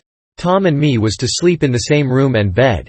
So, being tired, we bid good night and went up to bed right after supper, and clumb out of the window and down the lightning rod, and shoved for the town. For I didn't believe anybody was going to give the king and the duke a hint, and so if I didn't hurry up and give them one they'd get into trouble sure. On the road Tom he told me all about how it was reckoned I was murdered, and how Pap disappeared pretty soon, and didn't come back no more, and what a stir there was when Jim run away. And I told Tom all about our royal nonsuch rapscallions, and as much of the raft voyage as I had time to. And as we struck into the town and up through the middle of it, it was as much as 8:30, then, here comes a raging rush of people with torches, and an awful whooping and yelling, and banging tin pans and blowing horns. And we jumped to one side to let them go by. And as they went by I see they had the king and the duke a-straddle of a rail. That is, I knowed it was the king and the duke, though they was all over tar and feathers, and didn't look like nothing in the world that was human. Just looked like a couple of monstrous big soldier plumes.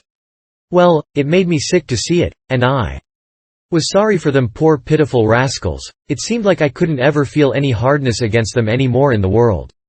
It was a dreadful thing to see. Human beings can be awful cruel to one another. We see we was too late, couldn't do no good. We asked some stragglers about it, and they said everybody went to the show looking very innocent, and laid low and kept dark till the poor old king was in the middle of his cavortings on the stage. Then somebody give a signal, and the house rose up and went for them. So we poked along back home, and I warn't feeling so brash as I was before, but kind of ornery and humble and to blame, somehow, though I hadn't done nothing. But that's always the way. It don't make no difference whether you do right or wrong. A person's conscience ain't got no sense, and just goes for him anyway. If I had a yaller dog that didn't know no more than a person's conscience does I would piss in him. It takes up more room than all the rest of a person's insides, and yet ain't no good, nohow. Tom Sawyer he says the same. Chapter 34. We stopped talking, and got to thinking. By and by Tom says, "Looky here, Huck, what fools we are to not think of it before. I bet I know where Jim is." "No. Where?" "In that hut down by the ashhopper." "Why, looky here. When we was at dinner, didn't you see a nigger man go in there with some victuals?" "Yes. What did you think the victuals was for?" "For a dog." "So'd I. Well, it wasn't for a dog." "Why?" "Because part of it was watermelon." "So it was, I noticed it." "Well, it does beat all that I never thought about a dog not eating watermelon. It shows how a body can see and don't see at the same time." "Well, the nigger unlocked the padlock when he went in, and he locked it again when he came out. He fetched Uncle a key about the time we got up from table, same key, I bet. Watermelon shows man, lock shows prisoner, and it ain't likely there's 2 prisoners on such a little plantation, and where the people's all so kind and good. Jim's the prisoner. All right, I'm glad we found it out detective fashion. I wouldn't give shucks for any other way. Now you work your mind, and study out a plan to steal Jim, and I will study out one, too, and we'll take the one we like the best. What a head for just a boy to have.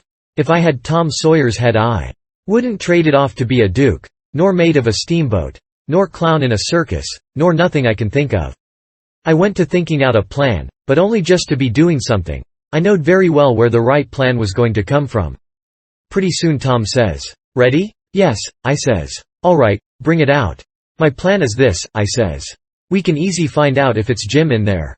Then get up my canoe tomorrow night, and fetch my raft over from the island. Then the first dark night that comes steal the key out of the old man's breeches after he goes to bed. and shove off down the river on the raft with Jim, hiding daytimes and running nights, the way me and Jim used to do before. Wouldn't that plan work? Work? Why, certainly it would work, like rats a fighting. But it's too simple, there ain't nothing to it. What's the good of a plan that ain't no more trouble than that? It's as mild as goose milk. Why, Huck, it wouldn't make no more talk than breaking into a soap factory. I never said nothing, because I warn't expecting nothing different, but I knowed mighty well that whenever he got his plan ready it wouldn't have none of them objections to it. And it didn't. He told me what it was, and I see in a minute it was worth 15 of mine for style, and would make Jim just as free a man as mine would, and maybe get us all killed besides. So I was satisfied, and said we would waltz in on it. I needn't tell what it was here, because I knowed it wouldn't stay the way it was. I knowed he would be changing it around every which way as we went along, and heaving in new bullinesses wherever he got a chance. And that is what he done. Well, one thing was dead sure, and that was that Tom Sawyer was in earnest, and was actually going to help steal that nigger out of slavery. That was the thing that was too many for me. Here was a boy that was respectable and well brung up, and had a character to lose, and folks at home that had characters, and he was bright and not leather-headed, and knowing and not ignorant, and not mean, but kind. And yet here he was, without any more pride, or rightness, or feeling, than to stoop to this business, and make himself a shame, and his family a shame, before everybody. I couldn't understand it no way at all.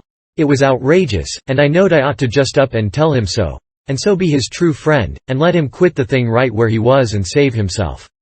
And I did start to tell him, but he shut me up, and says, "Don't you reckon I know what I'm about? Don't I generally know what I'm about?" "Yes. Didn't I say I was going to help steal the nigger?" "Yes." "Well, then. That's all he said, and that's all I said. It warn't no use to say any more, because when he said he'd do a thing, he always done it. But I couldn't make out how he was willing to go into this thing, so I just let it go, and never bothered no more about it. If he was bound to have it so, I couldn't help it. When we got home the house was all dark and still, so we went on down to the hut by the ash hopper for to examine it. We went through the yard so as to see what the hounds would do. They knowed us, and didn't make no more noise than country dogs is always doing when anything comes by in the night. When we got to the cabin we took a look at the front and the two sides, and on the side I warn't acquainted with, which was the north side, we found a square window hole, up tolerable high, with just one stout board nailed across it. I says, "Here's the ticket. This hole's big enough for Jim to get through if we wrench off the board." Tom says, "It's as simple as tit-tat-toe, 3 in a row, and as easy as playing hooky. I should hope we can find a way that's a little more complicated than that, Huck Finn." "Well, then," I says, "how'll it do to saw him out, the way I done before I was murdered that time?" "That's more like," he says. "It's real mysterious, and troublesome, and good," he says, "but I bet we can find a way that's twice as long. There ain't no hurry, least keep on looking around." Betwixt the hut and the fence, on the back side, was a lean-to that joined the hut at the eaves, and was made out of plank. It was as long as the hut, but narrow, only about 6 foot wide. The door to it was at the south end, and was padlocked. Tom he went to the soap kettle and searched around, and fetched back the iron thing they lift the lid with, so he took it and prized out one of the staples. The chain fell down, and we opened the door and went in, and shut it, and struck a match, and see the shed was only built against a cabin and hadn't no connection with it, and there warn't no floor to the shed, nor nothing in it but some old rusty played-out hose and spades and picks and a crippled plow. The match went out, and so did we, and shoved in the staple again, and the door was locked as good as ever. Tom was joyful. He says, "Now we're all right. We'll dig him out. It'll take about a week." Then we started for the house, and I went in the back door. You only have to pull a buckskin latchstring, they don't fasten the doors, but that warn't romantical enough for Tom Sawyer. No way would do him but he must climb up the lightning rod. But after he got up halfway about 3 times, and missed fire and fell every time, and the last time most busted his brains out, he thought he'd got to give it up, but after he was rested he allowed he would give her one more turn for luck, and this time he made the trip.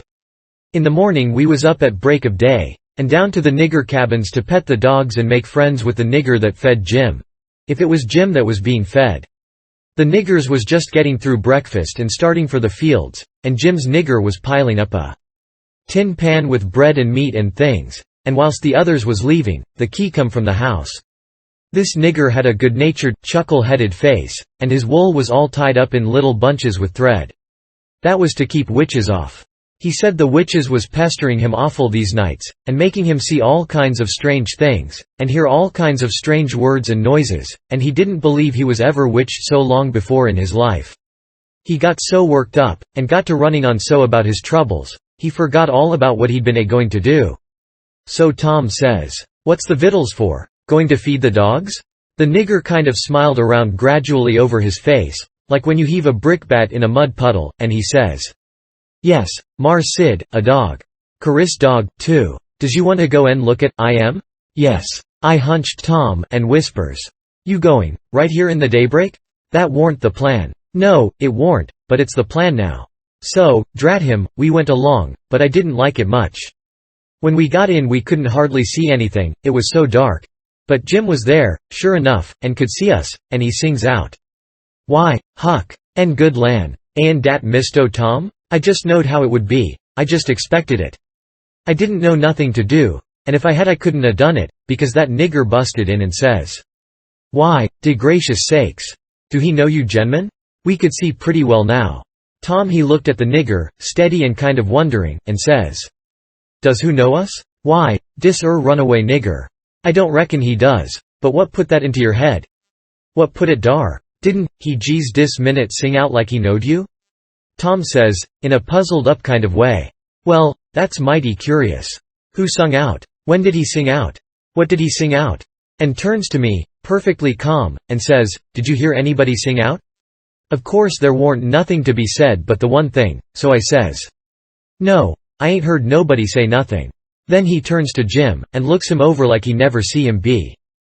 E4, and says, 'Did you sing out?' 'No, saw,' says Jim. 'I hain't said nothing, saw.' 'Not a word?' 'No, saw, I hain't said a word.' 'Did you ever see us before?' 'No, saw, not as I knows on.' So Tom turns to the nigger, which was looking wild and distressed, and says, kind of severe, 'What do you reckon's the matter with you, anyway? What made you think somebody sung out?' 'Oh, it's de dad blame, witches, saw, and I wished I was dead, I do. Days aw lose at it, saw, and dey do mos kill me, dey skeers me so. Please to don't tell nobody bout it saw, ol Mars Silas he'll skol me, case he say dey ain't no witches. I jeez wish to goodness he was heya now, den what would he say? I jeez bet he couldn't find no way to get aroon it dis time. But it's aw lose jeez so, people dat sot, stays sot. Dey won't look into nothin' find it out fur deyselves, and when you find it out and tell bout it, dey don't believe you.' Tom give him a dime, and said we wouldn't tell nobody, and told him to buy some more thread to tie up his wool with, and then looks at Jim, and says, 'I wonder if Uncle Silas is going to hang this nigger. If I was to catch a nigger that was ungrateful enough to run away, I wouldn't give him up, I'd hang him.' And whilst the nigger stepped to the door to look at the dime and bite it to see if it was good, he whispers to Jim and says, 'Don't ever let on to know us. And if you hear any digging going on nights, it's us, we're going to set you free.' Jim only had time to grab us by the hand and squeeze it. Then the nigger come back, and we said we'd come again sometime if the nigger wanted us to. And he said he would, more particular if it was dark, because the witches went for him mostly in the dark, and it was good to have folks around then. Chapter 35. It would be most an hour yet till breakfast, so we left and struck down into the woods. Because Tom said we got to have some light to see how to dig by, and a lantern makes too much, and might get us into trouble. What we must have was a lot of them rotten chunks that's called foxfire, and just makes a soft kind of a glow when you lay them in a dark place. We fetched an armful and hid it in the weeds, and sat down to rest, and Tom says, kind of dissatisfied, "Blame it, this whole thing is just as easy and awkward as it can be. And so it makes it so rotten difficult to get up a difficult plan. There ain't no watchman to be drugged, now there ought to be a watchman. There ain't even a dog to give a sleeping mixture to. And there's Jim chained by one leg, with a 10-foot chain, to the leg of his bed. Why, all you got to do is to lift up the bedstead and slip off the chain. And Uncle Silas he trusts everybody. Sends the key to the pumpkin-headed nigger, and don't send nobody to watch the nigger. Jim could have got out of that window hole before this, only there wouldn't be no use trying to travel with a 10-foot chain on his leg. Why, drat it, Huck, it's the stupidest arrangement I ever see. You got to invent all the difficulties. Well, we can't help it. We got to do the best we can with the materials we've got. Anyhow, there's one thing. There's more honor in getting him out through a lot of difficulties and dangers, where there weren't one of them furnished to you by the people who it was their duty to furnish them, and you had to contrive them all out of your own head. Now look at just that one thing of the lantern. When you come down to the cold facts, we simply got to let on that a lantern's resky. Why, we could work with a torchlight procession if we wanted to, I believe. Now, whilst I think of it, we got to hunt up something to make a saw out of the first chance we get. What do we want of a saw? What do we want of it? Hain't we got to saw the leg of Jim's bed off, so as to get the chain loose? Why, you just said a body could lift up the bedstead and slip the chain off. Well, if that ain't just like you, Huck Finn. You see. And get up the infant schooliest ways of going at a thing. Why, hain't you ever read any books at all? Baron Trenck, nor Casanova, nor Benvenuto Cellini, nor Henri IV, nor none of them heroes. Who ever heard of getting a prisoner loose in such an old matey way as that? No. The way all the best authorities does is to saw the bed leg in two, and leave it just so, and swallow the sawdust, so it can't be found, and put some dirt and grease around the sawed place so the very keenest senescal can't see no sign of its being sawed, and thinks the bed leg is perfectly sound. Then, the night you're ready, fetch the leg a kick, down she goes. Slip off your chain, and there you are. Nothing to do but hitch your rope ladder to the battlements, shin down it, break your leg in the moat, because a rope ladder is 19 foot too short, you know, and there's your horses and your trusty vassals, and they scoop you up and fling you across a saddle, and away you go to your native Languedoc, or Navarre, or wherever it is. It's gaudy, Huck. I wish there was a moat to this cabin. If we get time, the night of the escape, we'll dig one. I says, what do we want of a moat when we're going to snake him out from under the cabin? But he never heard me. He had forgot me and everything else. He had his chin in his hand, thinking. Pretty soon he sighs and shakes his head, then sighs again, and says, no, it wouldn't do, there ain't necessity enough for it. For what? I says. Why, to saw Jim's leg off, he says. Good land. I says, why, there ain't no necessity for it. And what would you want to saw his leg off for, anyway? Well, some of the best authorities has done it. They couldn't get the chain off, so they just cut their hand off and shoved. And a leg would be better still. But we got to let that go. There ain't necessity enough in this case. And, besides, Jim's a nigger, and wouldn't understand the reasons for it, and how it's the custom in Europe, so we'll let it go. But there's one thing, he can have a rope ladder. We can tear up our sheets and make him a rope ladder easy enough. And we can send it to him in a pie, it's mostly done that way. And I've et worse pies. Why, Tom Sawyer, how you talk, I says. Jim ain't got no use for a rope ladder. He has got use for it. How you talk, you better say. You don't know nothing about it. He's got to have a rope ladder, they all do. What in the nation can he do with it? Do with it? He can hide it in his bed, can't he? That's what they all do, and he's got to, too. Huck, you don't ever seem to want to do anything that's regular. You want to be starting something fresh all the time. Suppose he don't do nothing with it? Ain't it there in his bed, for a clue, after he's gone? And don't you reckon they'll want clues? Of course they will. And you wouldn't leave them any? That would be a pretty howdy-do, wouldn't it? I never heard of such a thing. Well, I says, if it's in the regulations, and he's got to have it, all right, let him have it, because I don't wish to go back on no regulations. But there's one thing, Tom Sawyer, if we go to tearing up our sheets to make Jim a rope ladder, we're going to get into trouble with Aunt Sally, just as sure as you're born. Now, the way I look at it, a hickory bark ladder don't cost nothing, and don't waste nothing, and is just as good to load up a pie with, and hide in a straw tick, as any rag ladder you can start. And as for Jim, he ain't had no experience, and so he don't care what kind of a— Oh, shucks, Huck Finn, if I was as ignorant as you I'd keep still, that's what I'd do. Who ever heard of a state prisoner escaping by a hickory bark ladder?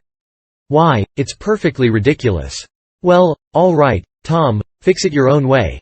But if you'll take my advice, you'll let me borrow a sheet off of the clothesline. He said that would do. And that gave him another idea, and he says, borrow a shirt, too. What do we want of a shirt, too? Want it for Jim to keep a journal on. Journal your granny, Jim can't write. Suppose he can't write, he can make marks on the shirt, can't he, if we make him a pen out of an old pewter spoon or a piece of an old iron barrel hoop? Why, Tom, we can pull a feather out of a goose and make him a better one, and quicker, too.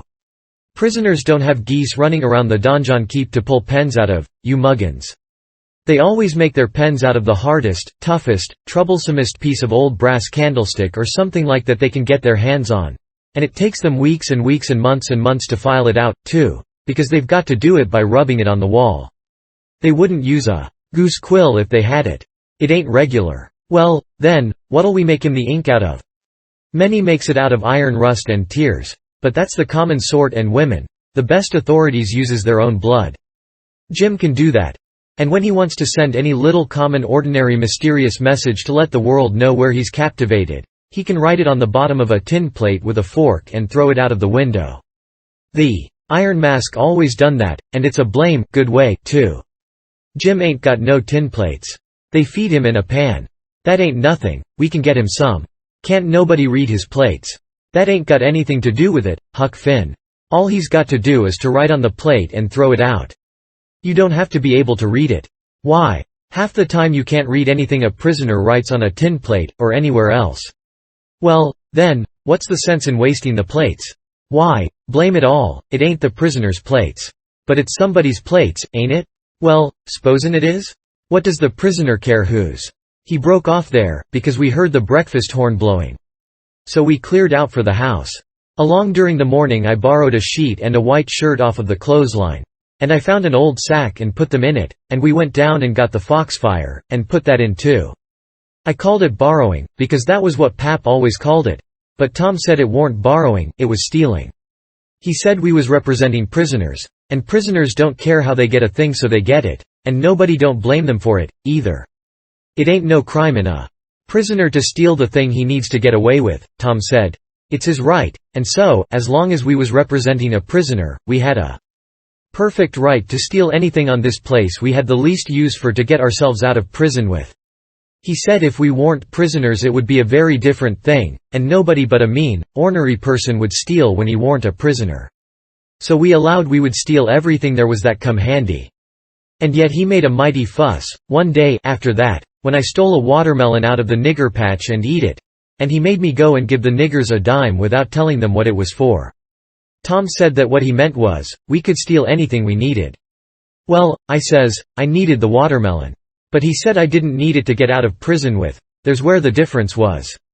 He said if I'd wanted it to hide a knife in, and smuggle it to Jim to kill the senescal with, it would have been all right. So I let it go at that. Though I couldn't see no advantage in my representing a prisoner if I got to set down and chaw over a lot of gold leaf distinctions like that every time I see a chance to hog a watermelon. Well, as I was saying, we waited that morning till everybody was settled down to business, and nobody in sight around the yard. Then Tom he carried the sack into the lean-to whilst I stood off a piece to keep watch. By and by he come out, and we went and sat down on the woodpile to talk. He says, everything's all right now except tools. And that's easy fixed. Tools? I says, yes. Tools for what? Why, to dig with. We ain't going to gnaw him out, are we? Ain't them old crippled picks and things in there good enough to dig a nigger out with? I says. He turns on me, looking pitying enough to make a body cry, and says, Huck Finn, did you ever hear of a prisoner having picks and shovels, and all the modern conveniences in his wardrobe to dig himself out with? Now I want to ask you, if you got any reasonableness in you at all, what kind of a show would that give him to be a hero? Why, they might as well lend him the key and done with it. Picks and shovels. Why, they wouldn't furnish 'em to a king. Well, then, I says, if we don't want the picks and shovels, what do we want? A couple of case knives. To dig the foundations out from under that cabin with? Yes. Confound it, it's foolish, Tom. It don't make no difference how foolish it is, it's the right way, and it's the regular way. And there ain't no other way, that ever I heard of, and I've read all the books that gives any information about these things. They always dig out with a case knife, and not through dirt, mind you. Generally it's through solid rock. And it takes them weeks and weeks and weeks, and forever and ever. Why, look at one of them prisoners in the bottom dungeon of the Castle d'If, in the harbor of Marseille, that dug himself out that way. How long was he at it, you reckon? I don't know. Well, guess. I don't know. A month and a half. 37 year, and he come out in China. That's the kind. I wish the bottom of this fortress was solid rock. Jim don't know nobody in China. What's that got to do with it? Neither did that other fellow. But you're always wandering off on a side issue. Why can't you stick to the main point? Alright, I don't care where he comes out, so he comes out, and Jim don't, either, I reckon. But there's one thing, anyway, Jim's too old to be dug out with a case knife. He won't last. Yes, he will last, too. You don't reckon it's going to take 37 years to dig out through a dirt foundation, do you? How long will it take, Tom? Well, we can't risk being as long as we ought to, because it mayn't take very long for Uncle Silas to hear from down there by New Orleans.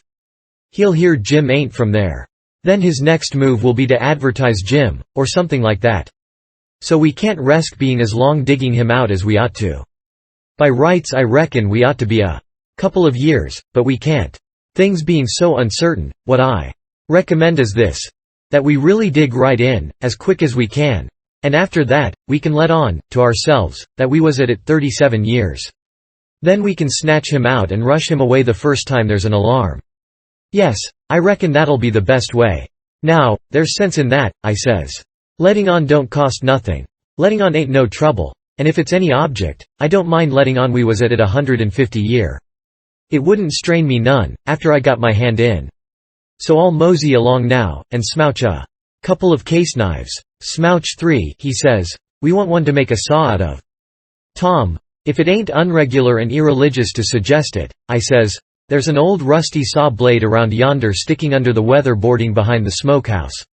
He looked kind of weary and discouraged like, and says, it ain't no use to try to learn you nothing, Huck. Run along and smouch the knives, 3 of them.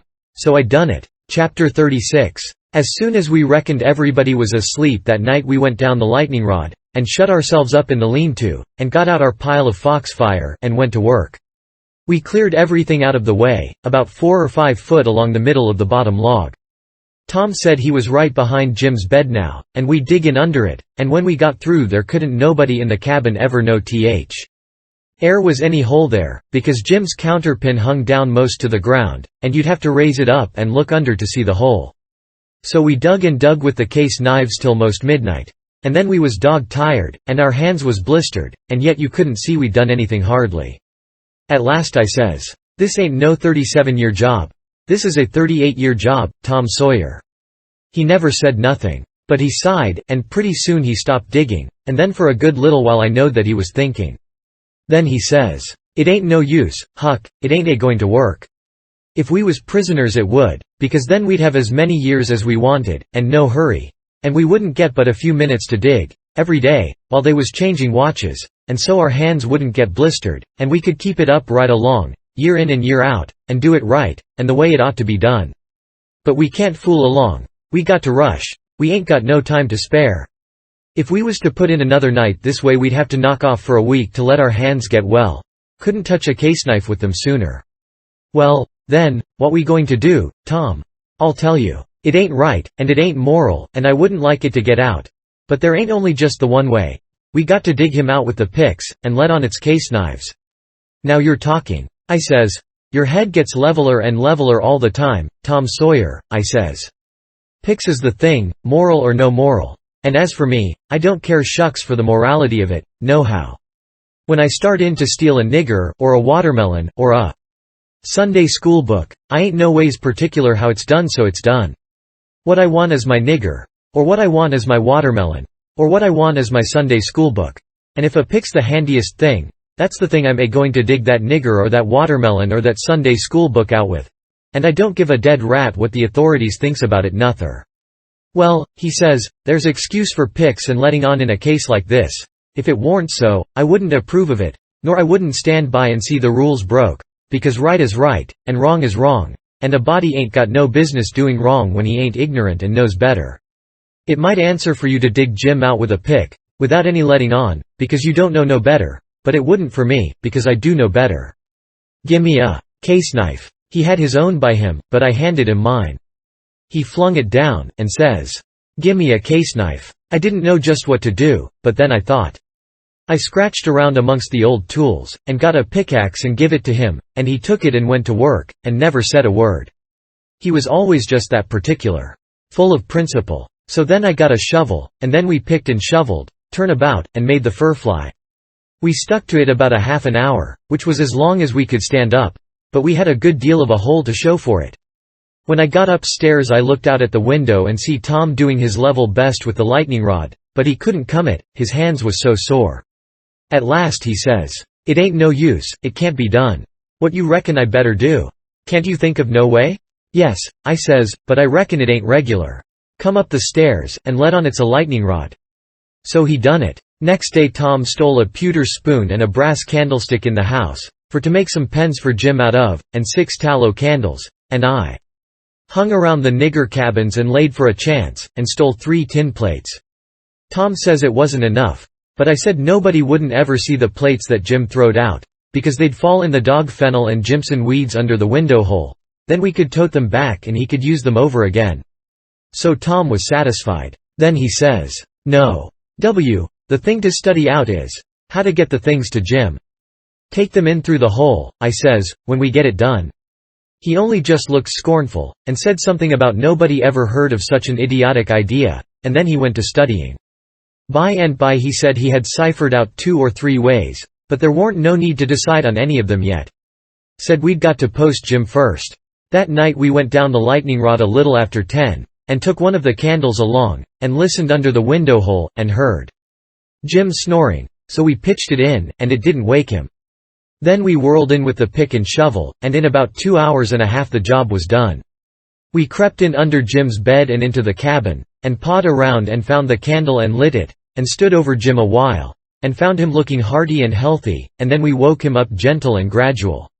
He was so glad to see us he most cried, and called us honey, and all the pet names he could think of, and was for having us hunt up a cold chisel to cut the chain off of his leg with right away, and clearing out without losing any time.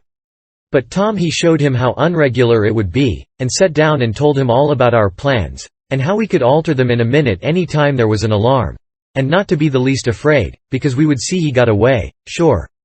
So Jim he said it was all right, and we sat there and talked over old times a while, and then Tom asked a lot of questions. And when Jim told him Uncle Silas come in every day or 2 to pray with him, and Aunt Sally come in to see if he was comfortable and had plenty to eat, and both of them was kind as they could be, Tom says, "Now I know how to fix it.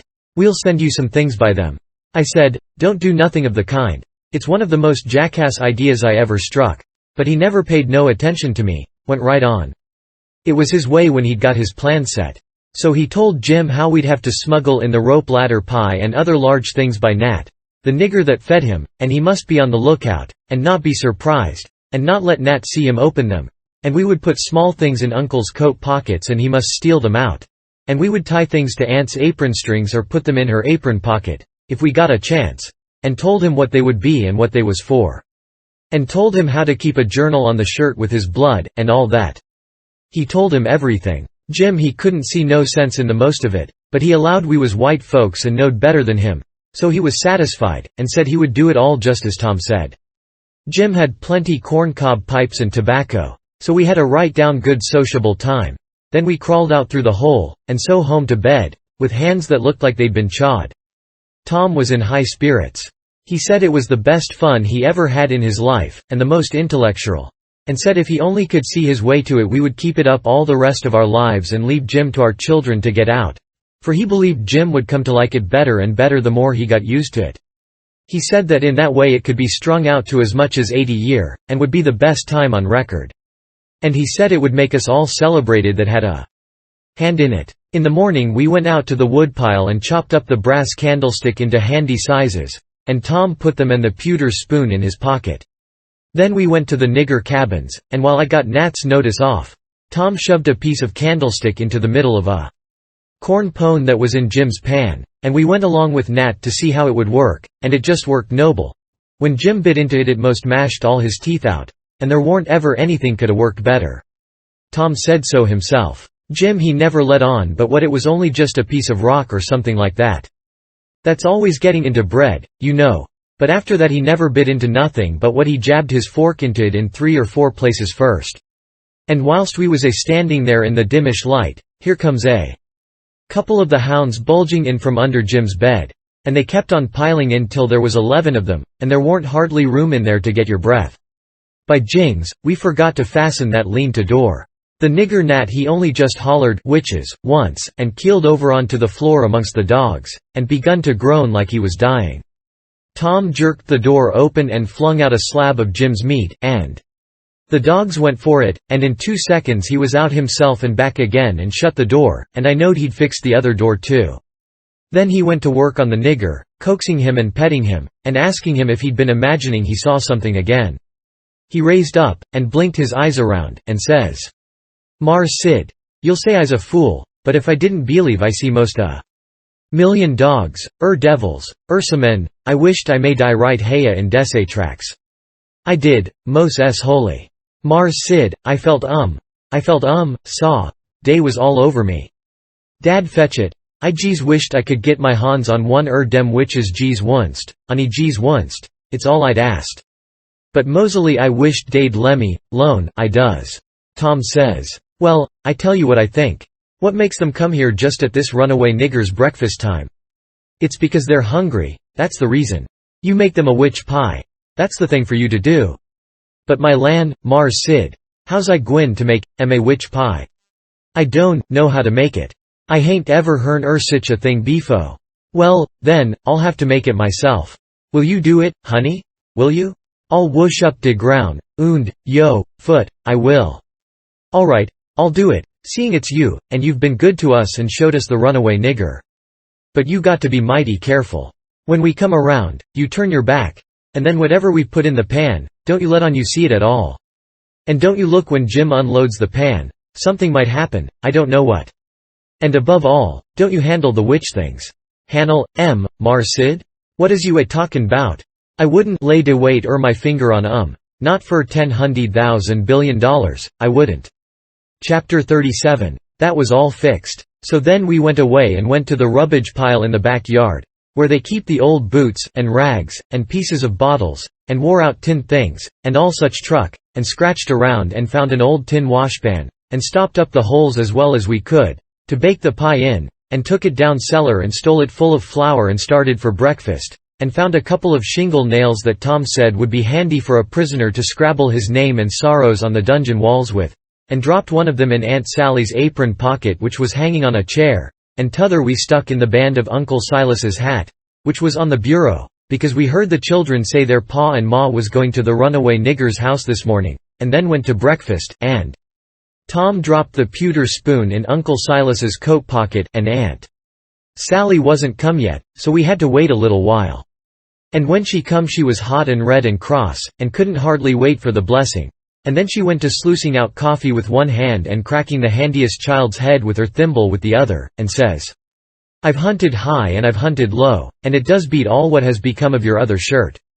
My heart fell down amongst my lungs and livers and things, and a hard piece of corn crust started down my throat after it and got met on the road with a cough, and was shot across the table, and took one of the children in the eye and curled him up like a fishing worm, and let a cry out of him the size of a war whoop, and Tom he turned kinder blue around the gills, and it all amounted to a considerable state of things for about a quarter of a minute or as much as that, and I would have sold out for half price if there was a bidder. But after that we was all right again. It was the sudden surprise of it that knocked us so kind of cold. Uncle Silas he says, "It's most uncommon curious, I can't understand it. I know perfectly well I took it off, because you hain't got but one on. Just listen at the man. I know you took it off, and know it by a better way than your wool-gathering memory, too, because it was on the clothesline. Yesterday, I see it there myself. But it's gone, that's the long and the short of it, and you'll just have to change to a red flannel one till I can get time to make a new one. And it'll be the third I've made in 2 years. It just keeps a body on the jump to keep you in shirts. And whatever you do manage to do with all is more'n I can make out. A body. D'ye think you would learn to take some sort of care of 'em at your time of life? I know it, Sally, and I do try all I can. But it oughtn't to be altogether my fault, because, you know, I don't see them nor have nothing to do with them except when they're on me, and I don't believe I've ever lost one of them off of me. Well, it ain't your fault if you haven't, Silas. You'd 'a done it if you could, I reckon. And the shirt ain't all that's gone, nuther. There's a spoon gone, and that ain't all. There was 10, and now there's only 9. The calf got the shirt, I reckon, but the calf never took the spoon, that's certain. Why, what else is gone, Sally? There's 6 candles gone, that's what. The rats coulda got the candles, and I reckon they did. I wonder they don't walk off with the whole place. The way you're always going to stop their holes and don't do it. And if they weren't fools they'd sleep in your hair, Silas. You'd never find it out. But you can't lay the spoon on the rats, and that I know. Well, Sally, I'm in fault, and I acknowledge it. I've been remiss, but I won't let tomorrow go by without stopping up them holes. Oh, I wouldn't hurry. Next year'll do. Matilda Angelina Araminta. Phelps. Whack comes the thimble, and the child snatches her claws out of the sugar bowl without fooling around any. Just then the nigger woman steps onto the passage, and says, "Mrs. Day's a sheet gone. A sheet gone. Well, for the land's sake. I'll stop up them holes today," says Uncle Silas, looking sorrowful. "Oh, do shut up. Suppose the rats took the sheet? Where's it gone, Liza? Claw to goodness I hain't no notion, Miss Sally. She was on de clothesline ye's titty, but she done gone. She ain't da no mo, now. I reckon the world is coming to an end. I never see the beat of it in all my born days. A shirt, and a sheet, and a spoon, and 6 can. Missus, comes a young yaller wench, day's a brass candlestick missin'. Clare out from here, you hussy, or I'll take a skillet to ye."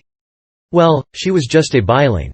I begun to lay for a chance. I reckoned I would sneak out and go for the woods till the weather moderated. She kept a raging right along, running her insurrection all by herself, and everybody else mighty meek and quiet, and at last Uncle Silas, looking kind of foolish, fishes up that spoon out of his pocket. She stopped, with her mouth open and her hands up, and as for me, I wished I was in Jerusalem or somewheres.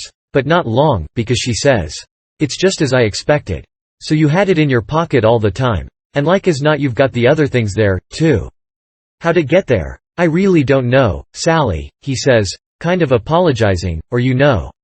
I would tell. I was studying over my text in Acts 17 before breakfast, and I reckon I put it in there, not noticing, meaning to put my testament in, and it must be so, because my testament ain't in, but I'll go and see, and if the testament is where I had it, I'll know I didn't put it in, and that will show that I laid the testament down and took up the spoon, and oh, for the land's sake, give a body a rest.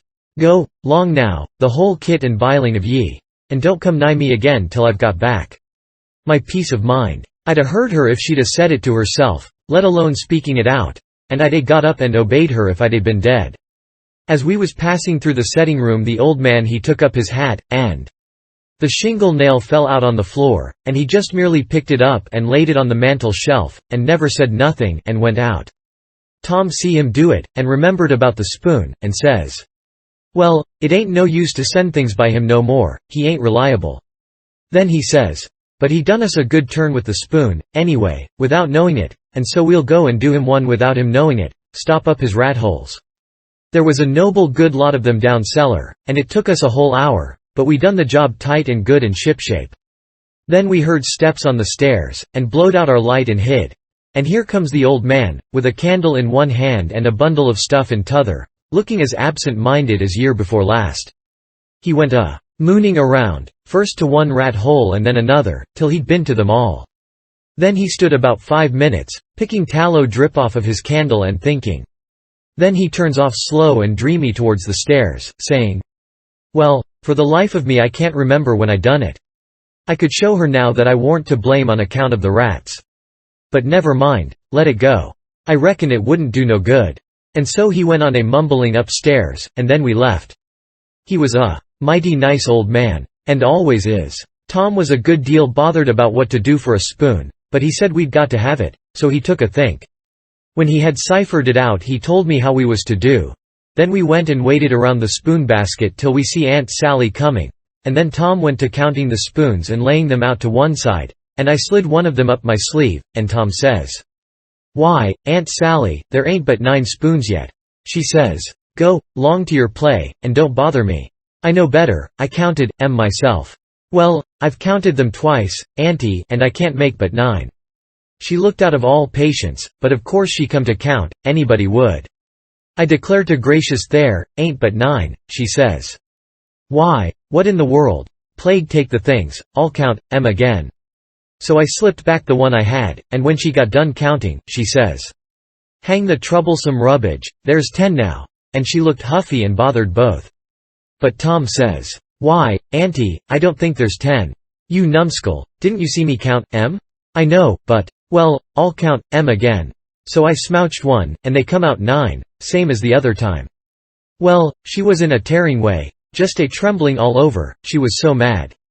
But she counted and counted till she got that addled she'd start to count in the basket for a spoon sometimes. And so, 3 times they come out right, and 3 times they come out wrong. Then she grabbed up the basket and slammed it across the house and knocked the cat galley west. And she said clear out and let her have some peace, and if we come bothering around her again betwixt that and dinner she'd skin us. So we had the odd spoon, and dropped it in her apron pocket whilst she was giving us our sailing orders, and Jim got it all right, along with her shingle nail, before noon. We was very well satisfied with this business, and Tom allowed it was worth twice the trouble it took, because he said now she couldn't ever count them spoons twice alike again to save her life, and wouldn't believe she'd counted them right if she did, and said that after she'd about counted her head off for the next 3 days. He judged she'd give it up and offered to kill anybody that wanted her to ever count them any more.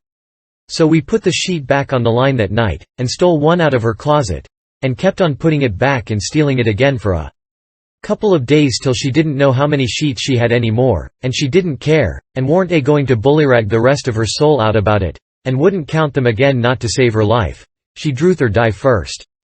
So we was all right now, as to the shirt and the sheet and the spoon and the candles, by the help of the calf and the rats and the mixed-up counting. And as to the candlestick, it warn't no consequence, it would blow over by and by. But that pie was a job. We had no end of trouble with that pie. We fixed it up away down in the woods, and cooked it there, and we got it done at last, and very satisfactory too.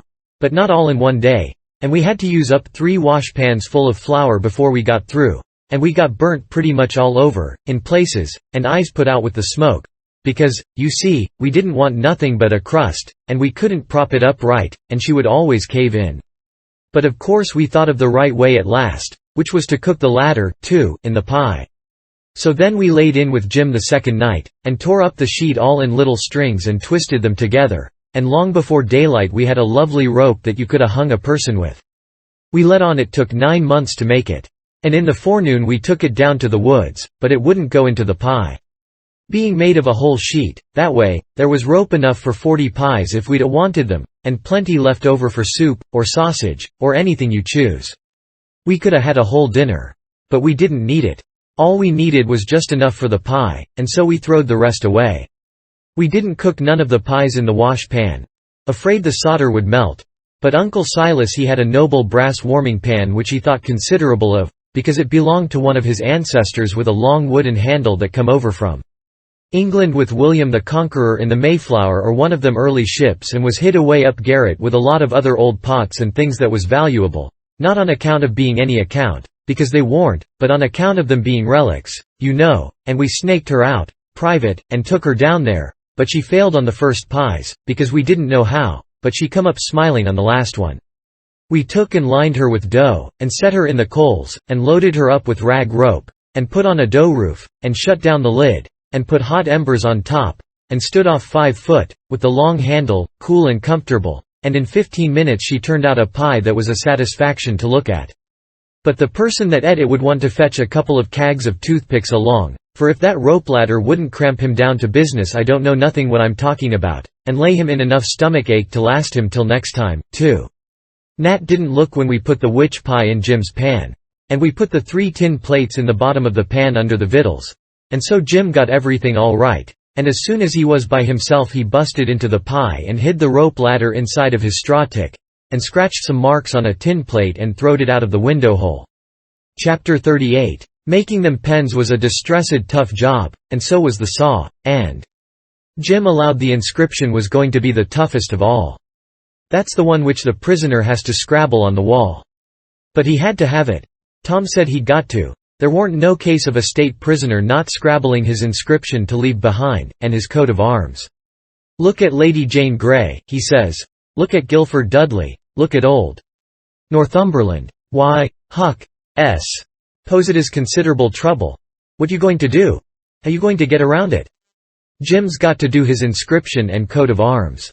They all do. Jim says, "Why, Mars Tom, I hain't got no coat o' arm.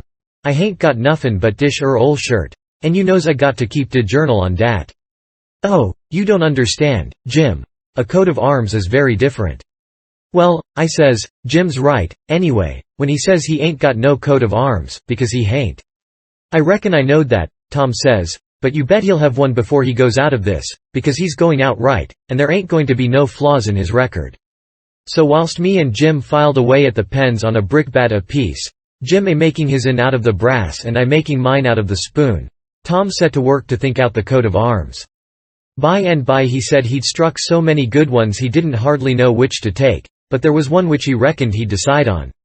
He says, "On the scutcheon we'll have a bend or in the dexter base, a saltire Murray in the fess, with a dog, couchant, for common charge, and under his foot a chain embattled, for slavery, with a chevron vert in a chief engrailed, and 3 invected lines on a field azure, with the nombral points rampant on a dancet indented. Crest, a runaway nigger, sable, with his bundle over his shoulder on a bar sinister, and a couple of gules for supporters, which is you and me. Motto, majore fretta, minor atto. Got it out of a book, means the more haste, the less speed. Gewillikins," I says, "but what does the rest of it mean?" "We ain't got no time to bother over that," he says, "we got to dig in like all get out." "Well, anyway," I says, "what's some of it?" "What's a fess?" A fess is. You don't need to know what a fess is. I'll show him how to make it when he gets to it." "Shucks, Tom," I says, "I think you might tell a person." "What's a bar sinister?" "Oh, I don't know.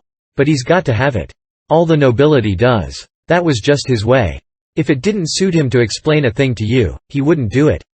You might pump at him a week, it wouldn't make no difference. He'd got all that coat of arms business fixed, so now he started in to finish up the rest of that part of the work, which was to plan out a mournful inscription. Said Jim got to have one, like they all done. He made up a lot, and wrote them out on a paper, and read them off, so 1. Here a captive heart busted. 2. Here a poor prisoner, forsook by the world and friends, fretted out his sorrowful life. 3. Here a lonely heart broke, and a worn spirit went to its rest, after 37 years of solitary captivity. 4. Here, homeless and friendless, after 37 years of bitter captivity, perished a noble stranger, natural son of Louis XIV. Tom's voice trembled whilst he was reading them, and he most broke down. When he got done he couldn't no way make up his mind which one for Jim to scrabble onto the wall. They was all so good. But at last he allowed he would let him scrabble them all on. Jim said it would take him a year to scrabble such a lot of truck onto the logs with a nail, and he didn't know how to make letters, besides.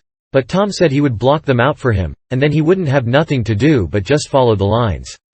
Then pretty soon he says, "Come to think, the logs ain't going to do.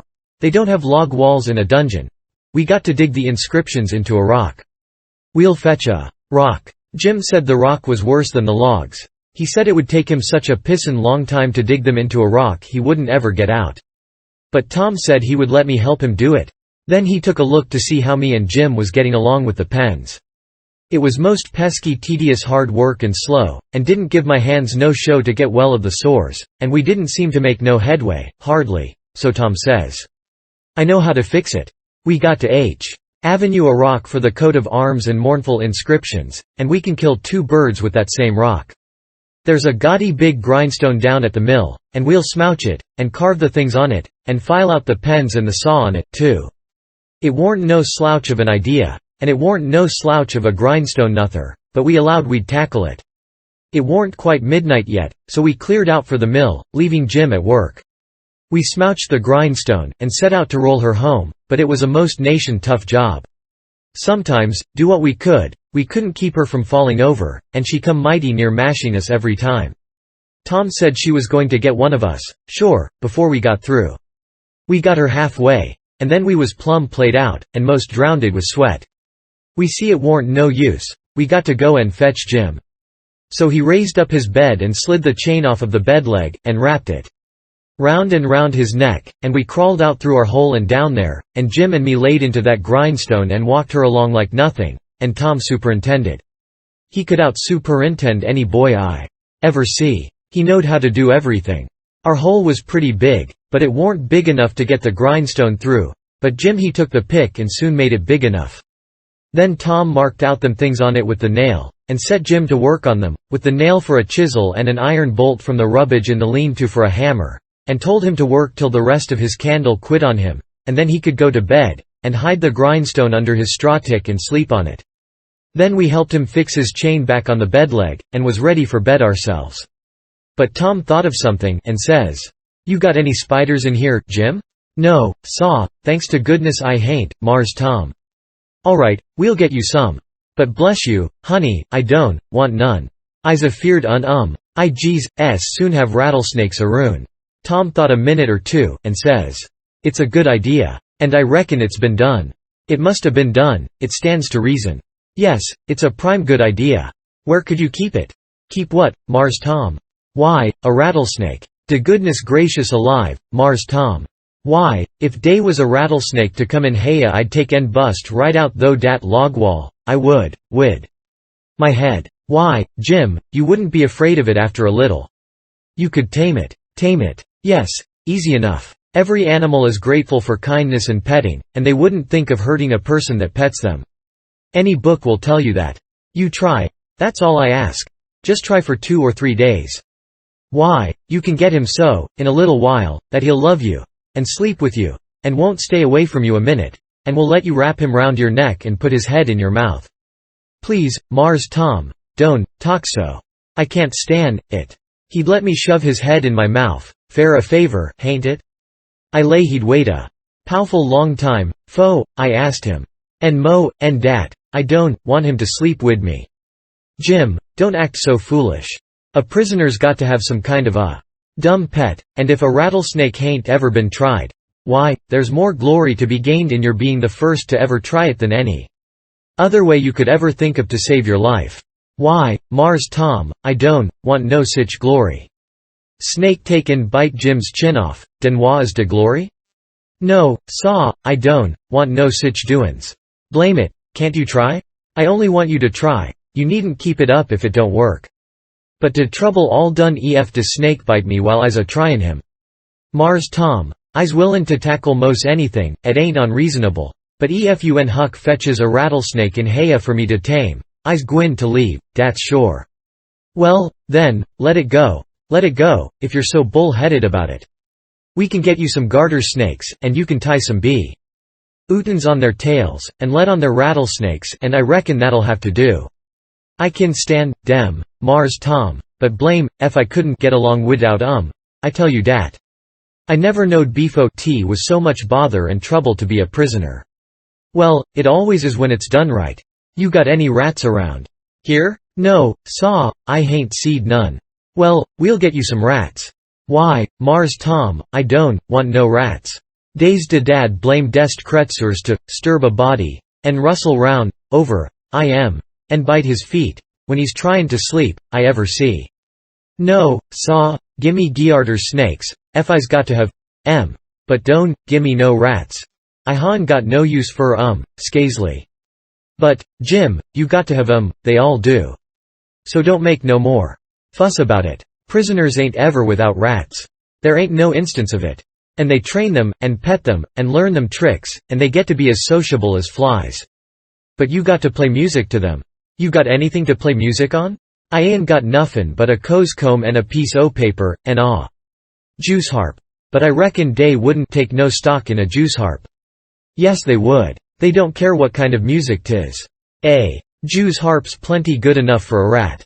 All animals like music, in a prison they dote on it. Specially, painful music, and you can't get no other kind out of a juice harp. It always interests them, they come out to see what's the matter with you. Yes, you're all right, you're fixed very well. You want to set on your bed nights before you go to sleep, and early in the mornings, and play your juice harp. Play, the last link is broken. That's the thing that'll scoop a rat quicker'n anything else. And when you've played about 2 minutes you'll see all the rats, and the snakes, and spiders, and things begin to feel worried about you, and come. And they'll just fairly swarm over you, and have a noble good time.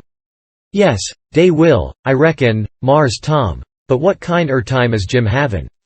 Blessed if I kin see de pint. But I'll do it ef I got to. I reckon I better keep de animals satisfied, and not have no trouble in de house. Tom waited to think it over, and see if there wasn't nothing else, and pretty soon he says, "Oh, there's one thing I forgot. Could you raise a flower here, do you reckon?" "I don't know, but maybe I could, Mars Tom. But it's tollable dark in Haya, and I ain't got no use fer no flower, nohow, and she'd be a powful sight o' trouble." "Well, you try it, anyway. Some other prisoners has done it. One dem big cat-tail lookin' mullen stalks would grow in Haya, Mars. Tom, I reckon, but she wouldn't be wuth half de trouble she'd cost. Don't you believe it? We'll fetch you a little one and you plant it in the corner over there, and raise it. And don't call it mullen, call it pitchiola. That's its right name when it's in a prison. And you want to water it with your tears. Why, I got plenty spring water, Mars Tom. You don't want spring water, you want to water it with your tears. It's the way they always do. Why, Mars Tom, I lay I kin raise one dem mullen stalks twiste wid spring water whiles another man's a start and one wid tears. That ain't the idea. You got to do it with tears. She'll die on my hands, Mars Tom, she s holy will. Case I don't, scasely ever cry." So Tom was stumped. But he studied it over, and then said Jim would have to worry along the best he could with an onion. He promised he would go to the nigger cabins and drop one, private, in Jim's coffee pot, in the morning. Jim said he would, soon have Chewbacca in his coffee, and found so much fault with it, and with the work and bother of raising the mullen, and Jews harping the rats, and petting and flattering up the snakes and spiders and things, on top of all the other work he had to do on pens, and inscriptions, and journals, and things, which made it more trouble and worry and responsibility to be a prisoner than anything he ever undertook. Tom most lost all patience with him, and said he was just loadin' down with more gaudy chances than a prisoner ever had in the world to make a name for himself, and yet he didn't know enough to appreciate them, and they was just about wasted on him. So Jim he was sorry, and said he wouldn't behave so no more, and then me and Tom shoved for bed. Chapter 39. In the morning we went up to the village and bought a wire rat trap and fetched it down, and unstopped the best rat hole, and in about an hour we had 15 of the bulliest kind of ones, and then we took it and put it in a safe place under Aunt Sally's bed. But while we was gone for spiders, little Thomas Franklin Benjamin Jefferson Alexander Phelps found it there, and opened the door of it to see if the rats would come out, and they did. And Aunt Sally she come in, and when we got back she was standing on top of the bed raising Cain, and the rats was doing what they could to keep off the dull times for her. So she took and dusted us both with the hickory, and we was as much as 2 hours catching another 15 or 16. Drat that meddlesome cub, and they warn't the likeliest, nuther, because the first haul was the pick of the flock. I never see a likelier lot of rats than what that first haul was. We got a splendid stock of sorted spiders, and bugs, and frogs, and caterpillars, and one thing or another, and we like to got a hornet's nest, but we didn't. The family was at home. We didn't give it right up, but stayed with them as long as we could, because we allowed we'd tire them out or they'd got to tire us out, and they done it. Then we got Ollie-Campaign and rubbed on the places, and was pretty near all right again, but couldn't set down convenient. And so we went for the snakes, and grabbed a couple of dozen garters and house snakes, and put them in a bag, and put it in our room, and by that time it was supper time, and a rattling good honest day's work. And hungry. Oh, no, I reckon not. And there warn't a blessed snake up there when we went back. We didn't half tie the sack, and they worked out somehow, and left. But it didn't matter much, because they was still on the premises somewheres. So we judged we could get some of them again. No, there warn't no real scarcity of snakes about the house for a considerable spell. You'd see them dripping from the rafters and places every now and then, and they generally landed in your plate, or down the back of your neck, and most of the time where you didn't want them. Well, they was handsome and striped, and there warn't no harm in a million of them, but that never made no difference to Aunt Sally. She despised snakes, be the breed what they might, and she couldn't stand them no way you could fix it. And every time one of them flopped down on her, it didn't make no difference what she was doing, she would just lay that work down and light out. I never see such a woman. And you could hear her whoop too. Jericho. You couldn't get her to take a hold of one of them with the tongs. And if she turned over and found one in bed, she would scramble out and lift a howl that you would think the house was afire. She disturbed the old man so that he said he could most wish there hadn't ever been no snakes created. Why, after every last snake had been gone clear out of the house for as much as a week, Aunt Sally warn't over it yet. She warn't near over it. When she was setting thinking about something, you could touch her on the back of her neck with a feather and she would jump right out of her stockings. It was very curious. But Tom said all women was just so. He said they was made that way for some reason or other. We got a licking every time one of our snakes come in her way, and she allowed these lickings warn't nothing to what she would do if we ever loaded up the place again with them. I didn't mind the lickings, because they didn't amount to nothing, but I minded the trouble we had to lay in another lot. But we got them laid in, and all the other things, and you never see a cabin as blithesome as Jim's was when they'd all swarm out for music and go for him. Jim didn't like the spiders, and the spiders didn't like Jim, and so they'd lay for him, and make it mighty warm for him. And he said that between the rats and the snakes and the grindstone there warn't no room in bed for him, Scaisley. And when there was, a body couldn't sleep, it was so lively, and it was always lively, he said, because they never all slept at one time, but took turn about, so when the snakes was asleep the rats was on deck, and when the rats turned in the snakes come on watch, so he always had one gang under him, in his way, and t'other gang having a circus over him, and if he got up to hunt a new place the spiders would take a chance at him as he crossed over. He said if he ever got out this time he wouldn't ever be a prisoner again, not for a salary. Well, by the end of 3 weeks everything was in pretty good shape. The shirt was sent in early, in a pie, and every time a rat bit Jim he would get up and write a little in his journal whilst the ink was fresh. The pens was made, the inscriptions and so on was all carved on the grindstone. The bed leg was sawed in two, and we had ate up the sawdust, and it give us a most amazing stomach ache. We reckoned we was all going to die, but didn't. It was the most undigestible sawdust I ever see, and Tom said the same. But as I was saying, we'd got all the work done now, at last. And we was all pretty much fagged out, too, but mainly Jim. The old man had wrote a couple of times to the plantation below Orleans to come and get their runaway nigger, but hadn't got no answer, because there warn't no such plantation, so he allowed he would advertise Jim in the St. Louis and New Orleans papers. And when he mentioned the St. Louis ones it give me the cold shivers, and I see we hadn't no time to lose. So Tom said, "Now for the non-namus letters." "What's them?" I says. "Warnings to the people that something is up. Sometimes it's done one way, sometimes another. But there's always somebody spying around that gives notice to the governor of the castle. When Louis XVI was going to light out of the Tuileries, a servant girl done it. It's a very good way, and so is the non-namus letters. We'll use them both. And it's usual for the prisoner's mother to change clothes with him, and she stays in, and he slides out in her clothes. We'll do that, too. But looky here, Tom, what do we want to warn anybody for that something's up? Let them find it out for themselves, it's their lookout." "Yes, I know, but you can't depend on them. It's the way they've acted from the very start, left us to do everything. They're so confiding and mullet-headed they don't take notice of nothing at all. So if we don't give them notice there won't be nobody nor nothing to interfere with us, and so after all our hard work and trouble this escape, LL go off perfectly flat. Won't amount to nothing, won't be nothing to it. Well, as for me, Tom, that's the way I'd like." "Shucks," he says, and looked disgusted. So I says, "But I ain't going to make no complaint. Any way that suits you suits me. What you going to do about the servant girl? You'll be her. You slide in the middle of the night, and hook that yaller girl's frock." "Why, Tom, that'll make trouble next morning. Because, of course, she probably hain't got any but that one."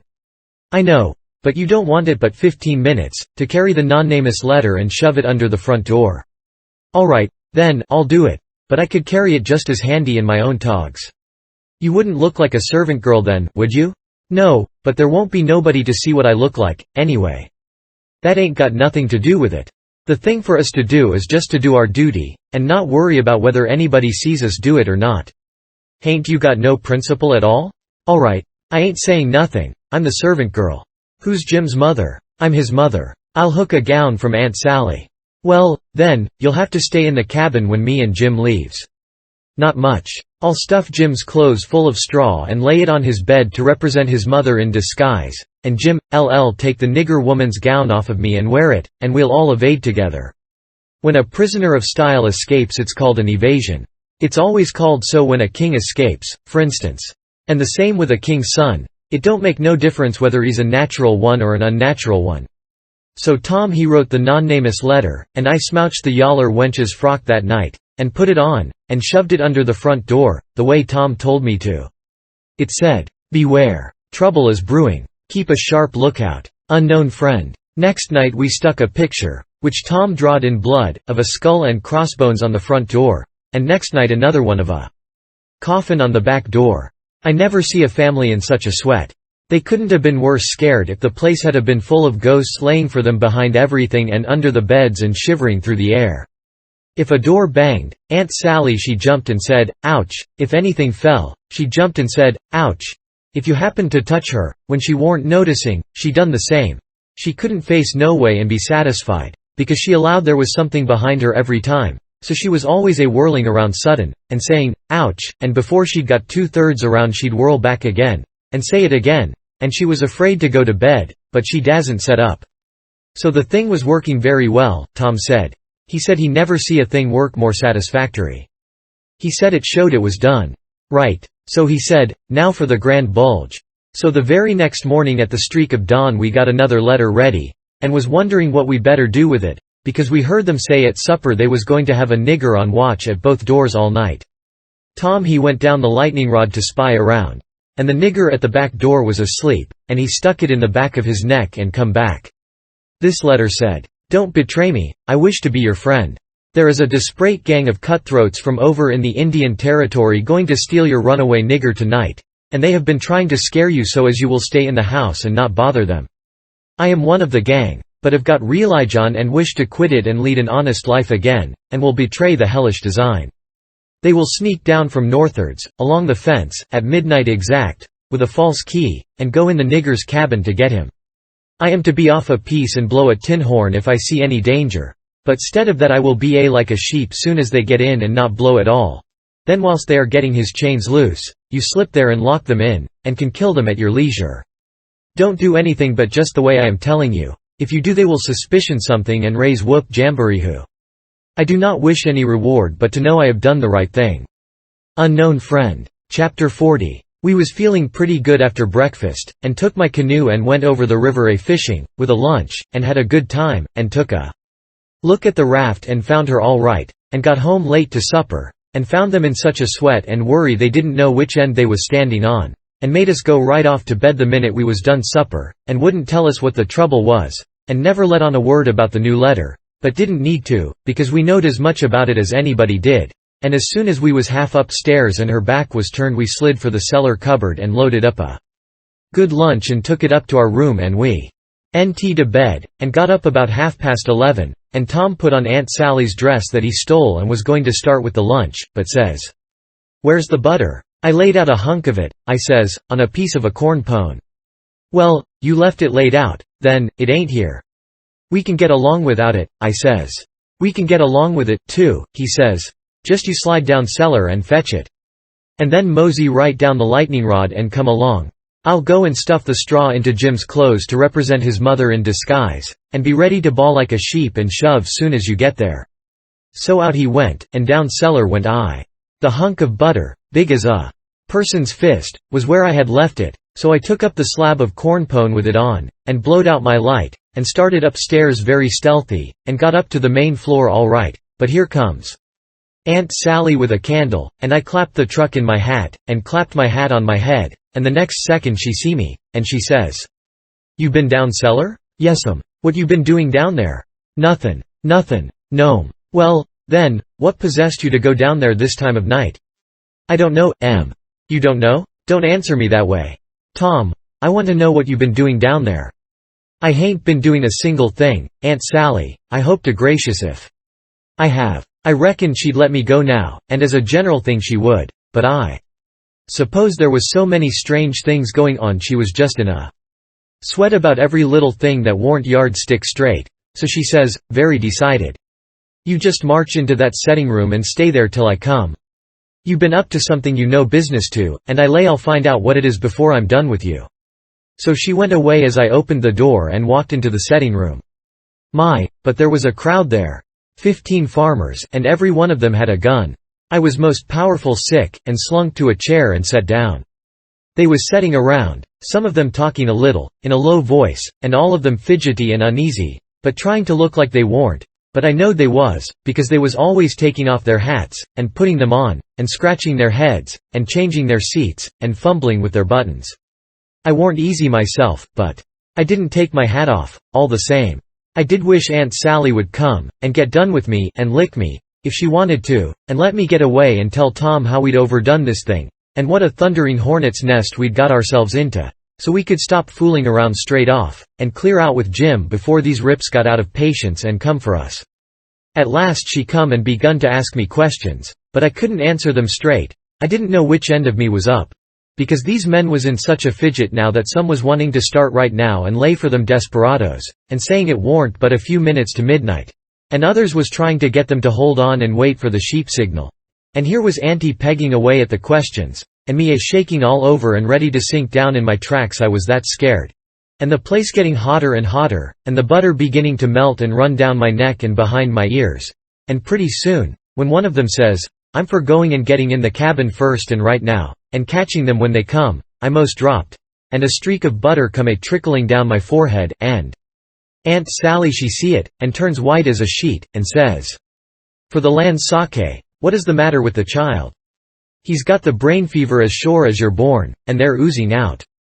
And everybody runs to see, and she snatches off my hat, and out comes the bread and what was left of the butter, and she grabbed me, and hugged me, and says, "Oh, what a turn you did give me! And how glad and grateful I am it ain't no worse, for luck's against us, and it never rains but it pours, and when I see that truck I thought we'd lost you, for I knowed by the color and all it was just like your brains would be if, dear, why didn't you tell me that was what you'd been down there for? I wouldn't a cared. Now Claire out to bed, and don't lemme see no more of you till morning." I was upstairs in a second, and down the lightning rod in another one, and shinning through the dark for the lean-to. I couldn't hardly get my words out, I was so anxious. But I told Tom as quick as I could we must jump for it now, and not a minute to lose. The house full of men, yonder, with guns. His eyes just blazed, and he says, "No, is that so? Ain't it bully? Why, Huck, if it was to do over again, I bet I could fetch 200.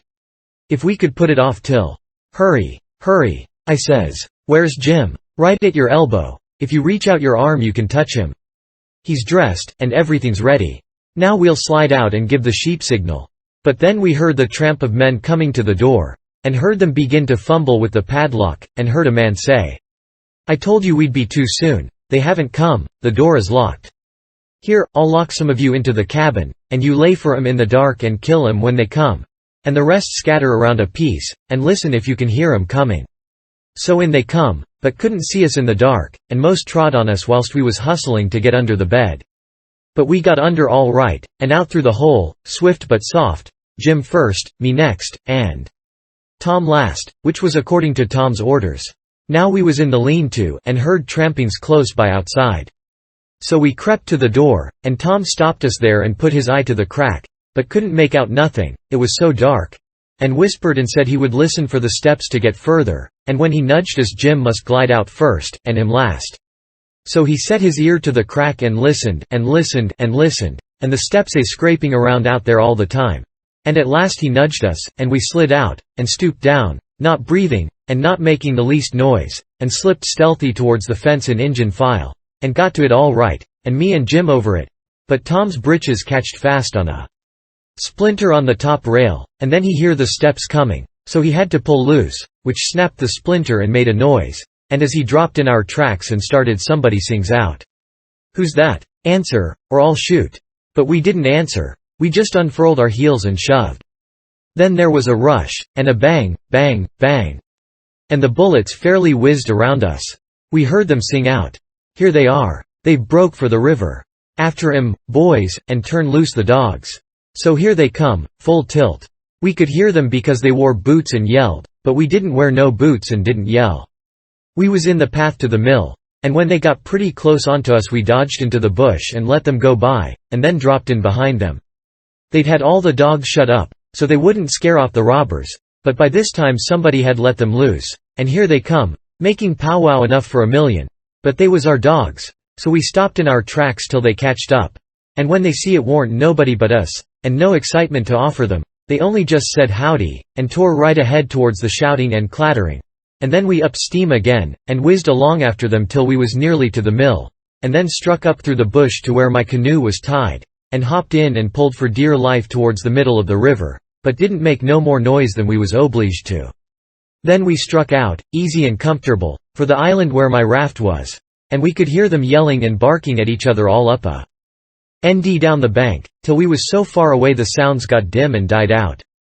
And when we stepped onto the raft I says, "Now, old Jim, you're a free man again, and I bet you won't ever be a slave no more." And a mighty good job it was, too, Huck. It ooze planned beautiful, and it ooze done beautiful, and dey ain't nobody can get up a plan dat's mo mixed up and splendid den what dat one was. We was all glad as we could be, but Tom was the gladdest of all because he had a bullet in the calf of his leg. When me and Jim heard that we didn't feel so brash as what we did before. It was hurting him considerable and bleeding, so we laid him in the wigwam and tore up one of the Duke's shirts for to bandage him, but he says, "Gimme the rags, I can do it myself. Don't stop now. Don't fool around. Here," and the evasion booming along so handsome. "Man the sweeps and set her loose. Boys, we done it elegant, 'deed we did. I wish we'd had the handling of Louis XVI. There wouldn't have been no son of St. Louis, ascend to heaven," wrote down in his biography. "No, sir, we'd whooped him over the border. That's what we'd done with him, and done it just as slick as nothing at all, too. Man the sweeps, man the sweeps." But me and Jim was consulting and thinking. And after we'd thought a minute, I says, "Say it, Jim." So he says, "Well, den, dis is de way it looked to me, Huck. Ef it was him dat, ooze bein' sot free, and one de boys was to get shot, would he say, 'Go on and save me, nemine bout a doctor fur to save dis one'? Is dat like Mars Tom Sawyer? Would he say dat? You bet he wouldn't. Well, den, is Jim givnay to say it? No, saw, I don't budge a step out in dis place, doubt a doctor, not if it's 40 year. I knowed he was white inside, and I reckoned he'd say what he did say, so it was all right now, and I told Tom I was going for a doctor. He raised considerable row about it, but me and Jim stuck to it and wouldn't budge, so he was for crawling out and setting the raft loose himself, but we wouldn't let him. Then he give us a piece of his mind, but it didn't do no good. So when he sees me getting the canoe ready, he says, "Well, then, if you're bound to go, I'll tell you the way to do when you get to the village. Shut the door and blindfold the doctor tight and fast, and make him swear to be silent as the grave, and put a purse full of gold in his hand, and then take and lead him all around the back alleys and everywheres in the dark, and then fetch him here in the canoe, in a roundabout way amongst the islands, and search him and take his chalk away from him, and don't give it back to him till you get him back to the village, or else he will chalk this raft so he can find it again. It's the way they all do." So I said I would, and left, and Jim was to hide in the woods when he see the doctor coming till he was gone again. Chapter 41. The doctor was an old man, a very nice, kind-looking old man when I got him up. I told him me and my brother was over on Spanish Island hunting yesterday afternoon, and camped on a piece of a raft we found, and about midnight he must have kicked his gun in his dreams, for it went off and shot him in the leg, and we wanted him to go over there and fix it and not say nothing about it, nor let anybody know, because we wanted to come home this evening and surprise the folks.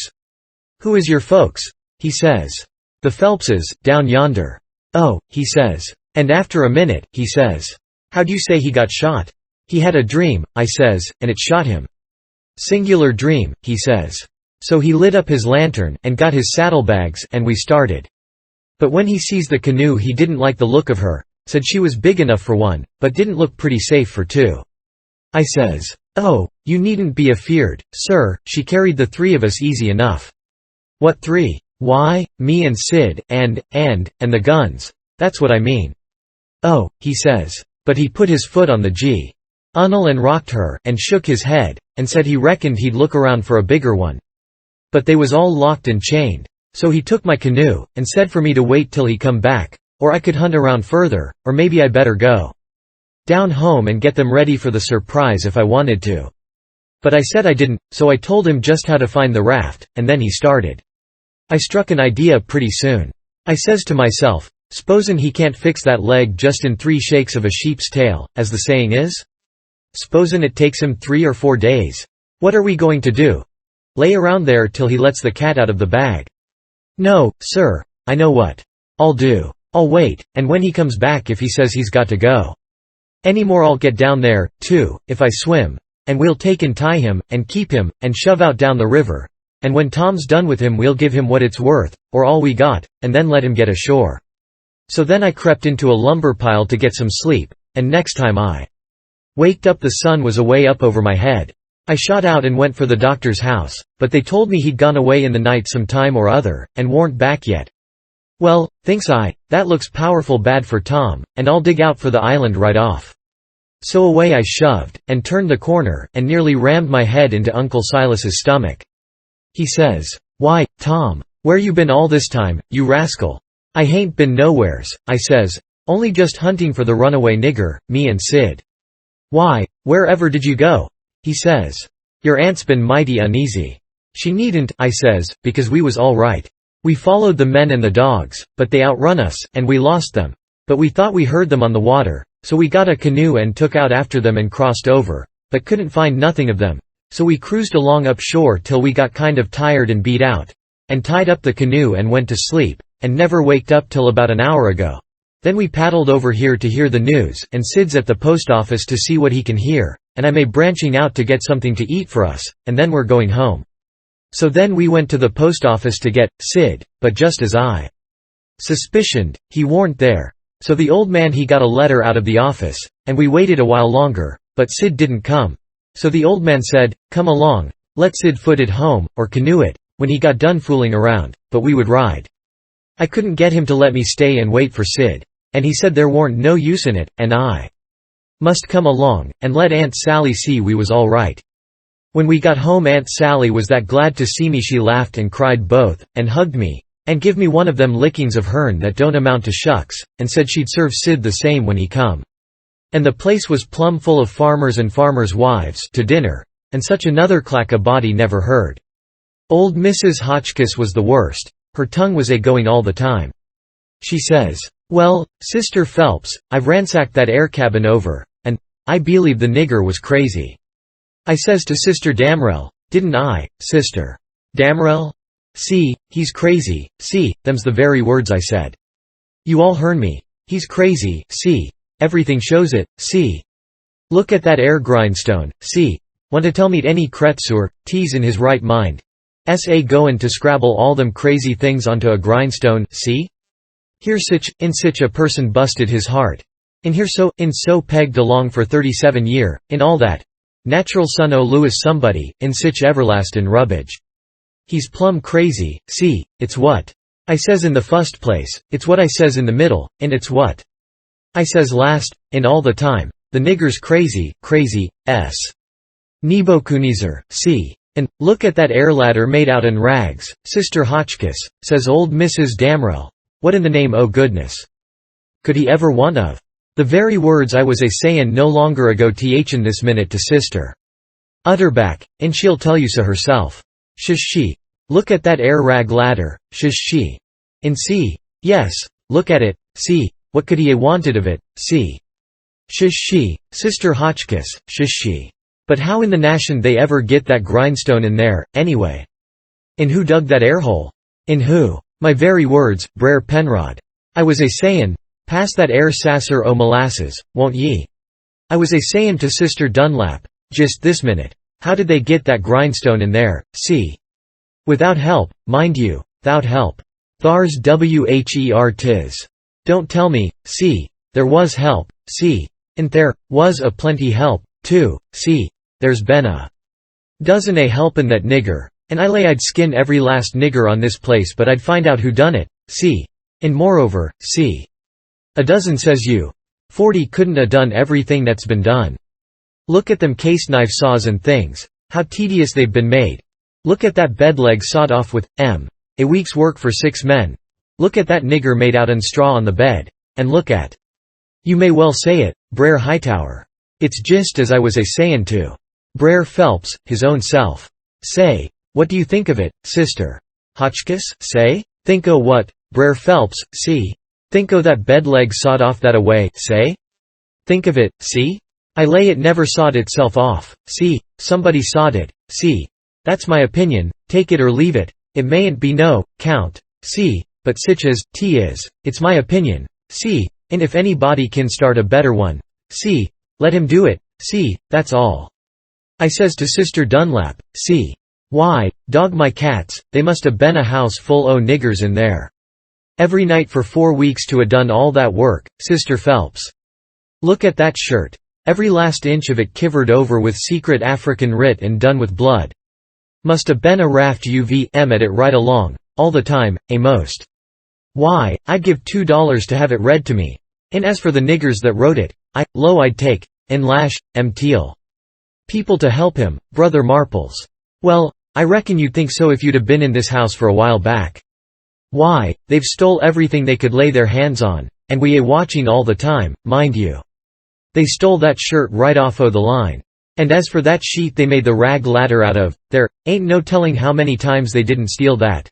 And flour, and candles, and candlesticks, and spoons, and the old warming pan, and most 1,000 things that I disremember now, and my new calico dress, and me and Silas and my Sid and Tom on the constant watch day and night, as I was telling you, and not a one of us could catch hide nor hair nor sight nor sound of them.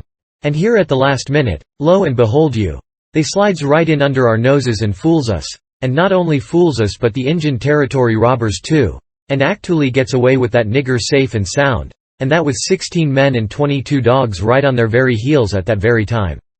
I tell you, it just bangs anything I ever heard of. Why, sperrits couldn't a done better and been no smarter. And I reckon they must have been sperrits, because, you know our dogs, and there ain't no better. Well, them dogs never even got on the track of once. You explain that to me if you can, any of you. Well, it does beat. Laws alive, I never. So help me, I wouldn't a be house thieves as well as. Goodness gracious sakes, I'd a been afeared to live in sich a. Fraid to live. Why, I was that scared I dasn't hardly go to bed, or get up, or lay down, or set down, Sister Ridgway. Why, they'd steal the very. Why, goodness sakes, you can guess what kind of a fluster I was in by the time midnight come last night. I hope to gracious if I warn't afraid they'd steal some o' the family. I was just to that pass. I didn't have no reasoning faculties no more. It looks foolish enough now, in the daytime. But I says to myself, there's my 2 poor boys asleep, way upstairs in that lonesome room, and I declare to goodness, I was that uneasy till I crept up there and locked 'em in. I did. And anybody would. Because, you know, when you get scared that way, and it keeps running on, and getting worse and worse all the time, and your wits gets to addling, and you get to doing all sorts o' wild things, and by you think to yourself, "S'posen I was a boy, and was away up there, and the door ain't locked, and you." She stopped, looking kind of wondering, and then she turned her head around slow, and when her eye lit on me, I got up and took a walk. Says I to myself, I can explain better how we come to not be in that room this morning if I go out to one side and study over it a little. So I done it. But I dasn't go fur, or she'd a sent for me. And when it was late in the day the people all went, and then I come in and told her the noise and shooting waked up me and Sid, and the door was locked, and we wanted to see the fun, so we went down the lightning rod, and both of us got hurt a little, and we didn't never want to try that no more. And then I went on and told her all what I told Uncle Silas before, and then she said she'd forgive us, and maybe it was all right enough anyway, and about what a body might expect of boys, for all boys was a pretty harum-scarum lot as fur as she could see.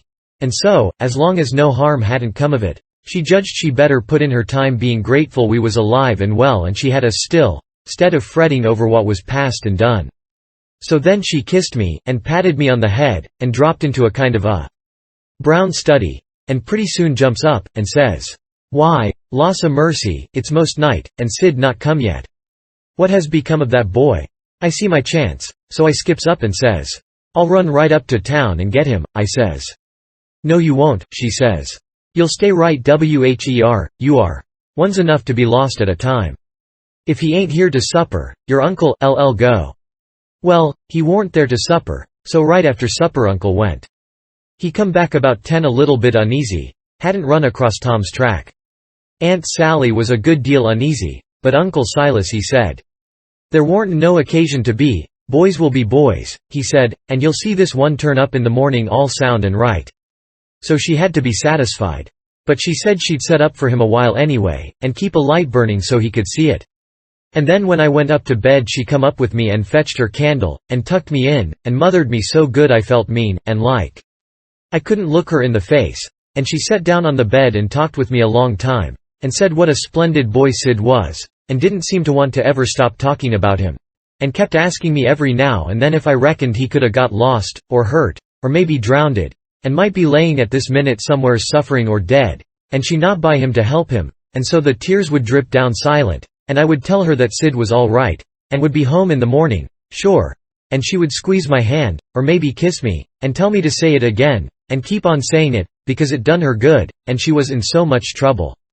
And when she was going away she looked down in my eyes so steady and gentle, and says, "The door ain't going to be locked, Tom, and there's the window and the rod. But you'll be good, won't you? And you won't go? For my sake." Laws knows I wanted to go bad enough to see about Tom, and was all intending to go, but after that I wouldn't a went, not for kingdoms. But she was on my mind and Tom was on my mind, so I slept very restless. And twice I went down the rod away in the night, and slipped around front, and see her setting there by her candle in the window with her eyes towards the road and the tears in them, and I wished I could do some eating for her, but I couldn't, only to swear that I wouldn't never do nothing to grieve her any more. And the third time I waked up at dawn, and slid down, and she was there yet, and her candle was most out, and her old grey head was resting on her hand, and she was asleep. Chapter 42. The old man was uptown again before breakfast, but couldn't get no track of Tom, and both of them sat at the table thinking, and not saying nothing, and looking mournful, and their coffee getting cold, and not eating anything. And by the old man says, "Did I give you the letter?" "What letter?" "The one I got yesterday out of the post office." "No, you didn't give me no letter." "Well, I must have forgot it." So he rummaged his pockets, and then went off somewheres where he had laid it down, and fetched it, and give it to her. She says, "Why, it's from St. Petersburg, it's from Sis." I allowed another walk would do me good, but I couldn't stir. But before she could break it open she dropped it and run, for she see something.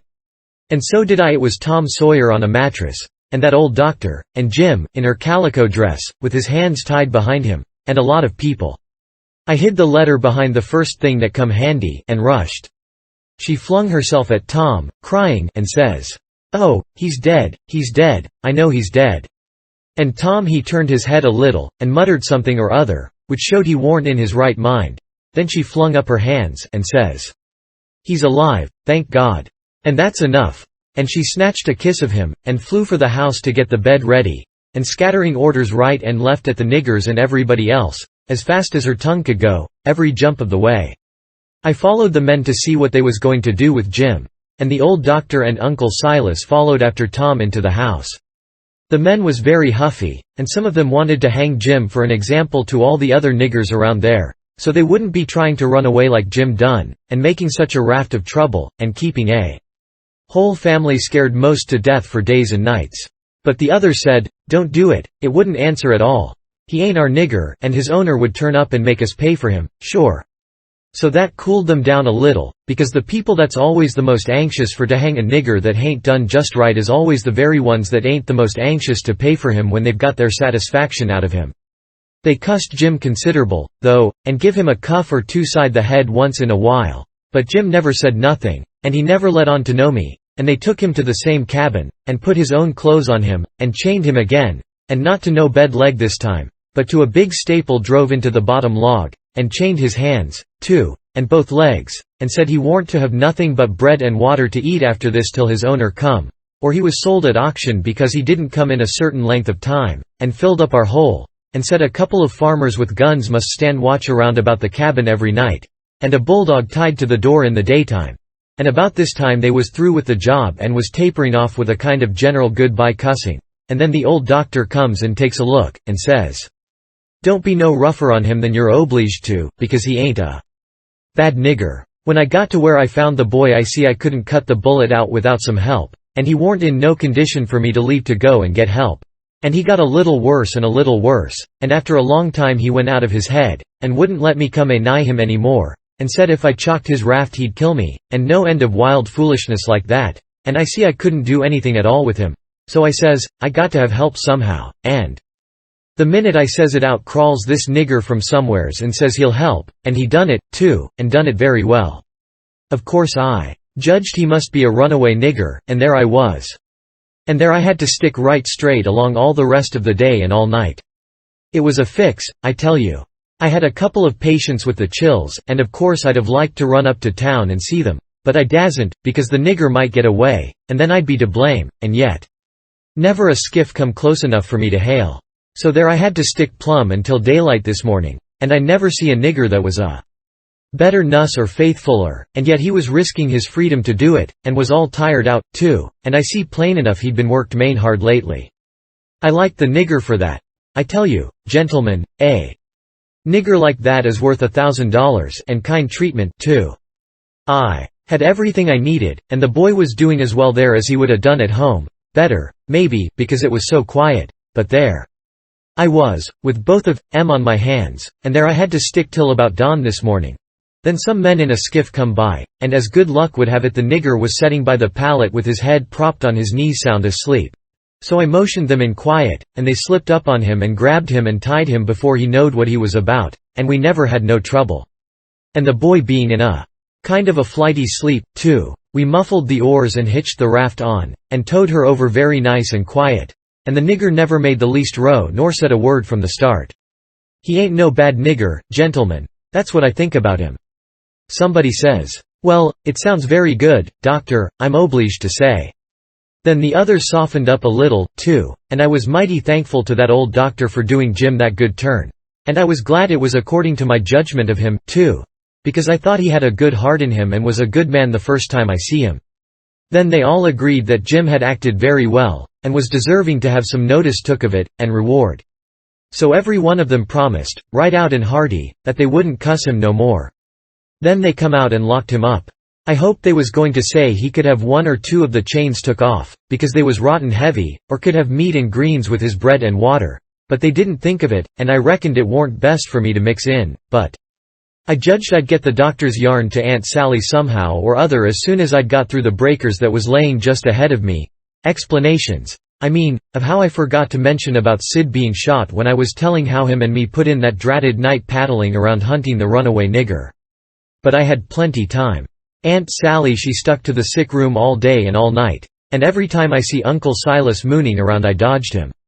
Next morning I heard Tom was a good deal better, and they said Aunt Sally was gone to get a nap.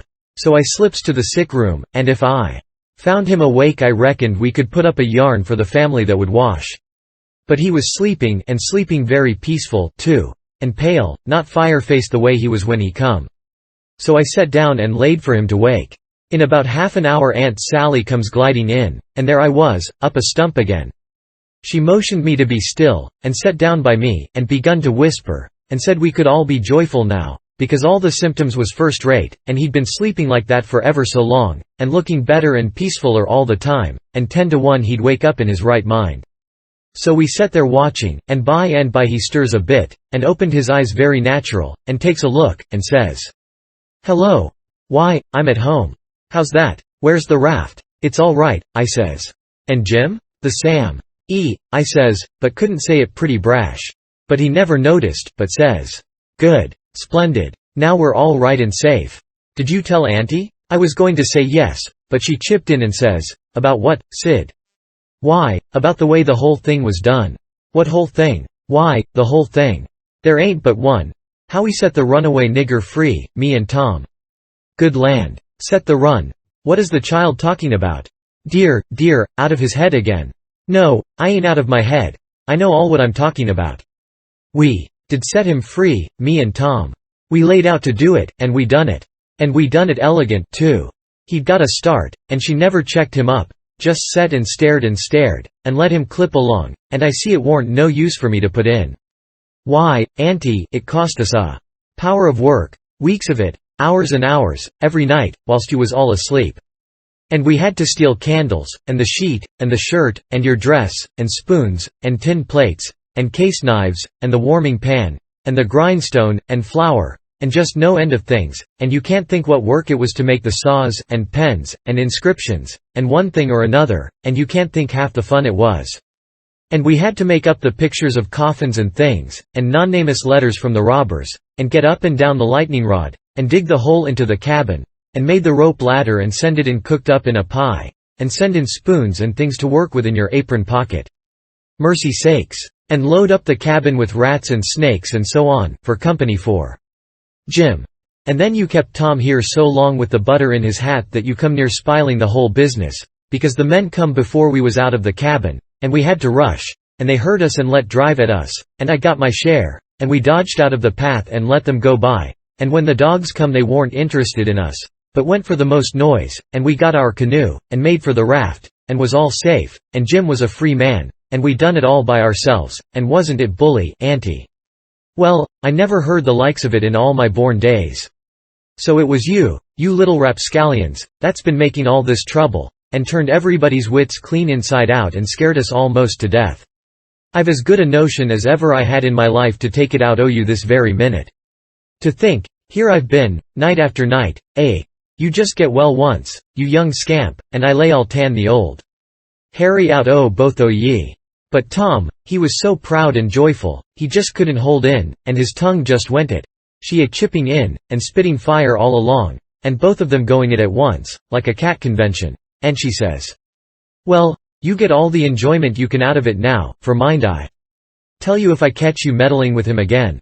"Meddling with who?" Tom says, dropping his smile and looking surprised. "With who? Why, the runaway nigger, of course.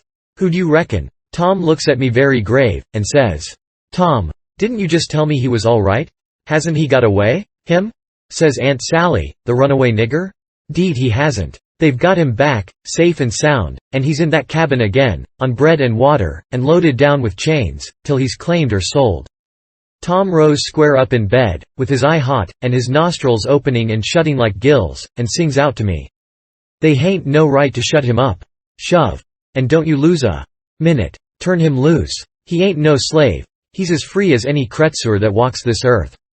"What does the child mean?" "I mean every word I say, Aunt Sally, and if somebody don't go, I'll go.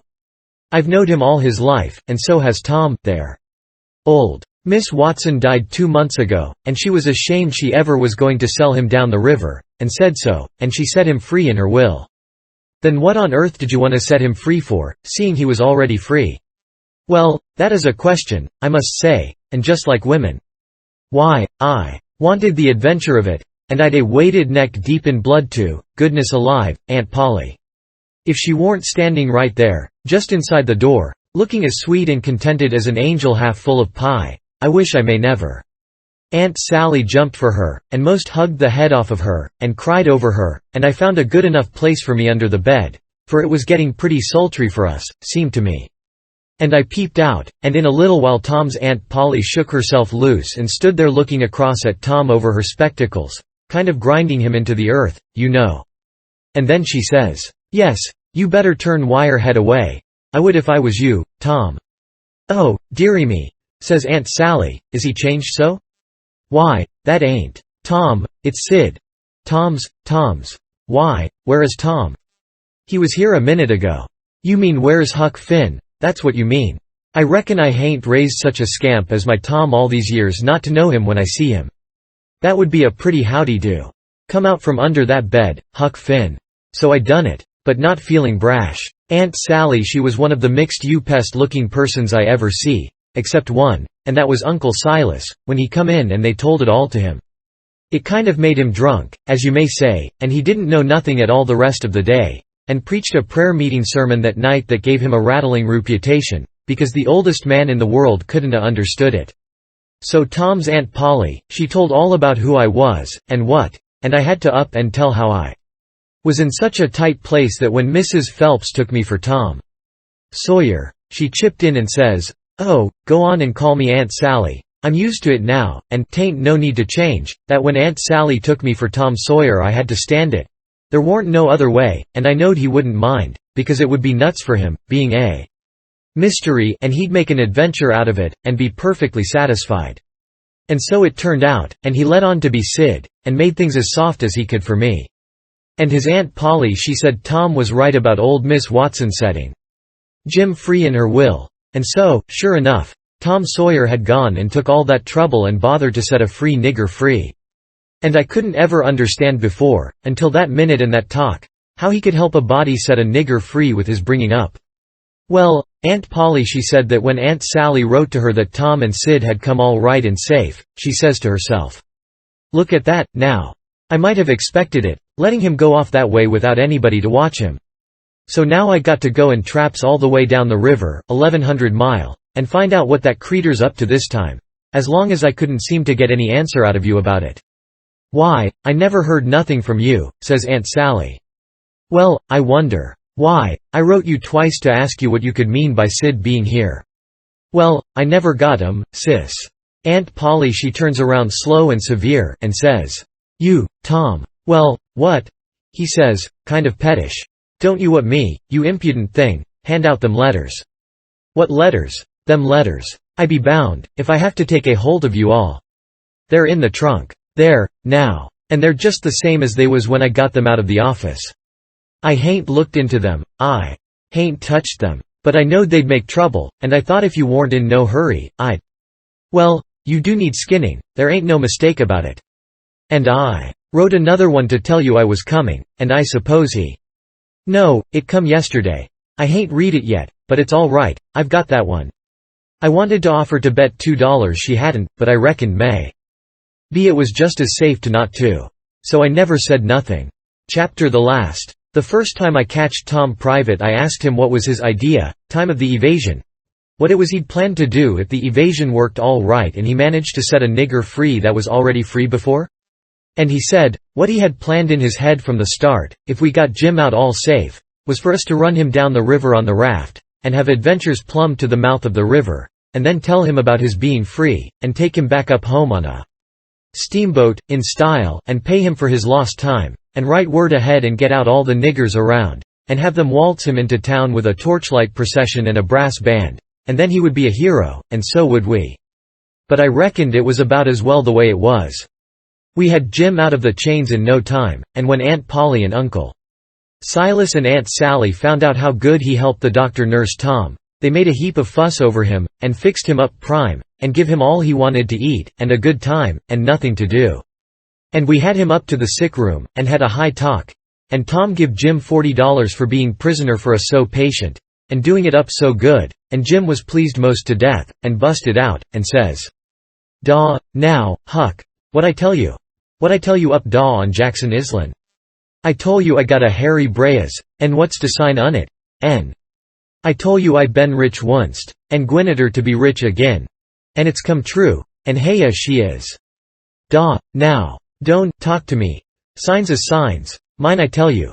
And I know G's, s well, at I, ooze gwinneter be rich agin as I's a standin' heya dis minute." And then Tom he talked along, and says, "Le's all three slide out of here one of these nights and get an outfit, and go for howling adventures amongst the Injuns, over in the territory, for a couple of weeks or two." And I says, "All right, that suits me, but I ain't got no money for to buy the outfit, and I reckon I couldn't get none from home, because it's likely Pap's been back before now, and got it all away from Judge Thatcher and drunk it up." "No, he hain't," Tom says. "It's all there yet, $6,000 and more, and your Pap hain't ever been back since. Hadn't when I come away, anyhow." Jim says, kind of solemn, "He ain't a comin' back no mo, Huck." I says, "Why, Jim, nemmine why, Huck, but he ain't comin' back no mo." But I kept at him, so at last he says, "Don't you 'member de house dat was floatin' down de river, and dey was a man in daw, kivered up, and I went in and unkivered him and didn't let you come in? Well, den, you kin git yo money when you wants it, kase dat was him. Tom's most well now, and got his bullet around his neck on a watch guard for a watch, and is always seeing what time it is, and so there ain't nothing more to write about, and I am rotten glad of it, because if I'd a knowed what a trouble it was to make a book I wouldn't a tackled it, and ain't a going to know more. But I reckon I got to light out for the territory ahead of the rest, because Aunt Sally she's going to adopt me and civilize me, and I can't stand it. I've been there before. The end. Yours truly, Huck Finn.